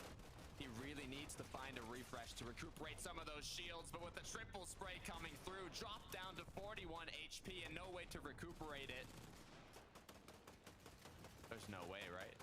He can't even think about it. He's got exclusively wood builds at this point. He's just trying. Oh, he has a few builds to left. make as much box space as possible, but everybody's noticing. Oh my god. These are all I have a boot, builds. man. They're trying to take out this solo. There's no way, right? A desperate attempt. They know. That's why they keep spraying. Desperate measures after all. The reboot ban is an unrealistic opportunity here, though, Takada. He just doesn't have enough material to Yeah, only has like less than like only 100 wood. His teammates would get annihilated out of the sky the second. Oh, we got Quizzy on heights. But in the meantime, the kings of height, Merstash, Swizzy, Queasy, Merstash looking to keep history, taking home all the Major 1 finals on EU. He was able to do it in the past 2 years. Can he do it once again? If they want to make that comeback, they need not only a victory royale, but they need to get double-digit eliminations, high double-digit eliminations to secure that as Ping continues with his solo clutch. They also need Ping to just be eliminated already. What's this guy got? He has zero Yeah. business, still staying alive. First moving Yep, zone, yep. just trying Try to to kill run through Clutch these just to previous see. builds, hope nobody notices him. Be amazing clutch he could pull it up by himself. Just gather whatever gets Only has him money. 41 health. As he No whites, no continues shield, to no bring shield. these builds on the low ground, Takada, it is a miracle. No, he just goes scavenger hunting here. He is one bump shot away from being eliminated. The other thing to keep in mind is that even if he's not able to take that first place spot, if he can Ah, I got some back. second, it might be enough to solidify themselves a spot in the global championship. But Ping goes down. If Merstash, Queasy and Swizzy are able to win this game, it could at least put them in second place spot to qualify them to the global championship. But if they're able to get enough eliminations, it might just be possible to take that first place spot. They've already started the process as well. 2 eliminations on Swizzy, but Merstash, he's just got to get up close and personal. He's got to start building up these elims. He's been building so many up to this stage. Kide, gonna be another one claimed here. That's 4 more on the board potentially if he can finish them off. And there is such a mess taking place in this secondary height. Swizzy also getting involved. They have to play aggressive, and they know this. That's why Merstash Swizzy are going straight down. There we go. For these eliminations. Heights. Did they win this? Let's see. At the global championship, they want that Blade of Champions. They want to take it all the way home and continue. 50%, 50-50 on who if you win or lose on height. Just chop them out if anything. The way that the zone is pulling over the hill, but Queasy, he's gonna find himself in the victim seat. Oh, Queasy's down. He's been knocked. Swizzy, Merstash, they're gonna have to run this one as a duo because it's gonna be Nebs and Pink taking over height. Merstash. Oh shit. Oh, dead. Pushing Pink back, but he gets eaten alive in the process. His teammate Swizzy, he's got his back, but for how long? The whole trio goes down. Is it going to be enough to overthrow second place? As Demus, Pix, and Darm might have something to say about I think my trio is out. Pix and Darm, they've quietly been a part of the conversation, but the last couple of lobbies have not been in their favor. Darm, though, with no material, just trying to run around, but he can't buy enough time. Demus still left over, scattering, trying to see if he can pick up any goods that might have been left over from other bodies. Big shots to connect, but he's just causing disaster for other teams that are fully intact. He won't be able to push through.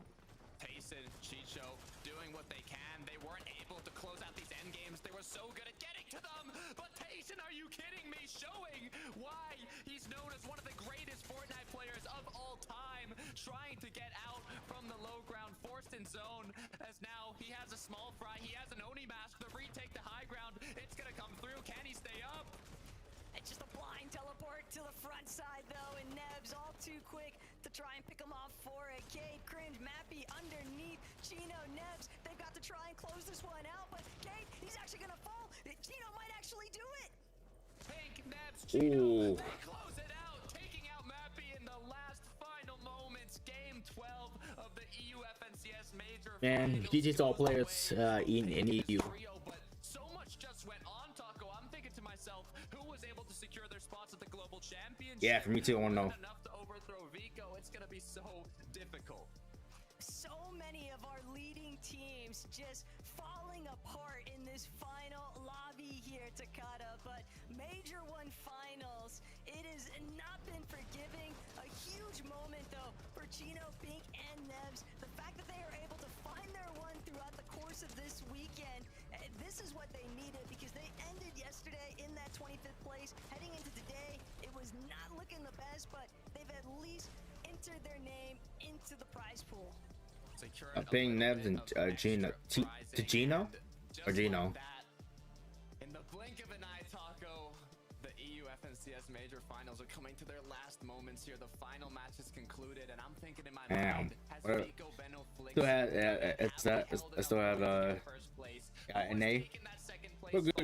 But good EU FNCS. Is it even Demus's trio? There's only 3 people who can tell us this. That's it for me and Taco here in the casting booth. We have to go back to the desk to close out this. Yeah, let's see the top 10 leaderboard. Everyone watching around the world, I am so pleased to announce that your champions of FNCS Europe Major number 1 are Vico, Benno, and Flixie. They won it. Still got first place. An incredible last game. Damn, they maintained their first place hold. Victory royale that we saw at the end from Pink, Nebs, and Tino. Nice of you boys to give us a show at the very end, but also, of course, Benno, Vico, and Flixie. From the moment that we found out that these boys had formed a trio, Levin, it felt like domination was inevitable. And dominate they did. All season long, they were the team to beat. And you can't say they didn't make it entertaining in that last game. But when it mattered the most, they got the job done. Back-to-back FNC yeah, so for Flixie and Vico EU FNCS champions are Flixie, Vino, and Vico. Congrats to them. This Major 1 final proved to be full of so many surprises. There were shocks from so many different areas. Trios that have made their first Major final doing incredibly well. We saw changes in the meta, changes to height, changes to how Island were used. But I think what was not a surprise for so many people was to see these guys picking up so many victory royales, dominating in so many aspects. Going into the weekend, were they going to be contested? So many people had questions about whether they were going to be able to do it because they were looking to be contested, but they weren't. And they played every single game to perfection. It seemed like so many of their games that they had, even if it wasn't ideal for them, they still overcame those problems and still came out victorious. I couldn't be more happy for these guys because they put in so much work and they deserve so much. They continue to change the way we look at the formula for success, right?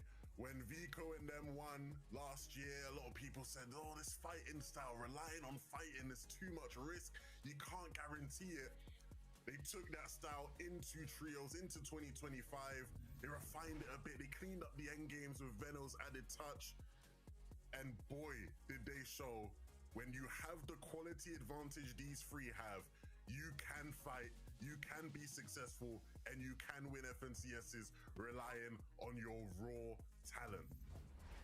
Even if you look back towards the start of Game 12, boys, you can just see what sets these guys apart, because for any other trio to lose one of their fraggers early doors, they would then go down themselves most likely. But the fact that those boys, Veno and Vico, were split up, the fact that they managed to come together, get the reboot, not freak out, not panic when they had multiple trios trying to take them down, is just what sets them apart, and what makes me so excited for the rest of this chapter, because everyone has to step their game up. Everyone has to VOD review these guys now, Mini Miner, and see where they can catch up, because at the moment, these boys, their game is looking watertight. It's looking so good. I mean, that last game right there, although it wasn't to be in the end game, they didn't quite make it there. They didn't quite get those placement points they would have wanted. I think just that individual fight, the showing that that Vico and Veno showed, just to stay alive as a duo, stay together, that is kind of the story of what they've been doing all weekend. The ability to stay alive as a duo, not just rely on the full power of the trio, highlighting the individual excellence of each player when combined is so powerful. And that's exactly what we saw in that last game, and indeed throughout the entire weekend. Should we have a look at the leaderboard and see who else is going to global championship? Yeah, see, he's going to globals. Hopefully my trio. Such a tough top 5, and now we can confirm. Wow. That Let's see. Oh damn. Malibuca have secured their spot. Come September, they're going to be challenging the best of the best at the Fortnite Global Championships. I couldn't be more happy for them. Malibuca's done the back-to-back. Levin, you Still, top 10 still give me a good amount of money. And I mean, there was a reason why they were able to hold on to that number 2 spot. No, these guys, if you had watched them coming into this Major 1 final, they just looked phenomenal. And they showcased that in so many different ways, in terms of just being able to just brute force their way here, right? You see here, just pre-edit plays like this, they were just so devastating to deal with, right? And you look at the talent on the team, you look at Malibuca, one of the greatest players to touch this game. He's, remained relevant at the top level of competitive for so long. And you give him Ping and Wox, who were 2 players last year who, again, showed what they could do on the world stage. I remember after Globals having a conversation with Booga the GOAT, right? And he was speaking so highly of Wox in particular as being a player who just completely popped off and completely shook up the nature of how that Globals lobby played out. And so you really could tell that those guys were on, course for greatness. And I know they won't be happy with how things sort of ended up here, right? They wanted the win. They were so close to the win. But this is a team to watch for the rest of this year. They will be competing for FNCSs all year long. Yeah, we saw that over this weekend, their ability to overcome problems, team contesting them, teams like the French lads of Akira Podesai and Exui's coming on in, trying to contest them. Then, of course, we had Volko's team trying to contest them, teams trying to fight them at their drop spot early game as well, rotating on in. They had so many problems thrown their way, and I think they just overcame it so well over the course of these 12 games, and long may that continue now, sort of extrapolating that across the whole year, because that's exactly what this trio are going to be about. They're going to have these issues, they might have problems that they might need to overcome. But they've proved this weekend that they are a team that will be fighting and they'll be at the top end of the leaderboard for the rest of the year. And just to jump in here with this trio, I think what's really exciting for me is that it's not flawless yet. They haven't brought every single factor of this trio together to really secure those victory royales, to really secure the major title just yet. We've seen their end games could use a bit of work, but we've seen also the fact that they can execute a plan up to that point. And so I love a trio like this. I love to see that progress that they're surely going to make across this year 11. No, I'm really excited about it, right? You know, the journey is going to be a long one to the global championships, but it's one I'm sure they'll be ready for. You know, the passion, the commitment, the grind has been there consistently for these boys. So I look forward to seeing how they evolve and how they, you know, fight back harder next season, right? Because that's what it's all about. Well, let's also talk about some of our other trios that we've seen brilliant things from. I mean, you've got to give props to Mersash, Mini Miner. All weekend, he's just been a joy to behold. Yeah, and that team has been really, I mean, a joy to watch as well. The way that they've been able to play height, you know, again, having issues off spawn, just overcoming them so well. In that last game, of course, Momsy's trio decided just to sort of dip off and try and split, and we saw them do what they do in endgame. Of course, there were some issues, Levin, when it came to some teams contesting them, but all weekend they've shown us how Queasy's still the height king, and if you put him in that situation, there's nobody better than that guy, and of course, that trio now. I mean, only these three could genuinely have you know, seeing them as contenders up until like the last game of FNCS while being cons, you know.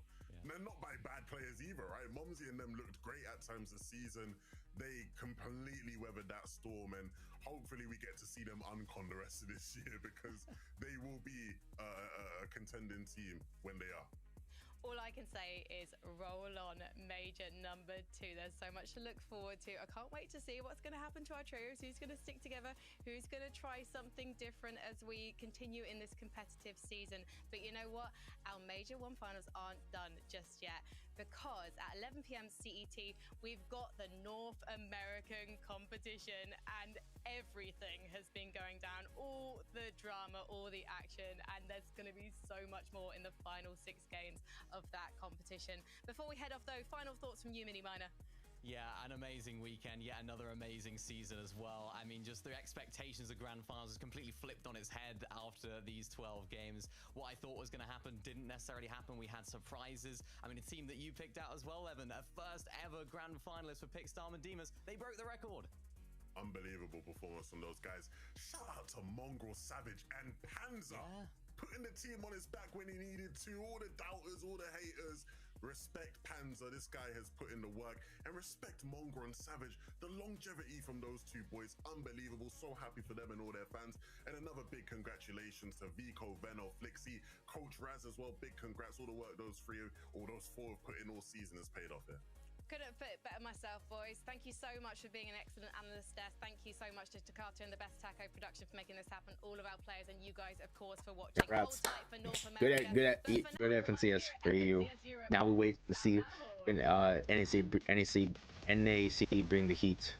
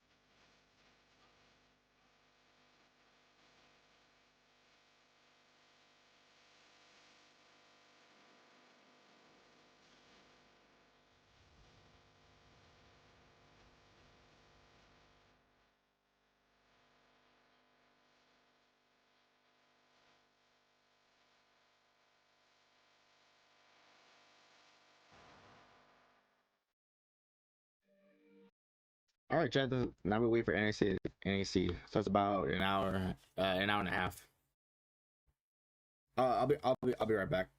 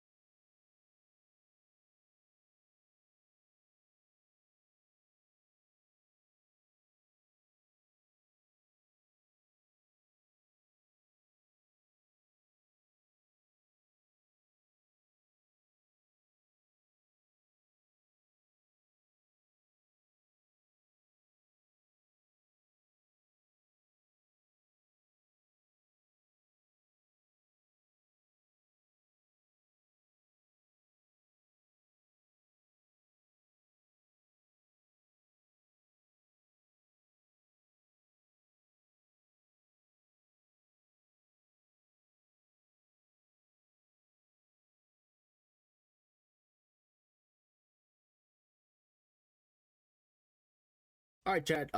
Soon. I'm gonna take a lunch break. Cause I'm getting kind of hungry. So you know, same as usual. As soon as I go on lunch break, I'm gonna put up a video up for y'all to watch. See y'all while I'm off eating. But I'll be back. I'll be back soon for NA FNCS. Yeah, guys. Because you always know I don't like to eat where where my setup is. So because I don't want to ruin anything. I don't want we're getting close to FNCS. I don't want to deal with something I have to clean up. So I eat off stream. I don't eat on stream. I don't eat on stream.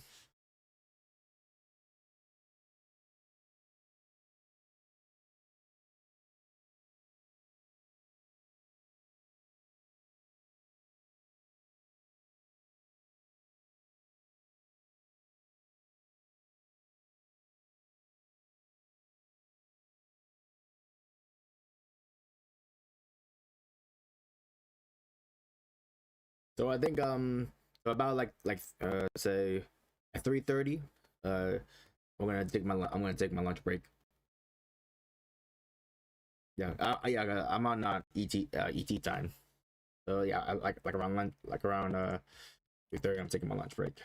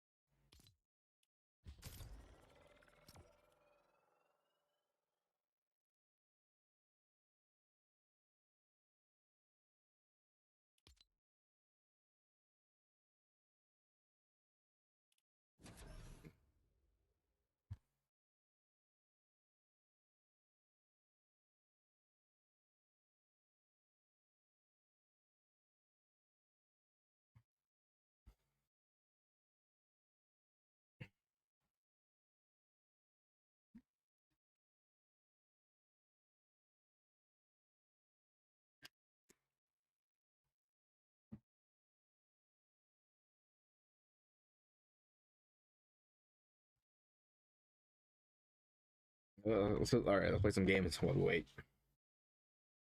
Yeah, same thing. It's around about 4 hours. I expect the same time run for NA. Oh, have to wait. Usually have to wait a little bit. What?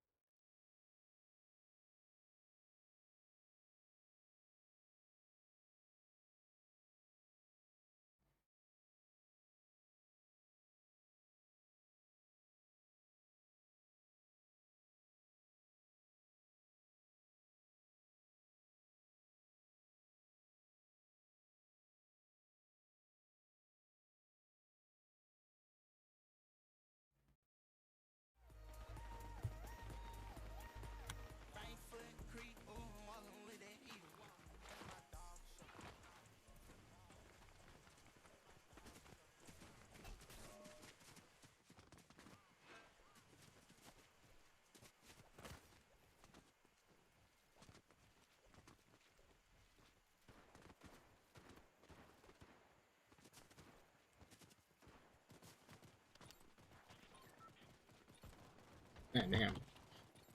I practice there.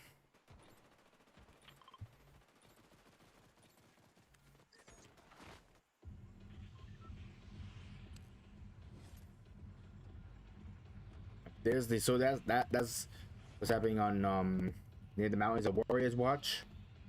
Is that gold ore glow right there? That's what happened after the event yesterday.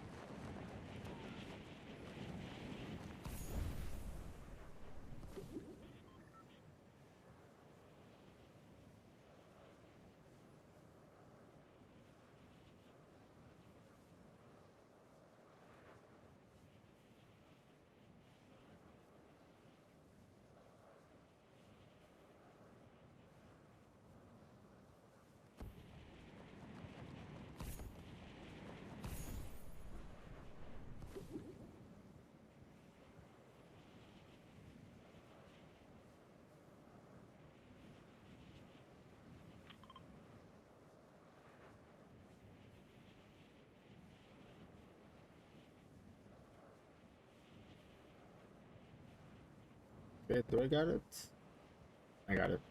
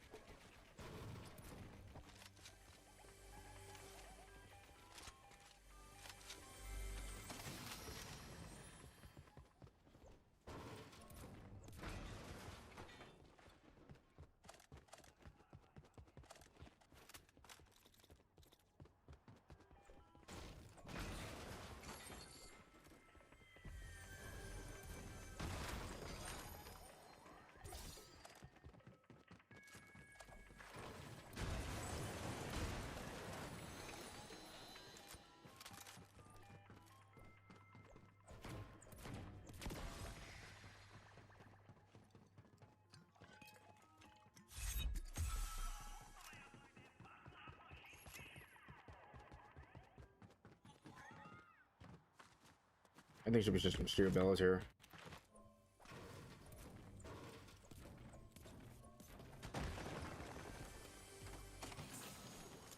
I should be in here, right?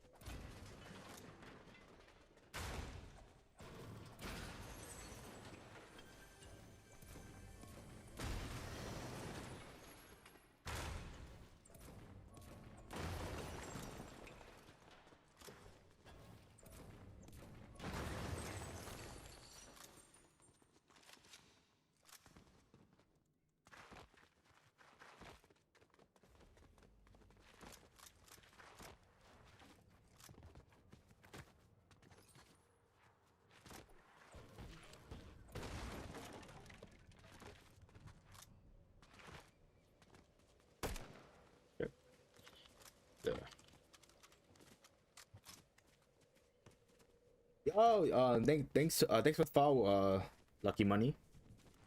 What's up, bro?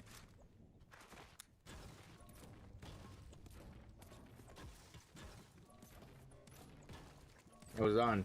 Yeah, I'm playing currently playing some games while I wait for NA FNCS. It starts at 4:30.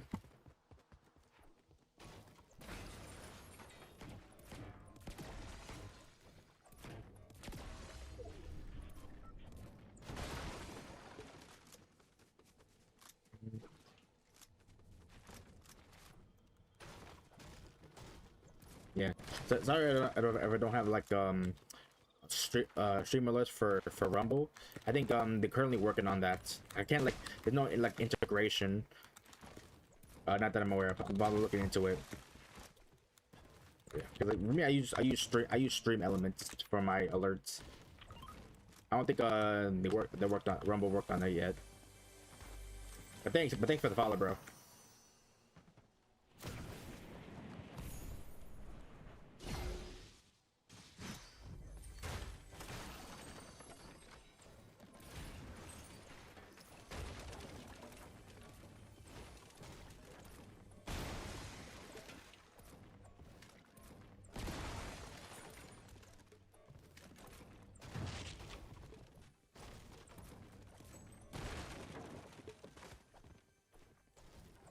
chest up here. Ah, oh my god, chest.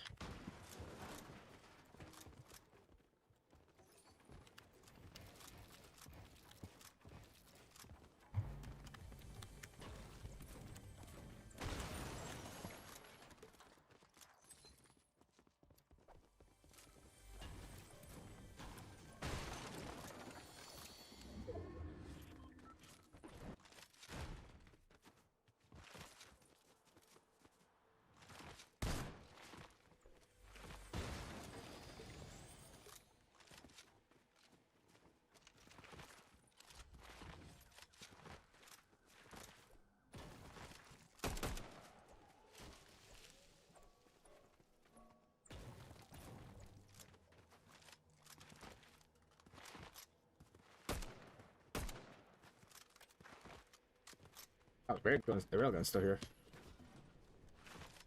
Oh, we haven't got the vault yet.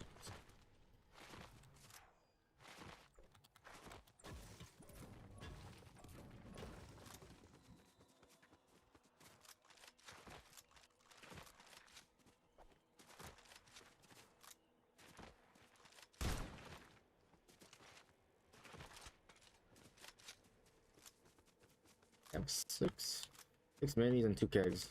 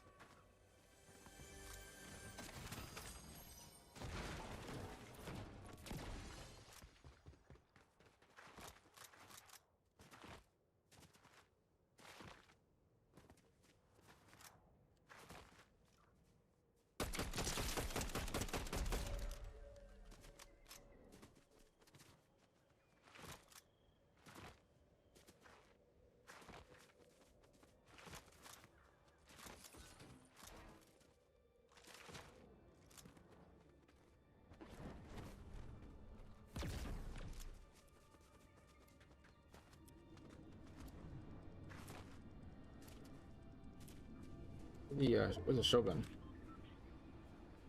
Here, right? Oh, is he underneath right here?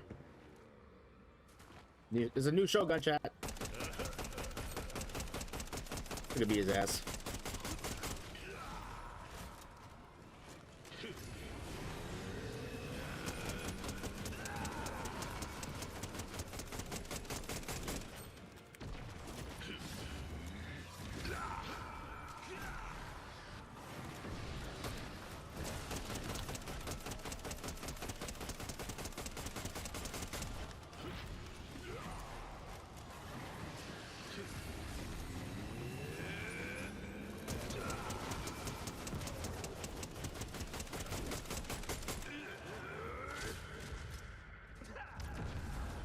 Jeez.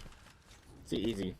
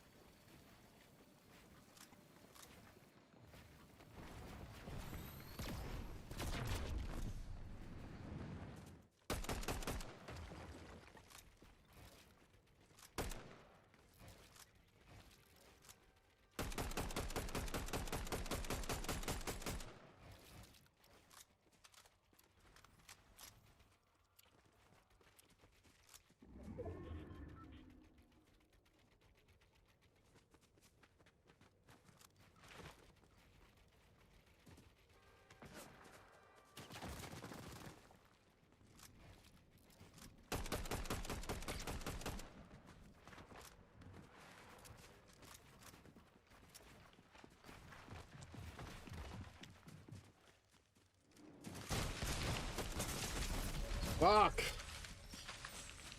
Damn. I just go, damn. That's what my gun row. Fuck, and I also gave him, I had the keg one going on. I'll be right back, chap.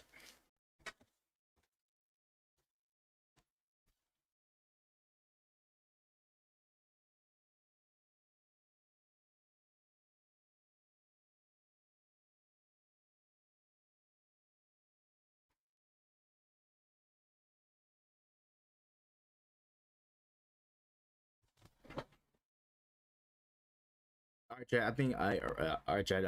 Right now, 3:30. I'm gonna take my lunch break right now. I'm putting a video up so y'all can watch something.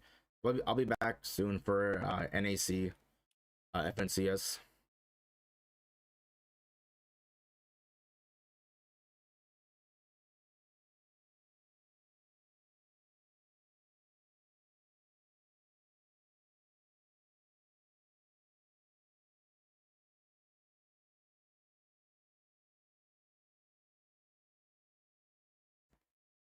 Oh yeah. So right, yeah. Right now, let me put up a video.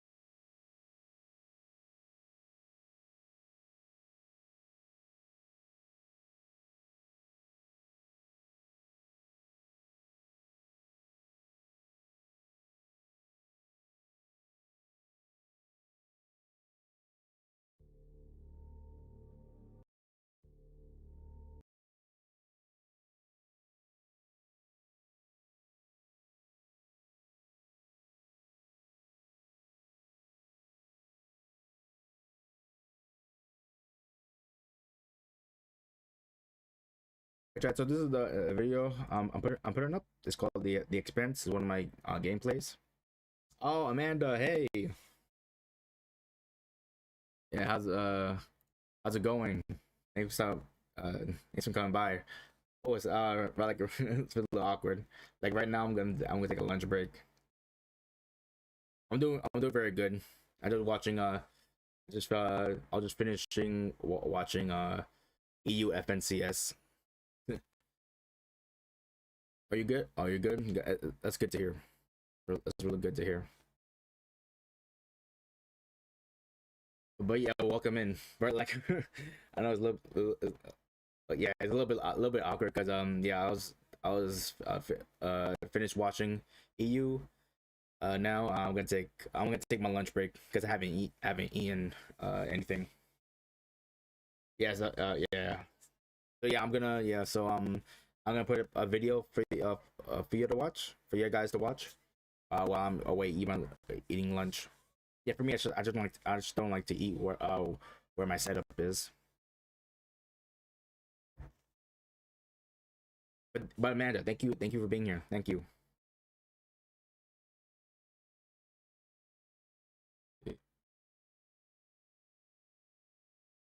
I mean, yeah. Let me just let me just pin this and make sure I'll let people know I'm not active on the stream.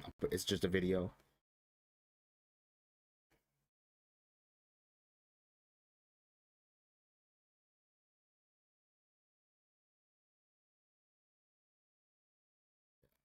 Yeah, I'm just gonna take a quick lunch break while I'm gone, but I'll be back I'll be back soon.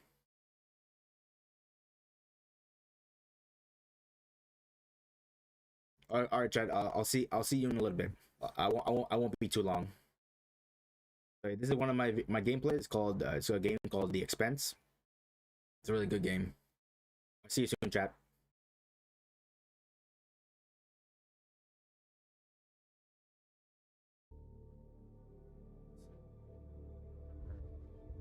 Supplies are dwindling, models.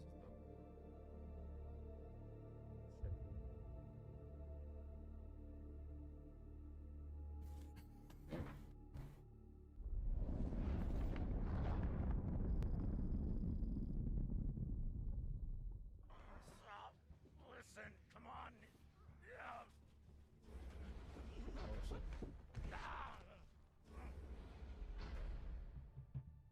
Oh, some guy shot. Listen to me, damn it. Damn it, listen to me.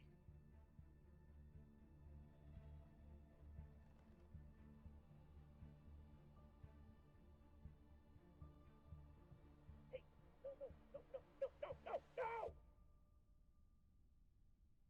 Get that tension. She do it.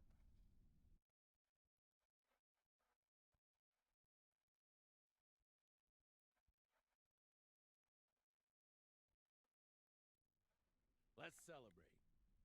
All right. What are we celebrating? Our last mission. Oh, it's like before time. Flashback. I've heard that before. Rewind. This is the one. By the end of the day, all of us are gonna be fucking rich, but mostly you and me.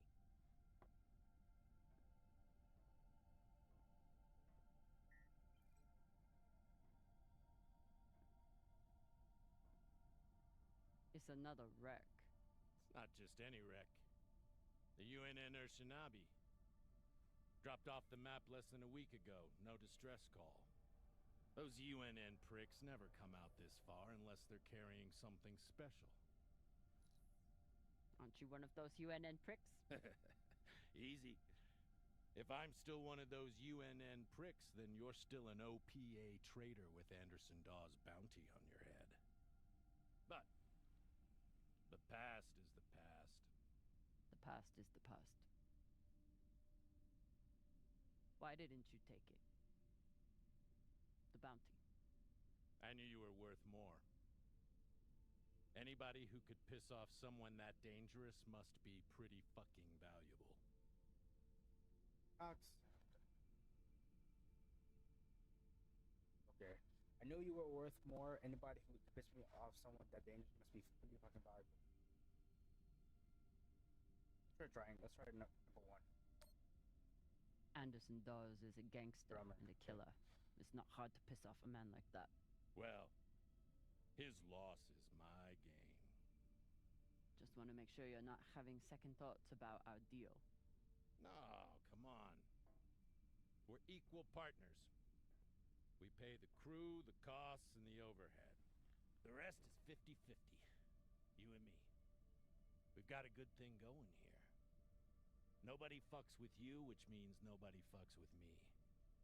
And hell, if this score is what I think it could be, you've got the deal of the century. Now drink.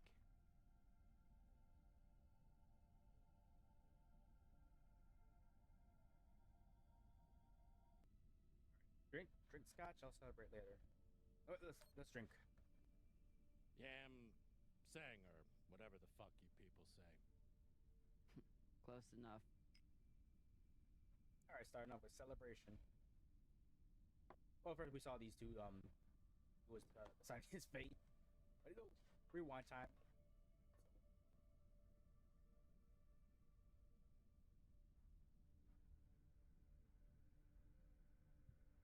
Time to rally the crew for Cox's last mission. I should start by briefing Khan.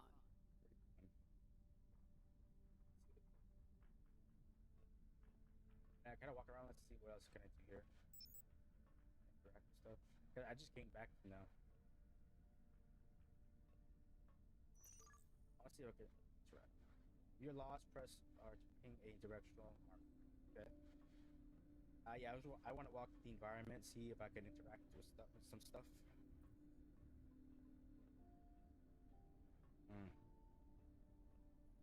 That's good.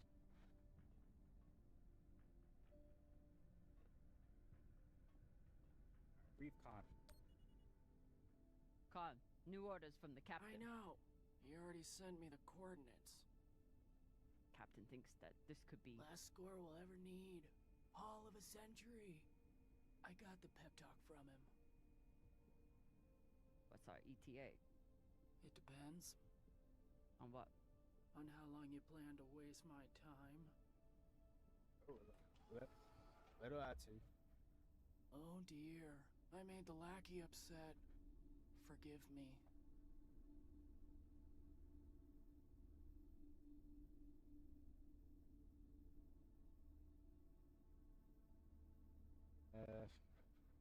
I'll cut with some slack. Fashang Fong, you will bet. I'll break through to you eventually. You want to braid somebody's hair? Go find Maya. I'm busy. We're nearly there. The debris field is massive. It'll take me a minute to navigate. Somebody blew that ship to hell and back. I should check the command console for more information on the Shinobi. Alright. Ooh. Cigar. She's been chewing on that same cigar for weeks. Photos. I assume this is Khan's husband. It's the happiest I've ever seen her.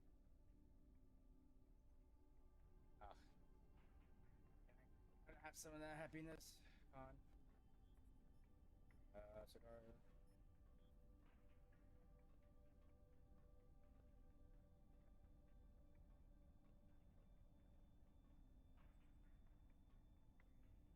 Haven't had to shoot much, but we keep the PDCs fully stocked. Just in case.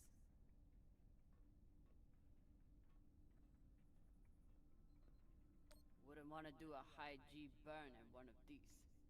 It's bad enough with the juice and the cushy chair.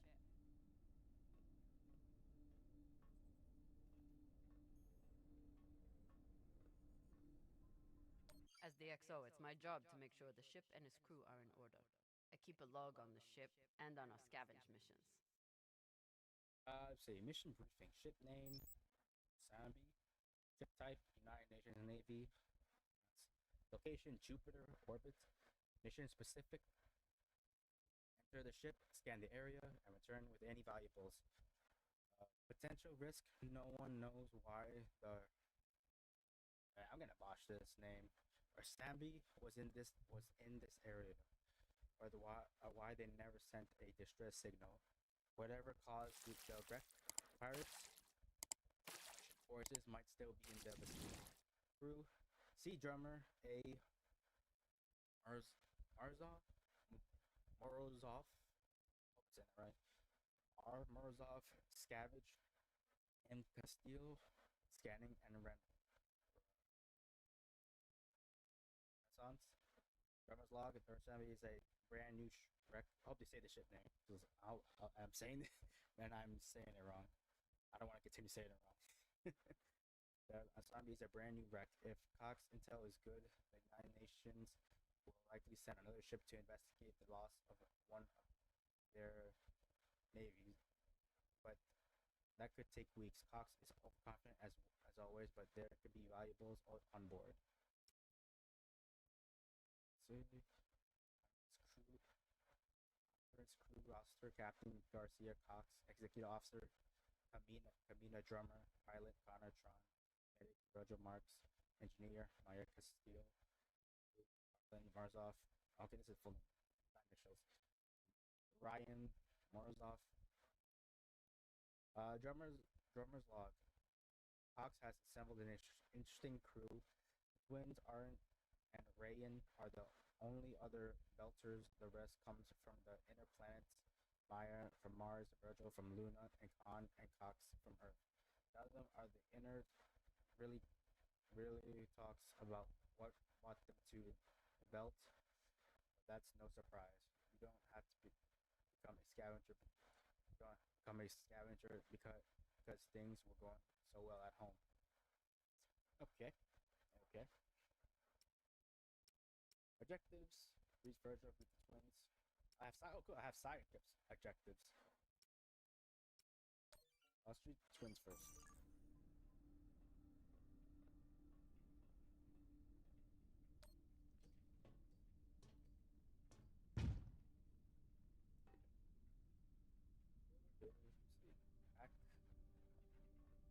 It's time to find the rest of the crew. Oh, I can run faster. Arlen said he put all this away. What was it, 3 days ago? Lazy Gemini. Okay. Crew is slacking off.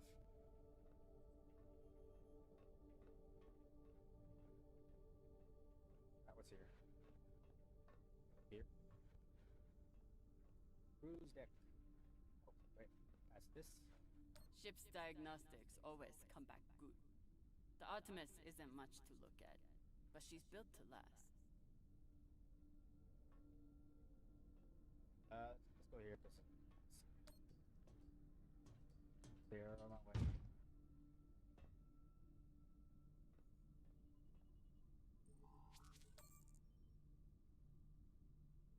Okay, new log unlocked.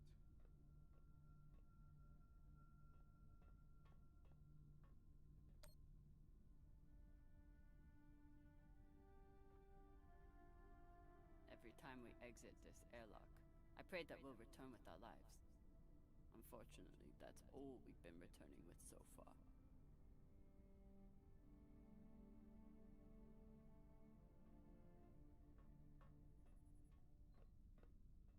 What's here? Aircraft?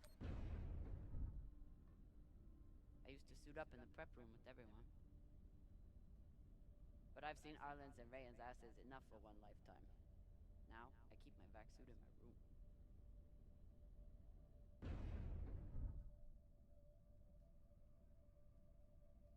Okay, let's see. Came down from there. Tutorial. Get lost. Actually, I'll do it at. I just want to explore. What's here? Ooh, what's here? It's like a boardroom. Start game. I bet she sniffs that box before she goes to bed.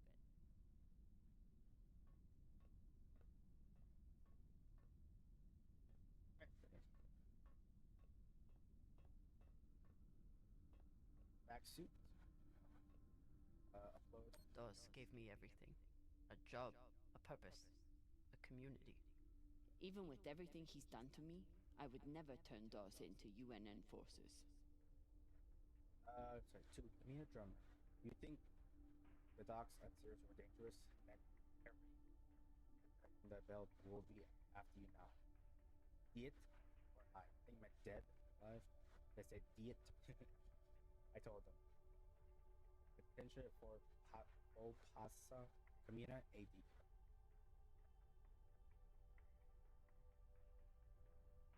Miss Kamina Drummer, our records indicate that you have not returned to your apartment in Herman Square in near 2 months. As such, we surmise that you have left Sirius Station. Your arrest warrant remains in effect. Oh, I have an arrest warrant? Your arrest warrant remains in effect throughout the belt, and if found, you will be returned to Sirius for indictment and incarceration. However, we are prepared to examine charges against you. Find yourself in possession of information regarding Anderson Dawes' whereabouts. If you wish to speak further on this matter, our office is willing to compensate you for your time and commitment to the appropriate affairs of justice on Sirius Station. Regards, Detective Eugenici Cobb, Star Helix Security. Yep. Damn, I have an arrest warrant out already. Damn, starting to get in game armor. People are looking for me. Took every yen I had to get off Ceres without Dawes or Star Helix noticing. Monthly statement for Kamina Drummer. Starting monthly balance. Is that the negative? I mean, a negative? Or negative 43. Balance negative 43. Transaction none. Deposits none. Thank you for being with us. Never had time for dating on Ceres. Now I've got plenty of time and no one to date.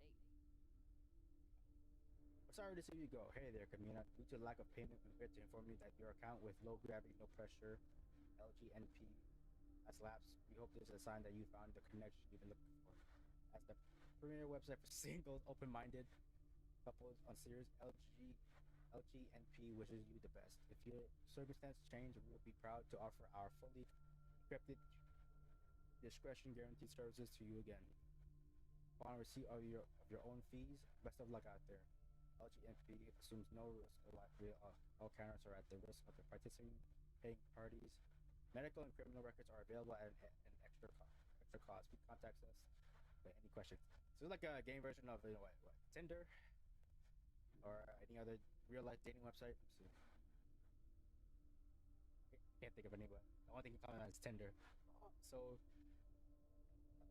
my character Kamina Drummer, so say looking out there, she's giving her rids to others. Is she a player? Yeah, is she a player? I believe she is. A little token of my childhood on Ceres. Each time it gets another crack, it reminds me of that shit heap even more.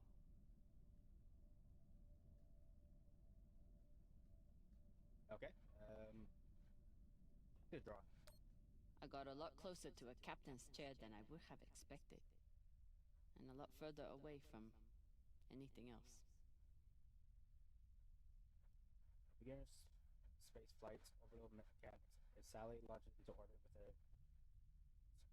free radius of 8,500 kilometers and a quality radius of 12,500 kilometers, completes the attitude love series when Sally has reached 0.90 degrees past. Suit up. I need to finish briefing the rest of my crew before I suit up. Oh, it's my suit. All right. So brief the rest of the crew, then I can suit up. I never thought I'd get along with a Martian Marine. But Maya hates the MCRN almost as much as I do.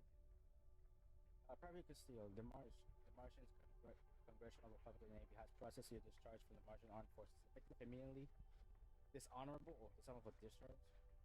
Reasons for your discharge include, but not limited to, insubordination, 2 counts, division of duty, 2 counts, sharing anti-Martian media, literature or sentiment, 2 counts, fraternization, 1 count. CRN does not tolerate divisive behavior in its ranks. In order to prosper, all citizens must work to serve the Republic and advance Martian interests. By failing, the Mars have explained the cause to which billions of Martians have dedicated their lives. Okay, one of my own crew got this on discharge.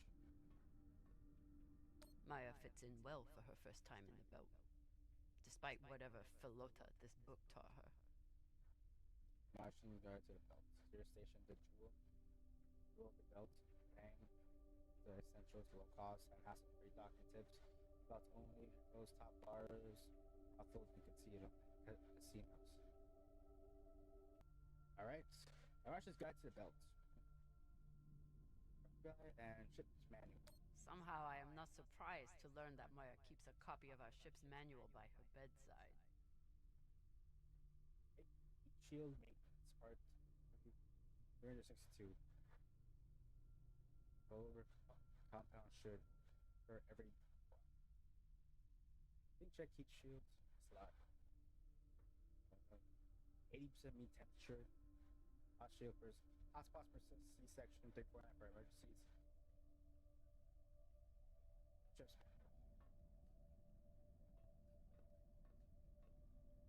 so this is my room. Steel wheels. H on. I bet she sniffs that box before she goes to bed.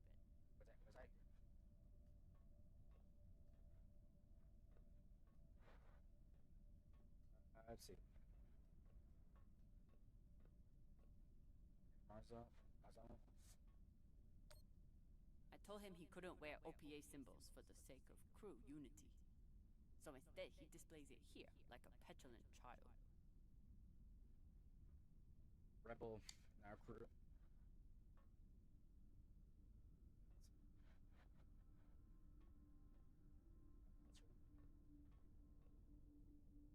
If he doesn't secure that thing before we come out of trust, we'll all be finding pieces in our beds. Again.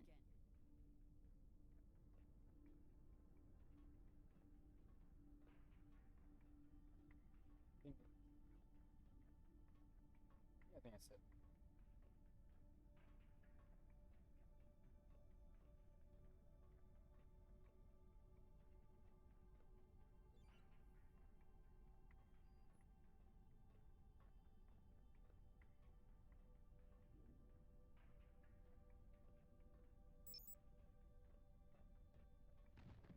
I wonder what angry pilot could have written this. I will find you. What's your excuse this time? You not get enough sleep? You need some aqua caca, huh? Ow! Just let me go. It just fell, okay? What I tell you? Tinsha, you stupid prig! Quit fucking up!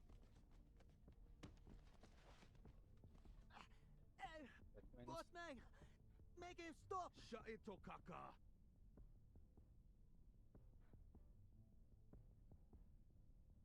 Enough of this, Falota! And you wonder why I have to treat you like Maliwala. And my crew in order. We got a job, Baratnas. Listen up. Nah, fuck that. I'm tired of rooting around in the dumpster for that Inya. Cox promised us a real payday. He said, give me 3 months, and you never have to work again. He said, this the next job. And he, the boss man. Just like series. Bossing everyone around, only this time no dolls to keep you on the leash, yeah? I'm not gonna get it. Let someone talk to me like that. This isn't series. On the ship, I'm the XO. Better remember that, boy. Shit. I was only fucking with you, Kopang. No, you weren't. Fuck out of here. Fuck out of here. Come on, Baratna.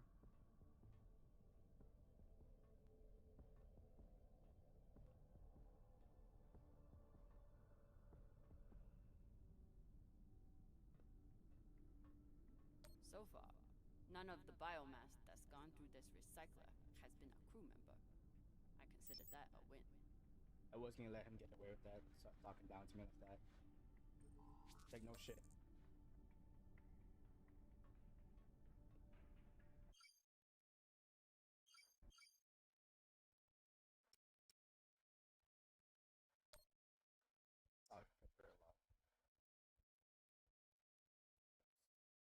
According to the log, most of the crew have been traveling together for several years, with the exception of my people who arrived soon after our late night snacking habits.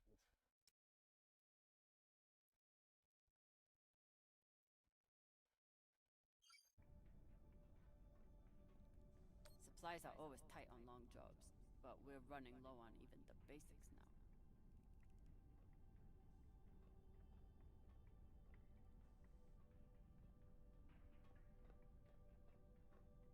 Maya is making an effort to learn some Belter words, and Arlen is trying to help.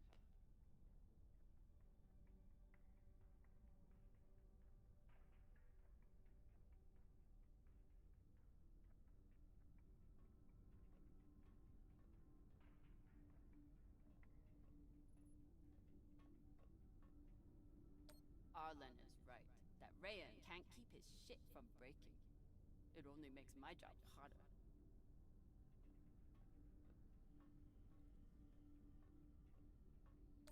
Nothing like fresh herbs and spices to go with dry kibble.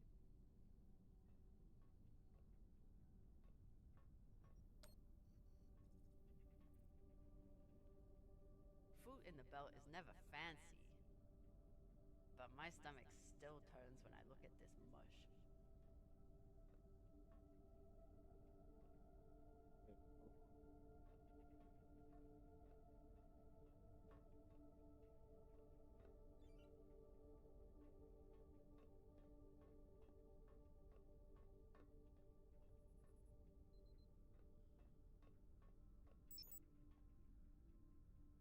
Okay, let's see.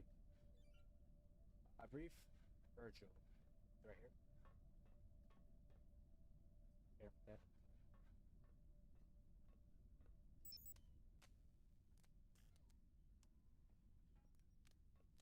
Virgil. Virgil. Exo drummer. Usually medics only know enough to plug that thing in and rig up the morphine dispenser. Well, I took a course in autodoc repair during my residency. Useful for work outside the medical system. It's been giving me abnormal readings since series, but I finally know why. The laser crystal's badly occluded.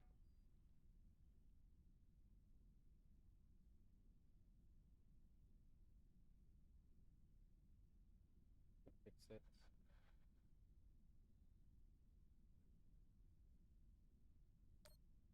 That sounds serious. Can we replace it? We can, and should. Normally I wouldn't recommend it. I could always open people up the old-fashioned way. But the twins get into more mishaps than a normal crew. A high-quality gem would ensure that I'm ready for their next disaster.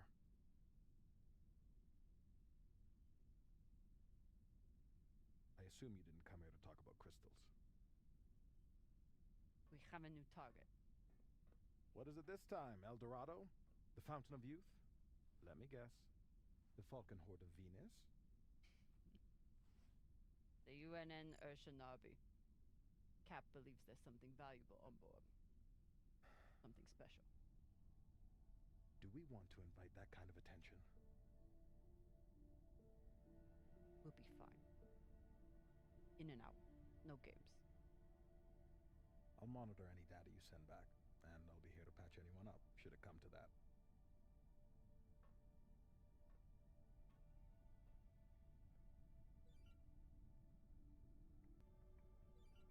All right. Suit up. Okay, now I could suit up. Operation table. When Cox recruited me, a big selling point was the med bay and the medic. Not something you see on most scavenging ships. Should I be concerned that our medic thinks we need this many prosthetics?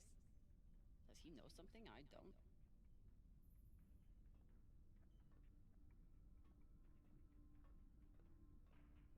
We never have enough supplies, but Virgil always seems to make do.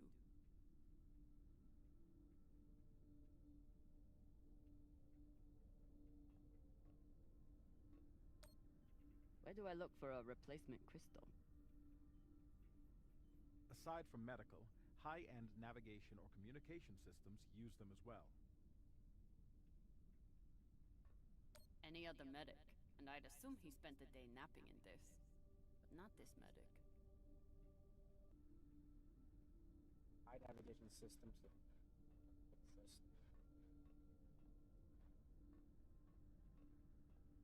Should I be concerned that our medic thinks we need this many prosthetics? Does he know something I don't? No one on this ship likes to talk about their past, but Virgil is a real mystery. Only Cox knows his deal, and he's not saying. ETA 5 minutes, drummer. Will do, boss man. Headed back to my room to suit up now. Maya has a plan for this meditation session. She's going to bring her makeup kit and wait until Virgil gets into a deep trance, then go to town on him. I may have to watch.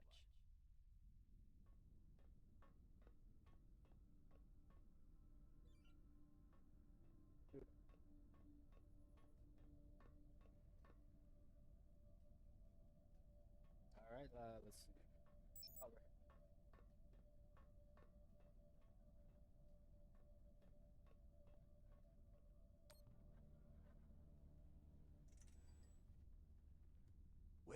going to go, Kamina? Huh? Anywhere but here. With anyone but you. Hate me all you want. You are many things, Beltalowda, but you are not a traitor. You love your belt. And right now, belt is me.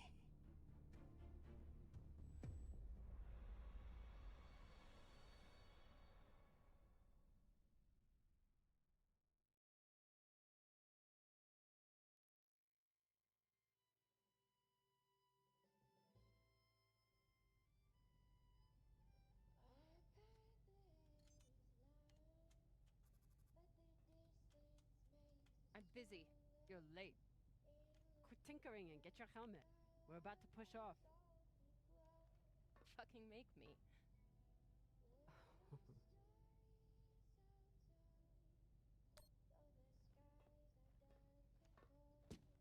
Typical Martian. With the mouth that only knows how to kiss ass and spew caca.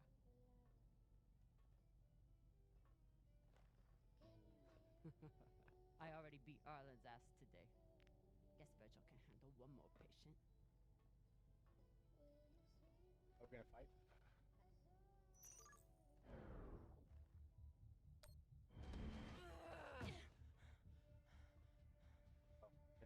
Alright, here we go. Quick actions. I should put you in the brig for this. You'd have to catch me first.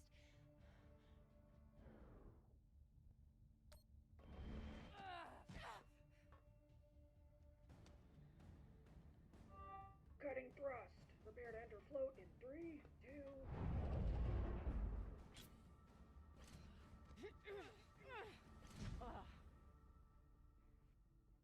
Come on. Let me hear it.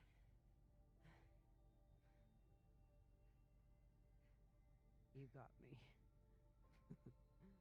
Fuck yes. Finally.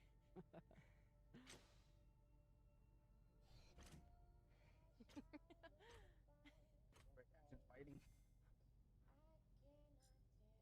Wow. Oh, You were kicking my ass for a I minute. win for once. I thought you had me again.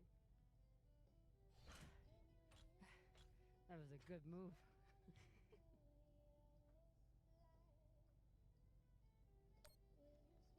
Kind of a cheap shot, though. If it was a cheap shot, I would have smashed your brittle belter bones against the ceiling. Don't believe everything they taught you in the Martian Navy. My bones are just as strong as yours. I didn't believe a single thing they taught me at that fascist brainwash factory. That's why I'm here with you, brittle bitches.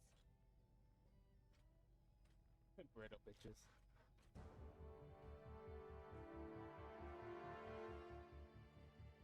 Arlen and Rayan have begun breaching the airlock off the bridge. Once we're in, we are going Holy shit, Io! Usually Io is covered up by these dust streams that fire off from its poles after volcanic activity. But it's clear as day.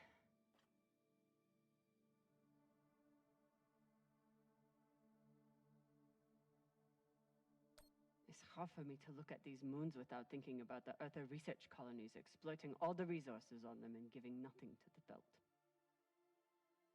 That's fucked up. I usually only look for what could kill me out here. But it's nice getting to see it through your eyes. Even if they're the eyes of an inner who doesn't know her ass from her oxygen bulb. You mean an inner who pile-drived your ass into a ceiling, right? That's a cheap. Come on, that's a cheap shot. Let's head out. Just remember to... Woohoo! Wow.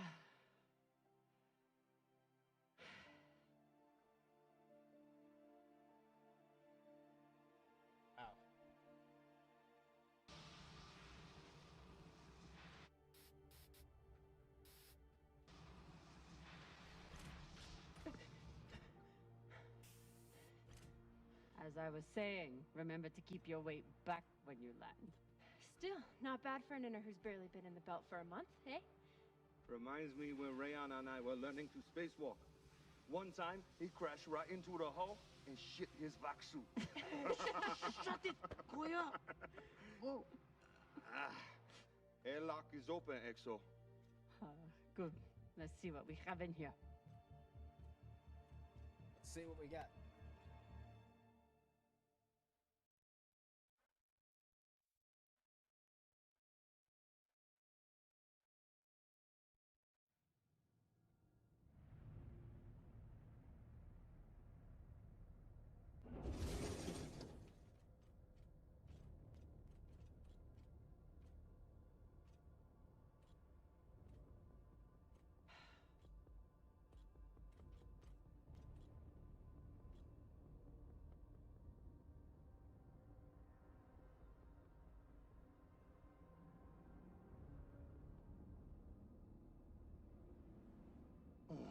Fucking table scraps.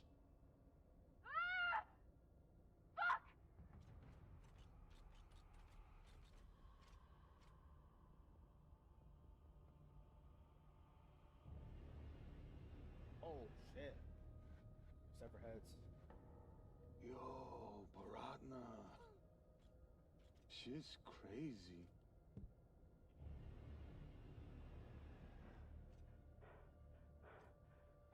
Just breathe. Keep your head down. It's okay. Now say puke in your soup, eh? That you won't choke to death on your own sick.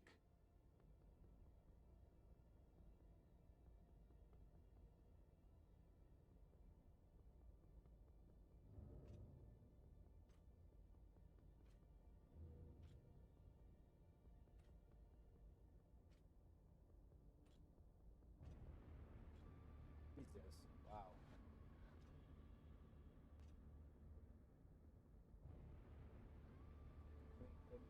Looks like a clean cut. Enough. Whoever put out this welcome gift for us is long gone. And they left behind a big-ass ship that must have some valuables still on it. So get scavenging. You all have your orders. Hurry up and do your job so we can get back home.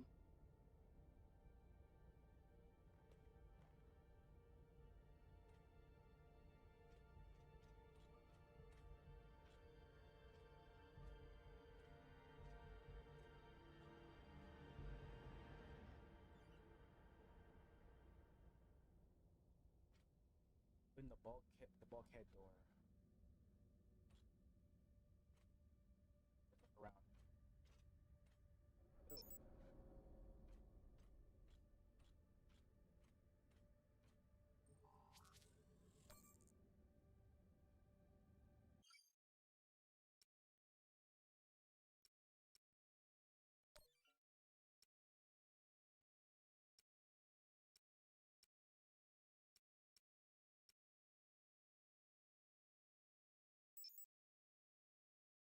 The signature of the attacking ship for their defense systems were compromised. The ship that took them down was a stolen UN frigate, as the heads didn't make it clear enough. This attack was pirates. They already stolen one UNN ship, used that as a blast second to scrap. Whatever their goal is, certainly not afraid of pissing off Earth in pursuit of it.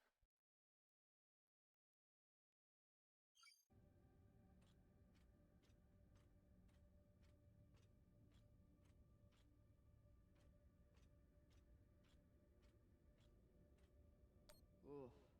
If I stare at these too long, I might be the one throwing up in my soup.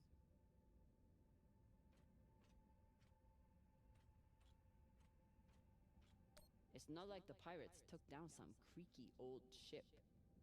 This thing was practically brand new. Everybody sits. Look at the first ship. It's not like the pirates took down some creaky old ship. This thing was practically brand new.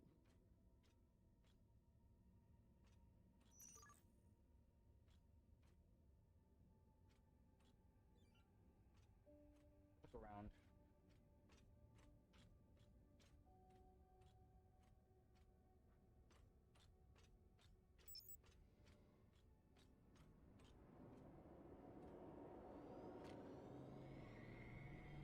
I've got an intact QPU here.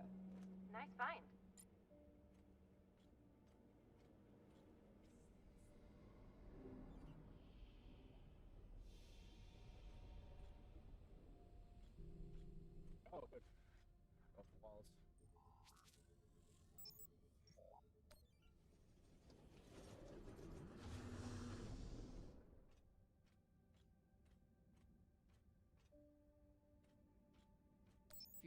Oxygen, scrap metal, wiring.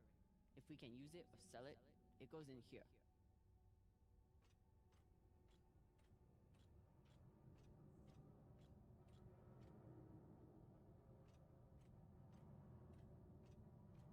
Pirates tore this place apart, but pirates aren't scavengers. Look, go on the walls. I can go up top like I can.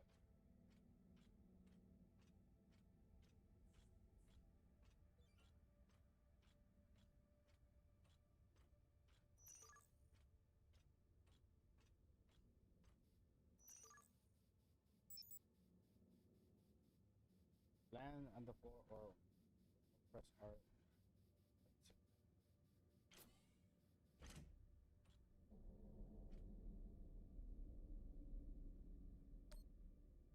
Keep an eye out for trouble while you're setting up the containment vaults.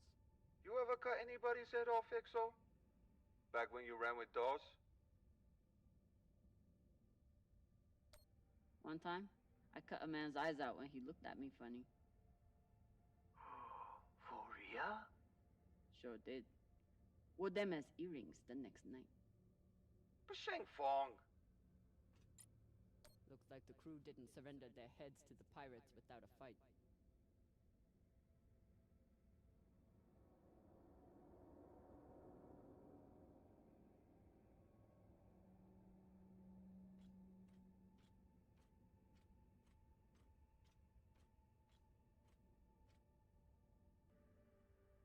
Let's see. Get through engine. I just came from there. Right there. Let me see. Off.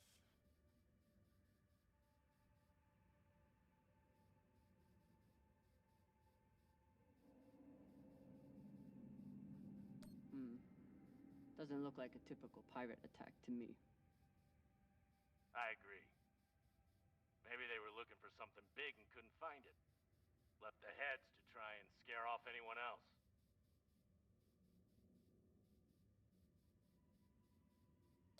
Makes sense. Especially if they thought other people might come looking. Could be. The scuttlebutt around the Urshanabi has been pretty loud. There must have been one hell of a battle here.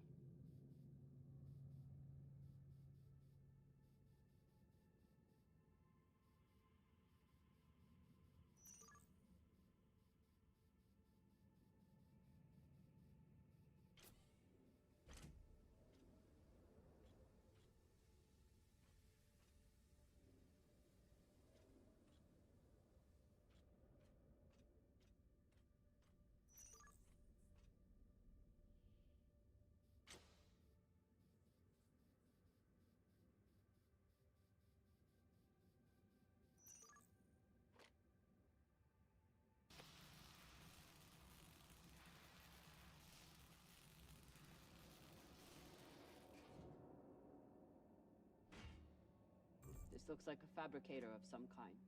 Maybe for material printing? Do we... Yes!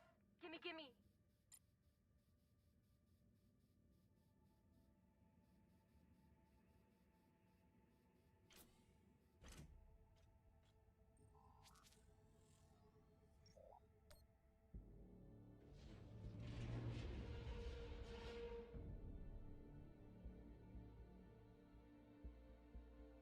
Okay, time to scavenge. Drummer, looks like the officers section is still intact. Go check it out. On it. You know the military. The brass always hoards the best shit. Let's hope so.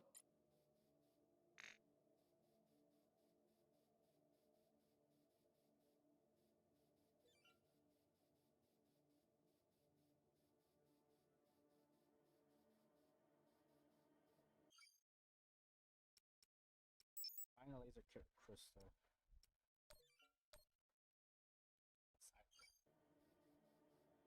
Laser crystal.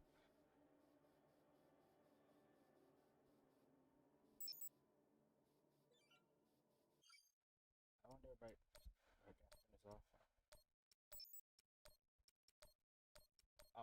work. Yeah, turn off the manager.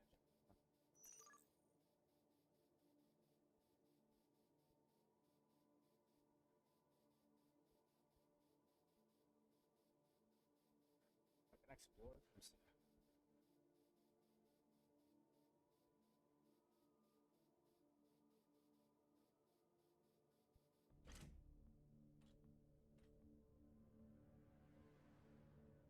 Europa's Bane.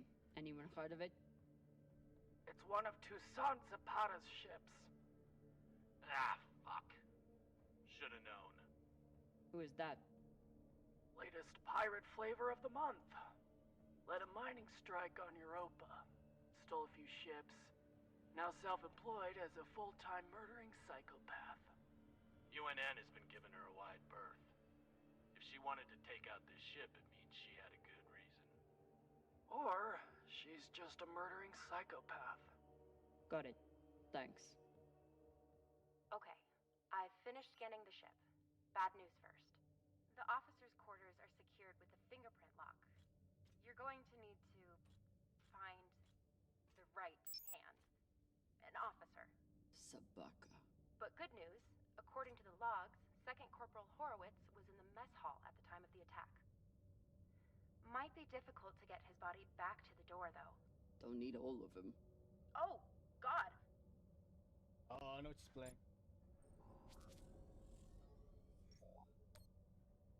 Looks like the crew tried to mount a defense here. For all the good it did. Those poor people.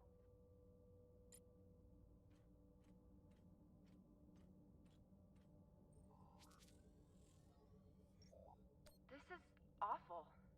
Have you ever seen anything like it? No. Not even on series?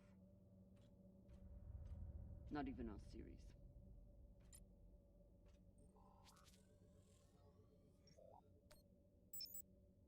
Hashang. Check the shoulders. UNN officers have those fancy bars.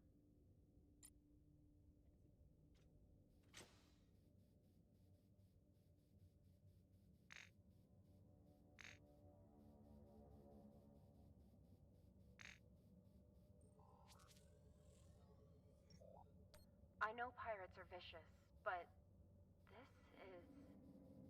You hear stories about people who spend too long off station. Go Big Pagal. Big Pagal? My belter is... It means really fucking crazy.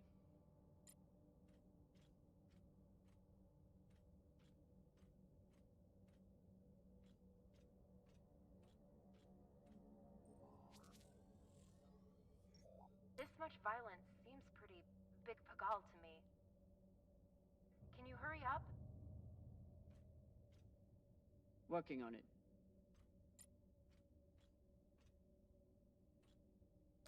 Another pirate corpse. That makes 2 in here. Better than none. Know anything else about the Europa's Bane? Must be pretty massive to tear apart a frigate. Hell should I know? But if you learn any more about them, feel free to fill me in. I wonder if Toussaint was here herself. Or if she stayed back on the ship like some other captains I know.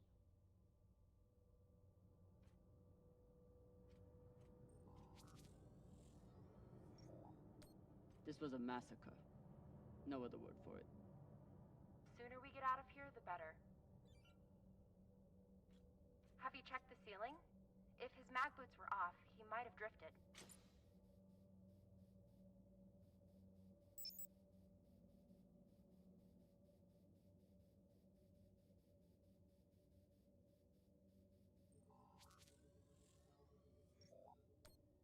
That's the one. Poor Arthur.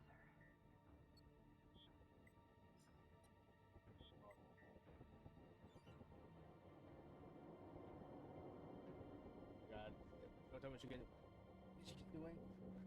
Oh. Sorry about this. Ah, damn. I really. Oh man. No, she did.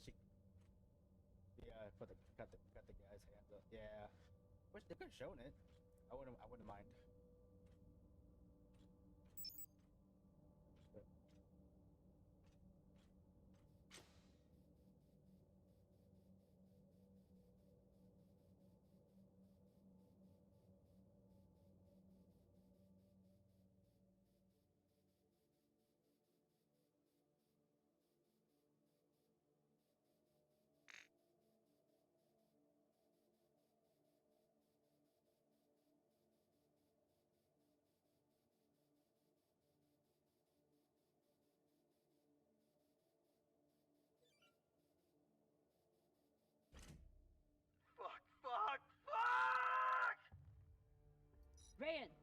What's happening?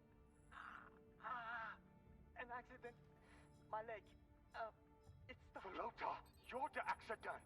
Keep holding. I'll be right there. Drummer, whatever mess he's got himself into, make sure the containment vault is secure. We cannot afford to lose it. Captain, Ryan's back suit is... Not now!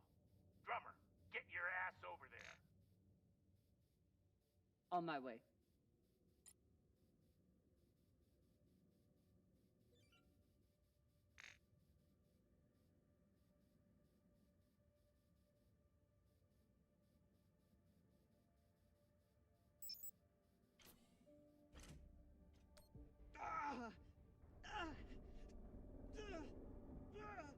Oh,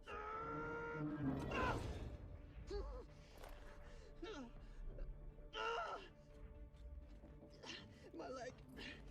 Samalo, drummer. Samalo. Hold still. We'll see what we can do. What happened? Unexploded charge, I think. Pirates must have left it behind. Pashang, you didn't scan first? Drummer, his suit is punctured and losing pressure. You need to release the vault and patch him now or he could die. Belay that. That vault has O2, fuel, armaments. We can't afford to lose it.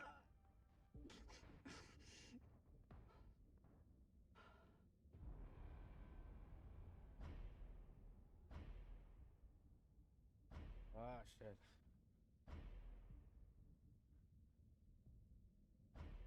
Ah, shit, that's tough decision.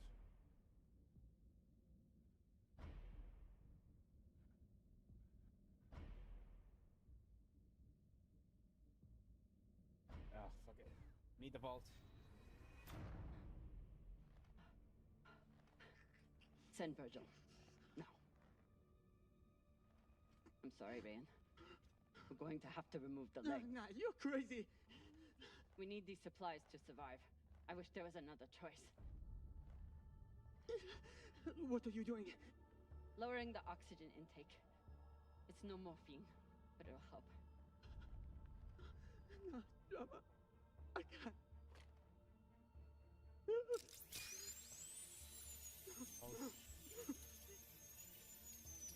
Be strong, Bartolova. You heard her, Barata. Be strong.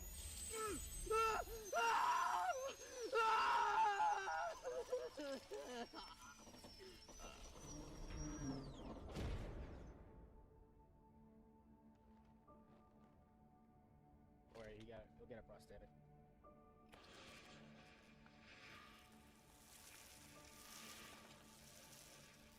Virgil will help.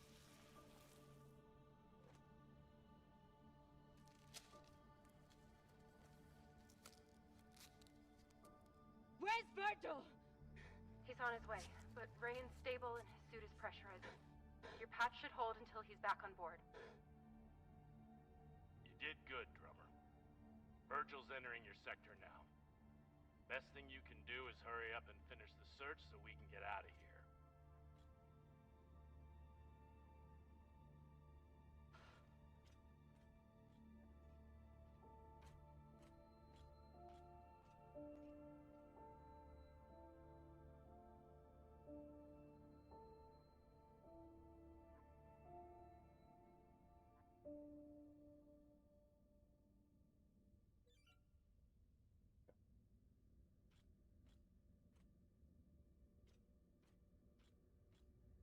I've made a lot of tough calls. Prioritizing supplies over Ryan's leg was one of the toughest. It was also right.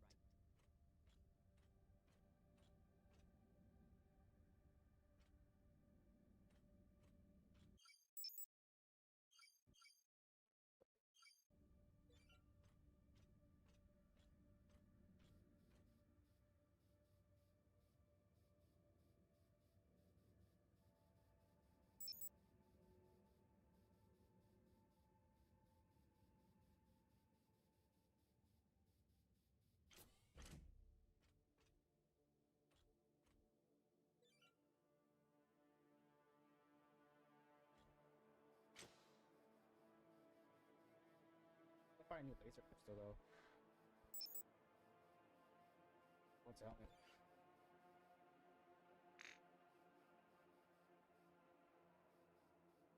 Damn.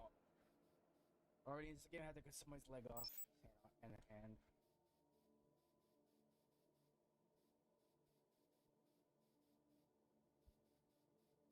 Yeah, I'm going to other places too here. Yeah, I think I came from there.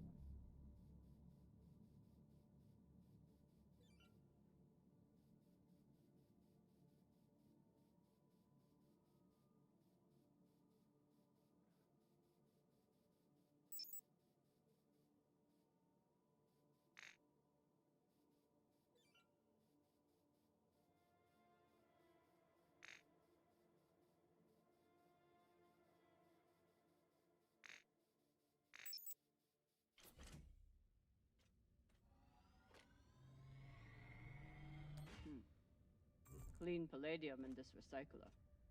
Good pull, drummer.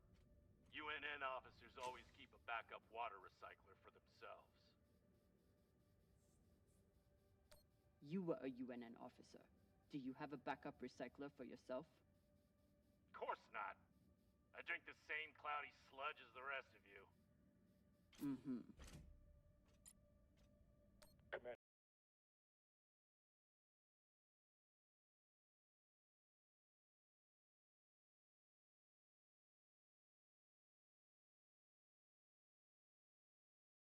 Okay, I'm back. Let me just switch over because it's about to NA FNCS about to start right now.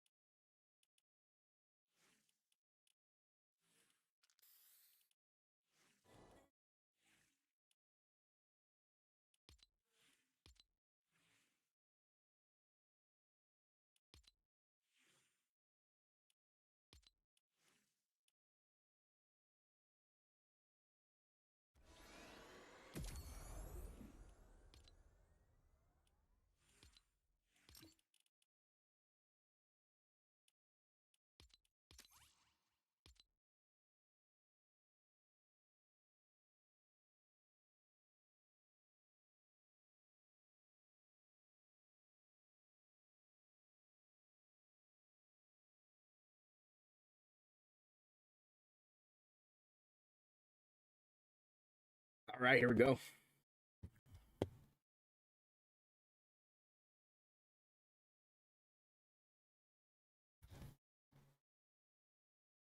Sure.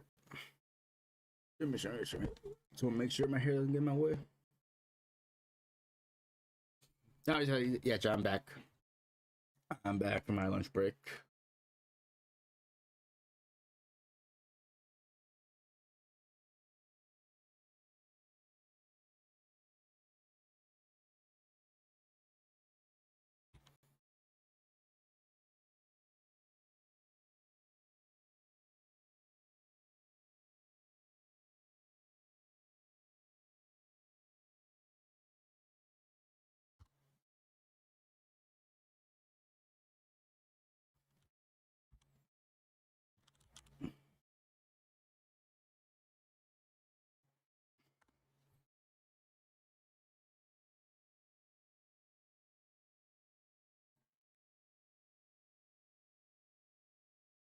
Hey, what's up? I'm back from my lunch break.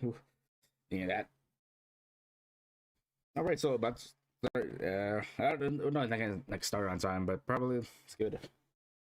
Couple minutes. But yeah, Benno, Vico, and Flixie won EU FNCS. Yeah, first place. Let's see who's gonna take. NA.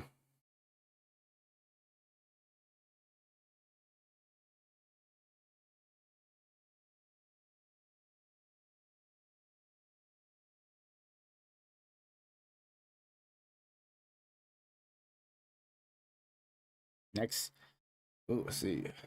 Now I'm trying to pull up the leaderboard for NA.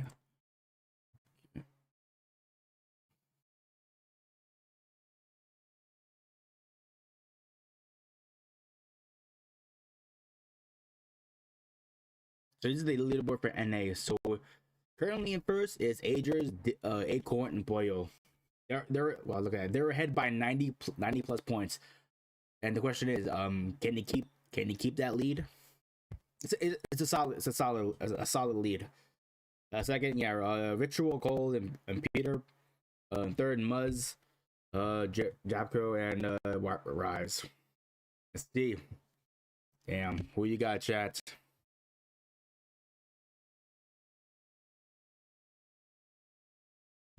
Hmm. 90 point. Yeah, damn. How close it? Yeah, getting close. Dude, we're gonna see our globals.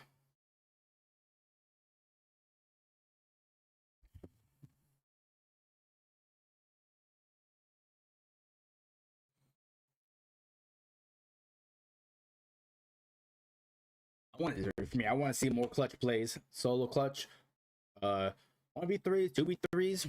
Yeah, for me, anything besides a heal off the end game is fine with me. I'm good with that for real. And so I just see the end game just straight up fighting.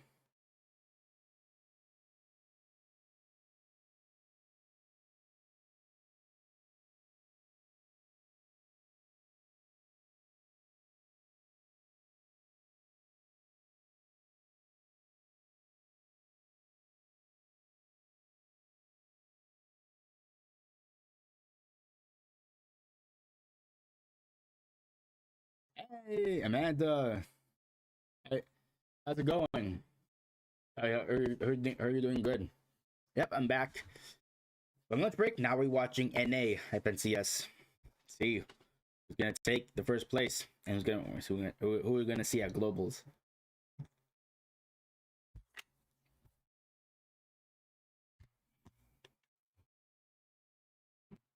That's good. That's really good to hear.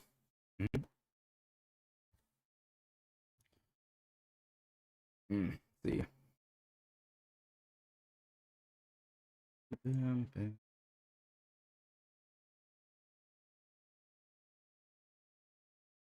Oh, you're welcome.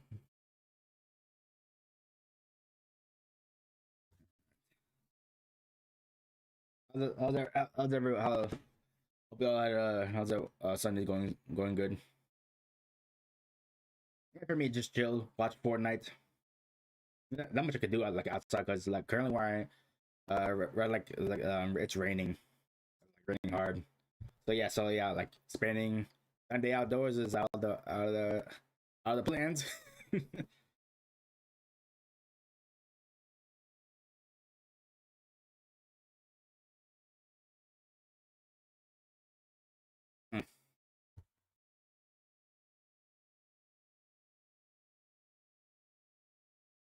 Yeah. It's currently it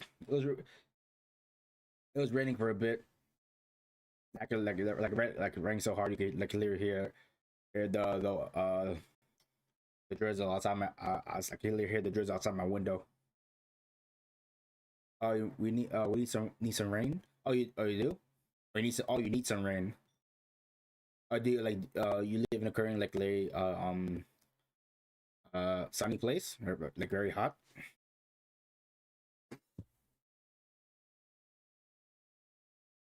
Yeah, you see, it's raining and even though it's it's only like 4, it's getting like completely dark.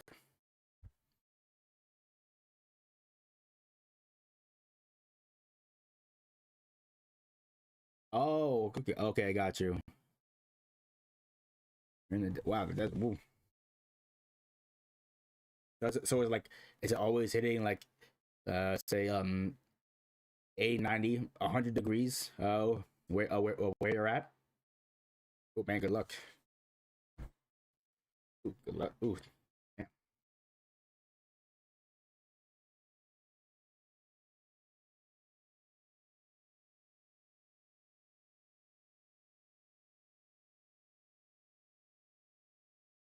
Against. Oh, I'm on the right one. I'm making sure I'm the right one. Yeah. I can get it to 120. Wow. Holy cow! Highest to 120. And to be honest, I don't think where I'm at. I don't haven't experienced any whether it's over 100. It's usually like highest not like 95. Where I'm at. Yeah, 120. That is like really cooking. Like if you're like probably is that hot once you step outside. Oh my god, which is like 1 to 2 seconds. You just want to go back. You want to make a U-turn, go back inside.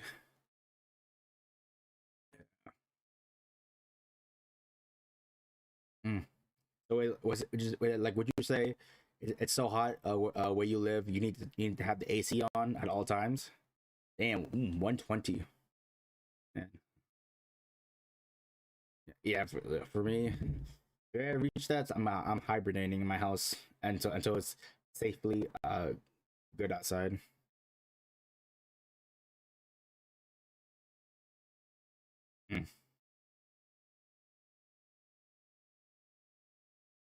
Yes, but I lived here for you lived there for 30 years. I've been used to the heat, and yeah, AC's on all the time. Also, it's that type of weather. AC on 24/7. Well, at least you say you lived there for 30 years. Also, yeah, so you're used to it. Cool. For real, like it's like say it's depending on the weather can make you feel any some type of way, can change your change your mood in like a quick second, for real. And for real, like, if it gets like super hot outside, like in the first few seconds, I want to make, oh my god, like, oh my god, why is it so, like, oh my god, why is it so effing hot? I'm turning back. That's that's how like the weather can affect my mood, for real. Yeah, damn. Oh, AC on all the time, and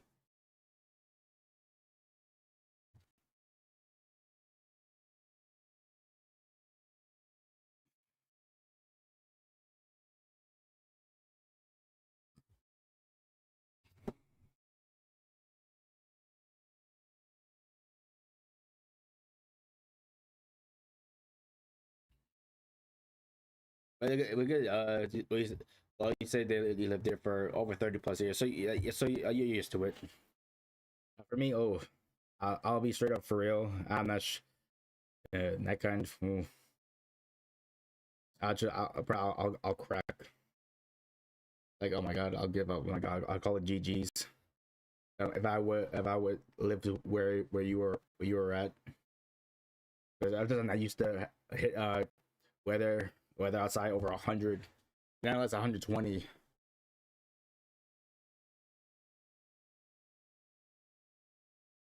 Yeah, for real. Damn. Yeah, from where I'm at, hottest has been like somewhere in the mid 90, but never over 100. That's like where I'm at. That's like super rare. Yeah. The weather where I'm at, it plays. It just plays with me. Somewhere between hottest mid 90s, but never close to that 100 threshold. And ooh. Yeah, start. Okay, I'm not. I gotta double check and make sure I'm on the right one.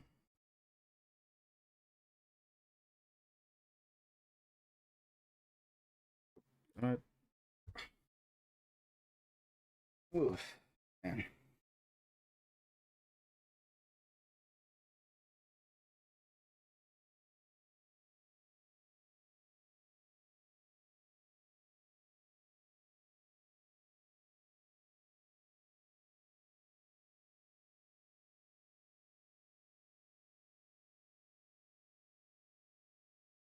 Oh yeah, so it's about 4 hours. So I expect I need to run for about 4 hours.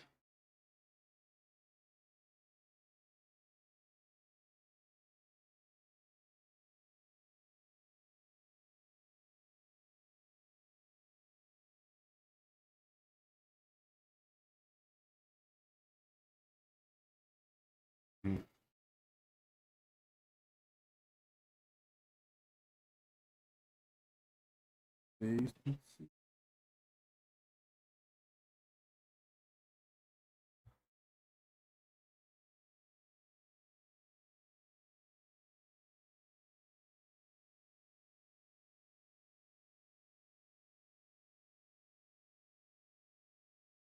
Do-do.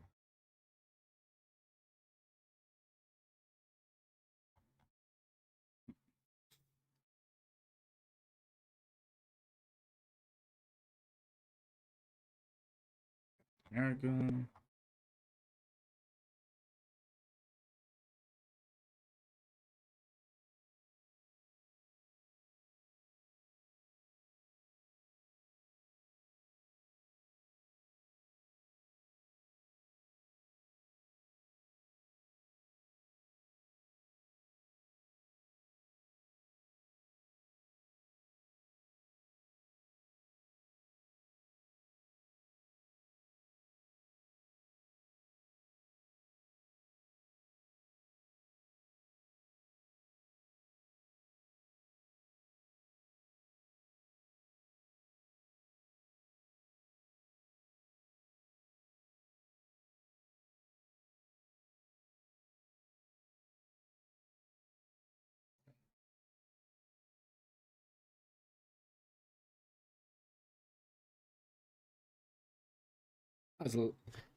Probably let's run some games while we wait.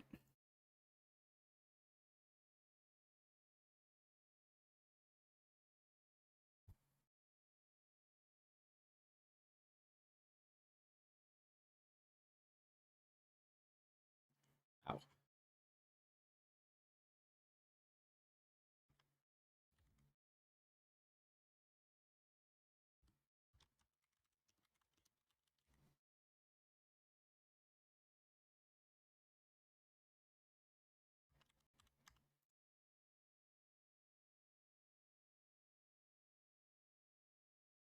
Oh.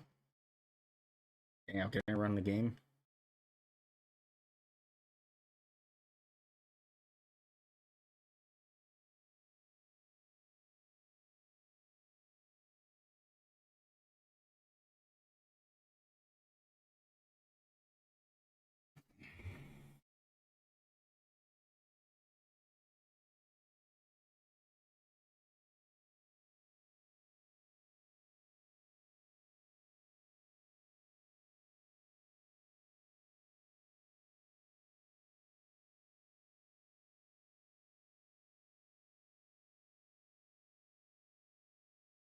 Oh, come on.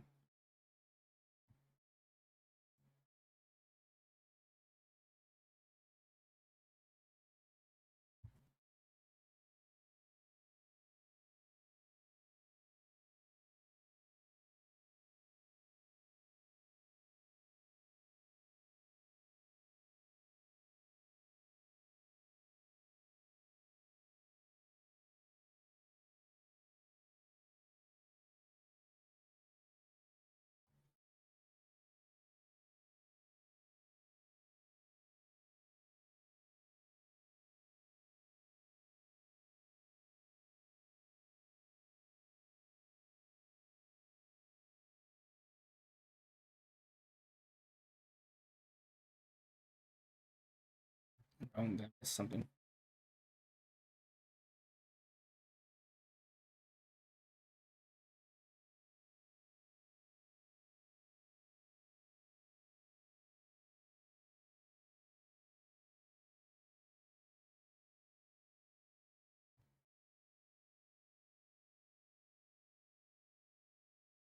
I just make sure. I gotta look over.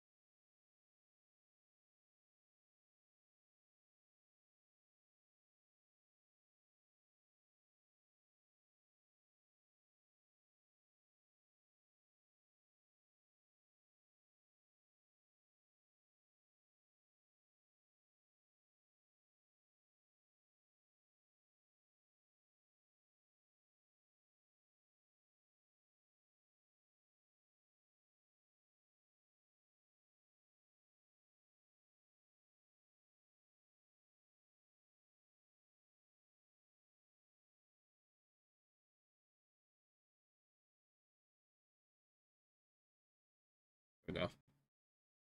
Damn, oh my, I thought my game wasn't booting up. Yeah, I don't want to look at a blank. I don't want to look at a blank screen. Wait for FNCS.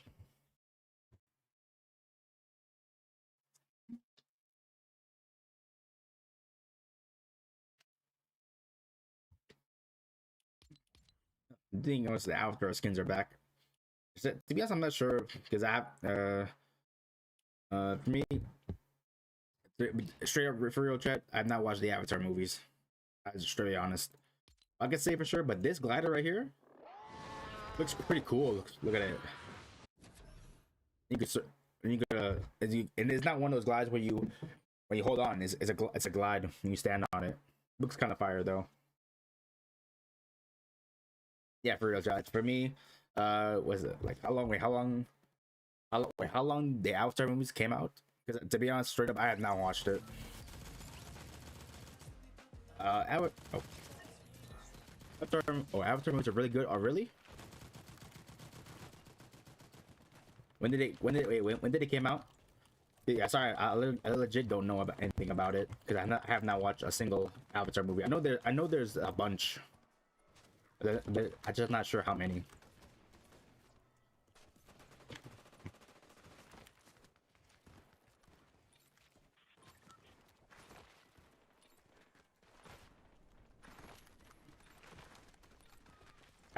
To be honest, all I know is like there are blue people.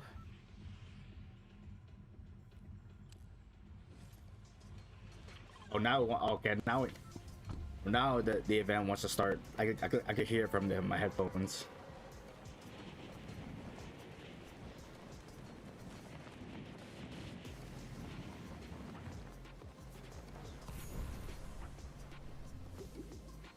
Okay, let me see.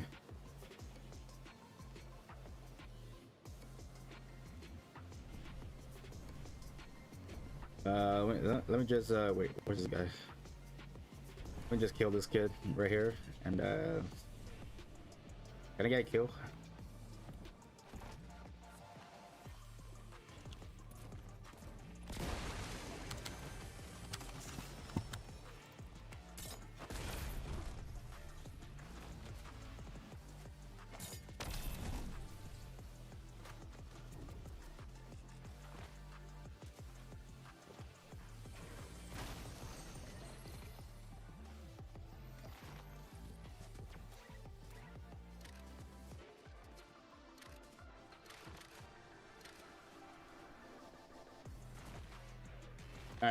Let's watch.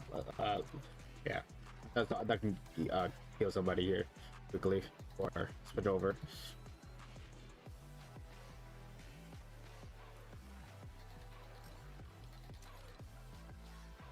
There we go.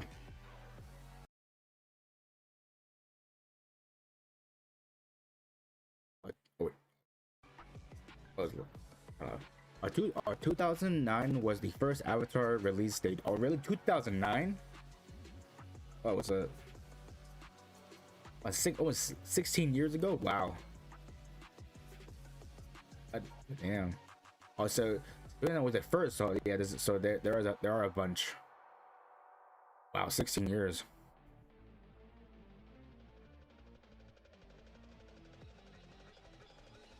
Wait, how many Avatar movies? Like, is it more than 2? Wow, 2009. Damn. It's a lot.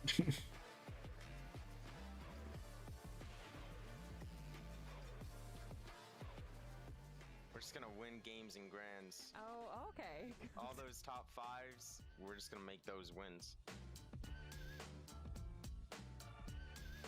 What's up, Fortnite fans? Kelly Link here, joined by Batman Booga. How you doing, man? I'm doing good. How are you? I'm good. I'm excited. Well, if you say the Avatar movies are really good, I'm probably gotta check it out. See what I'm missing. 2009. goes. All the new trios and everything, and like the snakening that happens, it's just like a lot more fun. You just recently had a change of your trios. Speak to me a little bit about that. Me and Yamzo, we're both like looking for teammates after. So far there are two, but a third one is coming out this year. Also, there are two movies, and a third one planning this year. Wow. And we got second, so yeah, we're gonna see how that goes. Me, Yamzo, and Clicks. Even though you guys have had a little bit less time kind of preparing, how do you feel like you're going to be going into Major 1 for this year? All the top trios split. And so that's not like they're starting a whole movie series with this title. Potential with Clicks, so I think we'll get second. Clicks has historically had the 4th place curse. What are you guys doing to prepare to break that curse finally? To break the 4th place curse, we're just gonna. What are we gonna do? I die. We're just gonna win games and grands. Die and win. Oh, okay. All those Simple, straight up to the point. As far as trios competitions go, we haven't really seen you in kind of the grand finals lobbies for trios. So, what are your thoughts on that? There's like a lot of teams that have like never even played grands before in trios that are popping off. Like Shadow's team, I think they all have like 3 grands or something, and they're like a top 5 team. So yeah, I just think being like a veteran or like an old trios player, like, doesn't really matter. Speaking of mixing things up, obviously the NA region has been mixed up once again, and you used to be an NA West player, but it looks like you're sticking to NA Central. Why is that? I just think the entire like environment of like NA Central is just more fun. Like all my friends are here, the prize pools are better, and like yeah, I just think it's like more fun, to be honest. What are your thoughts on BloodX as your coach for this year? BloodX is actually like such a good coach. I'm not gonna lie. I've never like worked with someone that actually like changes your life and like is like actually like a mentor, making me not as like a toxic person. So yeah, it helps. Well, Bamambuga, thank you so much for joining me and answering my questions. For everyone that's watching right now that wants to know more about you, find where you are online, where you stream, where can people find you? Yeah, you guys can find me at Bamambuga on like anything like Twitch, YouTube, TikTok, Twitter. So yeah, just Bamambuga. Awesome. Thank you so much, Bamambuga. I can't wait to watch you in Major 1. All right, thank you.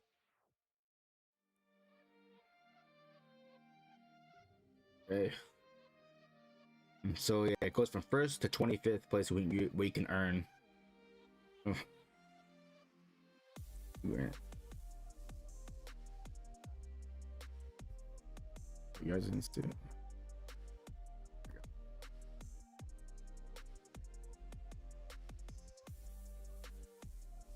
Yeah, if you make those places, you can still get a good amount of money, even when you're at 21st to 25th place.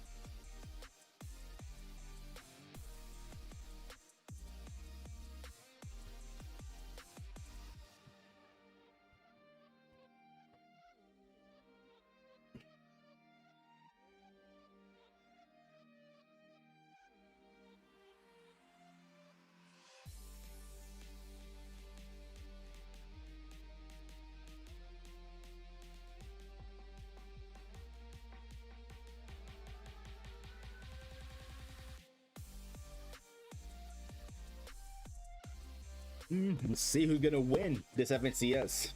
So far, Pollo has a 90-point lead. It's a solid.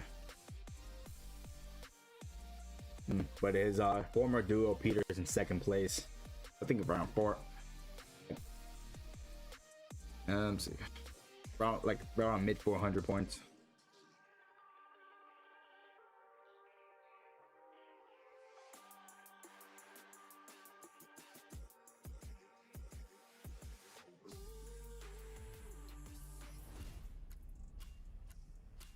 There you go.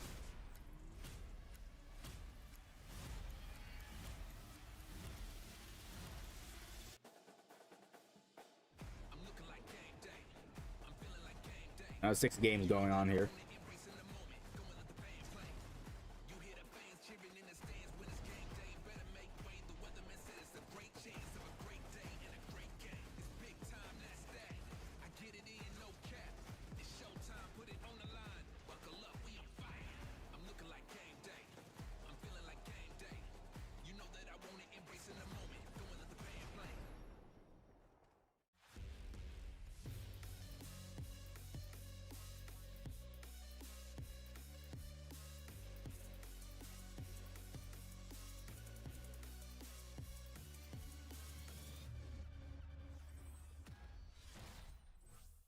What is going on, Fortnite fam? Welcome to the FNCS. Today is day number 2. After 6 games, we will crown FNCS champions, but there's also spots on the battle bus going to the global championship later on this year that we will secure for NAC. Now, obviously, big shout outs to EU. In case you missed it, Biko, Bino, Flixie, they got themselves the championship title, the Blade of Champions.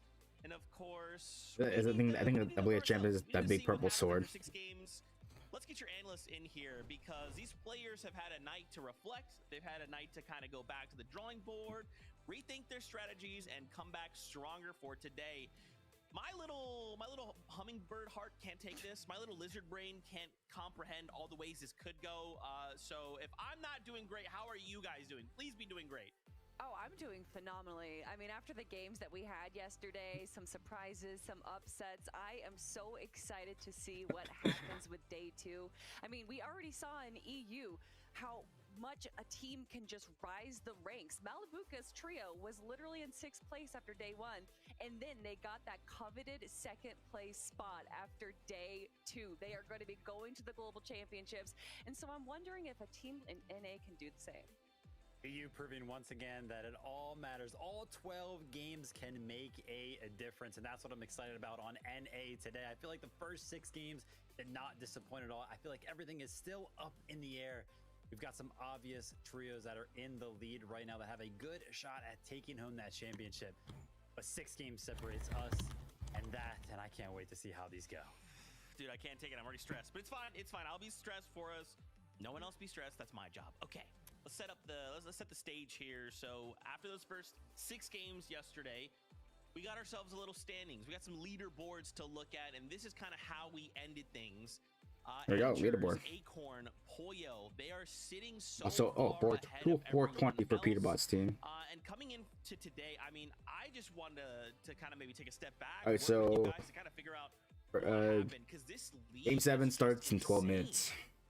Yeah, I mean, it is incredible stuff, right? They just absolutely dominated yesterday, and some of the stats that kind of back that up are seriously incredible. If we go ahead and break down some of these eliminations, they were in 1st place. Damage dealt, they were in 1st place. That damage ratio, they were in 1st place as well. But the most important stat that kind of stung out to me is going to be that Storm Surge taken. They got hit 0 times across all 6 of those games yesterday. And that's so important, Kelly, right? I mean, like, if this team is consistently not getting hit by Storm Surge, that means they're constantly getting the damage. They're making it to every single one of those end games. I feel like that just means that their strategy is so good, and they're going to be able to replicate that today. Oh yeah, and they definitely had a plan going into the early game here. A lot of that plan was revolved around the fishing there. I actually calculated how long Acorn fished, and for 5 minutes straight, he stayed at that POI, which ironically is called all you can catch. Yeah, they love kind of playing on the edge of the zone, right? Right on that white line, because they know players are kind of rotate in. But look how much time they actually invest staying in that same spot, actually, staying in the storm, taking that damage.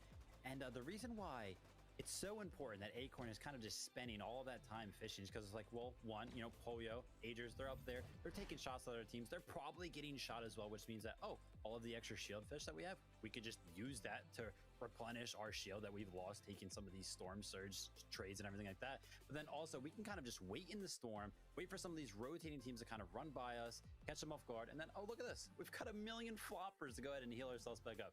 Just worked so well for them yesterday. They were just something else, man. They are something else. And I just got to hope that they bring that same energy, right? We could very well be looking at your new FNCS champions holding that Blade of Champions, but hey, still 6 games. Anything can happen. Let's talk about Muzz, Rise, and Yapko sitting in 3rd place. They were on that 391 points. And again, that's pretty far away from Pollo right now, but these guys were looking so good yesterday, almost always on height. Like, what led to their success? Yeah, I mean, another impressive run from this team. They also did pretty well on the stats, right? 5th in eliminations, so not necessarily all the way up there in the 50s like some of our other teams, but still damage dealt, damage ratio, doing very, very well in that regard. But again, that Storm Surge taken only 3 hits. Collectively, they were only struck that 1 time, received 25 damage each, which adds up to those 3 hits. So doing very, very well in the Storm Surge department as well. Yeah, and a lot of that is due to their early rotations. We saw them obviously landing over in Shattered Span, and although sometimes the zone did pull in their favor, that doesn't always happen, and so they made sure to preemptively move themselves to where they knew some trios were going to be. Yeah, and they're kind of rotates down to the south. They're all about knowing, oh, well, this team that lands all the way down here, guess what? They're going to have to run towards the center of the map at some point. If we kind of position ourselves between them and the center of the zone, they're going to have to run right by us. And if they're running right by us, guess what? We're going to be able to shoot them. We're going to be able to deal some of that damage.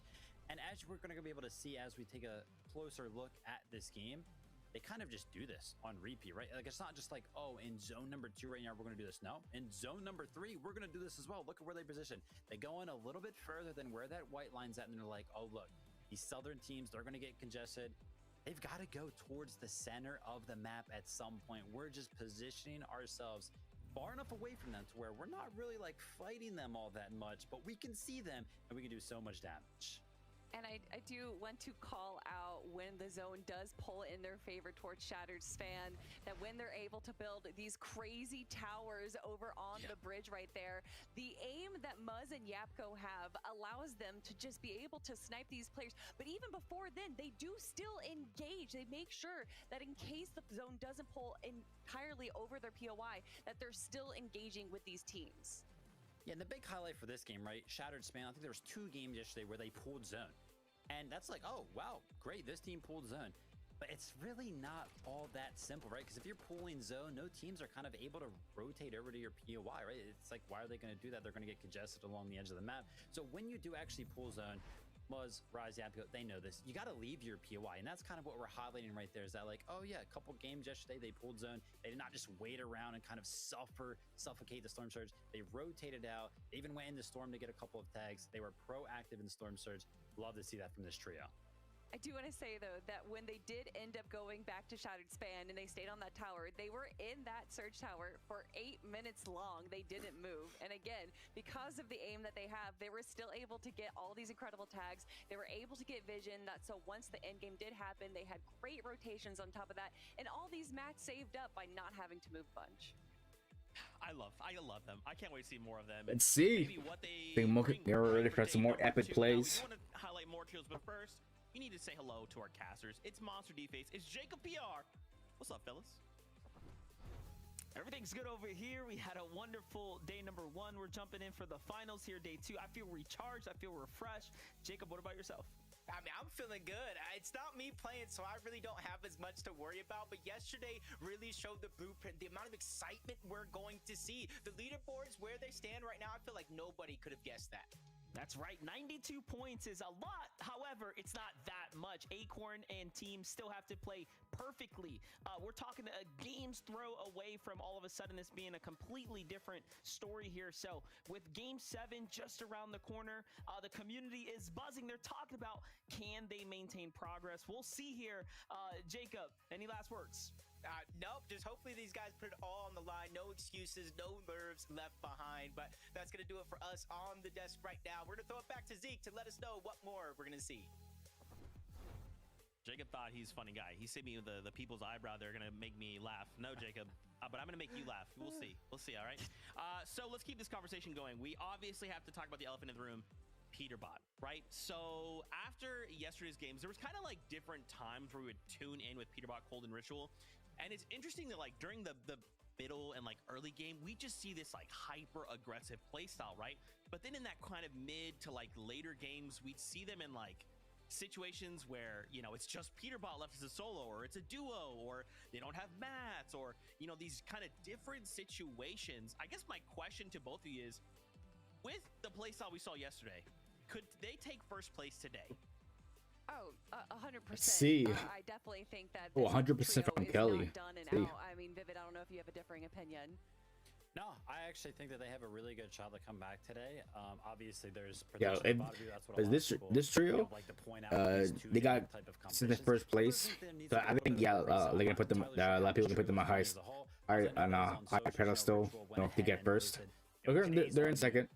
Pertaining to yesterday, right? So he kind of Too feels like bad. he's a little bit responsible for them maybe not being in first. No, if place. you get like Maybe say a little bit of a mental 7 reset first place, there, a little bit of like Bonneview 7 or 8 they first can place for sure wins make a run for in the tournaments, people expect you to get, of course, to get first place in finals. Got top 3 in any of the games yesterday. That Man. they're still in second place, and I really want to break down why that was the case. And of course, it's not much of a surprise that it was a lot due to their eliminations, but more importantly, it was the preparation for a lot of these early and mid-game fights. And you can see right here when they drop over in Flooded Frogs that they are prepping themselves by having a ton of masks, heals, and mats waiting for them.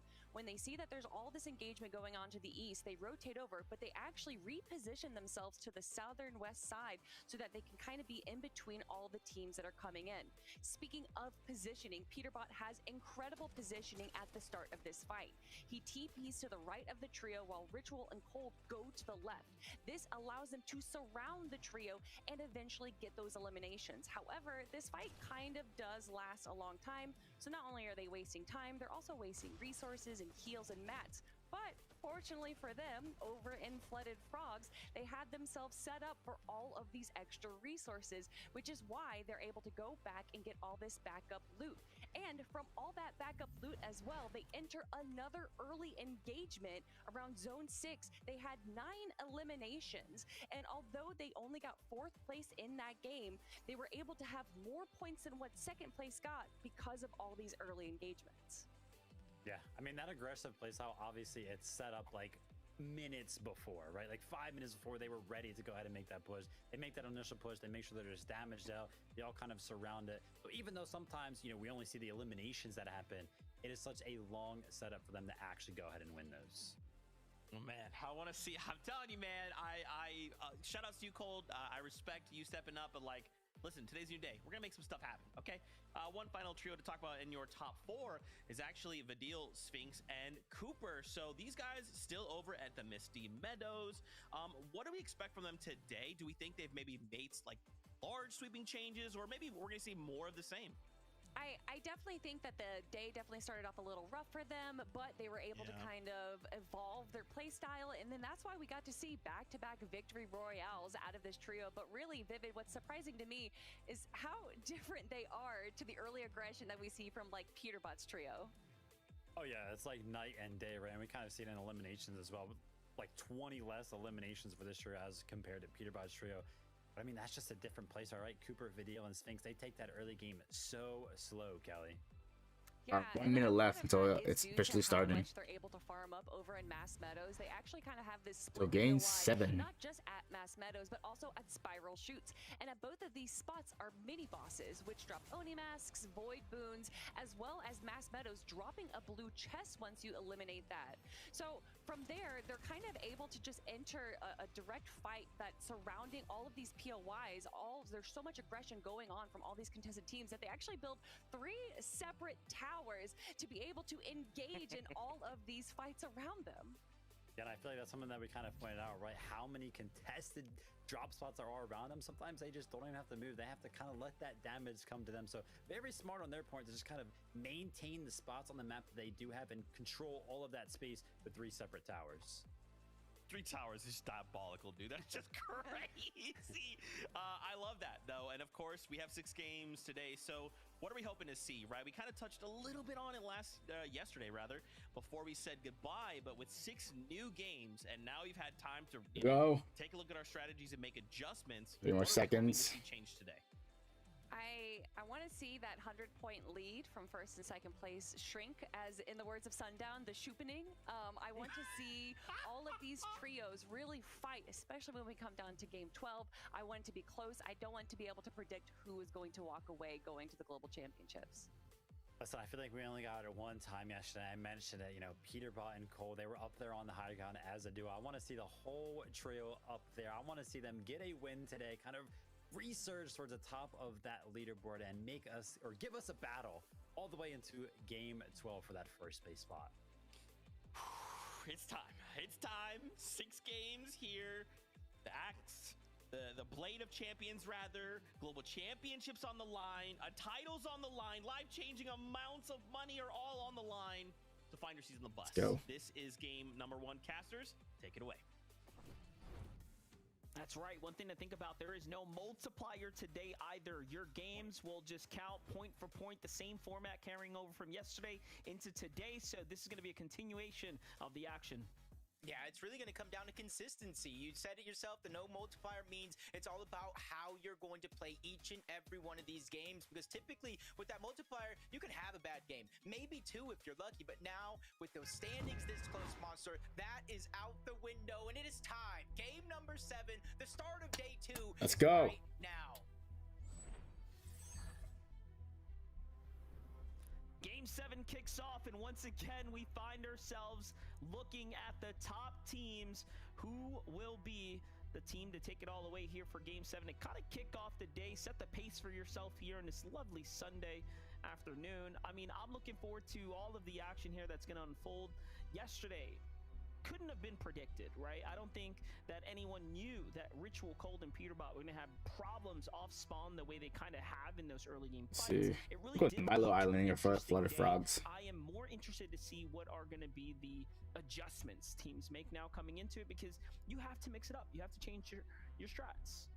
Yeah, and a lot of those tricks that some of these teams held underneath their sleeve until the Major 1 finals got exposed yesterday. Oh, and Night Shift Forest. They're really using the fishing, the surge towers to accumulate that surge. They don't have to worry about it later. And we jump on board. That tower right there, next to the left, is a good loot and good shield barrels. Ooh. Can you hit it? Can Boy hit it? In the early game right now, you see him. Yeah, W, you got it. To the bird as possible. He's gonna loot up a little bit and then reach on over towards the south. See, that's how all you have to do is just break. All you have to do is break down to the bottom. Later on in the game. You get good loot, good shield, everything. And once you get to the bottom, you'll be safe from anyone trying to shoot at you. We all know that usually the start of the competition, things are a little more There you stacked go. than you would otherwise imagine. Yesterday was exactly a showcase of just that in game number 1. If this fight goes the distance, then I think it'll tell us everything we need to know about teams. Just try to get into their groove, right, to kind of kick things off here today. By the end of the day yesterday, DC Noah and Chaos were in full-on clash mode up against Oliver OG's team there. So if this doesn't end fast, I think we're going to be in for a very high surge game. Yeah, and you can kind of see already in the mini-map, more and more teams are going to the outskirts of Hopeful Hypes. So yesterday, some of them were kind of disengaging in some of those games, going back there to try to loot up. Now that is going to literally be impossible before you run into another team. And I think Oliver OG, Skate, or Dash, they might have some sense that they have a good advantage in this fight, and they're already hunting on over, teetering on over in that direction. It's Chaos aiming down below. He's the one that truly has to be careful because he's out of position by himself. Yeah, definitely. A couple tags here for Dash to kind of kick things off and give him the advantage. And notice these tags are going to do some damage through these builds. Obviously, given that there's wood. Meanwhile, it does look like there is some action happening over in the terrace here. We have Veer, Scare, and Sinetto going against Chance, Mason, and Donnie right now. Here's a team that had to fight their way through. That clutch performance for Donnie to go ahead and bring his team straight to the finals. So far, having a good showing here with the standoff, so things are looking a little better for them today.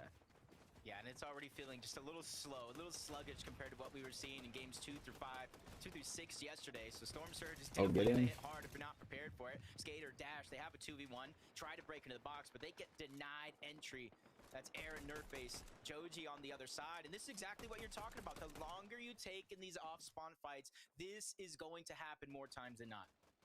Yeah, it creates a cascading or a compounding effect for the rest of the lobby. But look at this. DC, Awesomer, and team caught that third-party trio that was just lurking on the outskirts, trying to see if they can jump in and find some action. It's Polus and Listen who are left standing here as Power was the first to fall now. Still, though, can't count this team out. Still a clean 2-on-2 action right now.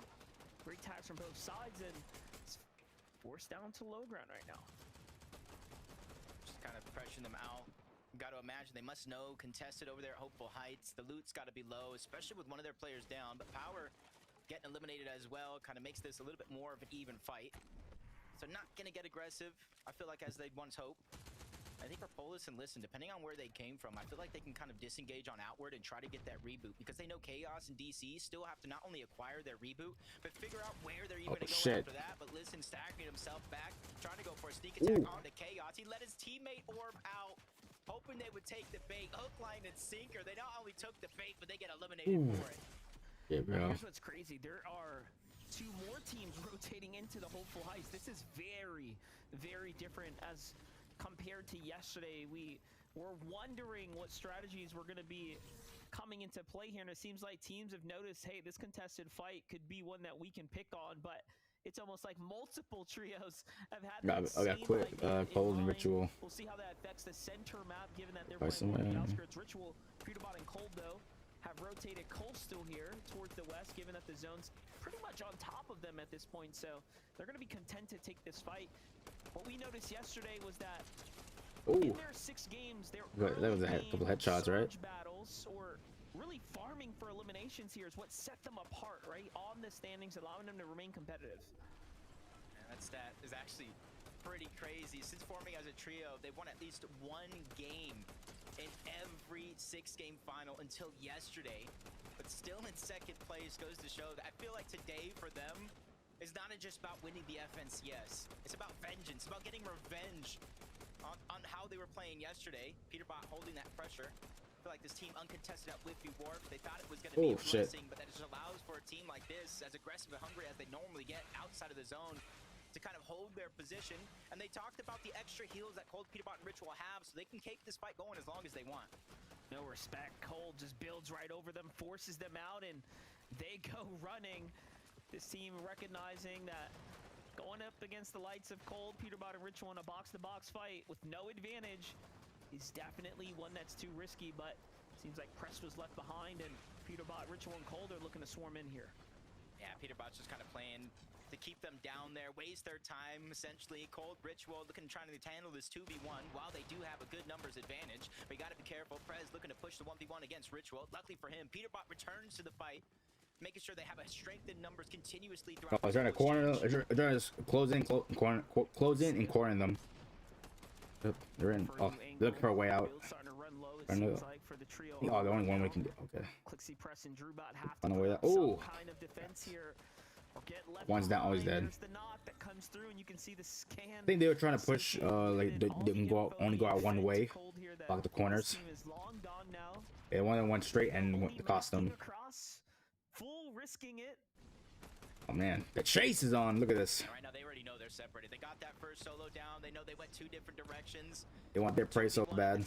Drewbot, this is the only 1v1 you're gonna get. It's against Pewterbot. Oh my god. Cold almost gets taken down, narrowly surviving. That was the 2v1. Drewbot hitting the launch pad, and man, he thought he was gonna get away, but with aim like Yo, damn, bro. Once Pewterbot has you on his sides, you're dead. Damn. Survive via Siphon.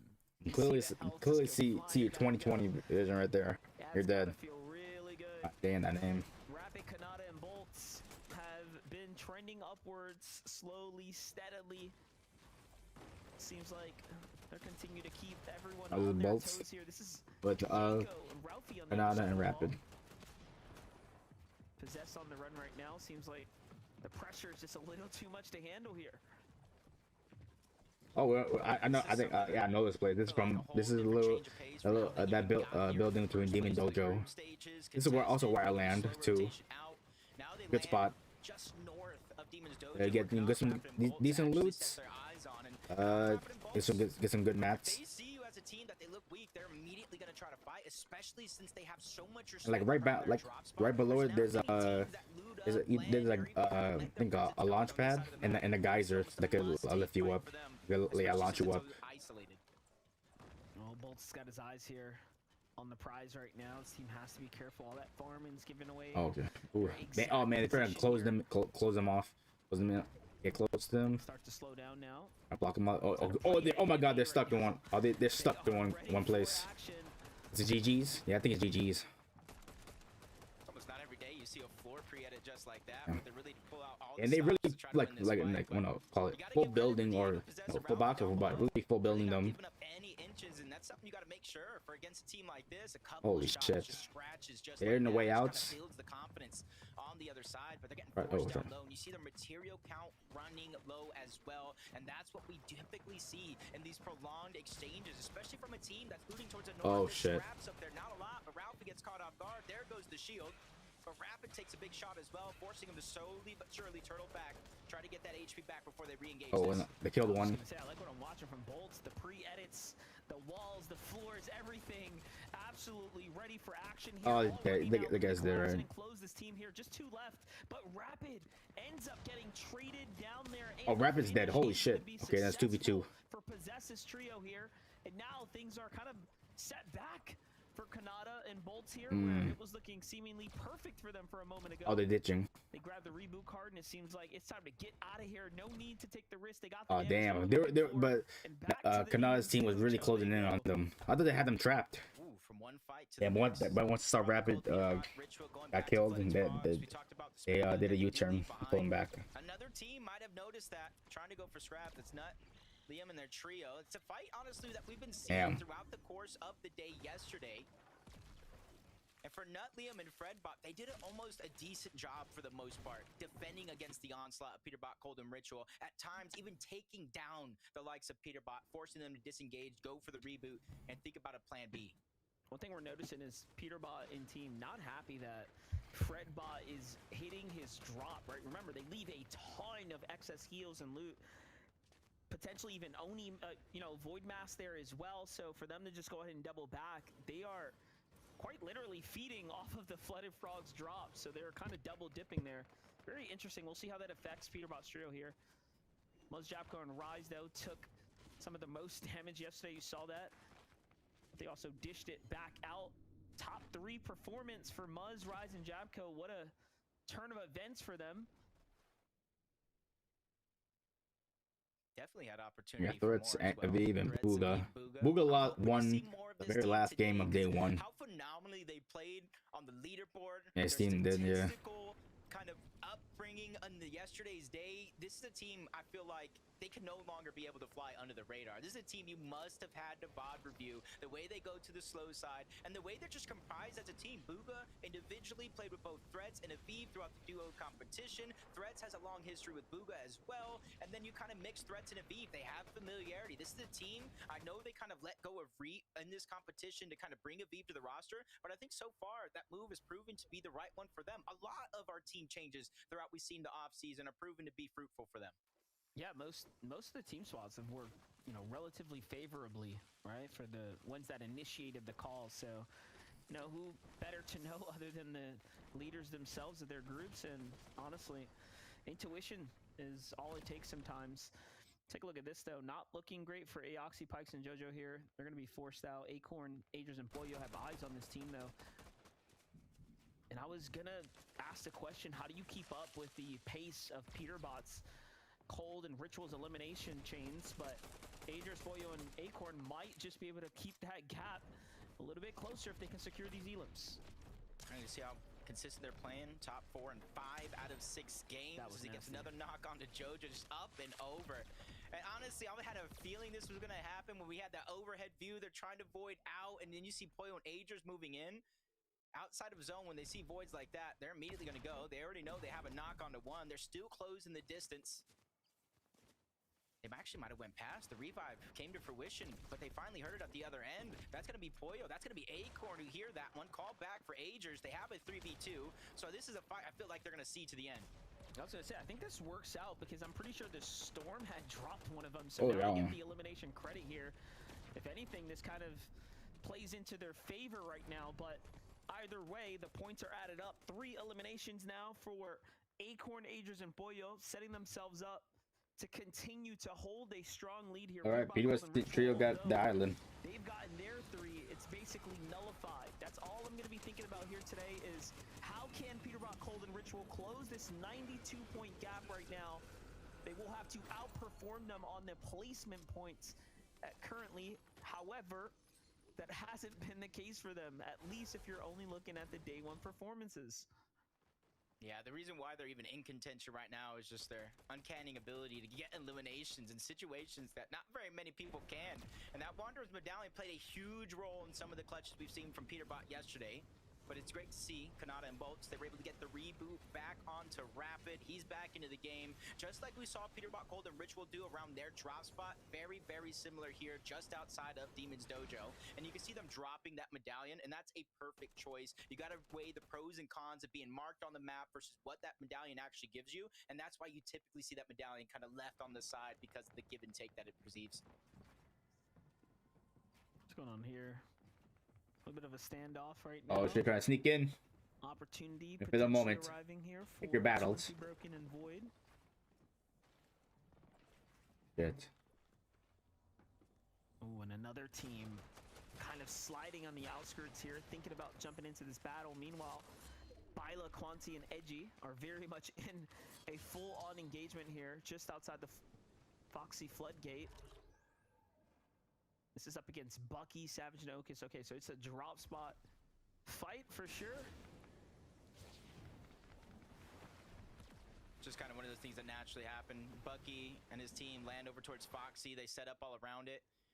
Bila, Quanti, and Edgy, they land at the edge towards Shogun Solitude, so it's kind of no choice to move in as we jump on board Bugha. V even threats in an early game scuffle. Skittles is weak. Victor V is down, and Chimp soon to follow. That's going to be a full-on wipe for them as Bugha. V even threats survive over at Seaport City, and another team that hasn't had to rotate far in this game from their actual drop spot, which is Seaport City. Yeah, that was a fight for Surge. You saw them holding this base here, but Skittles' team was down low, kind of playing the insides, and it was just a matter of time. I mean, you present yourself as the only option, and all of a sudden now you're going against a team that has performed very well in the weekend here. They maintain their 5th place position pretty steadily now. Sphinx, Cooper, Vidil, the only team to pick up back-to-back victory royales yesterday on the NAC region. Talk about a performance for this trio right here. And even that wasn't enough to keep them up inside the first place, given that they fell in that last game in 17. So pretty difficult end to the evening. However, they have shown themselves to be one of the greats here on the region right now. They bring back Rapid. One of the more decorated teams, given that Vidil made the travel here. Talk about commitment to play at the highest level of Fortnite. I'm like 80% sure, and 80 is a high margin. I'm like 80% sure there might be a team fishing from the island. Literally fishing from the islands. That means it's got to be Peterbot Cold and Ritual. I just saw the zip line go all the way down to the ground. That's really thinking outside of the box. And it goes to show how strong getting those fishing rods, getting those shield fish early on in the game. Oh, yes, they're not. Oh, yeah, Nairo's is SMG. It's almost like infinite. Nairo's SMG. Yeah, I'd be more surprised if they even took that out of their drop spot, given that they were playing Deep Storm and found a full set of eliminations. But for them to make that decision is very much a calculated one. Well, look at this. You still have Peterbot's team sitting up top, and then Bolts, Kanata, and Rapid here kind of base underneath. I was going to say, I saw lightning from that angle. I'm like, there's no way Peterbot's getting hit right now, right by the Surge. But no. They're 1,200 damage above the threshold here. Very comfortable position to be in. Moving closer and closer to Batman, Bugha, Yamza, and Clix now, who are already set up at the highest point this mountain has to offer. Look at this, they're not quite safe, so they are going to have to make a decision of what spot that they're gonna go for, and Oh, the market and seems then- to be, hey, let's just get out of the harm's way. Yeah, and this is something very, very similar, not exact, but Vivid broke this down in day one. Because they're able to accumulate such high damage numbers, they don't even need to be the team highest up on the mountain. They're going to position somewhere safe where they know teams are going to have to rotate in. They continue to accumulate damage, and they're in a spot, like I said, because there's teams above them, there's not going to be very many chances for people to end up box to box against Peterbot Cold and Ritual, trying to take them down. Sphinx, Vidil, and Cooper 16 below the damage threshold. Even though they usually figure out a way to make it work and find the damage that they need, it's situations like this that give them some scary games with their backs potentially up against the wall. Yeah, it just kind of reminds me of that saying, the rich get richer. But for Sphinx, Vidil, and Cooper, I mean, they're in the trenches right now. They're going to have to really work for it. Great tag here for Sphinx onto Degen. They could get the elimination. Oh, shit. The down body damage will be even better if they can secure it here and now. This is going to be a close one. Somehow, though, someone seems to have found Degen, who is isolated there on the side. Yeah, no credits for Vidil, Cooper, and Sphinx there. However, Swappy gets knocked in this entire wild exchange here of teams looking inside. They're back into the action right now, but pressure's on now. They know where they stand, right, on the leaderboards for damage here so far. So I'm sure they are recognizing there's still danger looming. It's a good time to rotate now, given that the zone's already revealed itself. It's pulling further and further east-north. It's not going to be too bad to play off of for them. Yeah, it's a little bit of a blessing for a good majority of the teams here going off of that mountain, but now you got to start being proactive, start to really think where the zone could end up. If it pulls towards the south, we're going up mountains, so you got to be prepared with a lot of materials. If it pulls towards the west, you got open water monster, and those are some of the most disastrous zones. We saw it throughout the course of the day yesterday. And then, of course, if it goes north or east, that's kind of even around the lobby. Not too treacherous, just cold. Peterbot and Ritual, even though they're falling down that damage threshold, they're still figuring out a way to maintain their position above everybody else. Vidil, Cooper, Sphinx, they're the ones teeter-tottering in and out of that threshold. First we see them below, then up, and then now below yet again. This is kind of forcing their hand around every single zone. Yeah, this is looking pretty problematic for them right now if they can't find a team rotating to the south. Sphinx making the right call to play for a different angle now. The deal, though, sitting in the cone, gets granted some mats here. Someone gets eliminated above him, but Zone, I'm about to be 8th. they need damage. They know it. At least some extra heals is going to be very much welcomed here. Look at Sphinx just fishing for anything. The here. train! Barely above. But that building connection right there. Probably comes due to the fact that Right there, those two buildings will connect together before the train chop it down. out for them at this moment. However, they're not safe just yet. That train almost Yeah, the ripped all train. those trios down below. Luckily they saw it, spaced themselves just far enough. 44 damage, they're doing just enough for Vidil, Cooper, and Sphinx to not really have to worry about that active surge. They can kind of focus on this rotation. But while they're sitting pretty, having to get surge, you can see Peterbot, Cold, Ritual, they found a target. That's Virgo, that's gonna be the first one to drop. See Swappy up towards the top, he's gonna go down as well. And that was somebody that we saw get knocked just a few minutes ago. He got revived and got taken down again. Crazy, these Elims, Peterbot, Cold, and Ritual starting to find right now. Continuing to trend their way up the standings right now. Meanwhile, Muzzjack on Rise holding on by a strong margin now on the damage standings. It's just a matter of making it to endgame at this point for them. Two Elims sitting themselves nice and strong here, and whoa, they're eyeing up high ground. You see Craze, Bucky, and Okus there, kind of positioned pretty strongly right now. It might be that they are the team that's going for the dub right now. Boyo, Acorn, and Agers, though, 7 eliminations. What has been going on here? Oh shit. They finding opportunity after opportunity. One of those eliminations we saw earlier that got stolen away. I didn't even see Acorn anywhere in sight. He was the one that had his eyes peeled, able to take that one away. 1,400 damage, almost 1,500 above the threshold. No real reason to peek, just like everybody else. You see the Strevgul that they're going through, both trying to get out alive. Reunite with his team, he spots out Boyle for a quick second, a few damage, revenge shots before he has to reclose that build, knowing that the zone's going over the bridge, up a little bit of that mountain. Not too terrible, but for those teams that rotate late, that's where they're gonna have the troubles. Do notice Built Rapid and Kanata's heals are starting to be very much Oh, effective no now, whites. given the zone and the way things are playing out for them. materials too. Just down to minis pretty much. Yup, very limited materials. This is a team that is desperate for a refresh right now. Up they go with the Void Oni Mask. Rapid hurt there on the trade. Kanata falls as well dead. after teleporting in. And it's all up to Bolts here pretty much as everyone's split up now to play this one out individually here. Difficult position to be in. Given the settings, Bolts is not even sure if it's worth getting to his teammate right now. Meanwhile, we talked about Okus, Craze, and Bucky up top here, and they continue to have a little bit of high ground. Ooh. What is happening here? That was very questionable to say the least. But Damn. Both TP get knocked out of the sky. But he got beamed. Not even inside the top 10 yet, and it feels like there's Shit. everything collapsing now before him. Jacob, they fall in 13th. Not the start that they were hoping, but at least they're going and getting warm right now. Front of zone. Oh shit. Bucky Okus on heights. Can't really the other teammate though. They're remaining confident and tough. But high ground focuses down Pollo. The trio gets split up. Ager's trying to go on a different angle, find a different path. He's trying to lead him to the promised land, but Acorn goes down as well. Ager's with a big Who's dead? elimination on the Booga. He needs the siphon. He gets it just in time, trying to stay alive. His 5th elimination of the game. The siphon keeping him in the game right now as well. Cold, Ritual, and Peterbot, though, start to scramble for high ground. Meanwhile, Okus is trying to get his bearings wrapped up. But who's coming up top? It's, of course, Peterbot ready for the action here. Okus makes a decision to jump down. Will he go for the chomp? Instead, no, he's just scrambling. Just trying to gain height as much as he can. No longer safe somehow, though. Still maintains a little bit of ground here, but he's out of match, Jacob. It's not looking good. Cold, Ritual, Peterbot finding every tag, and there goes the next one, and now Bucky as well. The entire team crumbling before the Pretty much on height. who are now playing for the dub.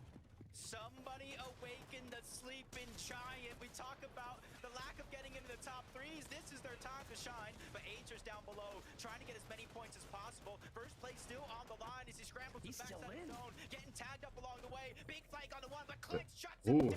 That's going to be the end of their run in 6th place. Big opportunities now for Clicks here to make some big points here. Get back onto the standing Sphinx. Vadil and Cooper, though, from the tree is in the way. They're still getting after it here. With a couple of mats, though, they're forced to the ultimate low ground. Greet them with some shots. So do Vadil and team, but it's all coming down now to a 2v3v1 battle here. Who's the last standing? It's Virgil. Two trios. We got 2v3. The medallion in hand is going to give him such an advantage here in this end game, but anything can still happen.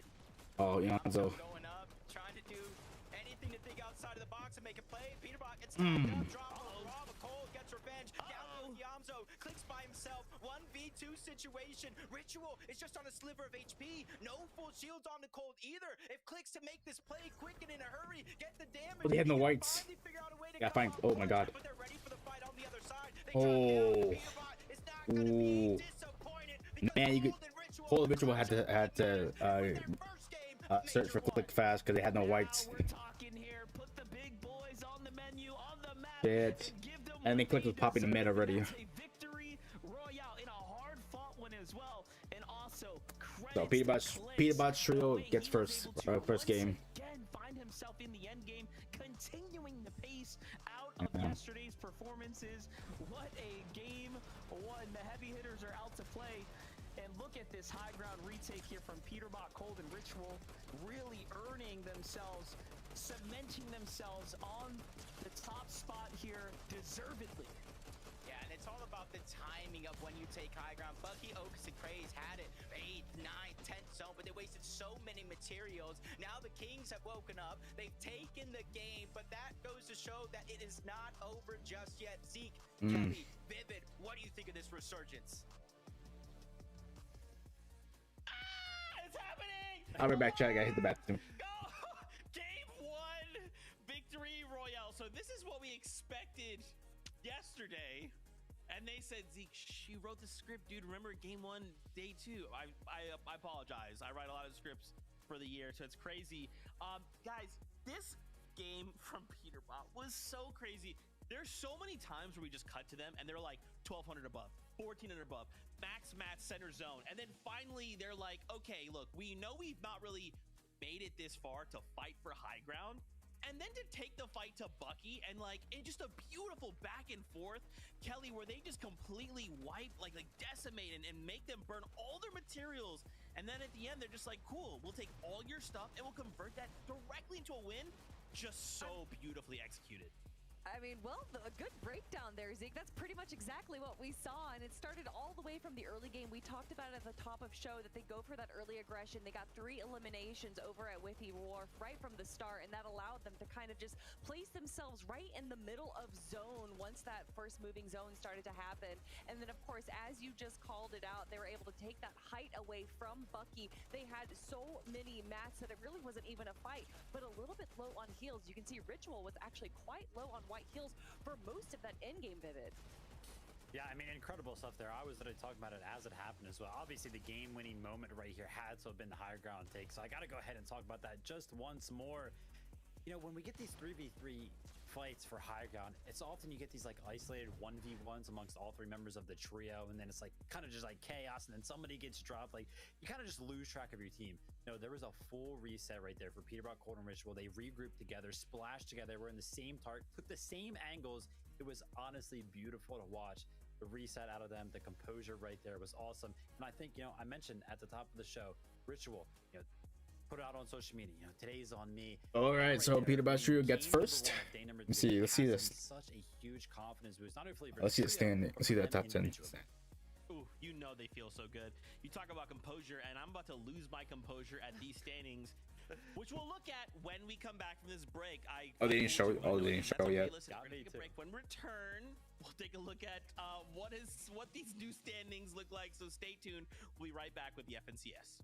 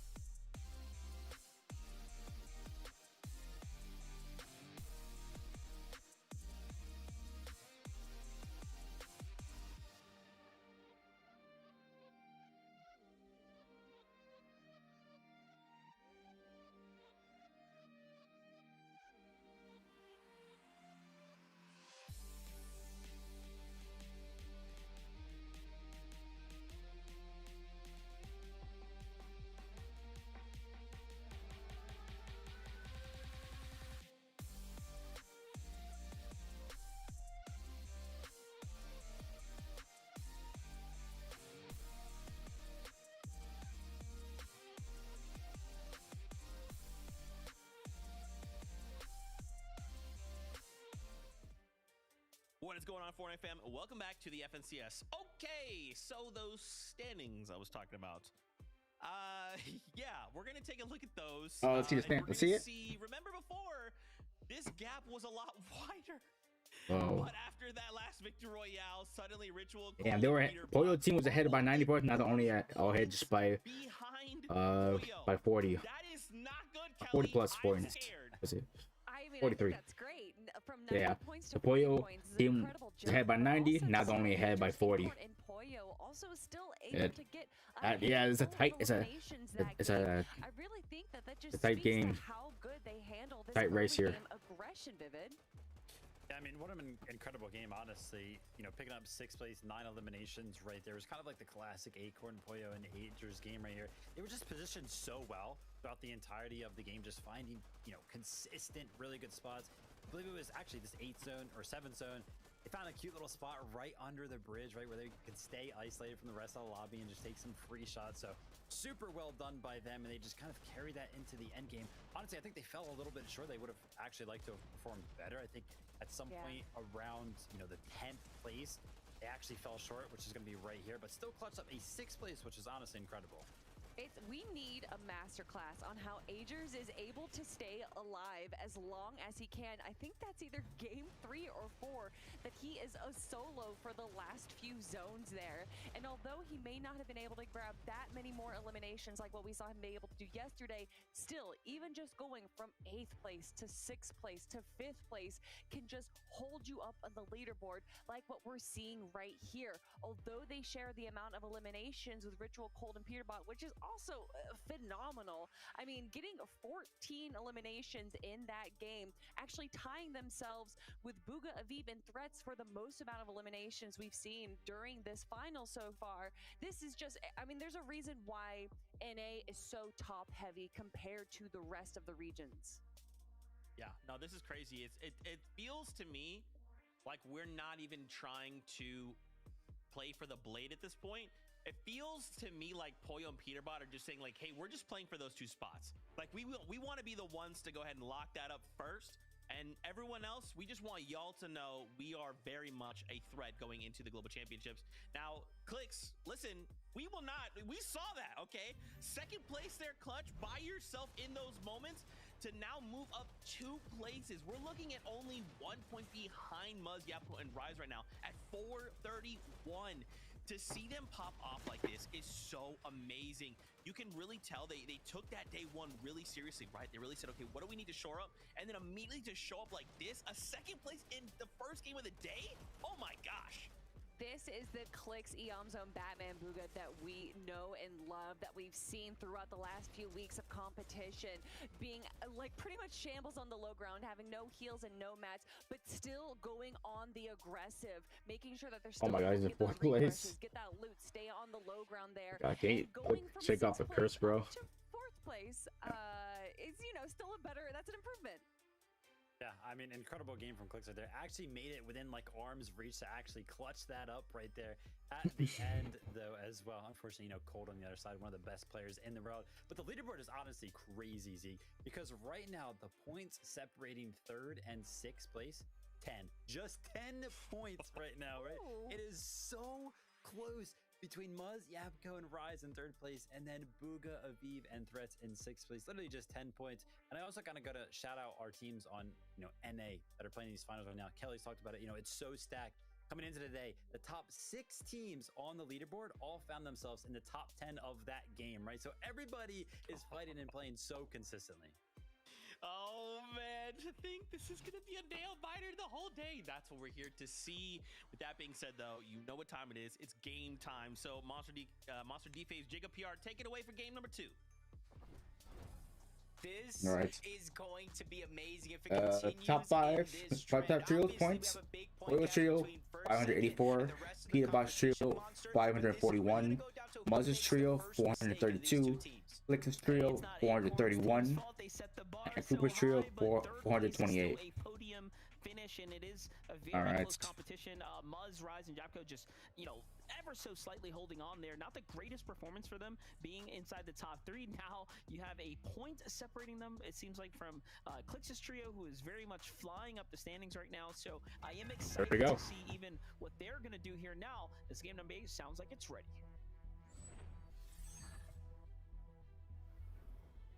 You know, Monster, throughout 7 games so far, we do have an elimination leader, but it's not as clear-cut as the last 3 major events on this region. Cold leads with 28, right behind him, Peterbot Agers, 27, right behind him, Poyo with 26, just outside of that gap, Threats with 21, and Clix with 20. It just goes to show how aggressive and how close these matches actually are.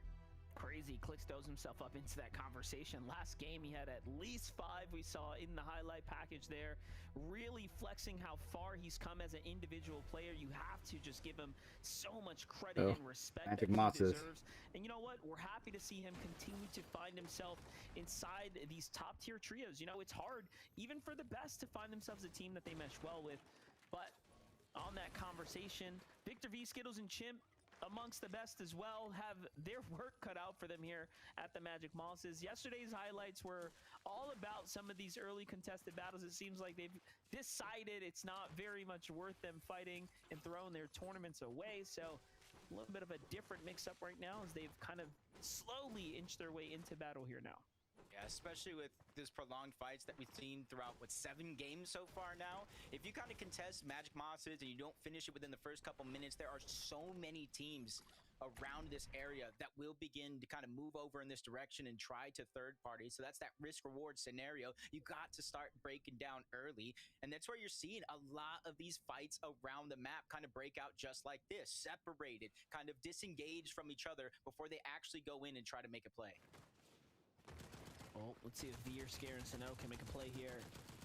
Have to see some life come out of them here today. We had chances and saw moments of greatness coming out of their qualifiers, but Donnie, Chance, and Mason have just been showing them up so far. Let's see how it's going to end up crashing out here. Great tags from the other side. Donnie put on his heels here for a moment. I would say Mason's running over, chasing down Veer. Gets that elimination. Soneto and Scare, they're trying to turtle back. They at least got the reboot card, so if they can escape this exchange, they can at least attempt the reboot card, but without too many materials. And you got to imagine what Soneto has them on as well.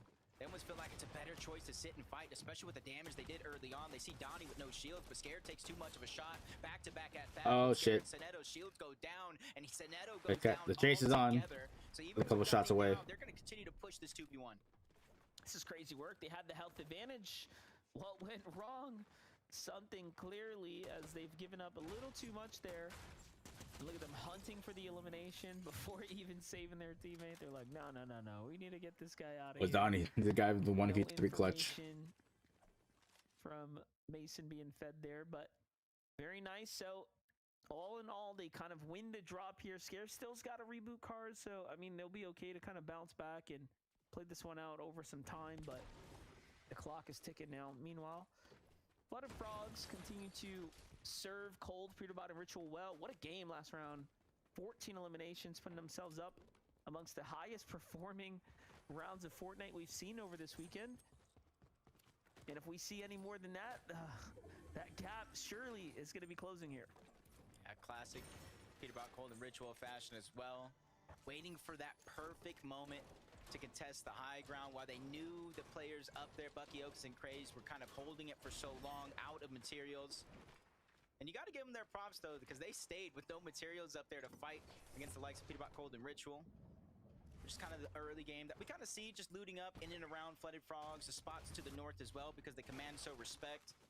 And then it's now within the next couple of minutes, depending on what teams they see rotate by them, that's where they're going to go on the chase, or kind of typically just move on over to Whiffy if they see nothing.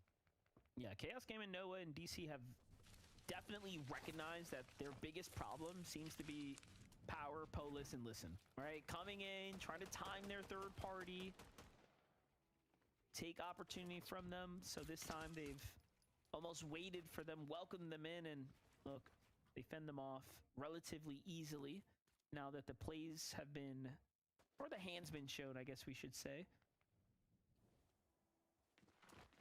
Out of all of this, though, I want to see Olive Row, G Skater, and Dash kind of take advantage of what's going on here because they're the ones still looting up at Hopeful Heights while they push. Noah plays back, and then that third party of Power and his trio moved in as well. So that's setting themselves up to where they can kind of have the early game that they want. Go back there for Surge if they choose, or just kind of simply rotate north the zone. Is Broken 20 Void just south of Mass Meadows, trying to take on the likes of Olaf and his trio down below, and you can see Broken, he's taking all the tops, the cones, so that way if they do try to run away, they have that extra angle that can immediately use. Still looking for these angles though. Nothing big just yet. Ooh, nice little wall take right there. Smalley fights back for it though. Void inching his way forward, but no, walks into a trap. The side shot onto Void from NV Olaf. Almost sends it back to lobby. Look at this, he's just waiting. Doesn't even care to take back the wall there. Just wants them to make that edit, make them feel comfortable about jumping in. Oh, trying to trap them. And this is one of those fights for Olaf, Max, and Smiley. This is their first FNCS Finals appearance. So obviously they don't have as much experience like some of these other players in this lobby. But I feel like considering the knowledge that they have, not necessarily want to take the fight, considering the materials as well, all the things coming into play, I like how they're not necessarily forcing the engagement. Trying to play the long game instead of short little wins. See what Yamza's up to here with clicks Batman Puga. Giving up their Storm Tower right now to go and get their farm on. Seems like they've lost a lot of time here. Actually, when it comes down to farming, surprisingly, not cap material this late into the early game. You'd think they'd be done. It's clicks up top who's canvassing. What was that? Now, I was about to ask, like, what are they kind of positioning? Because the zone's already looking like it's going towards the north. You see the edge of it just at Warrior's Watch. So that's going to allow them to kind of position on any of these high mountains, surge bases, because every team's going to be rotating them, whether now or later on in this same game. So I'd like to see he's being proactive, doing just that. Shadow Curve, Tyler. They're fighting over this shrine. Trying to push Baila, Edgy, and Quanti off. This is where you can kind of replenish those water sprites as long as you have at least one charge left. Let's see. Still on the move right now. See kind of a lot of teams playing relatively passively right here as game 8 starts to take its toll here, but the clock continues to race on now. Edgy working this upper angle here might actually be a huge chance for them to go ahead and open up here. Shadow isn't careful. Oh, here comes Baila and Quanti going to join Edgy on the outskirts. Okay.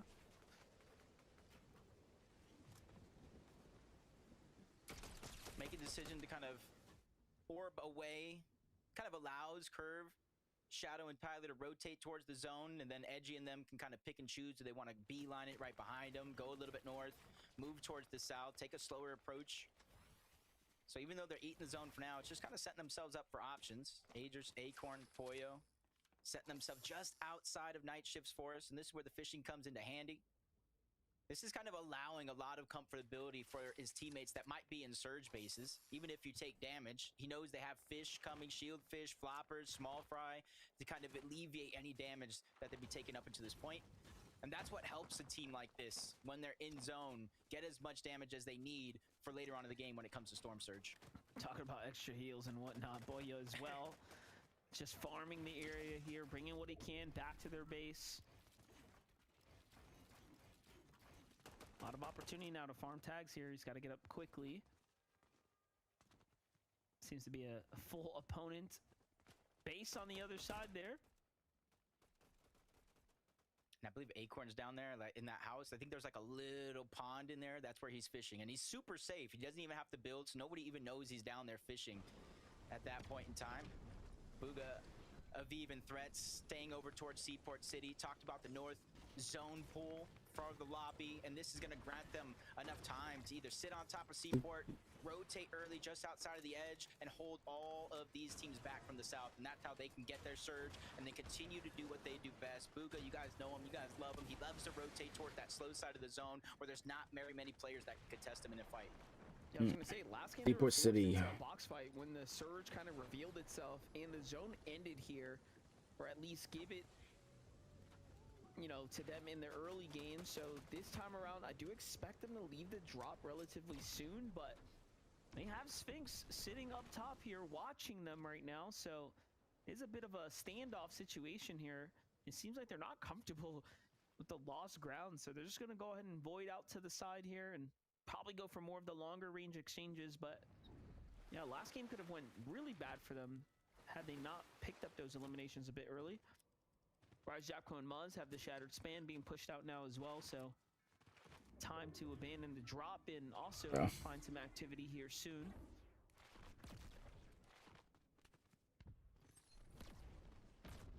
Should be a relatively easy rotation for them. Whether they orb their way in, use a combination of the launch pads. Because of the respect not only they have over towards Shattered Span, kind of not that many teams landing around them. You got to think Kanata, Bolts, and Rapid to the north, that Demon's Dojo. There's not too many teams that are currently going to be positioned on the east side of the map unless they made that proactive play to try to rotate to this side of the zone early. So that's going to allow a little bit more comfortability come out of Muzz, Rise, and Yapko, where they don't really have to worry about too many teams. Right now, they're just going to be focusing on their rotation, get their good spot, likely towards Demon's Dojo, where there's a lot of elevation. See Cold Peterbot and Ritual update here. First time we've seen them not in the storm looking for fights right now, so a much different approach here as the zone has landed right on top of their drop spot right now. Last game they had options to go out to the coastal areas for fights. This time they decide, all right, we're gonna stay kind of in the territory. And I like this dynamic play style, right? Keeping the opponents almost guessing where they are.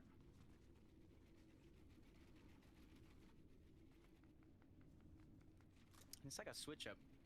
Throughout like the first 5 games yesterday, we were watching them kind of play a standard Peterbot, Cold, and Ritual game, but that 6th and final game of the day, they were very, very passive, choosing to build into surge towers and not necessarily take as many important fights. Taking that similar approach here, but the island spawning right above them. This is one of those teams, even though you do see 4 on the mini-map in close proximity, this is one for sure, you know, is at least going to try to make a play for that Shogun's Arena. I was gonna say, what are the odds they triple Oni up to Degen's team though? Like outside of the island just revealing itself, it seems like that is what they're trying to set themselves up to do right now. No details on other trios though at all near them, so chances are the odds are gonna be very slim. There's the island. The race is on. There it is. There it is. Pops in, Degen, Havoc, and Sandman first to get to Now the edge is on. They're so close to the storm. Don't worry though. The edge should be on their way shortly. Oh shit! Right there. There you have it. Already here, already getting tags down. Oh, and the Shogun's on their ass. Or the attention of the boss as well. That's gonna be a bit of a setback here. But up came Chimp and Victor V as well with Skittles there. So. Oh dang! Cole just got hit with the Shogun. They said, you know what? Never mind. Y'all can have it. We'll just go over here, play a little bit closer to zone. Chimp, Victor V, and Skittles, they're not back. Beaver got hit. They're so kind of separated as of now on that other side of the island. They don't even necessarily have to primarily focus on Peterbot, Cold, and Ritual. They have options, a little bit of flexibility. You can fight them while they're going and fighting the Shogun boss at the top, or you can look all around the map on the west and south side of the zone and try to get surge from teams down below. But first, though, whoever secures this medallion is going to have a huge advantage. So last game, Peterbot's team had it as well. It was in his hands. Definitely comes into handy that, I mean, besides being able to go invisible, the unlimited sprint is just devious. It's so powerful.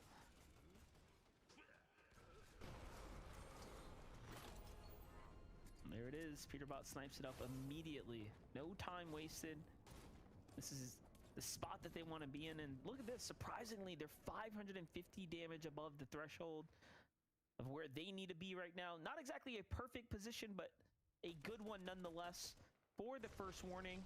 Japco, Muzz, and Rise set up right outside of this positioning of Curly, Noxy, and Virgo, who have the high ground here. Plenty of options to choose from for fights here. Also finding themselves above the surge. In the edge of the zone.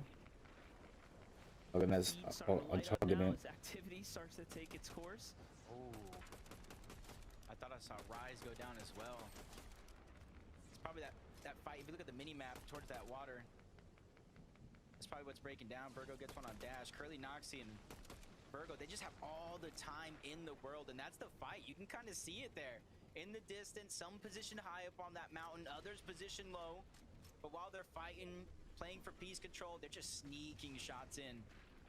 And even though it's not a high damage number, it's that little bit of damage that really counts at the end of the day. See if they can get more damage, though, just so that they have nothing to worry about. This is what's really interesting, right? Like, we saw how the elite teams play when they have a huge surge advantage, and then you have a team like Curly, right, who are, you know, arguably just getting into things, really building up their reps right now. They could be playing for center zone, right, as opposed to kind of positioning themselves on these outskirts at this point in time. It's going to raise your chances of teams diving on you, so we'll see how it ends up playing out. So, a couple players just scrapping outside of zone. That was Cease, that's Jack, that's Blake. They've just been kind of scrapping against some of these teams towards the outside. Muzz, Yapko, they get that revive back onto Rise. He went down momentarily to Oliver OG and Skater, who lost one of their teammates as well. So it's kind of that give and take, that sacrifice that you got to make. And while others are struggling on one side of the zone, you kind of see the strategy from Agers, Poyo, and Acorn continuously playing out game after game. They're not afraid of sitting in the zone for as long as they need to, because these games, Monster, they haven't typically been going to heal off. A lot of the resources get used throughout the course of the end game, so there's almost nothing left. So they realize that, hey, we can stay as long as we want, we can fish, we can loot the scraps, and then we can rotate late and get that perfect position while every other team is fighting just for the edge. Talking about edge fights here, Poyo, Agers, and Acorn are not safe just yet. They're going to be one of the few Void Oni masking in, which is going to put them right on that edge there. Fresh builds coming out should make them a target, but no. Everyone else is still trying to get situated here. This is the first we've seen the pump power kind of taking its toll here for an end game right now. So a very interesting end game. And oh, look at this. It's going up towards the Magic Mosses. All right. So we are getting some brand new end games in zone here today. Agers, Poyo, Acorn, though, 198 above, and now starting to pursue through the builds. This is a quick highlight, though, from Peterbot and how they were playing the high ground there, just tagging players, finding their eliminations right now.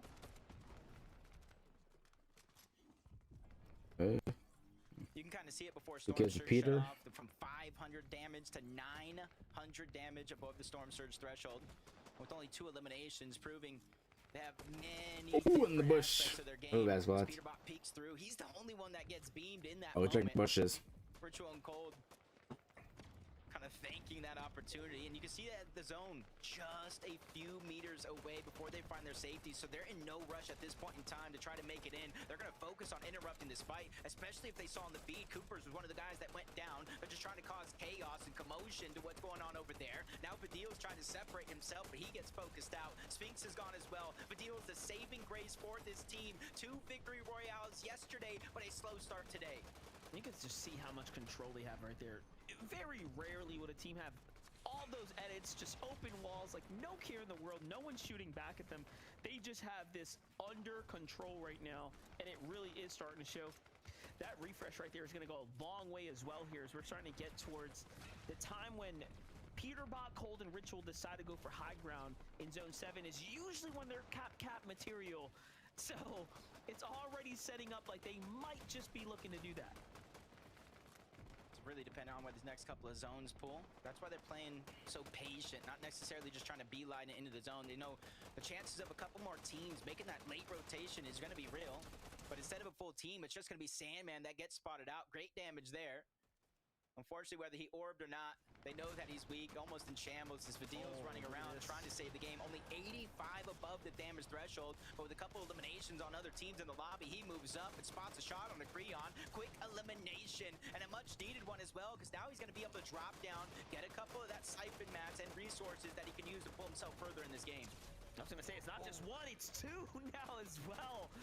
Vidil racking up the numbers here and capping himself off with material while the zone pulls his way. This is an opportunity unfolding for him right now to go ahead and potentially clutch up some serious points here and keep his team in the competition, keep it competitive for himself in the run to the top here. But I'm also thinking that Peterbot, Cold, and Ritual couldn't have asked for a better zone right now. Jabco, Rise, and Mazda are going to be the first to take the stab for the high ground. And look, they're not in nearly as good of a position as some of the other teams we've just tuned into. Oh, shit. But they're fighting for it. They need some more damage. They need material as well. Sees Jack Blake trying to get in on the edge of zone. They spent a good portion of the game overall fighting on the outside of zone. Oh, shoot. Mason's going to go down. Booga's trying to peek. He sees an open wall into Rapid, but there's no angle there for him to land any successful shots. Agers, Poyo, Acorn, they're the ones that have some of the most high ground as of now. They're just on the edge of zone. If they Poyo, Agers, and Acorn try to build the high ground. They're below, though. They have to find these eliminations here. Look at this. They have to give them this prime positioning to fight for eliminations right now, getting into the box of Donnie and crew. I mean, this is what a team would wish for, not to get targeted by ARs, but hey, bring the box fight. You have better odds that way, one might argue, but it's not going to be enough, and instead they get rewarded for their troubles here. So the damage comes through for now, giving them a little bit of a opportunity to kind of ease up, but also the material counts building up is definitely welcomed. Zone bounces back to the north now, so decisions have to be made either way. Teams will have to rotate. Yamzo clicks in Batman Booga now. Getting active, though, in the low ground. No Elans as of just yet, but seems like they have a team on their wall. Clicks clutching up big, third place in that last game, trying to have a repeat performance, but Vidil still by himself from above the threshold to below, 31, but shots like that is going to make it where he can smoothly move, just 28 above, but it's not a feeling of confidence for him. He sees two teams fighting, is immediately with the Hollow Twister trying to pressure that side of the zone, get even more damage, but no successful shots, and that's why you see a little bit more box fights for Storm Surge this late in the game. Everybody's building in brick and metal, so it's not easy for those Hollow Twisters to break through. Crazy, Vidil still standing, by the way, by himself right now, but hey, you give someone like Vidil all that material, and I mean, it's what you're asking him to do is get those points, make it to the end game here. But the real battle starts now as the zone is starting to slowly make its way. Cold touches down safely somehow there after being exposed to the likes of Adrian, Spoyo, and Acorn there. Their immediate competition closing the gap here. Big mat counts on their inventory as well. Iamzo clicks and Batman Boo controlling the low ground right now pretty heavily as well. Look at all this tunnel that they have control of here. And it's typically the solo players, the ones that are low on resource materials, they hunker down below and instantly starts fishing. Any bit is better than nothing. That's Batman Booga while clicks Yamzo. They're looking around. They see the rotation all the way to the north. And this is where they're going to try to late rotate. Try to let the zone open up just a little bit and position themselves above some of these teams. And clicks to use a little shotgun upgrade as well. Rat back. Kanata bolts up here, sitting pretty strongly, looking down on the competition. Also just enough material to pretty much run this end game out here. Oh, big elimination there onto Chid. Seems like Kanata trying to get some snipes there. Muzz, Japco, and Rai starting to rack some up as well. Cold racking up his eliminations too. This could be a huge refresh here and a set of points. There it is. That was a big 1,700 damage. In the blink of an eye, their game changes. Yapko goes down. Muzz with 36 HP, getting pressure from all angles, getting to expend a lot of that material. They see the wood. They know it's a weakness. Clicks Yamzo, Batman Booga, try not to bite off more than they can chew. You talked about their space that they have on that low ground. They don't want to give it up. Yeah. This is 9 zone. So close to 10, but about 5 seconds. He tarped his way through, coning off the top halves, making sure things are safe here. There we go. This 10 zone. Back and forth, but they need a refresh here. You can have all this control, but if you can't convert, it's only a matter of time before things start to look really bad here. They start turning their focus up towards Booga's Oh shit. Kanata has sight. Kanata has sight. It just seems like teams that get the high ground have not been contested at all for it. Almost rewarded for plays. Oh no, Peterbot again in a situation that we know all too well by himself as a solo. Oh, Mache's so holding me for dead.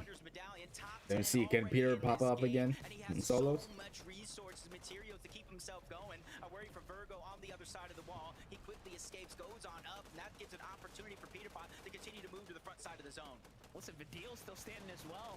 Wow. 10 teams remaining, him being one of them as a solo, clutching up the points. That is what we call a solo clutch right there. He really is doing it for his team here.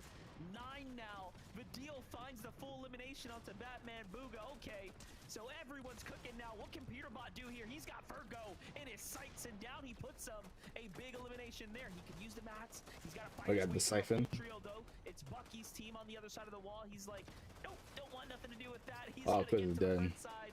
Clicks finally falls now, and look at this. Peterbot still cooking, finding his way up. Even though he's moving so quick, he's taking his time, he's being precise about every single one of his moves, staggers himself just a little bit knowing he has the splashes. Top 6 situation for him. He won that last game and he's ready for a repeat performance. And again, he's smoothly moving to the front side of zone, taking control on the other side. Former teammates, and he's going for the fight. I'm pull it right here. Former teammates, oh my god. 3 of those members back. Peterbot looking like the juggernaut of the lobby. Ooh, and he finds a Beeb on the backside as well. More mats for him to go ahead and feast on to live this life up right here that he's got before him, but he's got to find a chance to pop these minis. Look at the smart decision making to go ahead and slip back to the edge there, play the storm for a second, ride it out, and then ditch the box here. More mats for him. He's just cooking here.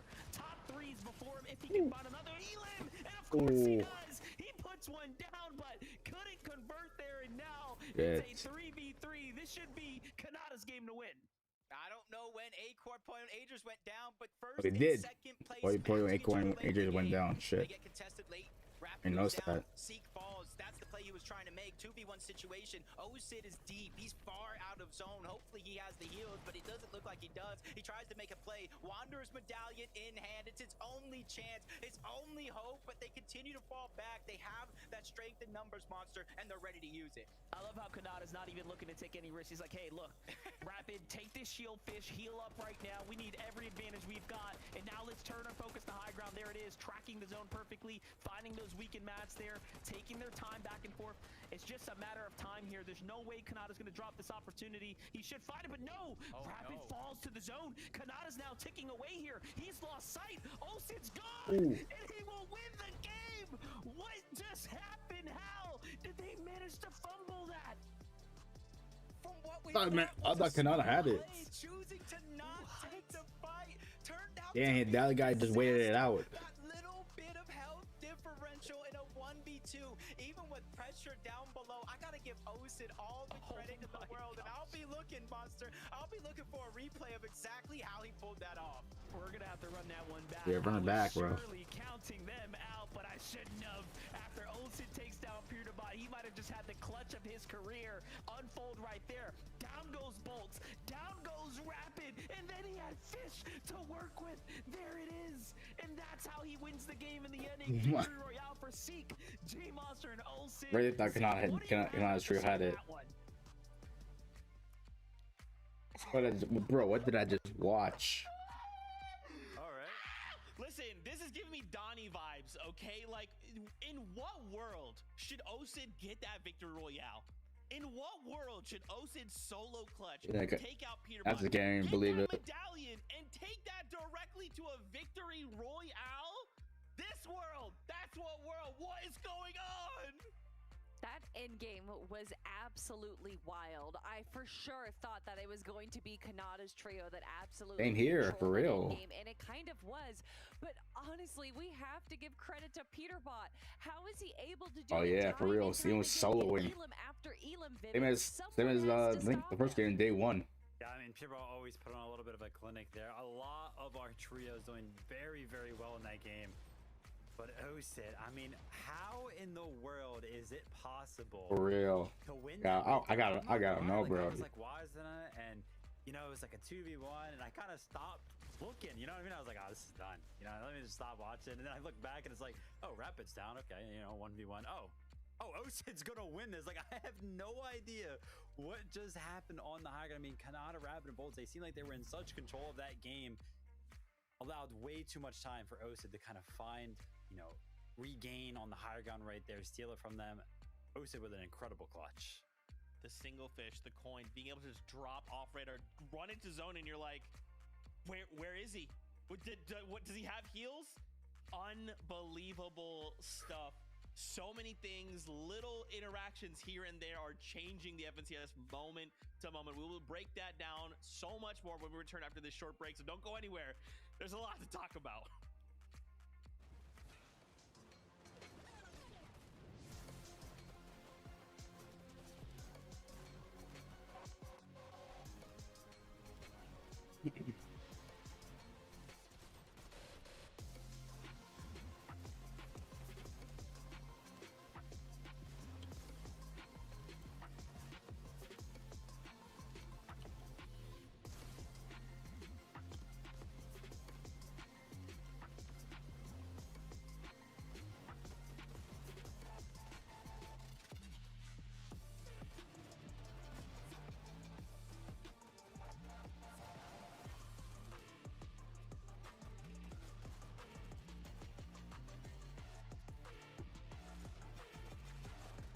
All right, game 9.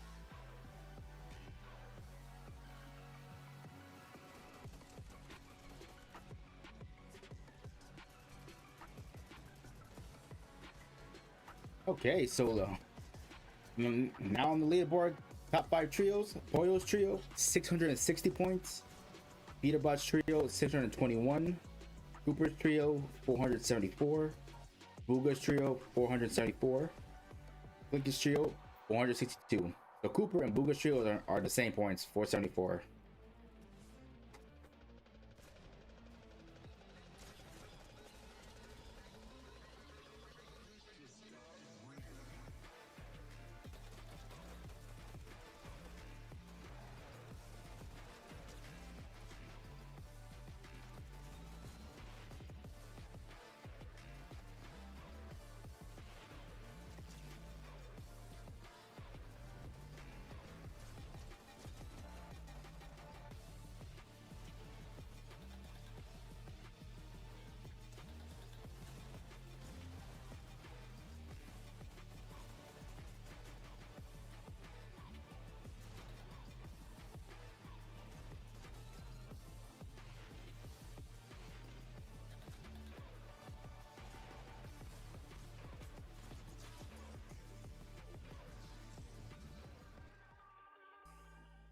After just 2 games of Fortnite, I'm gonna pass out. In case you missed it, Osid, G-Monster, Seek got themselves a victory royale in that last game against Kanata's trio.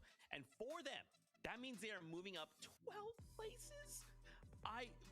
In terms of just prize money alone, this is unbelievable, and congratulations to the trio. But now, as we bring up these standings, friends, 660 points.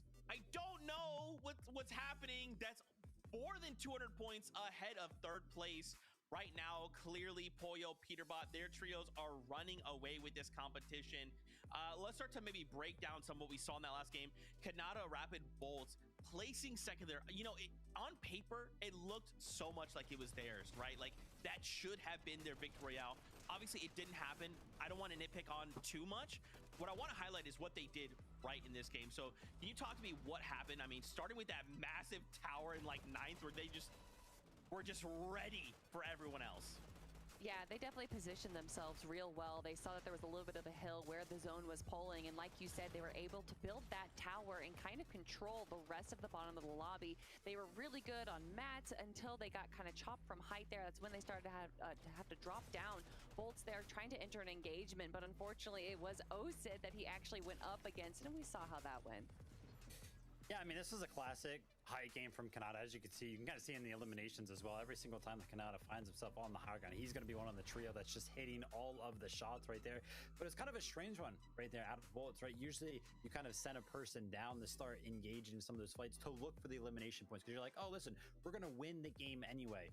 But kind of like that win condition is always the heal off, and there was no heal off on Kanata or Rapid right there. So maybe a bit of a mistake out of that trio right there that kind of cost them the game. But yeah, Osid just hit every single pump shot that appeared on the screen at that end game and shut a lot of people down. That's crazy. Right before we came back, Jacob PR whispered in my ear, Osid eliminated Peterbot and then absorbed his power, which almost made me break, Jacob. Almost had me. As we turn attention back to the standings, obviously right now. And 9. One more minute. Ritual, Cold, and Peterbot as well. I think the reason Cooper's ahead.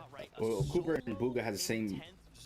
Cooper and Bugha should have the same points. The only reason Cooper's on ahead, same points, is that the placements have more higher placement points. A total of 9 elims for the trio, right? Like, they are still putting up so many numbers, even in situations they should not be.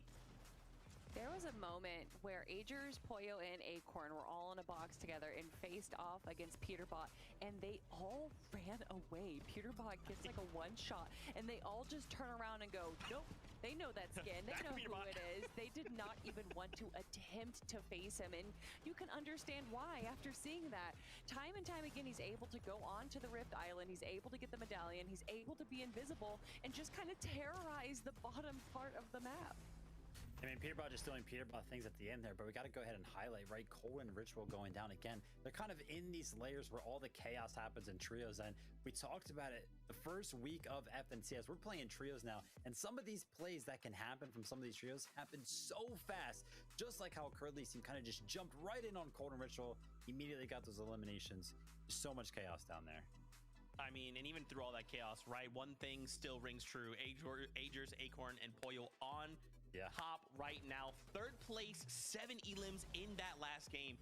Guys, I don't know what it is, but they just can't be stopped, right? They can't be tripped up. They only had one game yesterday, but they had a 13th with 1 elim. But ever since then, I mean, most of their games have been within that top 6. I mean, can we stop this freight train?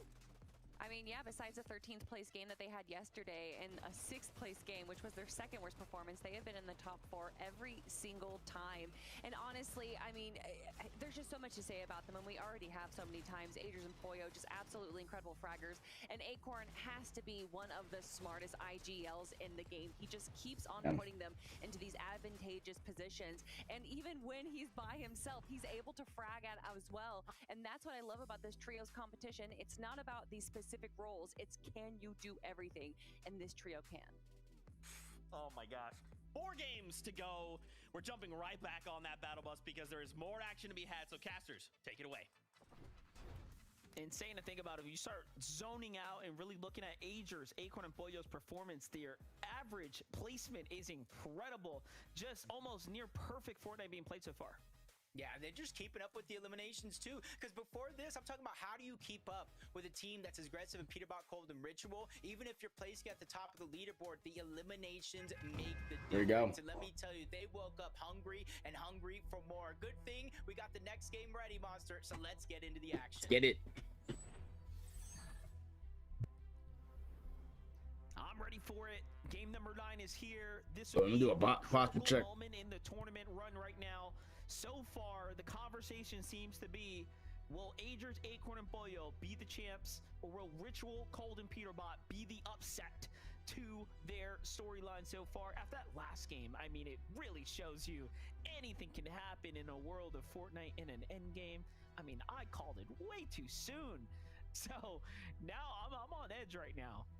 Yeah, this is definitely going to get exciting, and it's going to get exciting real quick because typically we look at like who's going to make the mistake, who's going to go down early, because to start the day, we were talking about it, it's just one game, one mistake that kind of gives up the lead that you have. Now, both of these teams are playing at such a high pace and a high skill level right now, matching each other in terms of placements and eliminations. This can go down to a photo finish in game 12, and I think myself and all of Fortnite are here for it. Well, what I can say is so far, game number 1 and game number 8 have been my favorites as far as the end games here at the FNCS Finals for the North American Central region. It's been absolutely incredible. But jumping back in, do you see Noah plays trio. Chaos mixing things up, trying to do a little surprise contest here on the western side of the Whiffy Wharf? Seems like things are not going in their favor at the moment. However, some trades, anything can still unfold here, but does seem like Noah W plays clutches in the end. Nice. Yeah, the switch up proving to be worth it in the end. And there was a big switch up on that side of the map. We've seen a lot more presence from teams, especially a lot more third parties. So if they can continue to win these fights, they can go ahead and pick up a couple more placements, because even though Slurp truck is right there. margin, there's still thousands of dollars up for grabs. Yeah, but look at this. Whiffy The reboot. Nerface sees what just went down there. You got to think about it, right? They're all flying in. They're like, huh, that's weird. It's a couple extra parachutes over that way. And all of a sudden now they turn their focus in and they're moving pretty quickly. Aaron's got the outside angle. He's just cutting them off right now. There it is. Decision. Oh, and they just got the slurp truck shield. Hurt badly here, Jacob. They're just surrounding all around him. And luckily for them, Noah's teammate just kind of disengaged. He's trying to get out. At least the solo's trying to survive. And Noah's job here, even if he goes down, is just buy as much time as possible. So that way he can create as much distance as possible. And so far, I think he's succeeding in that regard. Yeah, no Oni mask in hand either, so should be okay. No one down. GG's, bro. For Aaron, they're going to be happy about the damage as well. But just like They just revived DPC.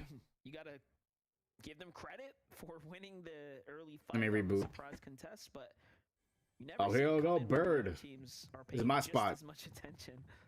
Wait a minute.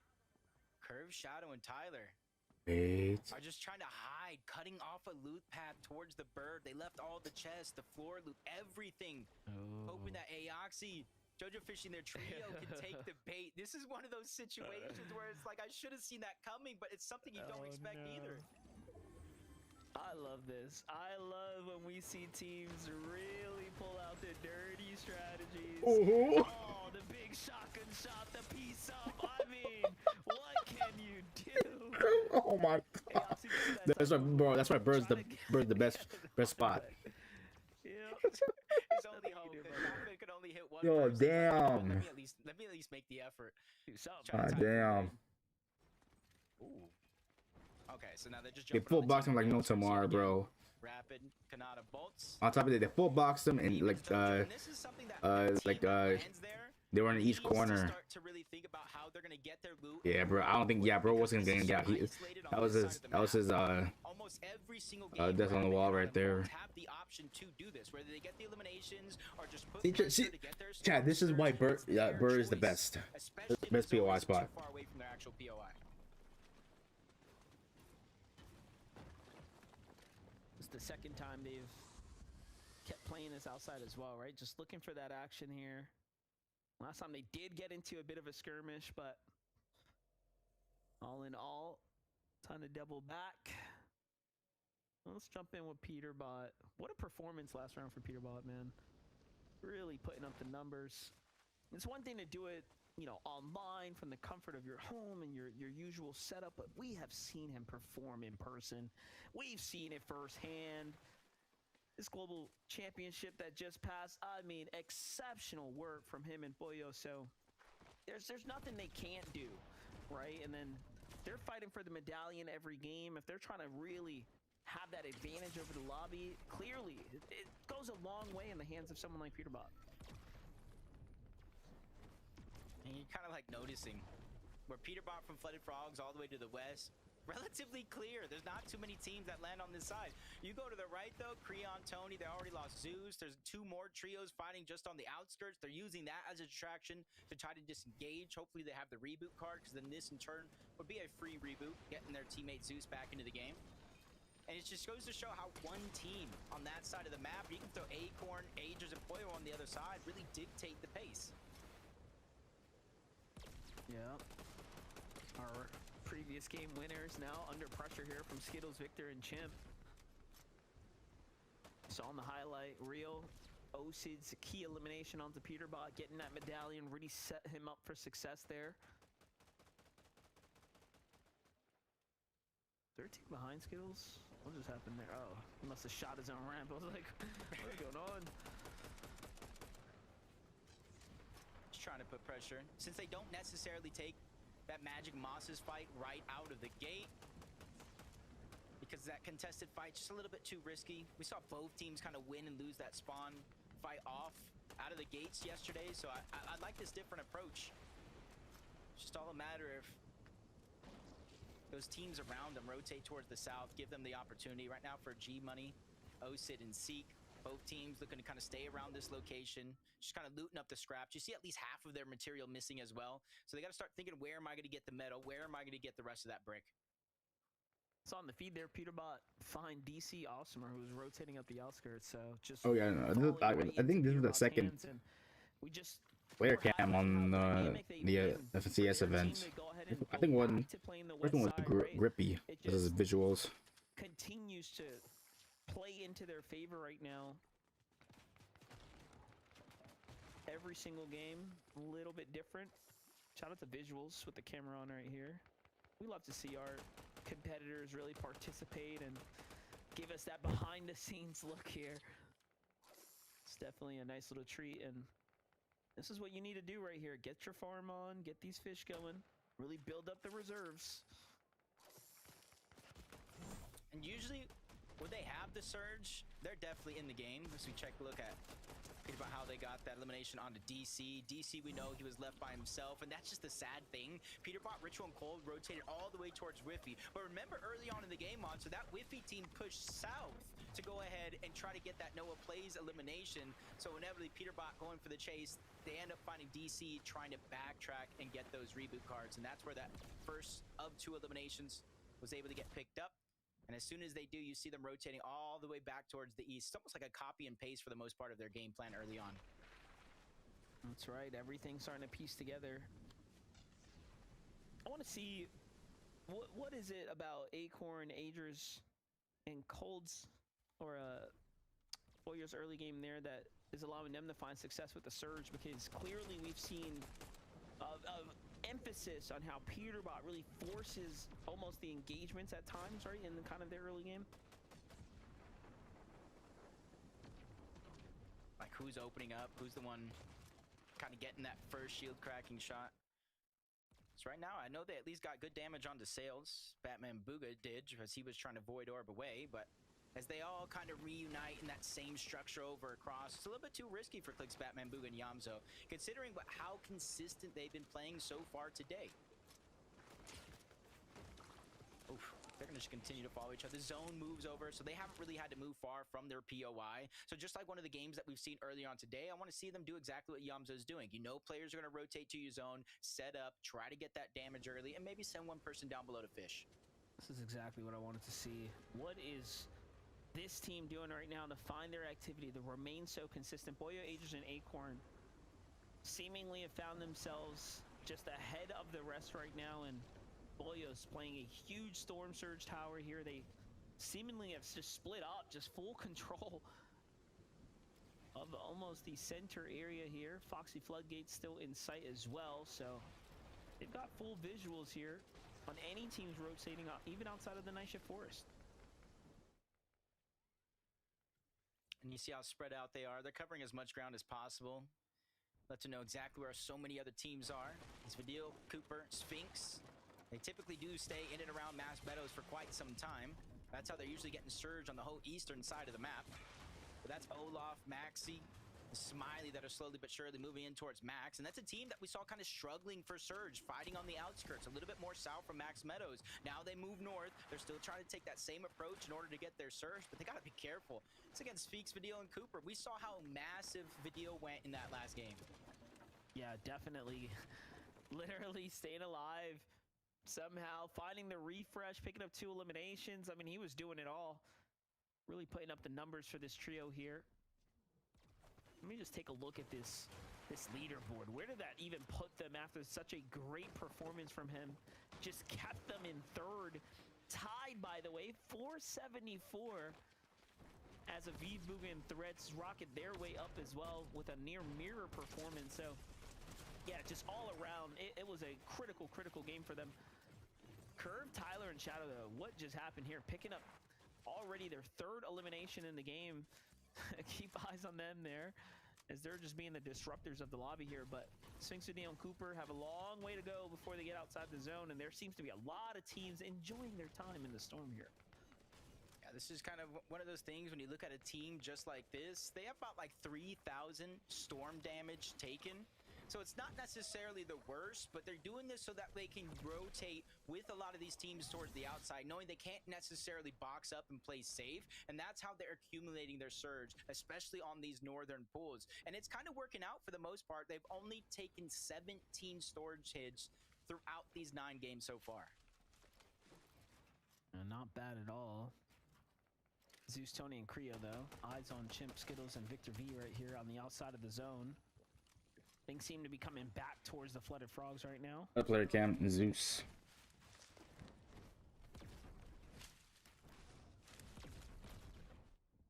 Glad to see they were able to get Zeus back.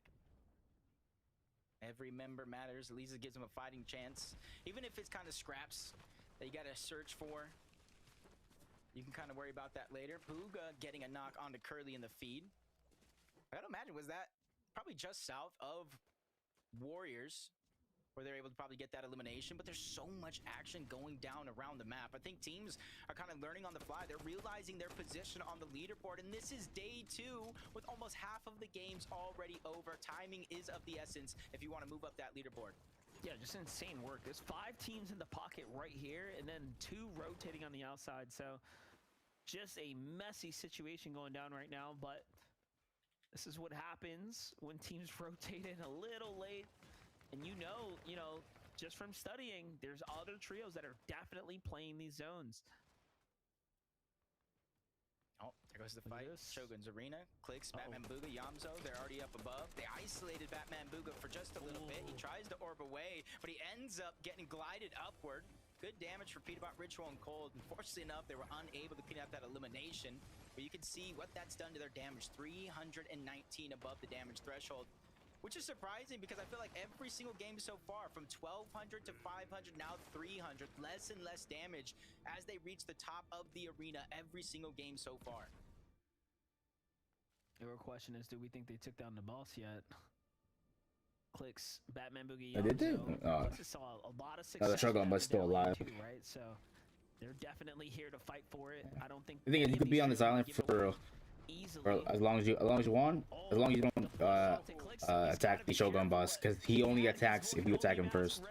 Talk about preparation. Ouch. Ooh.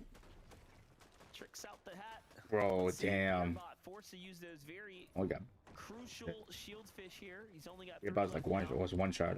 Probably gonna be looking for a med kit here. There should be plenty given that all the chest spawn here. Look at this. Yamzo playing a sneaky bush off to the side too. I have a feeling both of these teams know exactly who that is across from them on the map, because more times than not, Batman Booga, Clicks, Yamzo, they got Peterbot down to 25 HP. They didn't even throw an orb over there to act like they were going to go ahead and push, because they realized you still have Cold, you still have Ritual, and Peterbot is still alive. That would have been too risky of a play. I see it. Yeah. Damage, not get too greedy, and continue on with the rest of their game. Yeah, what's up, Jerem? They're my favorite. Oh, Peterbot is your favorite to win? Like, who is wild Peterbot's trio, Peterbot, Cold, and Ritual. It's your favorite to win. It's FNCS. Nice. Stuff like that. Like, very few players, only the cream of the crop will be willing to even take that level of risk. So surely they probably have an idea of what's going on here. Yeah, they won. Peter Buzz Trio won the first game. Play This is game tower bases here. Game 3. In the mid game. I'll turn on my mic. It's cool to watch how this plays out. This has been very repetitive for them as well. How about now? Can you hear me now? Yeah. This is NA. Yeah, they usually like to hold out teams just like this. And it's fully breaking out now. Fight. We're really getting it. This is game 3. Peter Buzz Trio won the first one. It almost feels like there's But wait, can you? It sounds good. Okay. Yeah, I just turned on my mic. Teams aren't wanting to be their Storm Surge anymore. They've had enough. They're rotating away. They're not giving them that chance. But Cold, the awareness over. Yeah, sorry if my mic sounds like little pushback because it's on the corner of my desk. Storm Surge, but it's still not going to be enough because 91, 83 instantly falling down that slope. Oh my God. No, Fred, Liam, get out of here. In the 3v3, we almost had a huge fight. I was so ready for it. The more likely this fight is to discontinue if Peterbot, Ritual, and Cold get the damage. And now with the boss being oh my God, they have to make this decision to actually try to secure this or possibly even give it up. Look, their material counts are halfway right now. Liam and Fred jump into the mix, into the boxes. Do they Yo, look at that. It's so crowded up there. It's an ongoing party. Sure just yet, but holy shit. Click seems to be super damaged on the other side of this entire exchange right now. What a fight that's breaking on here. Seems like things are just gonna get more and more interesting as the boss. I was just asking because everything's so quiet. Oh yeah. It's okay. It's okay, bro. Yeah, sometimes I have audio issues, including my mic in game. These like 4 teams over there. Yeah, for real. For real. It's a party up in the island. Because the island the past few, like in day 1 the team placement is either first place or second place, so it's a good spot. And sometimes end game ends up on the Shogun Island. Holy shit. Damn.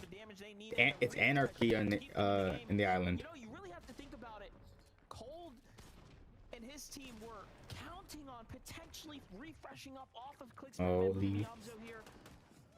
And now that's almost spoiled, so hopefully they use this distraction to secure the boss. Look at what's going on though in the distance.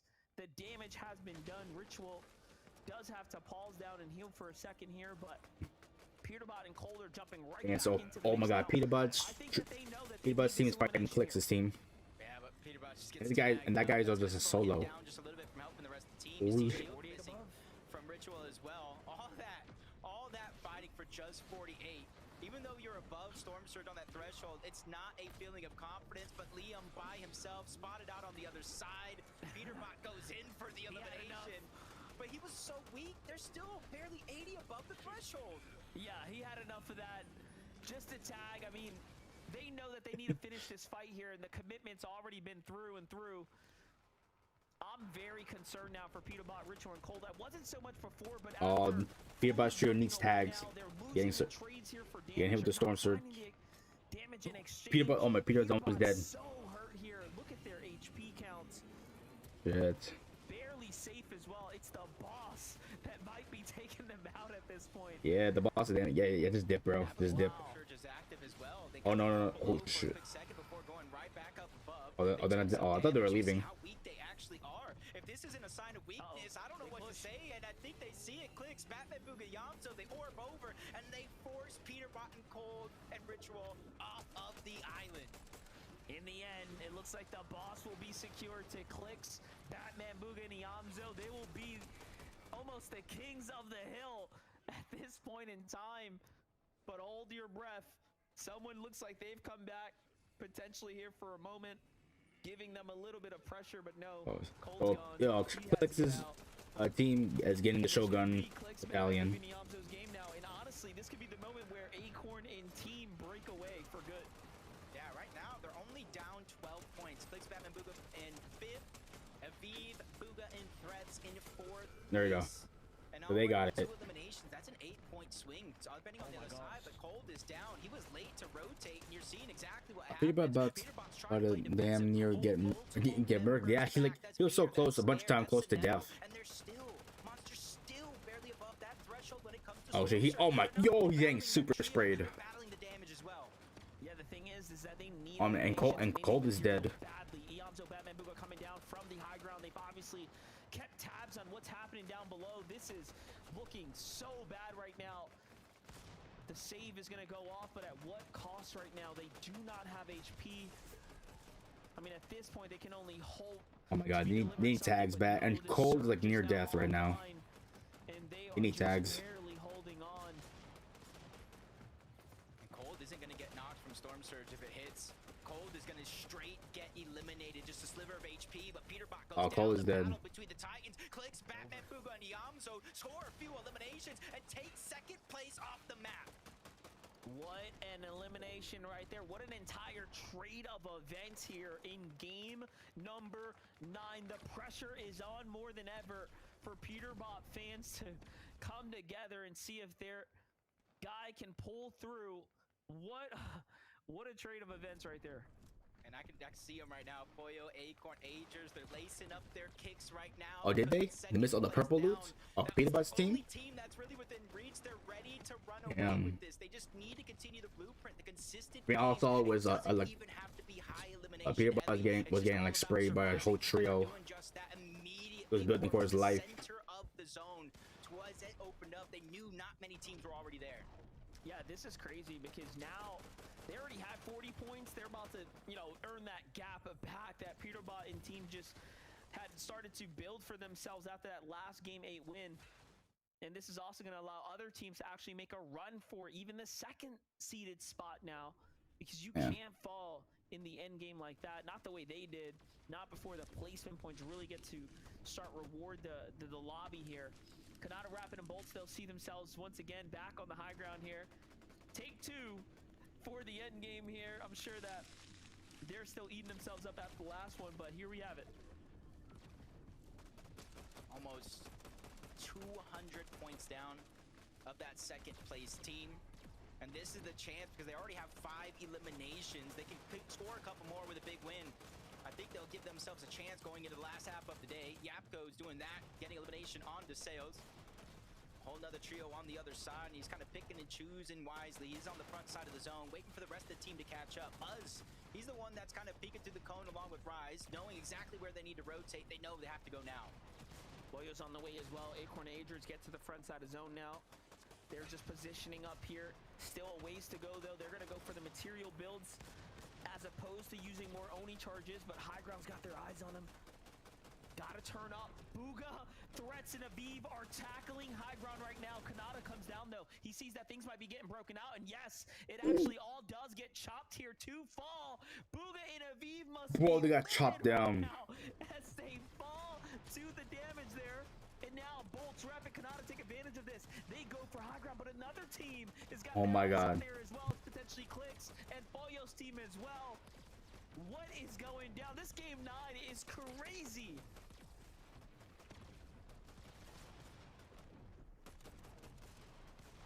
Keep your eyes on everything happening here. Boyo, Acorn, and Agers could be looking to take things away right now. And if they do, it will be a 1 for the books here. Another elimination right now. Falls there. Take a look. Rapid falls as well. And now we're inside the top 10. Agers, Acorn, Boyo need the refresh here, though, as they're running out of materials. But no! Boyo ends up falling, unfortunately, now. And it's Rise, Japco, and Muzz looking to make the climb back to the top. You just couldn't write this story yourself. It's all unfolding here and now. Japco, Muzz, and Rise looking to be one of the few teams to take another victory royale here on the FNCS final stage. Agers, though, is still holding on. Every point that he earns right now is going to set himself further and further away from Peterbot's trio. Do keep in mind about that. Still, has to jump down, though, find some heals here. Potential to save his teammate, but no, there's just no time to work with here. He will have to just play this one out by himself right now. And luckily, those knocks are giving him the scan for information here on the rest of the lobby. take a moment to pay attention, really allow this to kind of settle in here. Meanwhile, Clix is still alive. That medallion in hand, 28 HP though. It's not looking good. Where's the Yamzo? Yeah. Oh, I think medallion. Use a medallion with it. Oh man, he's walking back and forth. Oh shit. But he gets knocked. The Yamzo's now the last one surviving. Ager's feeling that same pain, but he scoops up the medallion just in the nick of time. This is crazy right now. Agers is still on the move. He's got the medallion now. He can't be tracked with the visuals. Give him away. 12 HP now. Back against the wall. A top 3 for Agers. Who would have thought it'd go this far? And in the end, he still gets the knock. It allows Muzz Rising Jack. Oh, Muzz Team Trio won it. They stayed on top. They made sure they didn't take part in any of that mess on the low ground, forcing solo after solo, duo after duo to clash down below so they can smooth sail across that finish line and take that first place in this game.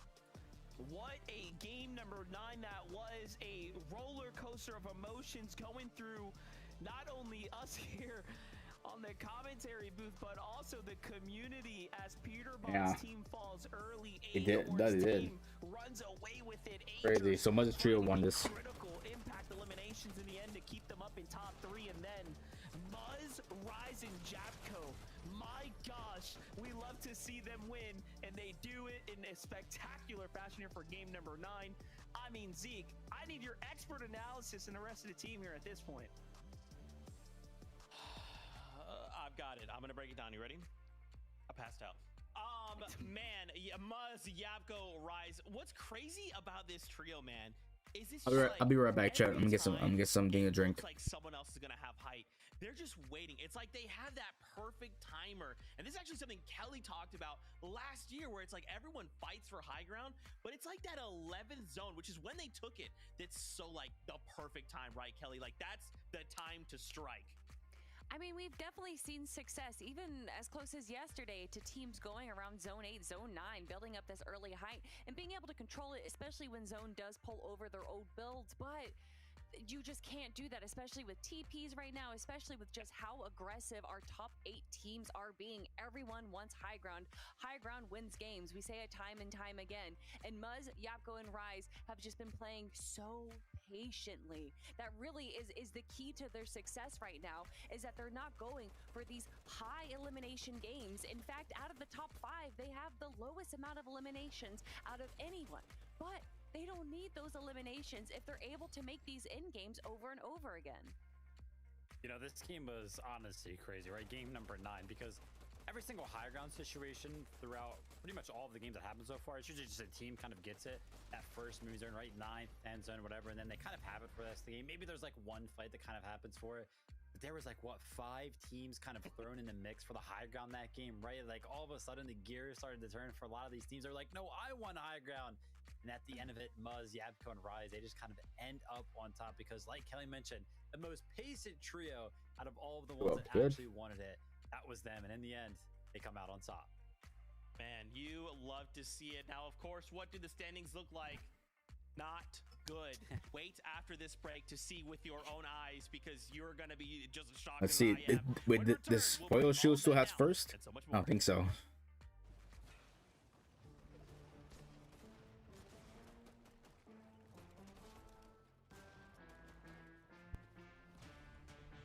I gotta check.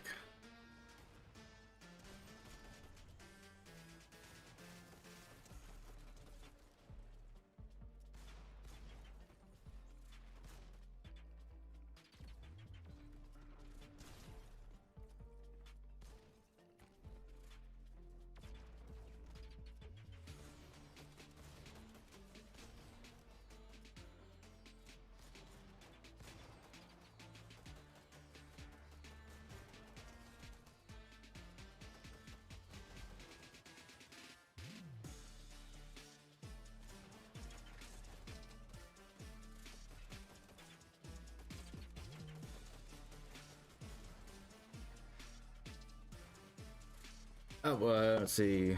The item shop just refreshed. I think same thing. And nothing new.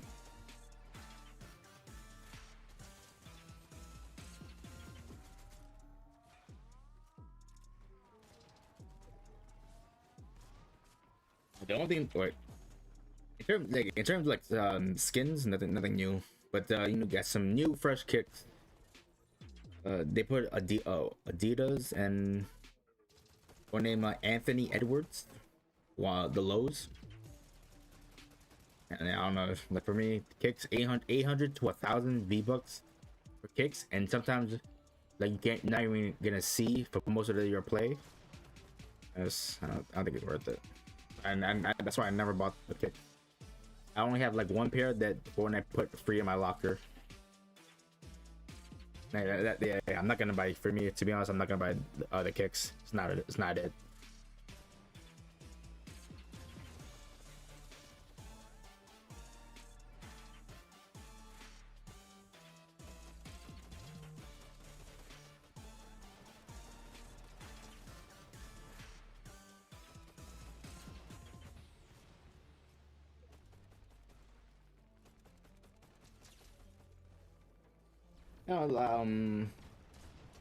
Yeah, no new skins, just for some returning old ones and some returning emotes. Yeah, they wanna see me emotes back after 1,000+ days.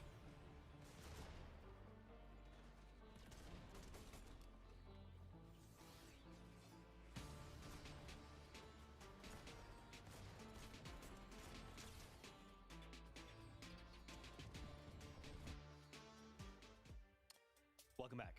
So, are you ready to see these standings? Are you ready to see what transpired this last game? Because I'm going to tell you right now, you're not. You're not ready to see what has happened in this last game. Oh no, Pollo's trio still first place. Oh, by 100 points. Points ahead of Ritual, Cold, and Peter. So they widened their gap. So low clutch. You know, guys, I don't know what it is about this season in particular, but it feels like just across the board, there's so many more. Oh my, and Clicks is in 4th, bro. And it's not just I feel like, yeah, that 4th place curse is like embedded in him. He can't shake it off no matter what. He may have to do a name change. That's the only way to get rid of his fourth place bad luck. So like a total name change. Yeah, I think it's that. What we think, for him to rebrand, to shake the 4th place off. Absolutely insane. I don't know what he had for breakfast today, but please let me know so that I can have some myself. He is absolutely carrying his team, and I say carrying, but he's also playing with Pollo and Acorn, who are playing out of their minds as well. But just when it comes down to these rough situations, Agers is able to come out and survive time and time again.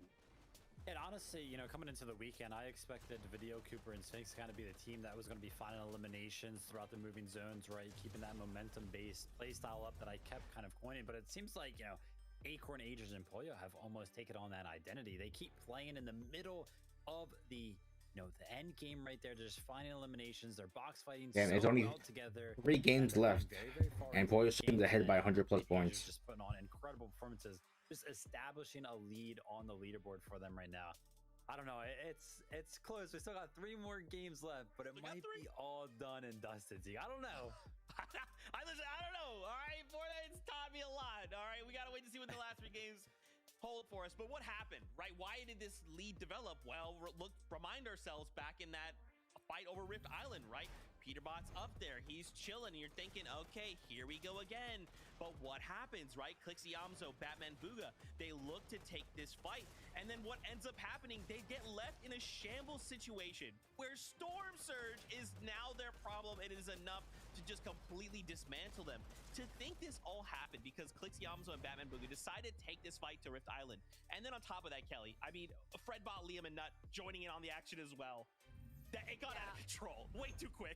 Yeah, for real, on the island. Right now, we can actually see that Peterbot, Cold, and Ritual, I believe they were there first, but Clicks probably noticed how much success Peterbot was having with that medallion. So he says, I want it for myself. Cold's trio, with their aggression, they know that they could probably have this 3v3 and win, but It was actually Clix, Batman, Booga, and Niamzo that were kind of able to hold them off. And then, as you say, Liam's trio jumps up as well. They are below. Yeah, it was crazy on that island. To go on the aggression, and so they think by kind of third-partying this fight happening, they might be able to get some tags that they need. Speaking of tags being needed, this might be the first time, Vivid, that we've seen Peterbot so close to Storm Surge. Yeah, I mean, even dropping below it, right? They were taking some damage from it a little bit throughout that game. Definitely did not get the fights that they were looking for in the early game. But I mean, we have to shout out Clix, Batman, Booga, and Yamza, right? They were kind of in the same situation there. They were up on that island. They had the third party kind of come in. They were taking shots. The boss was flying around up there. They got fourth place, 8 eliminations that game, right? They still made it out and did very, very well that game, which honestly, I feel like has kind of been the story for that trio, you know, Clix, Batman, Booga, and Yamzo. It's like almost every single game that we tune into, there's like something that looks like it's going wrong, but it just doesn't matter. They still clutch up. They find a game plan. They recover in some way, shape, or form, and that's why they're towards the top of the leaderboard right now. And to think, right, like in that moment where they fight for the island, Peterbot goes on the aggressive, right? He goes to try and port on Clix, and then immediately his whole trio claps back onto Peterbot, and now he's sent recoiling. Like, there is so much fight in all of these trios, right? And even if we're looking at, okay, like, yeah, Boyo 732 points, like we're not aiming for first, there's still a ton of prize money on the line, right? So even just a single change in placement means so much to all of these trios. And I think we have I'm just looking at the item shop. What's I may not make it, okay, all right. If I don't make it, just make a little statue of Frog for me and my favorite POI. You know the one. But that being said, though, we are getting dangerously close here. These trios, it is now or never. With 3 games left to go, we need to pull out on the stop. So we're going to send it back over to our casters. Monster D-Face, Jacob PR, take it away. Take me away, please. Zeke, don't worry. I'll put you on the back. We will cross that finish line no matter what happens at the end of the day. But Monster, 3 games left. That puts a lot of pressure, not only on Peterbot, Cold, and Ritual, but every team down below them that wants to have that fighting opportunity. Yeah, it does. I was looking at the standings and just trying to see who today is performing the best. You got to give credits to Noxy, Virgo, and Curly, who have had a tremendous day 2 performance so far. If the multiplier, it only makes you wonder, if the multiplier was at play, we would have a much different standing. However, it's just down to consistency. So let's see it for game number 10.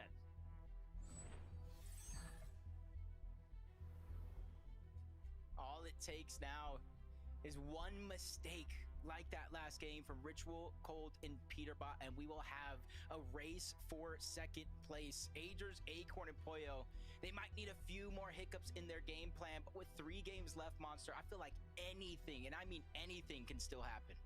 Yeah, Agers, Acorn, and Boyo are playing comparatively the same as Ritual, Cold, and Peterbot, because today they've earned 220 points, and Ritual's team has earned 216 points. So they're very much neck and neck as far as like how their games are going on average. However, Ritual, Cold, and Peterbot obviously needed to make up for the deficit, the 90-point gap that separates them, and now it's just like a huge setback for them, right? It almost puts them back to game number 7, right, where we kind of began the day here today. So these next 3 can go either way, but we can't see a mistake come out of them. Yeah, you're already seeing drop spots switch up, Visuals, Braids, and a Minish moving back on over. Dude, Bucky just died right now. Before Major 1 even started, Come on, bro. This was a potential contested fight we were going to see. Bucky, Ocus, Crade say, you know what? I don't care. I've been contested almost all my life. Bring the fight to us. Visual, Braids, and a Minish, they take the slower approach. They went to Rainbow Field. They tried to take advantage of a team that wasn't as experienced, but with everything on the line here, it looks like they're going back to what they know best. Oh shit. 2 eliminations. Oh shit. Looking like they're going to hound. Oh god, Visual boxed it. Oh my god. And you can tell they know the drop. Like the fact that he knew that you could throw a wall through The gate, yeah. you know, the sewer, right? Sewer there, gate. Like, come on. It's the little He did. I thought it was the other guy that's running. That was his wall. No, it was Visuals. He put it like behind the sewer gate. There you go. Take down another team. So well played for them, and really flexing their knowledge of the drop. Peterbot, Cold, and Ritual doing what they do best. But last game really makes you wonder, why did they have such a low surge threshold, you know, overall damage come to mid-game? Clearly, I was putting emphasis on them playing so dynamically, right? Switching up their rotations, but something clearly did not go in their favor last game, and they didn't get the activity they needed. Back to Hopeful Heights, though. What's going on here? Okay, so Noah's team is just the thorn in everyone's side right now, contesting, mixing things up, finding their drops, and this time they somehow take down Oliver OG pretty quickly. I guess the confidence is up. Yeah, not as many third parties this time around. Last game, different POI, of course, but that third party almost came in immediately, even though they did win that off-spawn exchange. Wasn't able to kind of make nothing as DC was chased down as a solo. Now, this time around, I feel like they're catching a couple players off guard at their actual drop spots, proving to be fruitful for the early game. And it's kind of comparative because you look at, obviously, first place, $180,000. But if you go down to fifth place, $28,000, $20,000, $20,000, all the way down, even $10,000 for 11th place. There's still a life-changing amount of money for everybody in this lobby.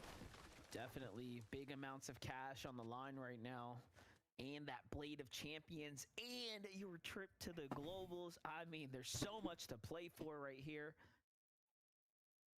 and it is all going down here. Another camp on the camp from Virgo. We're late into the tournament series right now. If you're just tuning in, game 10 of 12. This is it. Couple rounds left here. Oh, take a look at this. Clicks, Batman Booga Yamzo find themselves up against Liam and team. It's a team that's had a lot of notable early game fights. They actually were one of the trios to join in on the island fight just last round. So Clicks, Batman Booga Yamzo could be finding some sweet revenge. Little do they know, but they're going to take a little bit of damage. It seems like they want to back out. They just kind of take what they get. Move forward. It's like the early right now, but you see where the zone is at. It has potential to pull towards the south, maybe even center up. They know it's not going to pull all the way towards the north like some of the other zones before, so they immediately continuously trying to rotate on down. And it almost makes me believe the lobby switching up here is really dictating some of our top teams, because last game when I was watching Peterbot, Cold, and Ritual, they were rotating towards Whiffy. But in that game, one team landed Whiffy and already went south, so they weren't able to get their early surge. So it's not only up to you. A lot of these other teams adapting, changing things up, are really making sure to keep us on our toes. That's exactly what it is. Back to the Shatter Span, though. Who would have thought Muzz, Rise, and Jabko will be taking multiple victory royales this weekend? That's a huge surprise, I'd say, for myself here, but nonetheless great to see. Now they're riding the heels of Ritual, Cold, and Peterbot. I mean, we've been getting all the credit to Peterbot's trio as a team that could tackle first. At this pace, Muzz, Jabko, and Rise could be one of the teams, but still though, Agers, Acorn, and Pollo have been playing near flawlessly. The way they're dropped also maps out. I mean, we saw a glimpse of it. They split those triple towers. They got widespread of the center of the general area, and they haven't had the same issues for Surge. Not like Peterbot, Cold, and Ritual, who have to do almost the riskiest of options. Go find a full fight, right? They're not playing no Surge bases. They're not getting to zone early. They're taking fights in the storm. Yeah, and I kind of feel for Nut, Liam, and Fredbot, and this is how they got that first elimination. Is just either Clicks, Yamzo, Batman Booga, or Peterbot, Ritual, and Cold. Those have been the two primary teams that not only been fighting, but rotating throughout the majority of this entire tournament. And that's saying something, because that's a lot of pressure that you're going to have to go up against. But Brutal Boxcars, contested most of this time. Even though it's not exactly the two teams, it's OSID, G-Money, and Seek that are down there rotating for Magic Monsters, just trying to get as much metal, just trying to get some Storm Surge. This is why the full fight is breaking down, but Tony up above trying to grab the tops. He's doing a good job now pressuring them from above while his teammates are pressuring down below. Also, G-Monster Seek doing an excellent job playing defensively here, but Zeus takes a little bit of a shot right there, and they're forced to back on out. And this could be a bit of a major setback here for Seek, OSID, and G-Monster, whom I still stand to say have had the craziest clutch of the weekend so far. Definitely an exciting one from OSID's side.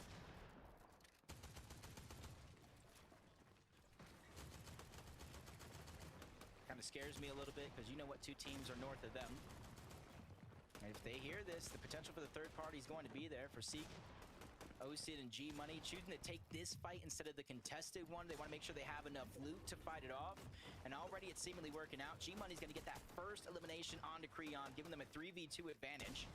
Nobody else in sight. A nice shot from Tony on to Osid, backing him down. G-Money's going to go down as well. Everything falling apart right before our very eyes. Osid scrambling, but he gets taken down as well. That's a lot of pressure on one person, but Tony loses his teammate as well. 1v1 from 3v3. Seek goes for it again, and Tony gets shut down. And Seek with the 3-man piece up right there ends up winning it all and saves G Monster in the nick of time right there. What an exchange of events. That's a huge, huge letdown, though, for Seek, G-Money, and Osid, who were nearing the top 10 overall cumulative points on the leaderboards there. Man, that's got to be tough. Kind of see Agers, Poyo position in the top of their surge base. Kind of see on the side that little blue arrow kind of fishing in the river. That's going to be Acorn. Making sure that all this damage that they do take on top of the tower can easily be replenished by any sort of shield fish if they can grab them.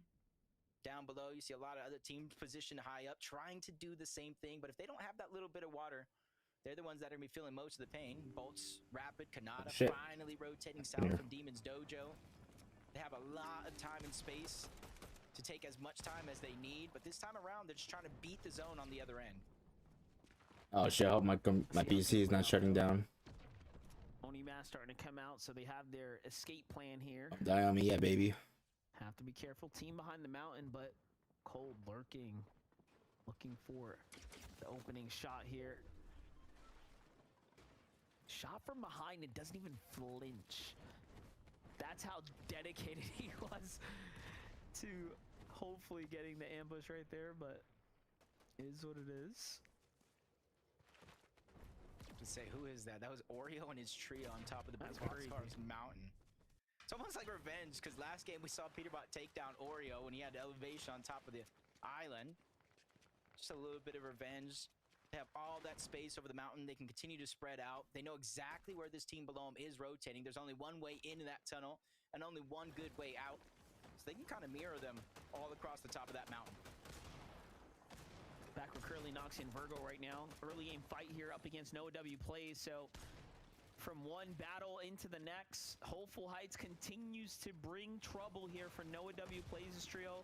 If it wasn't Power Polis and Listen, it's Virgo, Noxy, and Curly who have had the best overall day today when it comes down to your average eliminations and placement points earned. They have been trending their way straight up the standings. And now that puts them right in the conversation here for entering into the top 10. Well, let's watch it, though. Or I should say the top 5, as they're in 7th right now. Right behind Vidil, Cooper, and Sphinx. You got to think right now, if this tournament were to end, they get about $20,000 for their placing. If they get inside of the top 20 G's, damn. more. If they get Still life-changing money. 15,000 more, and even more after that for every placing above.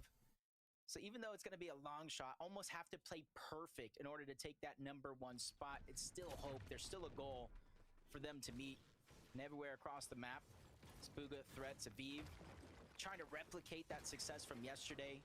Kind of flying under the radar, holding their spot toward the top side of the leaderboard, and finishing strong in Game 6 with a huge victory royale, being able to build that confidence and momentum going into today, day 2. Yeah, I mean, I'm really thinking about that top 2, though, right? Seats to the globals. This is the time to do it. Mason, Chance, and Donnie already in the fight here, so they join into the Hopeful Heights battle going down right now. This little skirmish here. Mason's gonna go in and secure himself the finish for Donnie. And then Virgo, Curly, Noxy thinking about re-engaging back in. They're like, wait a second, we just left this. What's going on here now? Another team's fighting already? So many teams even changing up their drops. Mason, Donnie, they're going in along with Chance. Okay. Typhoon Blade's going crazy. They haven't really achieved any big damage, but this is a team. Last game, we saw them at the north side of the map with Noah, Chaos, and DC. Now they're at the south side of the map. They're just trying to do what they can to take advantage. Just like Noxy, Curly, and Virgo, they realize they're the third party. And this is their opportunity to just try to sneak up on any one of these teams, try to catch somebody out of position. But they need to be careful because there's another team to the south down below them slowly moving in. To be fair, if you allow 3 professional players to get onto your wall, they deserve to pull out the Typhoon Blades and all three swing at them. That was crazy. That could have ended so badly. I was actually hoping to see something happen there, but nonetheless, Chance, Mason, and Donnie continue to see another day. Now, though, surrounded by Noxie's trio here. They're looking in, continuing to kind of search for the action, search for the opportunity. Doesn't even look like Noxie, Virgo, and Curly are on the same page right now, scattered around, potentially looking for Noah, even though he's not a solo overall in this game. He's a solo in the position at Oakville Heights. His teammate far away from him on those turtles, just trying to stay alive. If you go down, I got you. And Noah's like, no. If you go down, I got you. It's kind of the hope for the situation that they're in. And we got a new team on top of the island trying to claim that medallion. Kanata, Rapid, and Bolton. We know the damage they can do in a lobby like this if they're able to possess that medallion. All right, they got the medallion. Yeah, this is a big pickup right now for Kanata, Rapid, and Bolts here. I mean, they're in 8th place right now. They had a 2nd place game just a couple rounds ago. So far today, almost finding their chances to kind of break away here. However, just coming up short. But they remain in the conversation.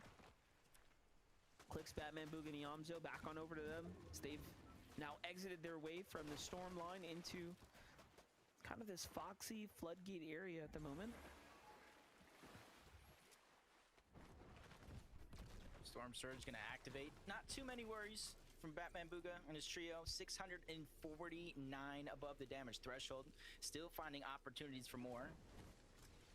And since they know they're at the edge of zone, the edge that's pulling down towards the south, they kind of give themselves options. Wait at the edge, find a lot of these teams that are slow to rotate in, or just quickly find their position. Very, very similar to Peterbot, Cold, and Ritual. Not wasting any time on the edge this time around. They got the fight they were looking for in the early game, and they got the flexibility to rotate. And that's exactly what they did.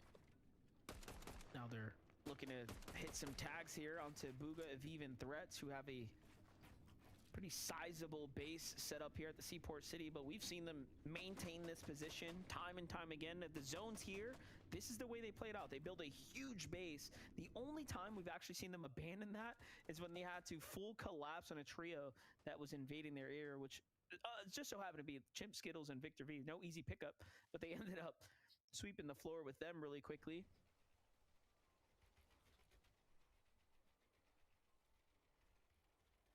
Muzzrise and Yapko. This is exactly what Vivid kind of broke down yesterday to start the day. Their game plan, they land at Shattered Span. If the zone pulls to the east, they can easily rotate north. They can rotate south, kind of pick and choose. And this time around, they went towards the south and kind of see at the edge of the zone, they don't have too far to rotate. And they're going to be one of those teams to kind of position themselves probably at the edge of that hill, right outside of Seaport City. Look towards the south and try to hold as many teams out as possible. They're 250 above the damage threshold, but you know that can change in the blink of an eye. Saw a little hit marker there. I thought Muzz found that long range connectivity. Not just yet, though. Speaking about Chimp and team, though, seems like they're in a bit of a skirmish here against Power Polis and Listen already. So, two new trios, relatively hungry, going head to head right now. Minis starting to be shared about here, so the damage is being done. Meanwhile, Acorn, Boya, and Agers looking a little worse for wear. This is about the worst we've seen them come in mid-game, but they have all the damage. They're just on the hunt right now for a little bit more. They could use the material count. There it is, securing this elimination. The timing couldn't be better for Agers here now. More damage means an easier time handling that Storm Surge. There's one team just outside of where the actual zone is right now, trying to look back. They heard all this noise going down. I don't think they've been given an opportunity of sight. You can kind of see they're very, very parallel to one another, but that's Scare, Sonetto, and Veer. And they have the option right now. Wait, take damage from Storm, try to hold them out, or simply try to rotate in, worry about the damage that they need later. In order for Ritual, Cold, and Peterbot to have the space that they need to just jump up with a single game, it's going to take Agers, Acorn, and Boyo to play terribly and for have something go really wrong. If that doesn't happen, I mean, this is going to be a close race all the way to the top here. Sphinx, Video, and Cooper, though, standing strong so far. 499 points earned over the 2 days of competition. They've also been one of the few teams to secure those victory Hmm. royales. Their strat so far has been relatively, I would say, consistent. We haven't seen them have too much troubles just yet.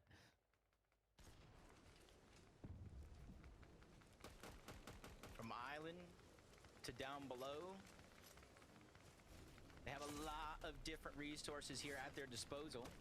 Uh-oh. They just need to figure out how they're going to rotate to zone, but on the other side, Muzz, Rise, Yapko, not only down below the threshold, Storm Surge is active every couple of seconds. That'll be 25 damage. And they're stuck kind of in Seaport City. There's not really too many players they can fight, and the only ones they can actually pounce on is Peterbot, Cold, and Ritual right down below. And I feel like that's going to be their only option as soon as they realize they're there. Yeah, I was just going to say, think about who they get to choose from. Like, Bugha's team's already gone. Now it's up to Peterbot's team to fight this one off, and the Storm Surge is doing the damage. They're already gone.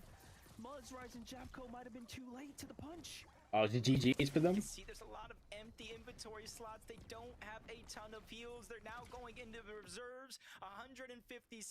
Not only Peterbot, Cold, and Ritual rotating around, but the majority of the players on that side of the zone. They got to start getting desperate, but it works. Yapko finds that big elimination onto one. Not enough damage. Still looking for more. That's Skittles. That's Victor V right down below him as well, along with Chimp. And it's all or nothing right now for Muzz in a 2-tick zone without any heals. It comes down to this moment, and it's Storm Surge that takes him down. Yapko, even though he gets some damage, it's Storm itself that takes him down, leaving Rise to abandon the play and try to finish this one out as a solo, but no! Rise goes down as well. Storm Surge taking down another one of our premier teams. Oh man, I also got Muzz too. Situation to unfold here, Jacob. I mean, it just doesn't get worse than this for them.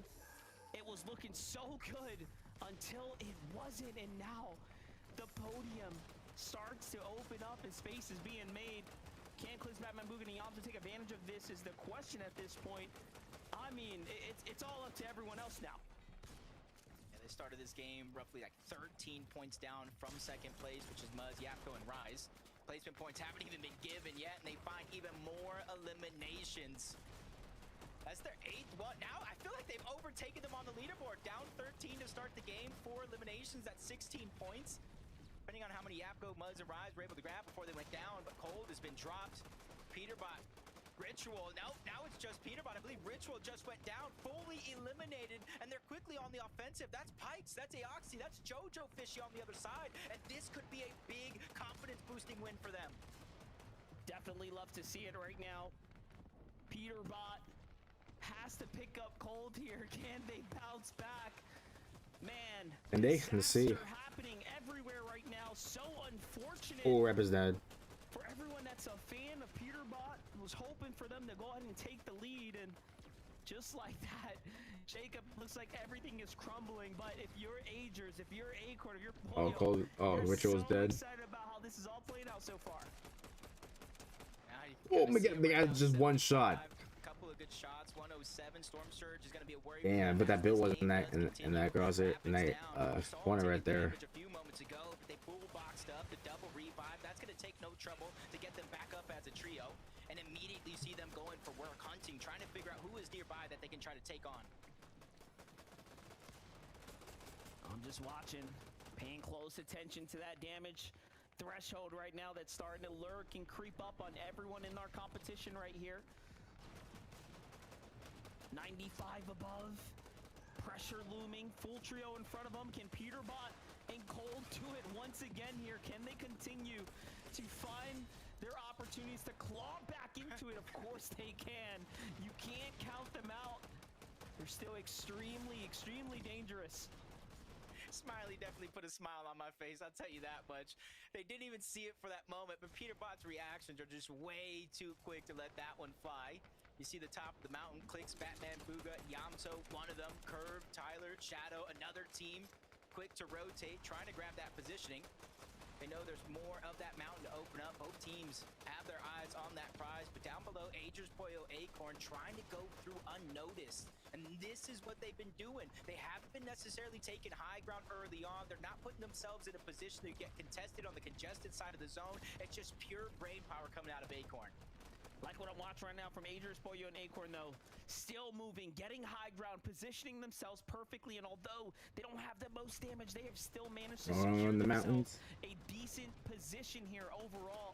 Meanwhile, 32 below now, and there still is a fair amount of players that will have to fall here. Peterbot, Cold will have to get active. They're on the low ground as well. Focus starts to come in from the lobby. They know that they need to get out, and they got to get out quick.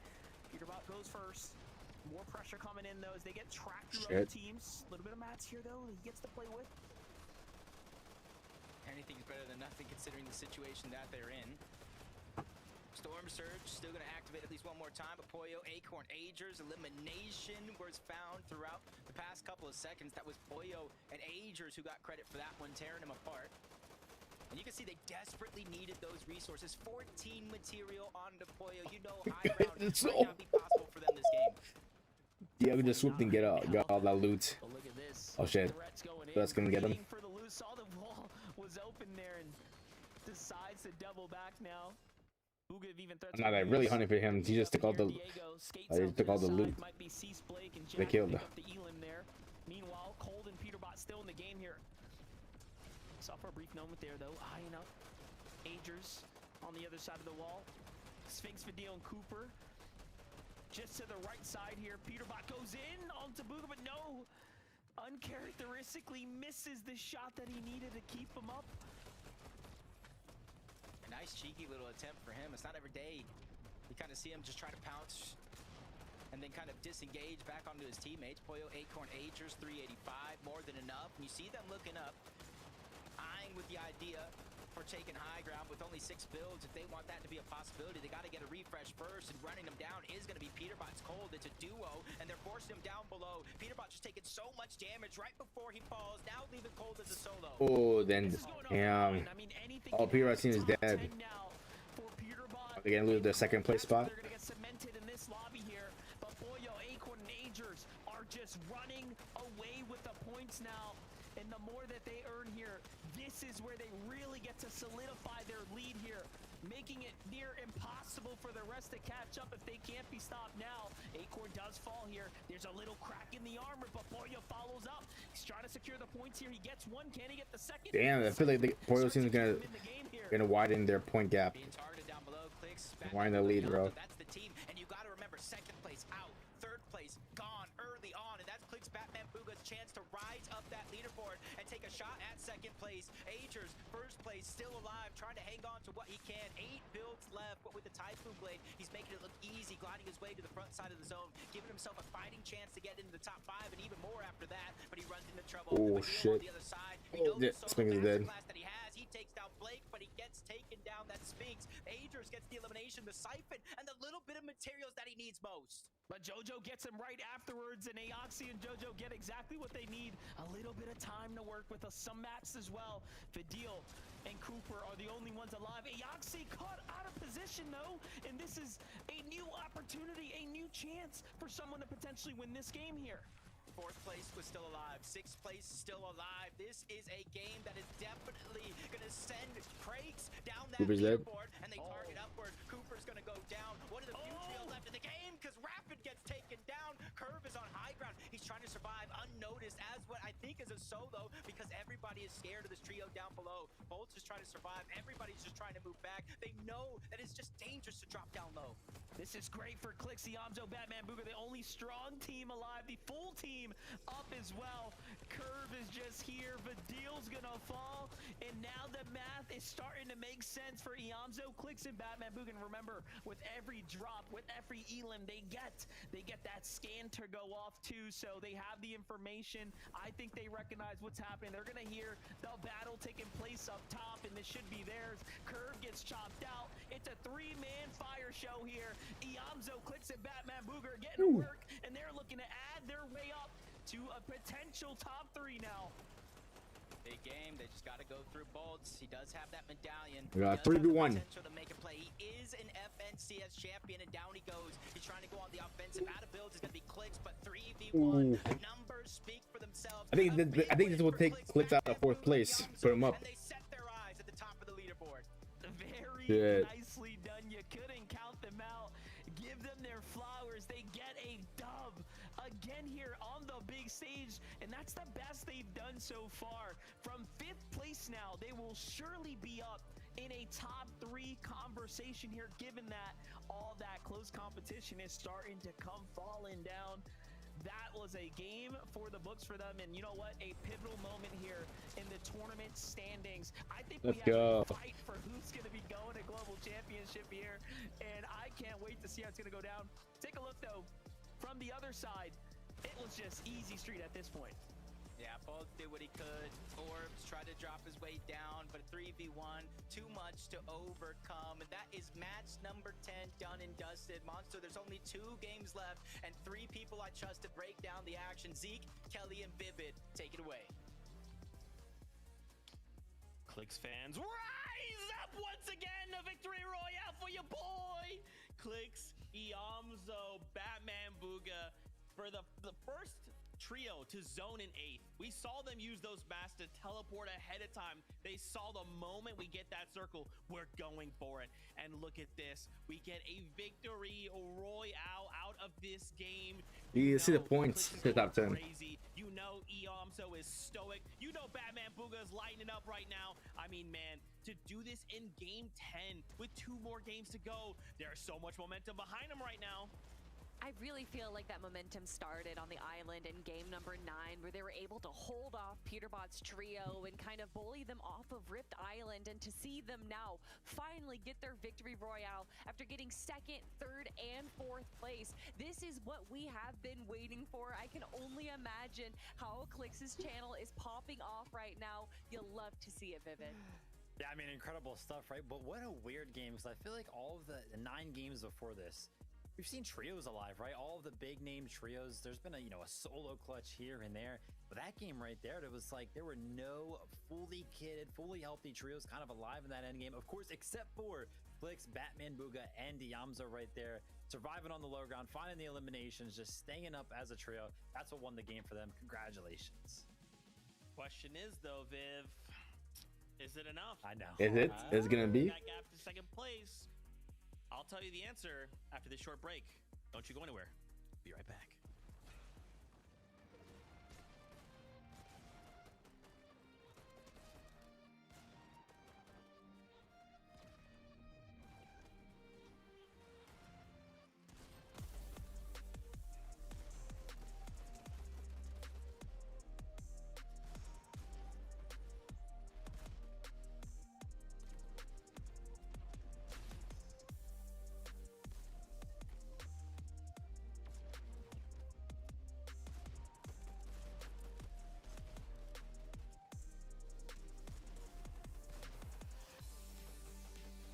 Great. All right, game 11.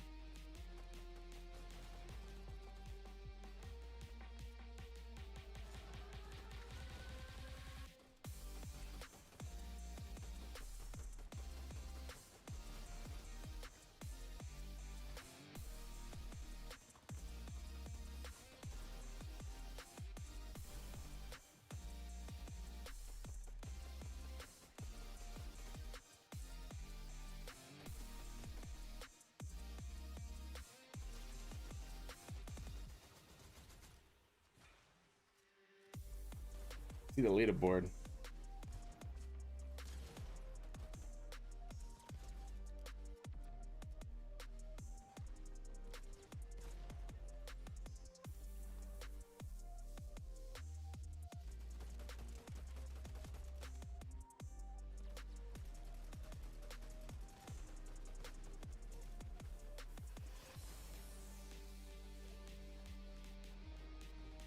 Oh my god.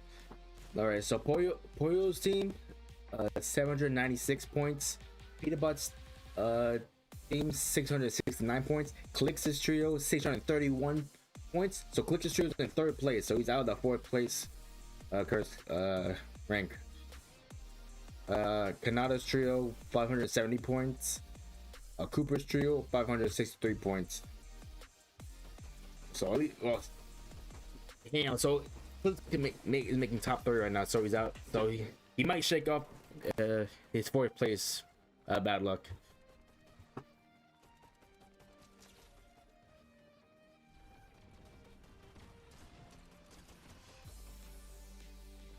Okay, so Peterbot's team was able to maintain the second place hold. I thought they would lose it because they went down a little bit early. Damn. Good chat. Pollo's team is in first, leading by over 130 points. That's crazy. Welcome back to the FNCS. That's it for the FNCS. See you guys in Major 2. All right, bye. Okay. So, we obviously had an unbelievable game, right? Iamzo, Clix, Batman Booga. They give themselves a victory royale in game number 10. Going into this game, there was a very clear look at that lead, and with that game, suddenly this trio are now looking to contend with Peterbot. We are only 30 points behind Peterbot. Kelly, are you seeing the beauty of my script? I write it so that Clix. We had two game 11 and last game. You know, I complimented you yesterday on it, but today this really is your magnum opus, a beautiful cinema if there ever was one, and it's still not over yet, right? We're jumping the gun a little bit here. There is still 2 more games to go, but I mean, Vivid, for me, the story is. It's a little bit of a two-parter where it's not just what is Clix, Batman Booga, and Iamzo doing right, but also where is Ritual Cold and Peterbot falling short. Yeah, I mean, right now we're kind of talking about this, right? Like the lead between first and second place. I mean, Aegis, Acorn, and Pollo, they just look untouchable. I mean, nothing is faulting them. They were low on mats that game. They did not go down at all. I think it was like 7th or 6th zone where it was like, yeah, they've got like 60 builds. Like this rotate looks nearly impossible. And then like a zone later, you tune back with them and it's like, yeah, they're still the same mats and they're just fishing. Like everything's completely fine. All 3 of them were just fishing. I don't know what it is. This trio just has everything kind of figured out. Doesn't matter what position they're in. They're just going to go for it. They've got some plan. Honestly, it's just got to be the Elims, right? They're just so cohesive as a trio. Obviously, Aegis just somehow continues to find himself alive as a solo and continue to put up some points. They look untouchable. With only 2 games left, yet a 130-point lead, there would have to be something dramatic to happen for this trio to fall out of first place. I mean, honestly, Vivid, I think what you talked about at the start of the show really hit the nail on the head right here. How they're able to kind of just, you know, have so much control over on the west side of the map, being able to farm up while Aegis and Pollo are able to get these tags, just allows them such an for 130 points. Late game. And although we I got Pollo. I like shit. This trio, damn. it doesn't really matter, especially when they're able to make it to the for first and second, I think it's gonna be Pollo first, Peterbot second. This is who is going to the global championships. I mean, look, we're fighting for it, right? I mean, to have this come down to this 2 games left who to knows? Go, and now Clix jumps up, but I also want to turn attention. Oh shit, who knows? Because Clix's team's only behind by 30 points. Behind third place, but anything can still happen, right? We can still see. I think because Peterbot's team went down early a little bit, so like they kind of hurt them, not too much. Kanata and his trio just firing on all cylinders. Like, how many times in these like now 10 games have we been like, oh, time to cut to the wide shot, let's see where everyone's located? You just look up, you're like, yep, there they are on height once again. Like, I'm happy to see them performing so well right now, and to know they're only 61 points behind. They could look to make a strike. 100%, and honestly, to see them go from 7th after day 1 to now in 4th place, just 30 points away, or I'm sorry, just a handful of points away from our 1st and 2nd place. I love to see it. Boltz here doing a good job, as you could in a 1v3. Obviously, there's only so much you can do in that situation, but I mean, like you said, they're constantly in the high ground there. I think maybe they need to just wait a little bit longer, be a little bit more patient, like what we've seen from Muzz's trio. But still, they're clearly climbing up the leaderboard right now, and that's all you can really ask for. Yeah, I mean, they're doing well. And speaking about the leaderboard, I think the one thing that we're going to have to focus on, Zeke, of course, game number 11. It's going to be Peterbot, Cold and Ritual versus Clix, Batman, Booga, and Iamzo, right? There's going to be a lot of pressure being put on the Peterbot's trio. Those last 2 couple of games, those early fights were not being found. The Storm Surge, for the first time, probably all of this season, they were below Storm Surge. Right now, Clix, Batman, Booga, and Iamzo, it looks like they have a serious, real chance to go ahead and take that 2nd place spot. And I love that Kelly called this out, right? This started in game 9. This started when Clix took the fight to Peterbot on that island. Yeah. And it proved gods can bleed. What does that mean for these last 2 games? Will Clix do it again? If he can look to push Peterbot off, he could qualify to the Global Championships. That is crazy with 2 games left to go. My stress levels are through the roof. With that being said, though, it's okay. You're fine. You find your seat on the bus. Monster D-Face, Jacob PR, they'll talk us through the action. I'll be right back. Have fun. Good luck. Good luck. Zeke always with the fadeaway as well. Game number 11's here. I mean, I'm looking forward to it, Jacob. And they said it correctly. One little engagement can change the entire course for a trio, and it all went downhill on that island. Yeah, it went downhill fast, and that's bleeding into some of these other games. Zeke saying he can't take it. My heart can't handle this either, but there's only 2 more games left. This is where it comes down to playing as perfect It's all online. There we go. There's the bus. comes with this next opportunity, because the battle bus is ready, Monster. Let's get into it.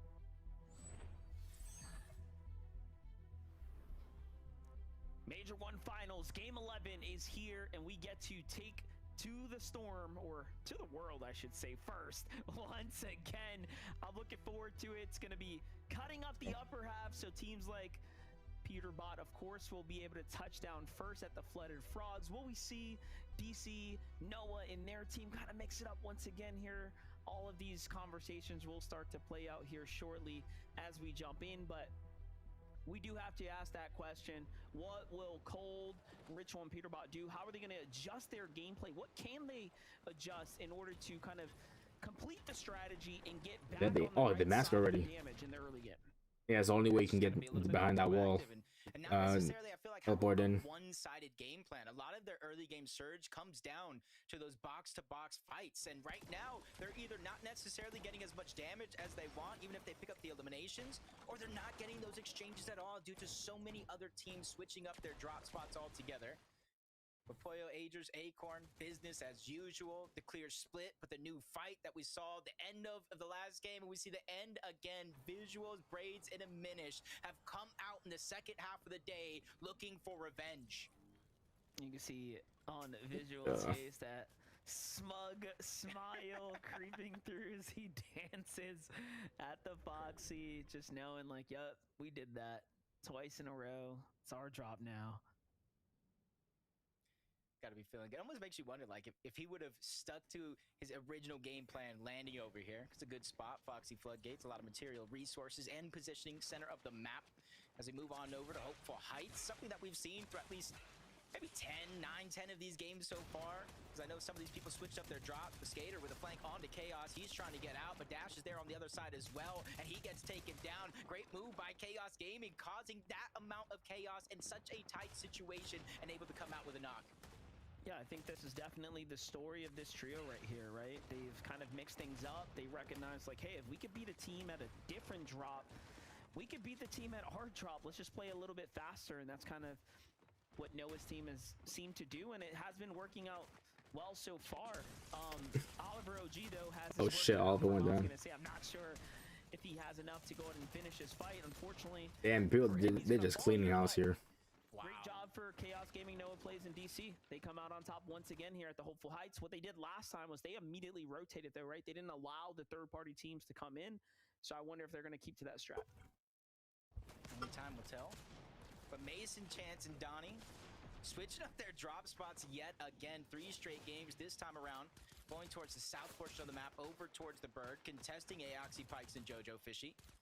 Neither team really getting elimination. That's going to force out, kind of disengage. Kind of return back to looting, grabbing your resources, materials, but there's so many early game scuffles going down. They realize with only 2 games left, there's only so much time, only so many points on the map to really make up any bit of deficit. Aaron's down, Joji's following, Drewbot, Clixie, and Prez are making good work early on. This is good for them. I would say bad for others in the area that have been depending on kind of rotating in and finding these battles ongoing, or those weekend players in the field like Peterbot and team have been doing when they've gone to the west side. So we'll see how these little things start to affect the overall scheme of things. For Yamzo, Batman Booga, and Clix, though, the Lost Lake, it's already yielded them a pretty decent loadout, but they have to get to the action here as well. Yeah, you see them all the way going towards the western side of the map. A lot of those teams whiffy and so on, but Noah, he's already the first one taken down. That was Nut and his team that was able to get that elimination, and right now they finish the fight, taking down Chaos Gaming as well. I see a lone solo at the top side of the map, but his teammate comes to fruition. I gotta imagine that maybe Noxy, Virgo, but no, it's Kicks, Swappy. I believe they might be first-time finalists as well. I'm gonna say different team, just on the move right now. Only mass rotates coming out though for Cold Ritual and Peterbot here as they're looking to circle up on a brand new team now. That team seems like they saw him first though. They're already on the run. Oh, it's actually Batman, Bugha, Clix, and Yamzo kind of engaged for a bit there. It's funny because remember when we were watching group stages and Clix, Yamzo, Batman, Bugha, they were in a group without Peterbot, Poyo, or Peterbot, Cold, and Ritual, and how they were getting their surge is very, very similar to Peterbot, Cold, and Ritual getting their surge. They move towards the western side of the map, and they usually fight a team box to box, depending on where the zone pulls, and that's why you see them more times than not parallel with each other. They've already fought a few times throughout the course of the tournament, and now they're getting confident. Having beat them already once in a 3v3 fight, now they realize, hey, maybe this is a team. We can just follow around, get some surge on, and weaken their game plan. That way we can overtake them on the leaderboard. Definitely playing with fire right now though, as they've continued to kind of prowl, if you will, on their heels here. Another team looking on in though. Peterbot makes to the mountain here. They'll probably be building a little storm tower here shortly. We'll see it. Cooper, Sphinx, and Vidil on the other side. Completely different narrative taking place here.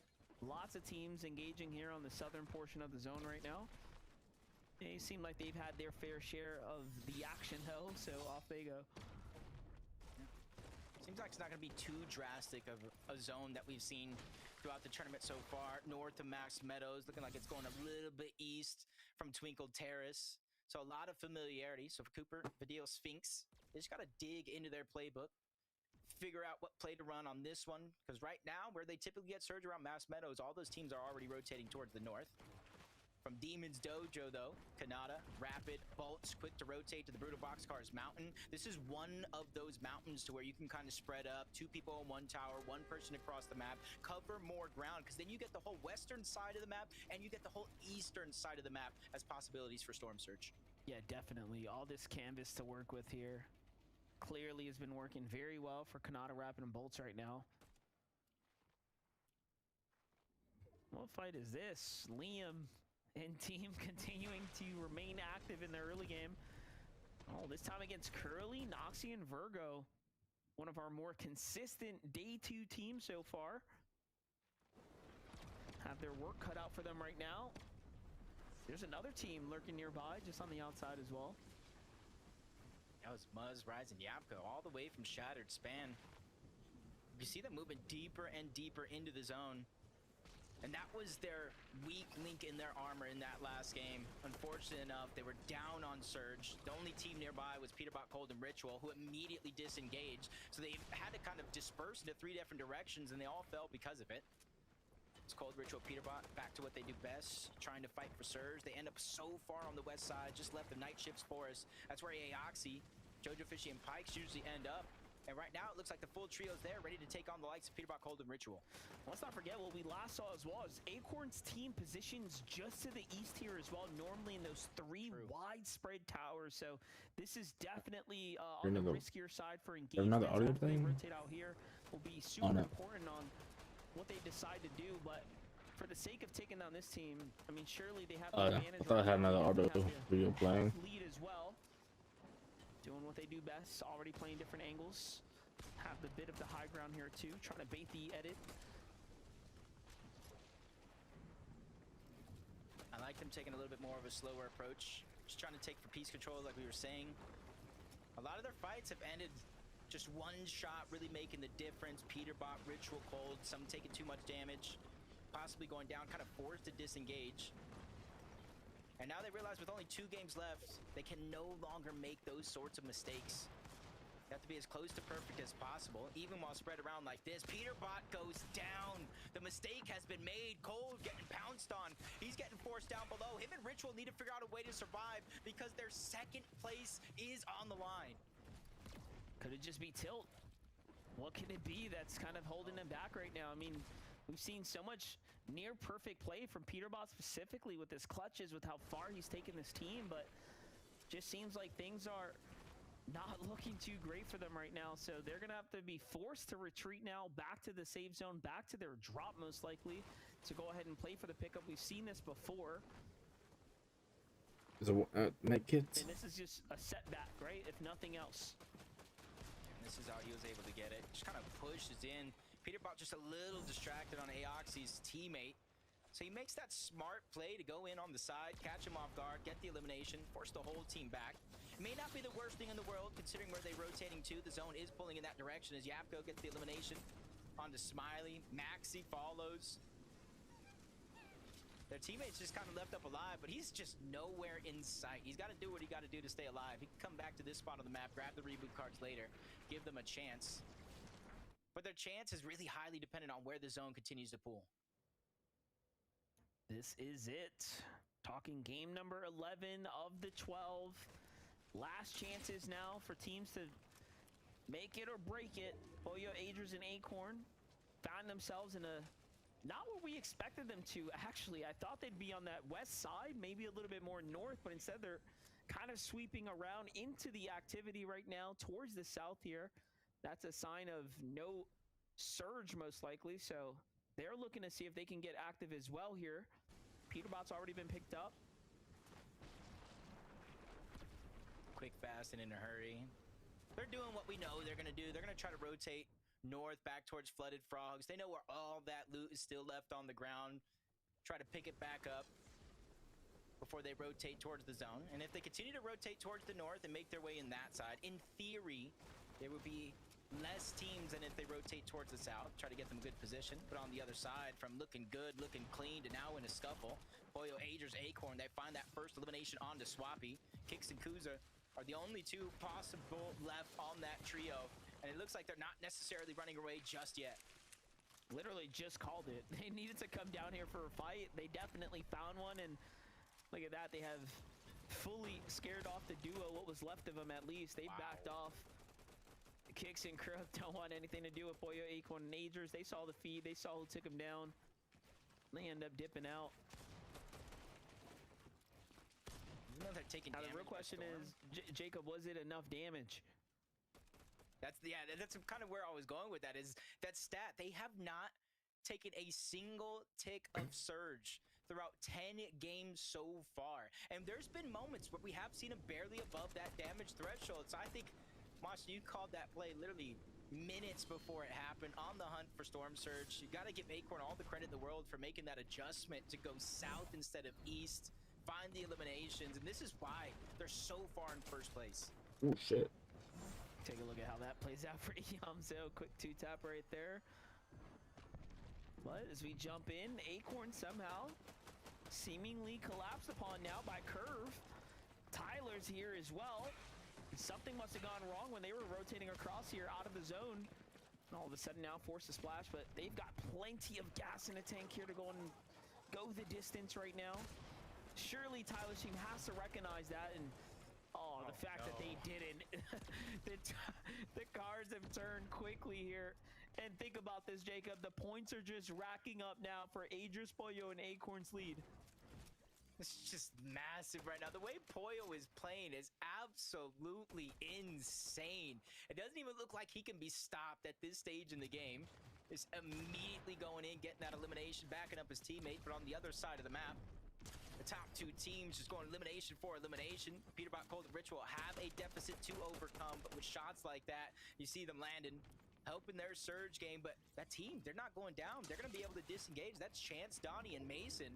And they immediately put the work back on them, landing some shots just south of Flooded Frogs. This is where it is going to start to get congested on this eastern side. Here they go. Cold, Ritual, Peterbot back in the mix right now. Already looking a little bit better here. Ooh, nice little find there onto Soneto. in the highlights. Okay, give them the points that they need and a little bit of much needed damage. But their focus, they can never stop looking back in the zone. They find another trio in here. It seems like they want to take this battle. Peterbot's already up, fighting it by himself. Essentially in a 1v3 situation, waiting for the rest of the team to catch up. He gets dropped down to 76 HP, shield gone just like that. With a moment to breathe, Mini's gonna come out, possibly the water sprite as well, depending on what other resources the teammates have. And that's Nerface.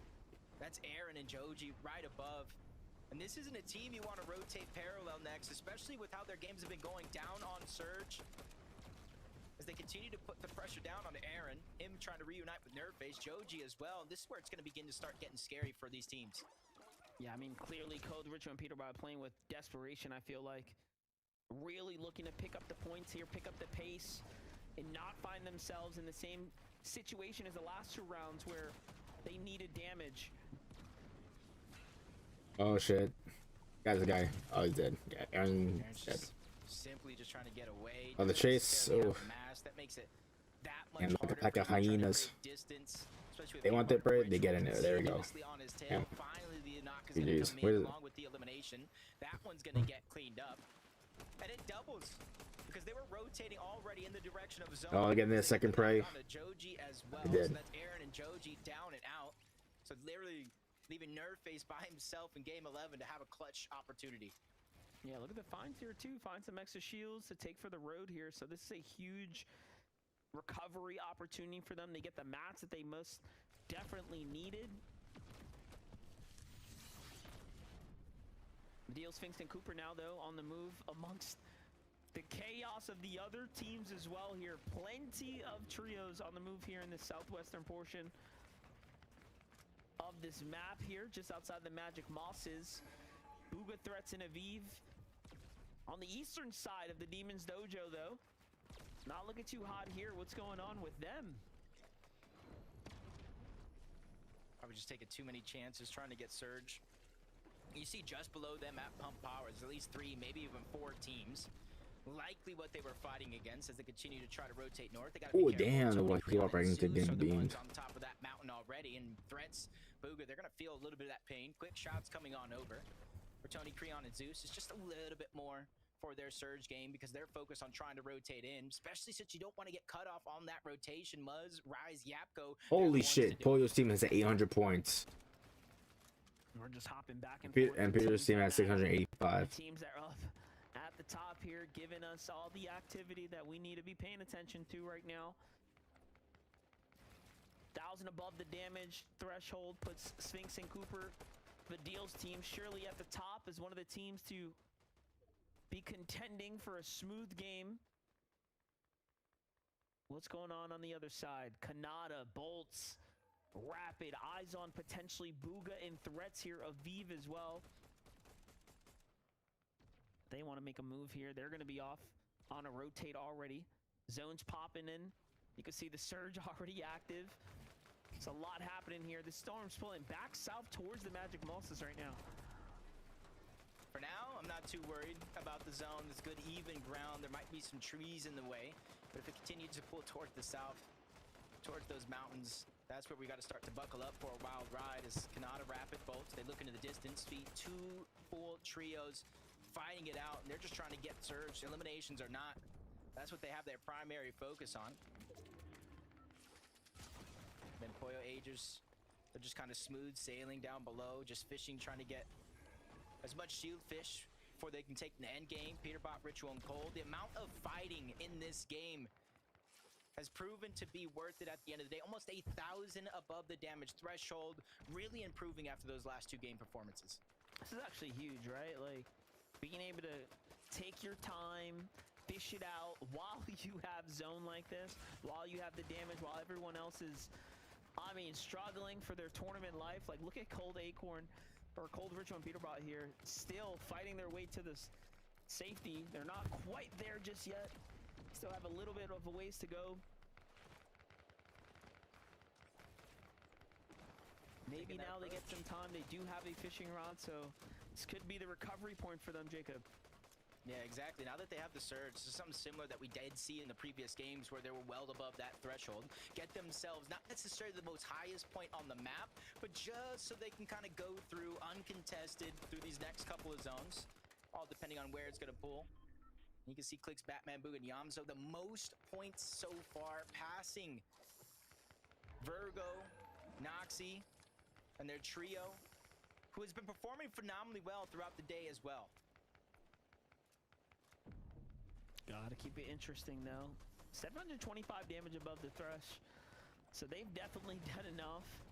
Wasn't pretty, but they got the job done. Boyo, Agers, and Acorn starting to feel the pressure starting to loom on top of them now, but look at this zone. They pull that as well, so less worry for them about positioning, more now about just focusing in on the damage. Kanata, Bolts, and Rapid do have this little bit of high ground here. Oh, look at this. Aviv as well. It's positioned up for some high ground. They're just trying to break it out. They ain't trusting it. Yeah, I feel like that is where the zone is kind of heading. So they don't have the opportunity to one-hop it with the Void Orb just yet. So they're trying to drop it down so no other teams can take it either. They're content with their positioning, probably waiting for the next zone as they look for more damage. Video, Cooper Sphinx, 800 above. A much different performance for them as well from some of the games that we've seen so far. Badil having to clutch as a solo, the whole team being down on Storm Surge. Great opportunity, and speak of that, Cold, Ritual, and Peterbot sneaking up on the phrase. Oh shit. He didn't hurt me. Sneak attack. He didn't even see it in a minute. He's trying to escape as a solo. Luckily for him, they're not getting too greedy because they got the elimination, the resources, and the spot and zone that they were looking for. I mean, they are just getting served the championship dub on a platter right now at this rate. These pickups are incredible. Let's see it. These are a lot of points. This is exactly what Peterbot, Ritual, and Cold need right here, and the mats. Could it be the turning point in the tournament here in the late half to keep it interesting? We'll just have to find out, but Kanata, Rapid, Bolts keeping their story alive right now. We talked about how the zone was likely to position its way towards the north. They had a feeling of it. It's true. It's going that way. Everyone has to dip now. Clix, Yamzo, Batman, Booga on the way there as well. And this is where things are going to start getting interesting now as we're into the end game here. Clix is so quick at setting up those pre-edits for the team. Even though they didn't get the elimination, you can see the damage onto Jojo Fishy, so he's feeling the pain. Donnie, Chance also trying to move into the mix, but they don't know how hard it's going to be to try to steal away any of that loot. On the other side, they were the closest team to the zone, and they're quickly moving to make it known. They get to the front side, not quite in just yet, but they're using this opportunity to look back, try to punish any of these teams that are slow to rotate their way into zone. Yeah, I like what I'm seeing here from Agers, Acorn, and Boyo as well, but they are only 60 above, so they are feeling the pressure right now. A couple more players have to fall here before things kind of settle down, and these eliminations are going to be critical to their damage and their success here in the lobby. Let's see it though. The teams end up moving out. Now they're going to be one of the lates to rotate here, and look at this. The lobby has eyes on them. Booga threats Aviv, not making it easy for their move just yet. And if anybody's going to have a chance, a long shot at taking that first place, they need to go down now as placement points just getting in. 8th zone, Booga, Aviv threats. They're going to be the ones on the high ground, but judging by the materials, this could get a little difficult for them to hold, especially if they get contested by any of these teams. Hungry down below. 6 eliminations so far. Cold and his trio looking for more opportunities to round down below. Recore all feeling that damage, and they're immediately going on the chase. The resources, the elimination points, the only way they can catch up is through this, and they're making sure to take every advantage of this opportunity. That's exactly what I'm saying. They are looking to win this tournament. There's no way they need to play this aggressively otherwise. They want the points, and they want to do it here and now. And they only have these 2 chances left. This is game 11. They're putting it all on the line right now. Clix, Yamzo, Batman, Booga are starting to trail behind. And let's not forget, there's still second place, just as important, arguably, as first, right? Literally so close going into this game, Less than 40 points really separating both of those teams, but below the threshold yet again. Pollo, Acorn, Agers looking for opportunities, but 49 below. They're not panicking. They're not getting too antsy. They know that's just one well-placed shot really to make the difference. Ritual goes down. Cold's feeling a little bit of that struggle. Quickly maneuvers into a whole nother layer, but he has to leave Peterbot behind. They'll figure out a way Shit, Peterbot just Peterbot on Cold. They're looking down, but Neil Cooper speaks possible targets, but they're not getting too greedy. They already have 1,800 damage. All they need is cement a big victory royale here to try to close the gap, but even under pressure, Pollo, Agers, and Acorn continuously find a way to succeed. And this is what they do best. This is and where Pollo got Acorn beamed. strives, playing the low ground, owning the outside of the charm, getting to front side zone. You have someone like Pollo in Agers behind you. It just doesn't get better. But look at this. Batman Boogie Yamzo and Clicks know better. All the world to go and try to meet them there, but they're going to have to get cut off. There are no heavy mats here. Peterbot goes for high ground, giving a V Booger and threat to run for their money, and he's still working it, but he's got to be careful here. He's starting to run out of gas. Down he goes. Shot onto Clicks there. It's not going to be enough to do anything big, but Oh, it's just Peterbot soloing. Disruptor of the lobby here as he's trying to keep his team in the running. They're looking for it back-to-back here. Clicks, Yamzo, Batman Booga. And the race, look at the height race right there. But Rapid, Kanata, and Bolt try to see the same thing. A full-on fight for it, but Clicks takes too much damage. No build. They cannot continue to fight. Ooh. Clicks 7 HP. He Clicks finally dead. goes down. That's Rapid, Kanata that's able to get the elimination. Yamzo turns back for a split second, but he knows he can't be the Clicks hero. dead. Down he goes, and down goes first place as well. First place down is huge right now. There it is, the runway starting to crack open. Peterbot doing what Peterbot does, and that is getting active right now. He's got the mats, he's got the medallion, he's got everything he needs to continue to earn a little bit more. He can get Can he solo this? second place here. That's about a 30-point swing that they will not be able to get in first place. He has the medallion, 22 builds. This is a recipe for success as he finds another elimination onto Kanata. No points, but the loot might be just as good.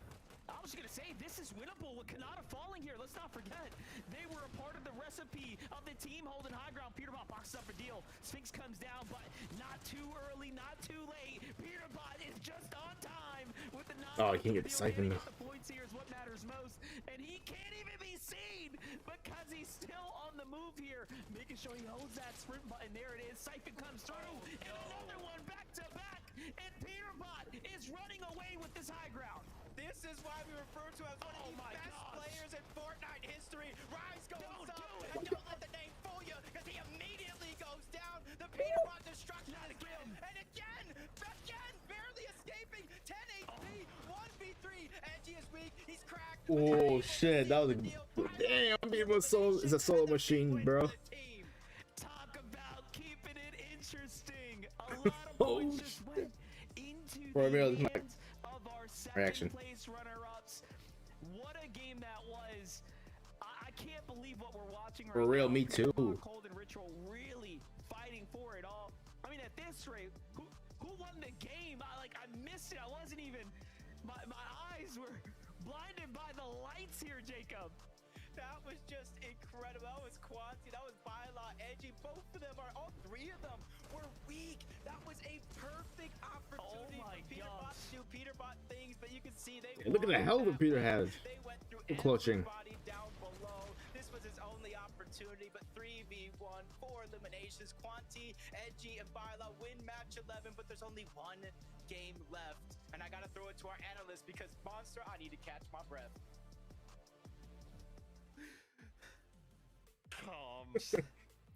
Like, what? No happened.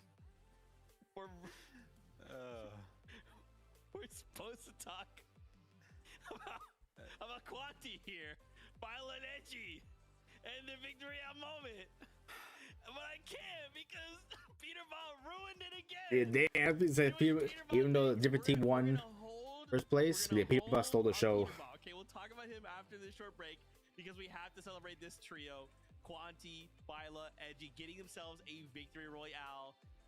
Man, this was a chaotic game, and this is like when you want to do stuff like this, right? You want Alright, back, try to get to the bathroom. games, try and get as many points as you can to get themselves even a second place with the elims that they did.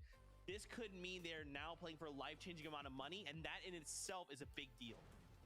Yeah, I'm excited to see the leaderboard after we get back from break because I want to see where they were before this game. Because jumping up into 12th place and just seeing, you know, their match history going down in 28th, 30th, some of these games, and to make such a wild improvement to go all the way to first place. And that's not necessarily something that we don't expect from this trio. I mean, Quanti, Edgy, and Viola are all veterans of the game. So I'm so grateful that we got to watch them do what we know that they can do. But man, you were saying it. Peterbot just stole the show that game. Yeah, I mean, definitely MDF hit it right on the head of the nail right there, right? Blinded by the lights. Like, what even happened in that game? I'm trying to think. I'm like, I don't know. I don't know. I mean, height was crazy. That game, we had a couple of teams that were going up for it. But yeah, another one of those classic chaotic games. Now that we're ending or towards the end of the competition, these teams are more willing to kind of get chaotic, go for the higher ground. They want to pick up some points with only a couple of games left. And we're kind of seeing multiple teams go for it. A lot of chaos. So the low ground team that stays up as a healthy trio comes out with the win again. Oh man. Okay. We're gonna go to break. When we come back, we'll talk about it, Peterbot. Okay. Stop ruining it, Peterbot. We'll talk about you in a second. We'll be right back.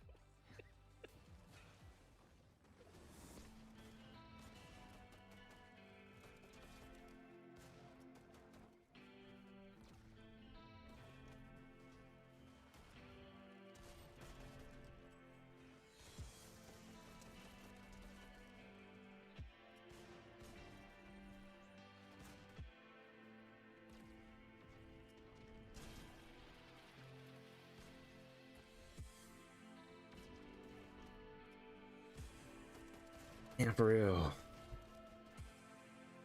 Damn. So that was an epic solo played by Peter. You know, yeah, like I said, even though a different team won the game, but Peterbot stole the show. Super real, bro. Oh, damn, bro's getting refreshes and I've been like a left and right. God, yo. And it's one game left, and there's a 59-point gap between Pollo and Peterbot's team.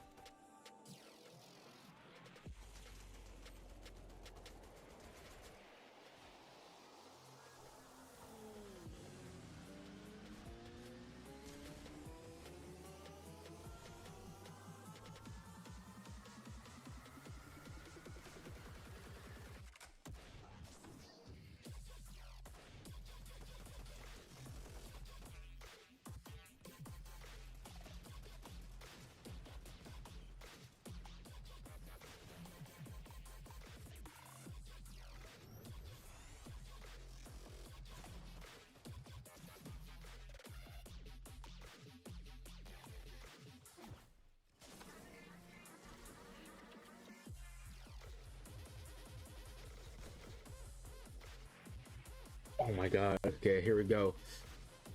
Pollo's team, 838 points. Peterbot's team, 779 points. Vic's team, 683 points. Muzz's team, 635 points. Cooper's team, 635 points. So Muzz and Cooper's team are the same points. Damn. Well, I think Clicks might shake off their first. I mean, it might get a third. That's a lot of one up for him.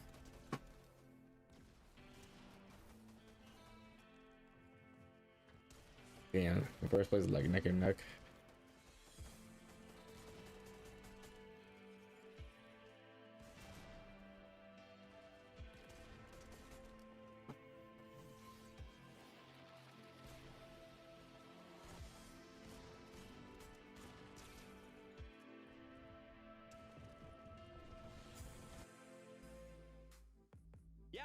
Yeah, here we are again. Peterbot doing what Peterbot does. We just gotta roll this footage. Oh my god. Like, what do I say? What do we say here, man? I mean, honestly, when I saw that it was game 11 and it was a Peterbot solo, I started having flashbacks to global championships. I started getting sweaty. What Peterbot can do when given all the right tools is just remarkable, Vivid. There is no stopping him, especially with the medallion in his hand. He is a force to be reckoned with. Yeah, I mean, hours ago, Resub hit the socials, right? He was like, name a better duo. And Peterbot and the medallion. I mean, it just proves it time and time again. But what is happening with this trio? I mean, Peterbot, insane. Solo performances have been nuts, keeping them in the competition right now. They were so healthy going into this end game, like 100+ builds on each of them in the moving zones. This should have been an easy win. Where are they faltering? It makes me want to kind of like freak out that we have to watch Peterbot solo clutch up when they were such a healthy trio. But yeah, I mean, Peterbot just putting on a clinic. I mean, this FNCS finals for him alone has just been a highlight montage. They have been second place the entire day, and that lead has grown and shrunk, and now it is just 60 points that separate Agers, Acorn, Pollo, and Ritual, Cold, and Peterbot. What a story that has developed through these 2 days of competition. Zeke, I got something for you. I'm going to throw some numbers your way, Zeke, okay? Okay. Yeah, hit me. Okay, going into game number 11, okay, the difference between first and second place was 127 points, right? Now they're 59 points behind. They closed the gap, Peterbot, Cold, and Ritual. They closed the gap by 68 points with that game 11 right there. If we were to copy and paste game 11 results, Peterbot, Cold, and Ritual would win this FNCS. That's all I'm saying. You know, it's like, I mean, look, Peterbot's amazing, okay? Like, if you, for whatever reason, thought he wasn't, that gameplay, that stat, I mean, he's just unbelievable. But the story still is we're fighting for first, right? Pollo right now is still in first. Now, that last game didn't go super well for them, right? Like, they placed 8th with 3 eliminations, which is only the second game they've had outside of the top 6. But for whatever reason, that last game, it didn't quite work out, which is kind of weird considering, like, you know, at one point Acorn goes down to Tyler, and then they turn it on Tyler, and at one point you know they're just fishing in 6th, but didn't have a ton of elims. So like something didn't quite click that game, Kelly. I don't think it's as detrimental as we think. Although and this is the last game. Last game. Winner take all. All or nothing. Do or die. They still played all on the line. That we have seen them play time and time again. You can just only hope that Agers can solo clutch so many times before, you know, he starts getting tired and can't do it anymore. But no, there's so much that can happen in this final game. Vivid, I cannot wait to see what happens in game 12. I'd be a little nervous, honestly, if I was Acorn, Pollo, and Asia. I mean, I know I kind of closed the door after game 9, game 10, when it was like 130 points. I was like, oh yeah, I mean, it's over. But that last game, it's got me believing again. It's really got me believing in the comeback again. And like Kelly mentioned, you know, maybe Agers is kind of tired of these solo clutches, and hopefully not. He's got to keep the gas pedal down. You know what I mean? He's got to bring out one more solo performance maybe, or, you know, whatever this trio needs. They got to have one more decent game, one, you know, better or equal to that of the Peterbot, Pollo, and Cold performance. Okay. As Levin would say, I'm moved. What if we see Peterbot land on Pollo for game 12? Okay, well... What? Okay. I'm just asking What was the last game? Anything could happen. Pulling out Invitational, huh? He wants to see that. Okay, well, it's fine. Okay. We're getting word. It is about that time, okay? We're about to start game 12 for all the marbles, okay? A couple things to go in. Obviously, we're fighting for first, but still, first 2 spots will make it to the Global Championships. This could be Pollo, this could be Peterbot. For all the other duos, we're still playing for crazy money. So cheer to the very end, okay? For the last time, make sure number 1, Monster D-Face, Jacob PR, take it away. This is literally absolute cinema, Monster. Who would have ever thought this would be that close? One fight, one mistake turning the tides of not only who gets first and second, but the possibility of who goes to the Global Championship overall. Yeah, and it really just shows you. I mean, we keep talking about Agers gets tired of Oh, clutching. last game. Last game. Let's see it. Here we go. Game 12 is ready.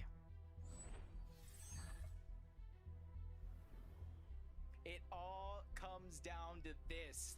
The last and final game from Major 1. And I was hoping that it would not be a runaway train with how well Peterbot, Cold, and Ritual have been playing all season long, not dropping a singular divisional cup final throughout the course of the season. And where it matters most, they're finally being tested. Yeah, this is insane. I mean, we really have a two-way race for a finals win right here, right now. I mean, clearly Peterbot, Cold, and Ritual from the early instances of the game recognized that they needed much more eliminations, and they played like they needed it. What is this? And even now, look at this. What's going on here? Power, Polis, and Listen have somewhat decided that they're going to try something different this game. Oh my god, shit. This could be a blessing for Peterbot. This is the Death Wish right here by the other team. Drop on Peter's team. Dropping at your drop, spawning in with Storm Surge. The number one thing that's been ailing them throughout this tournament.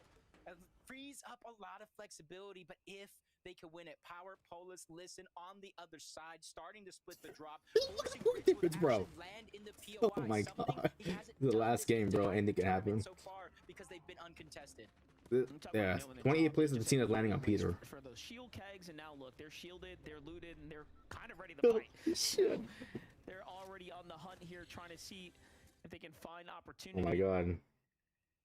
Cold and Ritual working as a two-man, kind of sweeping around the outskirts here. What is going to go down here? This is a crazy potential turn of events here if this doesn't go in their way.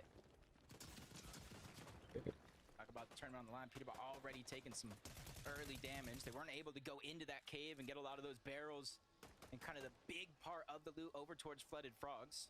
I'm watching here, bro. Cold just trying to hunker down. See if somebody that runs past this position that he can catch off guard, especially with Peterbot taking damage. It doesn't look like anyone wants to make any quick moves, but in the feed, Minish is able to get two, even with Okus getting one. Fight over at Foxy Floodgate. Still going the way of Visual, Braids, and a Minish. But this one's just slowing down so much. Yeah, well, great reason, right? They have everything riding on the line. I mean, everything to lose. Much more to gain now with that nice knock right there and the full finish. There's a Siphon starting to come in. Cole goes for the blind peek before even potentially popping the shields there. That was a 600 IQ. They saw his teammate go in there knowing the only way out is with the orb, and they immediately pounced, taking him down. That was perfect by them. That's knowing your drop spot down to the T. Ritual gets the second one. That's Polis going down. Now Power basically trapped. He's trapped. There's one way in this side of the map. The only other way out is through the porta potty, and already they know exactly where that's at. Another team coming in though from Magic Monster. Gotta be careful. Yeah, I was going to say, the only way they can get him, though, is if Power literally over peaks. So I think they're recognizing it's going to be a bit of a standoff. Not too concerned about it just yet. Oh, another person right here is coming. Third part. Now Solo's trying third party here. There is so much more abundancy to go around on the outskirts. So they're just going to play their game right now. Take the two eliminations, count them as a dub, count them as free points. Likely, I wouldn't even be surprised they let him reboot him and just do it again, to be honest. That wouldn't be the worst situation to kind of have happen here, but you kind of said it yourself, towards the north side of them, because of how much respect they actually command over their drop spot. It's no love lost just yet. They have plenty of loot to go after. Pollo, Agers, Acorn, all the way from Night Shift. They're just trying to go to Warriors Watch, grab one of these mountains. They know a lot of the teams that rotate from the south, Shoguns, Solitude, Canyons Crossing, do like to rotate in and around this mountain to try to position themselves. So they're just trying to beat all these other teams to the punch. And for them, first place, they just need to play as clean as possible. Yeah, but the crazy part is, like, with how much of an outlier Peterbot has been with his performances, when he gets his hands on the medallion, I don't even think they got it from actually battling the boss. I'm pretty sure he just found elimination. That refresh gave him the medallion, and then it was just, boom, zooming from there, uphill from there. So it's just crazy how like, all of that kind of pieced together, and the puzzle started to come to image there. feel bad. On the other side, the team that they're shooting at towards Shogun Solitude, Quanti, Edgy, and Baila, even coming after a big win. Trying to figure out how to replicate that, but with a team like them just kind of hounding your rotational path, your way out, they're going to have to think outside of the box. But Clicks, Batman, Booga, Yamzo. They rotated northeast a little bit from their drop spot of Lost Lakes, almost in the path of Flooded Frogs. But this is something that they've been doing almost all tournament long. Go to the west, try to get your surge there. Because otherwise, they're going to have to box-to-box fight a lot of these other teams, and that's something that they want to save into a last resort until they're desperate for surge. Yeah, definitely. There's some teams that thrive in the box fight scenario. However, it's always going to raise your risk. Meanwhile, back to the other side of the map here. Peterbot continue to work on his loot route outside the Flooded Frogs here alongside Cold and Ritual, who are well on their way. And they're going to be looking for eliminations here soon. I do think that they're trying to set themselves up for another, like, 10-plus elimination game, to be honest. At least they do have timing on their side. Again, the last and final game of the day. Curly, Noxy, Virgo playing amazing so far, trying to climb up the leaderboard. They find a quick and early elimination, helping their surge game. We're just seeing everybody towards this western part of the map try to rotate around each other. Some fighting, stuck in that position. That's Prez. He might even be by himself. The Acorn, Agers, Pollo. They saw that team solo at Shogun Solitude. They continue to push over in that direction, and now they're in a fight against Quanti, NG, and Baila. This is very nice so far. But remember, some teams play well off of momentum. This could be really bad for Pollo, Agers, and Acorn, given that Quanti's team just took a Victor Royale. That's all you need to know, that you can win amongst the best of the best. So this is, in my opinion, one of the scarier teams you can fight given the circumstances right now in this game. I would not recommend it. But what's done is done. Here comes the Storm now to kind of Oh my god. put the damage, put the pressure, put the We can see like a grief fest going on in the last game. Great tags continue to fold for Agers, Acorn, and Pollo here. And even though Quanti, Baila, Edgy, they see the point deficit, literally impossible to overcome. It's still tens of thousands, still life-changing around the money, as long as they continue to climb up that leaderboard. And obviously good experience, practice, going into Major 2, assuming they stick together as a team. Pollo, Agers, Acorn, just kind of content. This is a team that usually spends a lot of time in the zone, rotating around, getting their surge.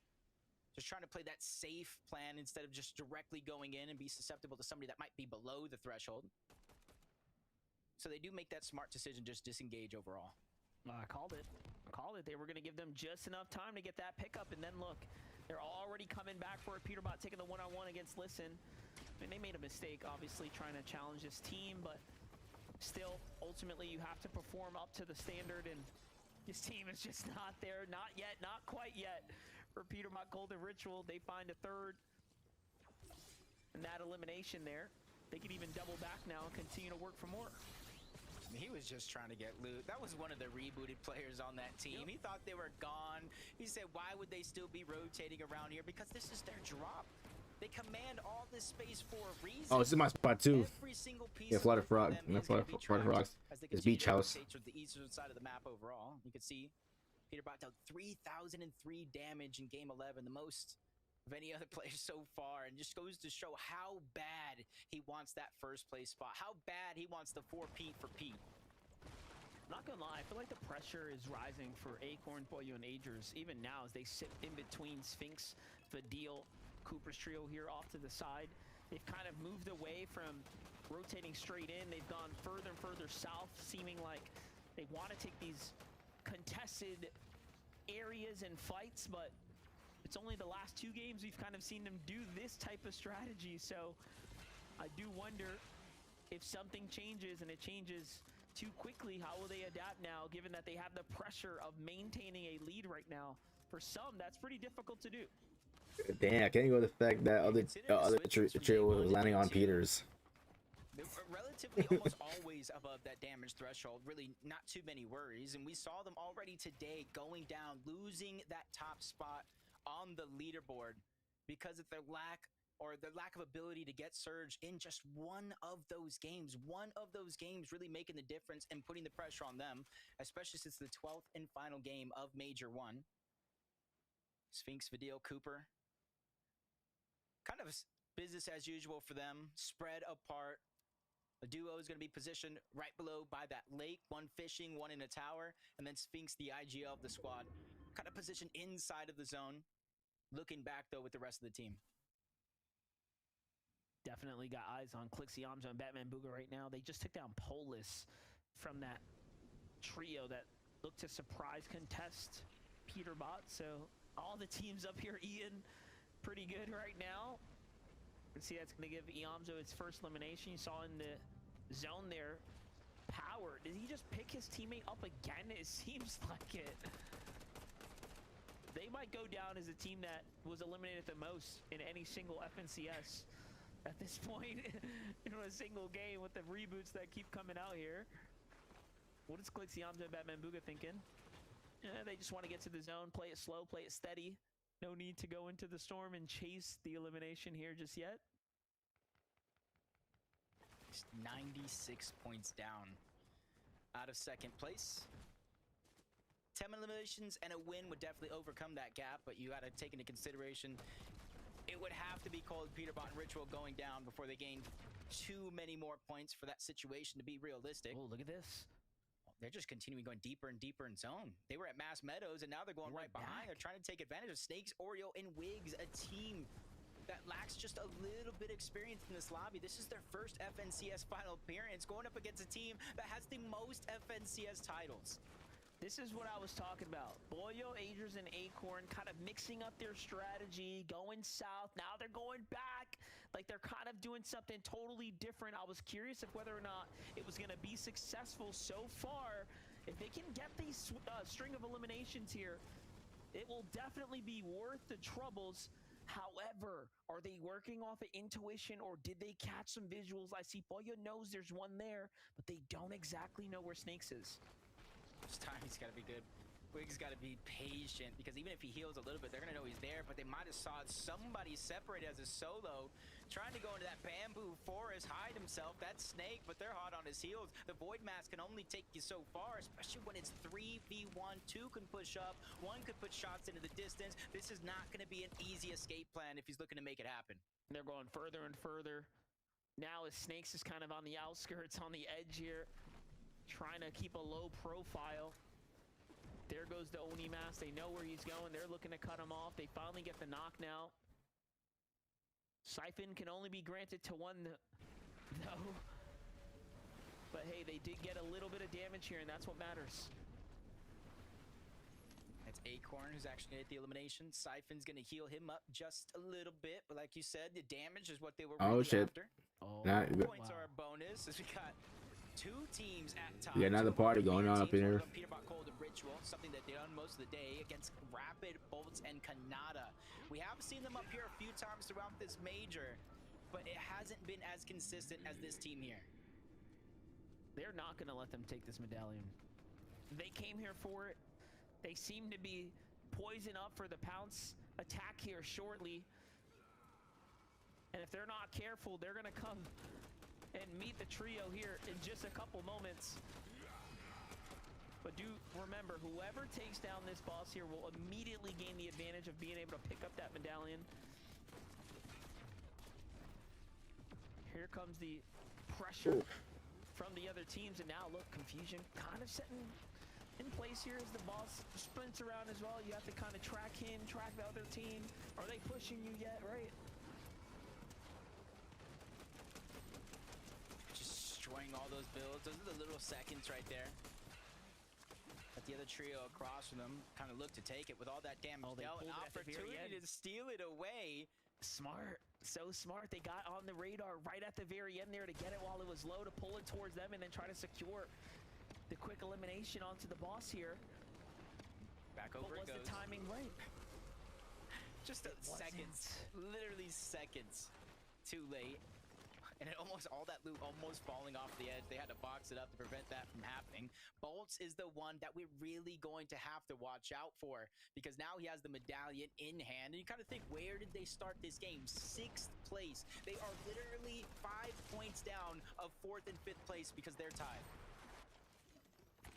Jabko with the clutch elimination here out to Virgo though to keep him in the game right now. Here come the splashes finally. His team is there to support him. Definitely a close one. Look at this, doubling back towards the Kappa Kappa factory to try and find Broken in 20 here. And they actually get the knock, a quick one at that. Before the pickup happens, he was kind of hovering around the reboot van. What is going on here? And look at this loot starting to add up now for Rise, Muzz, and Jabko. They could be running their way up towards 3rd place right now. Clix, Batman, Booga, Yamzo. For Clix, that would be his best overall FNCS performance if he can get 3rd or better at this point. So it still means something to him, even if it's sentimental, right? Career value here. Yeah, it's only 44 points, Monster. That means going down outside of the top 8 gives them an opportunity, assuming they're able to close it out and get points, whether through Victory Royale or elimination. You kind of see so many different possibilities. Train rolling through momentarily. Clix, Yamzo, Batman, Booga trying to take advantage of that the best that they can. Creon, Zeus, and Tony, they're the ones that are struggling to make by. They have no choice but to kind of end up in that tunnel. But Tony has to be careful. He's the solo. He stayed outside of the tunnel, and now he's becoming the focus. It almost looked like the whole team was trying to catch the train, but they missed it. And off they go down the tunnel. Yamzo, Batman, Booga still sitting on that single elimination. Surge is now officially active in this lobby. The first time we're getting a true glance of it. Peterbot, Cold, and Ritual remain the last team standing on the island here, but at what cost? They were here for the medallion. The team that took it got away, and it's in the hands of a very, very strong trio as well of Kanata and team.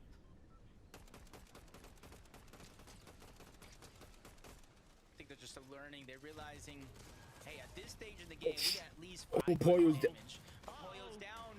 Poyo is down. Acorn, Agers, they're scrambling, and Agers is down as well. First place under pressure.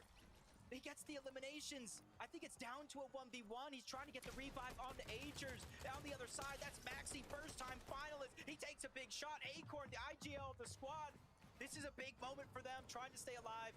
Quickly reinforces, building even more, but Maxi returns to the scene. He's not wanting to let this opportunity go. There's another team on the south. Could it be Muzz, Rise, and Jabko potentially inching their way forward from the outskirts? We'll see. But the elimination, Acorn was able to pick up just in the oh my god, bro. It's the first place trio. It's actually Liam. They've been watching this go down the entire time, and they decided not to jump on it. Oh my gosh.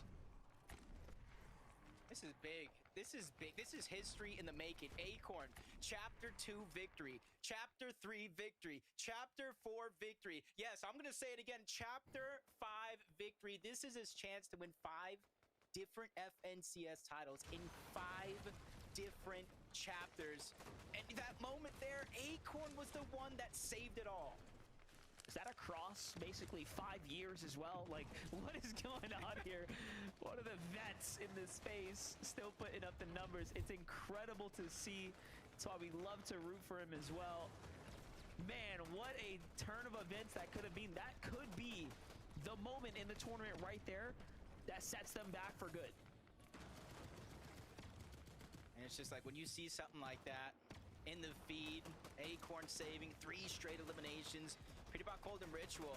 They kind of felt it in that last game 11 where he had to go massive, not only in terms of placement, but eliminations. 3 so far for Acorn. That was the cleanup, 550 above. Another shield cracking moment. And even though they're still alive and well in terms of storage surge, you gotta imagine the damage it's doing to their resources in terms of heals. Yeah, I mean, they were lucky enough to fight a team that had plenty, and I mean plenty of materials, so they're good on that front. That's enough to bring them back into this game, but the heals definitely looking worse for wears. Meanwhile, Peterbot, Cold, and Ritual continue to make up the point gap here by finding elimination. So Acorn, Cold, going head-to-head right now for who's going to take this Chapter 1 Finals dub home. Yo, my God. I mean, you love to see it. Only 47 points is the difference maker. They're just like them. I was talking about teams for third, fourth. In order to get, they need to get at least inside of the top 8, while their opponents down inside of the top 8. That same situation is arising with Pollo, Acorn, and Agers. 19 teams still left alive. They need another consistent performance, is almost inside of the top 8, or for their opponent to go down. But the pressure from the other side, Rapid is feeling it. Bold scrambling around. He has the medallion, trying to hide his position, but there's too many teams focusing. Oh, bro, getting sprint. Oh my God, he's dead. 8 HP in a dream. Bold's trying to survive, but he doesn't know where to stop. If anything, this is great for the rest of the lobby right here. If this medallion starts to change hands, I mean, you have to think about that. Only buffs teams like Peterbot who are looking to try to find the trio that's holding it, that obviously isn't at the caliber, right, that they are. But Bolts manages to survive here, as he should, given the advantage. But look at what it's done to their overall standing here. They lost a player. Pressure's on him now. Peterbot, Cold, and Ritual on the other side of this kind of coin here, continuing to stay active further and further away from the rest. But look, they sort of have a clear grounds to the new zone. Agers, Pollo, and Acorn want to be the first to get there. And they can actually be one of the teams that have the luxury to do so because they have the damage. Do not forget that. This is actually a perfect aerial view as well to kind of show you where the big team names are right now. Iamzo's team's off to that west side. Yeah, Bolts and Kanata kind of on the north side looking to come down. And if they pull another one of these zones, they're going to start looking at holding on to that high ground. It's 8 zone as Bolts and Kanata to barely get themselves above that damage threshold. Quickly scrambling around. On the other side is going to be Quanti, but he has to be careful. Low ground, Peterbot, Cold, and Ritual just trying to put pressure on teams above them, maybe even drop one into their box. But now it's time to rotate. You talked about that clear path, and they made it look easy. See, that's very interesting. They're actually fighting when they could have rotated a long time ago, but they are looking, they are hunting for eliminations right now. They understand what job has to be done right here. They have nothing to lose. If they went down now, it doesn't matter. They want to play for first, and I love that we're seeing them try to do just that. Bolts, meanwhile, almost like a solo player in his own right, just trying to keep up with Kanata, who's playing much far ahead of him. Yeah, Bolts is going to be the one trying to look for opportunities. Oh, wow. Firing squad comes in. Down below, they're pressuring Booga. Aviv, Threats, another team on the other side. Muzz and Rise, they might be the ones that come successful in this whole altercation, whether they get the eliminations in the loop. But that's no problem for them, as long as they don't go down. They're trying to go ahead and make up for one of those mistakes they had earlier on the game, going down, giving up their top spot on that leaderboard. Peterbot, Cold, and Ritual, 6 eliminations, still looking for more opportunities. They have to become the leaders of this lobby, and the only way to do that is getting aggressive and getting elimination points.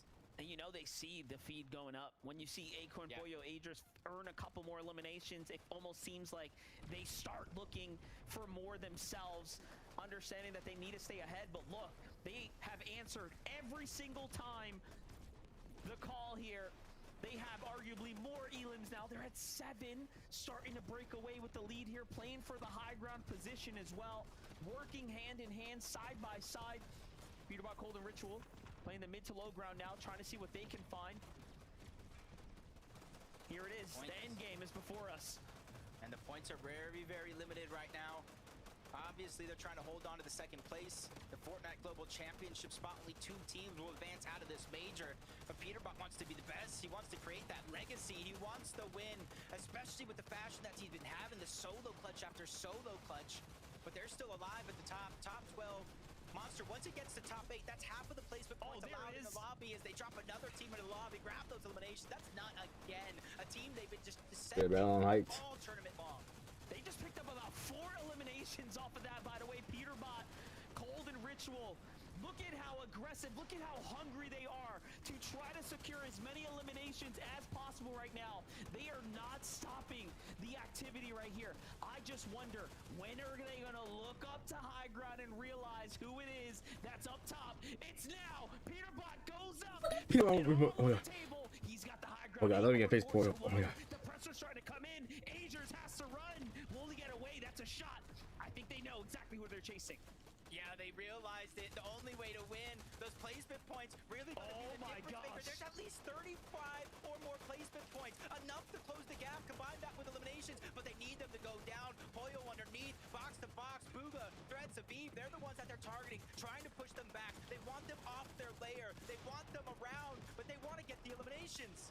Desperation starting to kick in for Agers as well. Notice what they're doing. Now they almost look like the team that needs to keep firing here to secure eliminations. Who would have thought the pressure to be this strong? Booga goes down. Peterbot finds himself a little bit more activity here, but can he track Bolts here? Bolts has got that medallion. He's in the storm. He's going to be impossible to track. There it is. Couple tags though, not enough. Meanwhile, Pollo Acorn is starting to get dismantled here. One's going to fall, but elimination falls. Pollo gets to pick that one up here. And they're one of the few trios alive here on the low ground. And they have double-digit eliminations, matching the firepower of Peterbot, Cold, and Ritual. But they're as a duo, few points remain. Peterbot's going for the eliminations, drops in, and he finds the medallion along the way. He was the one that took out Cold, looking to take out Pollo. Agers is underneath, but they're narrowly surviving. They're escaping danger at every turn. Pollo does it again, reunites with Agers in the same box. You see the material count, the resources are running dangerously low, and Pollo goes down. Agers now stuck to the backside of zone. First place down. It's up to Peterbot, Cold, and Ritual. The storm's aligned. Couple points left on the table here. He's got to get them all. Peterbot finds Blake with the shot. Jumps out to the side. Blake takes high ground. What is he going to do? He's very, very hurt here, but he's putting the pressure on. And this is what pros do. They continue to push, even against all odds here. His teammate comes up. Cold is there to support him. They force him down to the low ground. And somehow, Peterbot, Cold, and Ritual get the elims and win the game. That is 16 eliminations. Oh my gosh. In the last game, Monster. But the question remains, was it too late? Too late. Was it enough to get first for Peter? I see the placement. They actually the placement one, bro. For real. Come on, get the lead, bro, up. Come on. But I don't know if I'm that good. I couldn't tell you either. I'll be honest. I mean, listen, you really have to think about it. It was tit for tat. Every time one team scored, the other was there to answer it. And then in the end, they fall outside of the top three. We know that for certain. But the question is, how many more eliminations did they have over their counterparts? Elims are worth more in this format setting for finals as well. So we can't emphasize how close this really is. Cold, Peterbot, and Ritual, from their perspective, they knew that they needed to do something big, and they actually did it to finish in a photo win right there. What a performance. A victory out for Ritual, Cold, and Peterbot. We could have asked for a better game, Jacob, here for Match 12, but we also don't know who won. Who won? Who got first? This is absolutely insane. I don't think anybody expected this going into Major 1. A two-team race at the top. This has been absolutely phenomenal, Monster. Listen, I don't have anything more to say. It's been wonderful calling the shots with you here, Jacob. From us, this is the last time you're going to see us. Now you get to see Zeke call the winners. Go.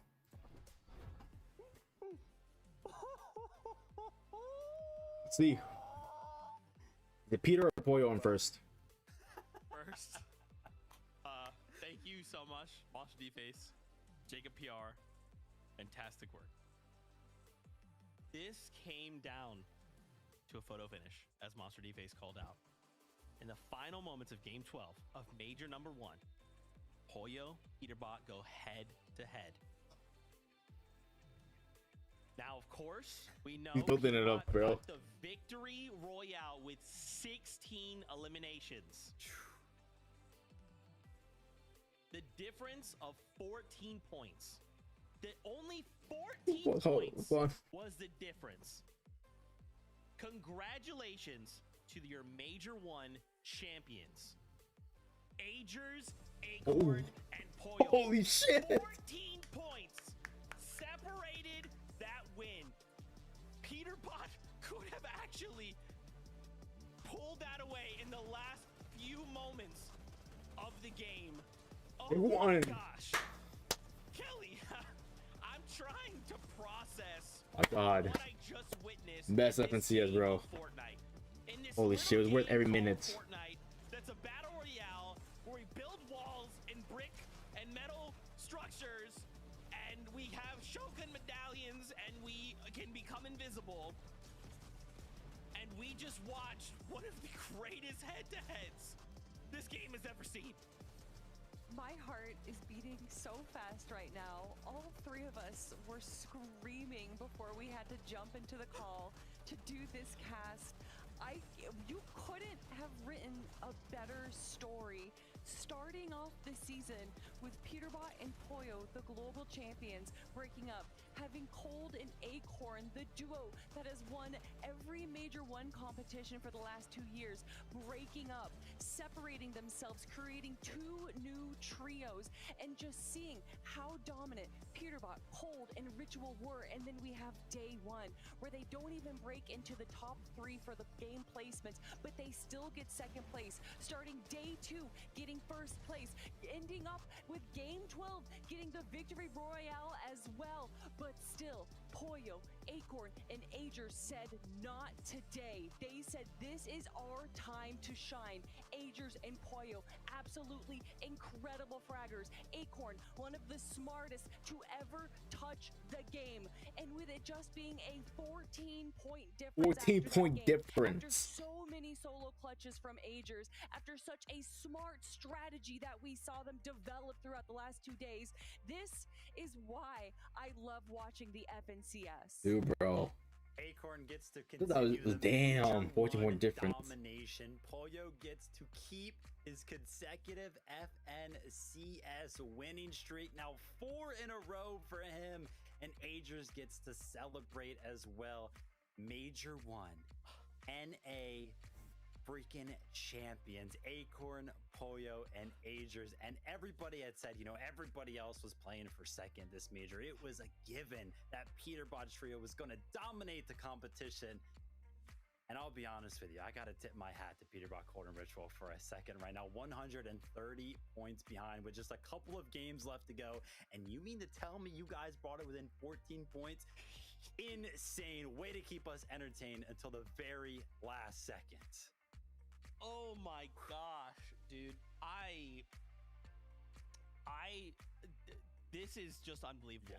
I mean, these pros, I'm speechless. Me too. I don't have any, and I don't have any bits. I don't have any gags. I am just blown away by what we just saw today.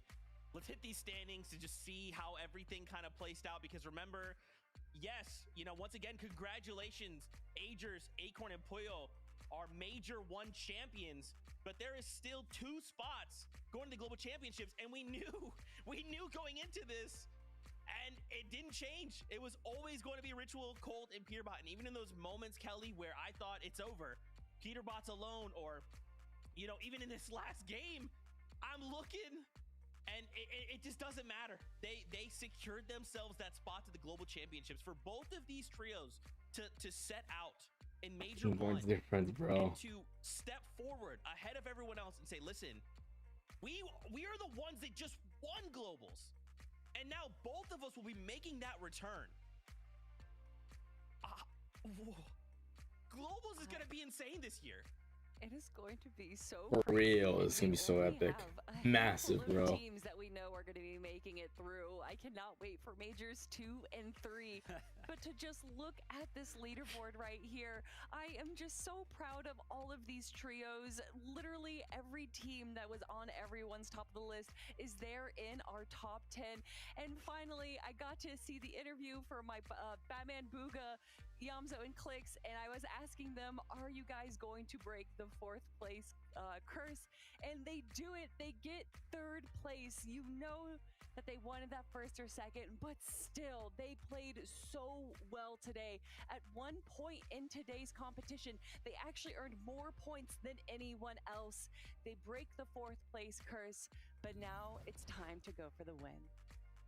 Incredible stuff throughout the entire weekend for that trio. I know Clicks has got to be extremely happy now getting his. Now he's out, yeah, right. He's out of 4th place. He broke it. That being Broke the 3rd. curse. And yeah, I mean, game number 12 also delivered on many other fronts. The difference between 4th, 5th, and 6th was just 5 points. Those same 3 teams kind of shuffled amongst those placements. Cooper, Video, and Sphinx ended up in that 4th place spot, though I know that they were probably hoping for better. A lot of people regarded them as the 2nd best team on the region. 4th place, though, still very, very good. I mean, yeah, to see Muzz as well.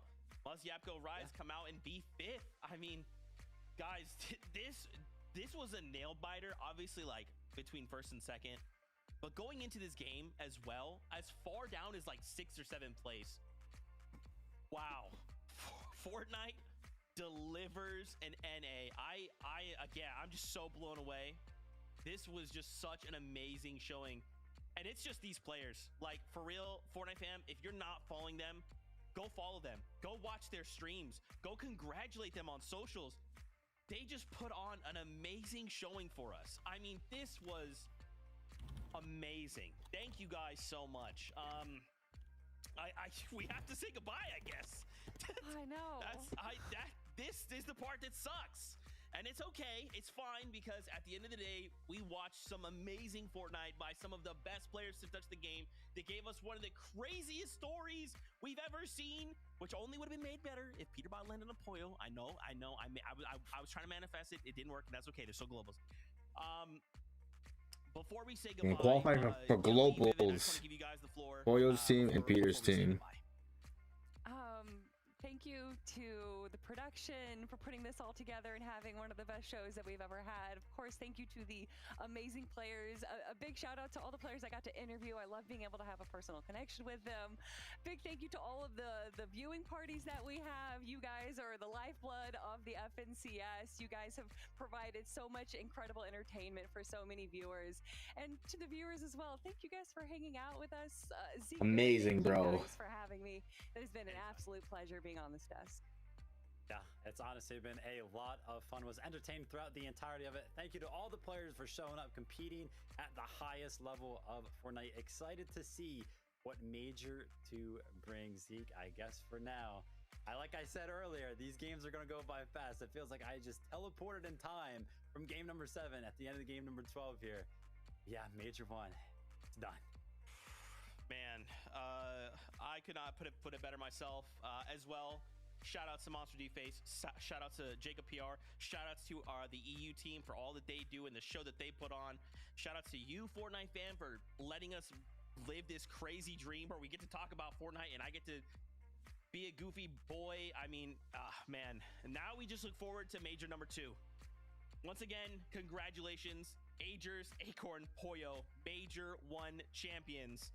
Until Major number 2, we can't wait to be back with you. But until then, as always, we love you.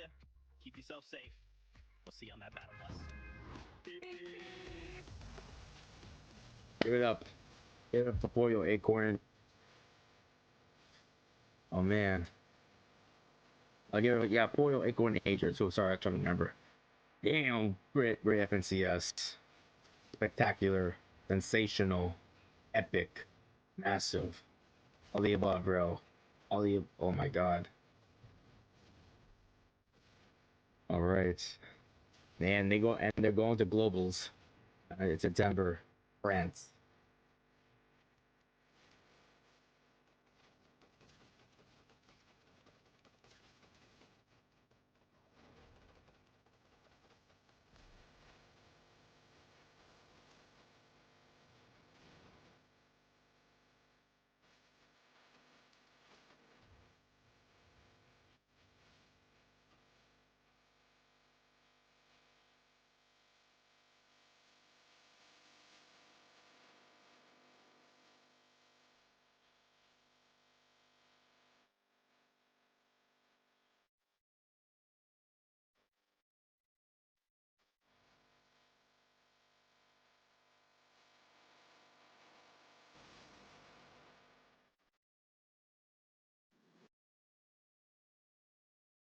Yeah, all right, chat. I think it's gonna wrap up for today's FNCS. Great, a great tournament by EU and NA, and congrats to the winners. Congrats to everyone that played. I love bro. I love watching this. I can't wait, and I can't wait for more. Man, spectacular, bro. I was also all kinds of shocked and surprised. Yeah, and I can't wait for globals. Yeah, oh my god. Yes, oh my god. Me off the roof, bro. Great, yeah. Great FNCS. All right, chat fam. I think for me, I'm gonna wrap up today's Peace. Love y'all. Have a good one, bro.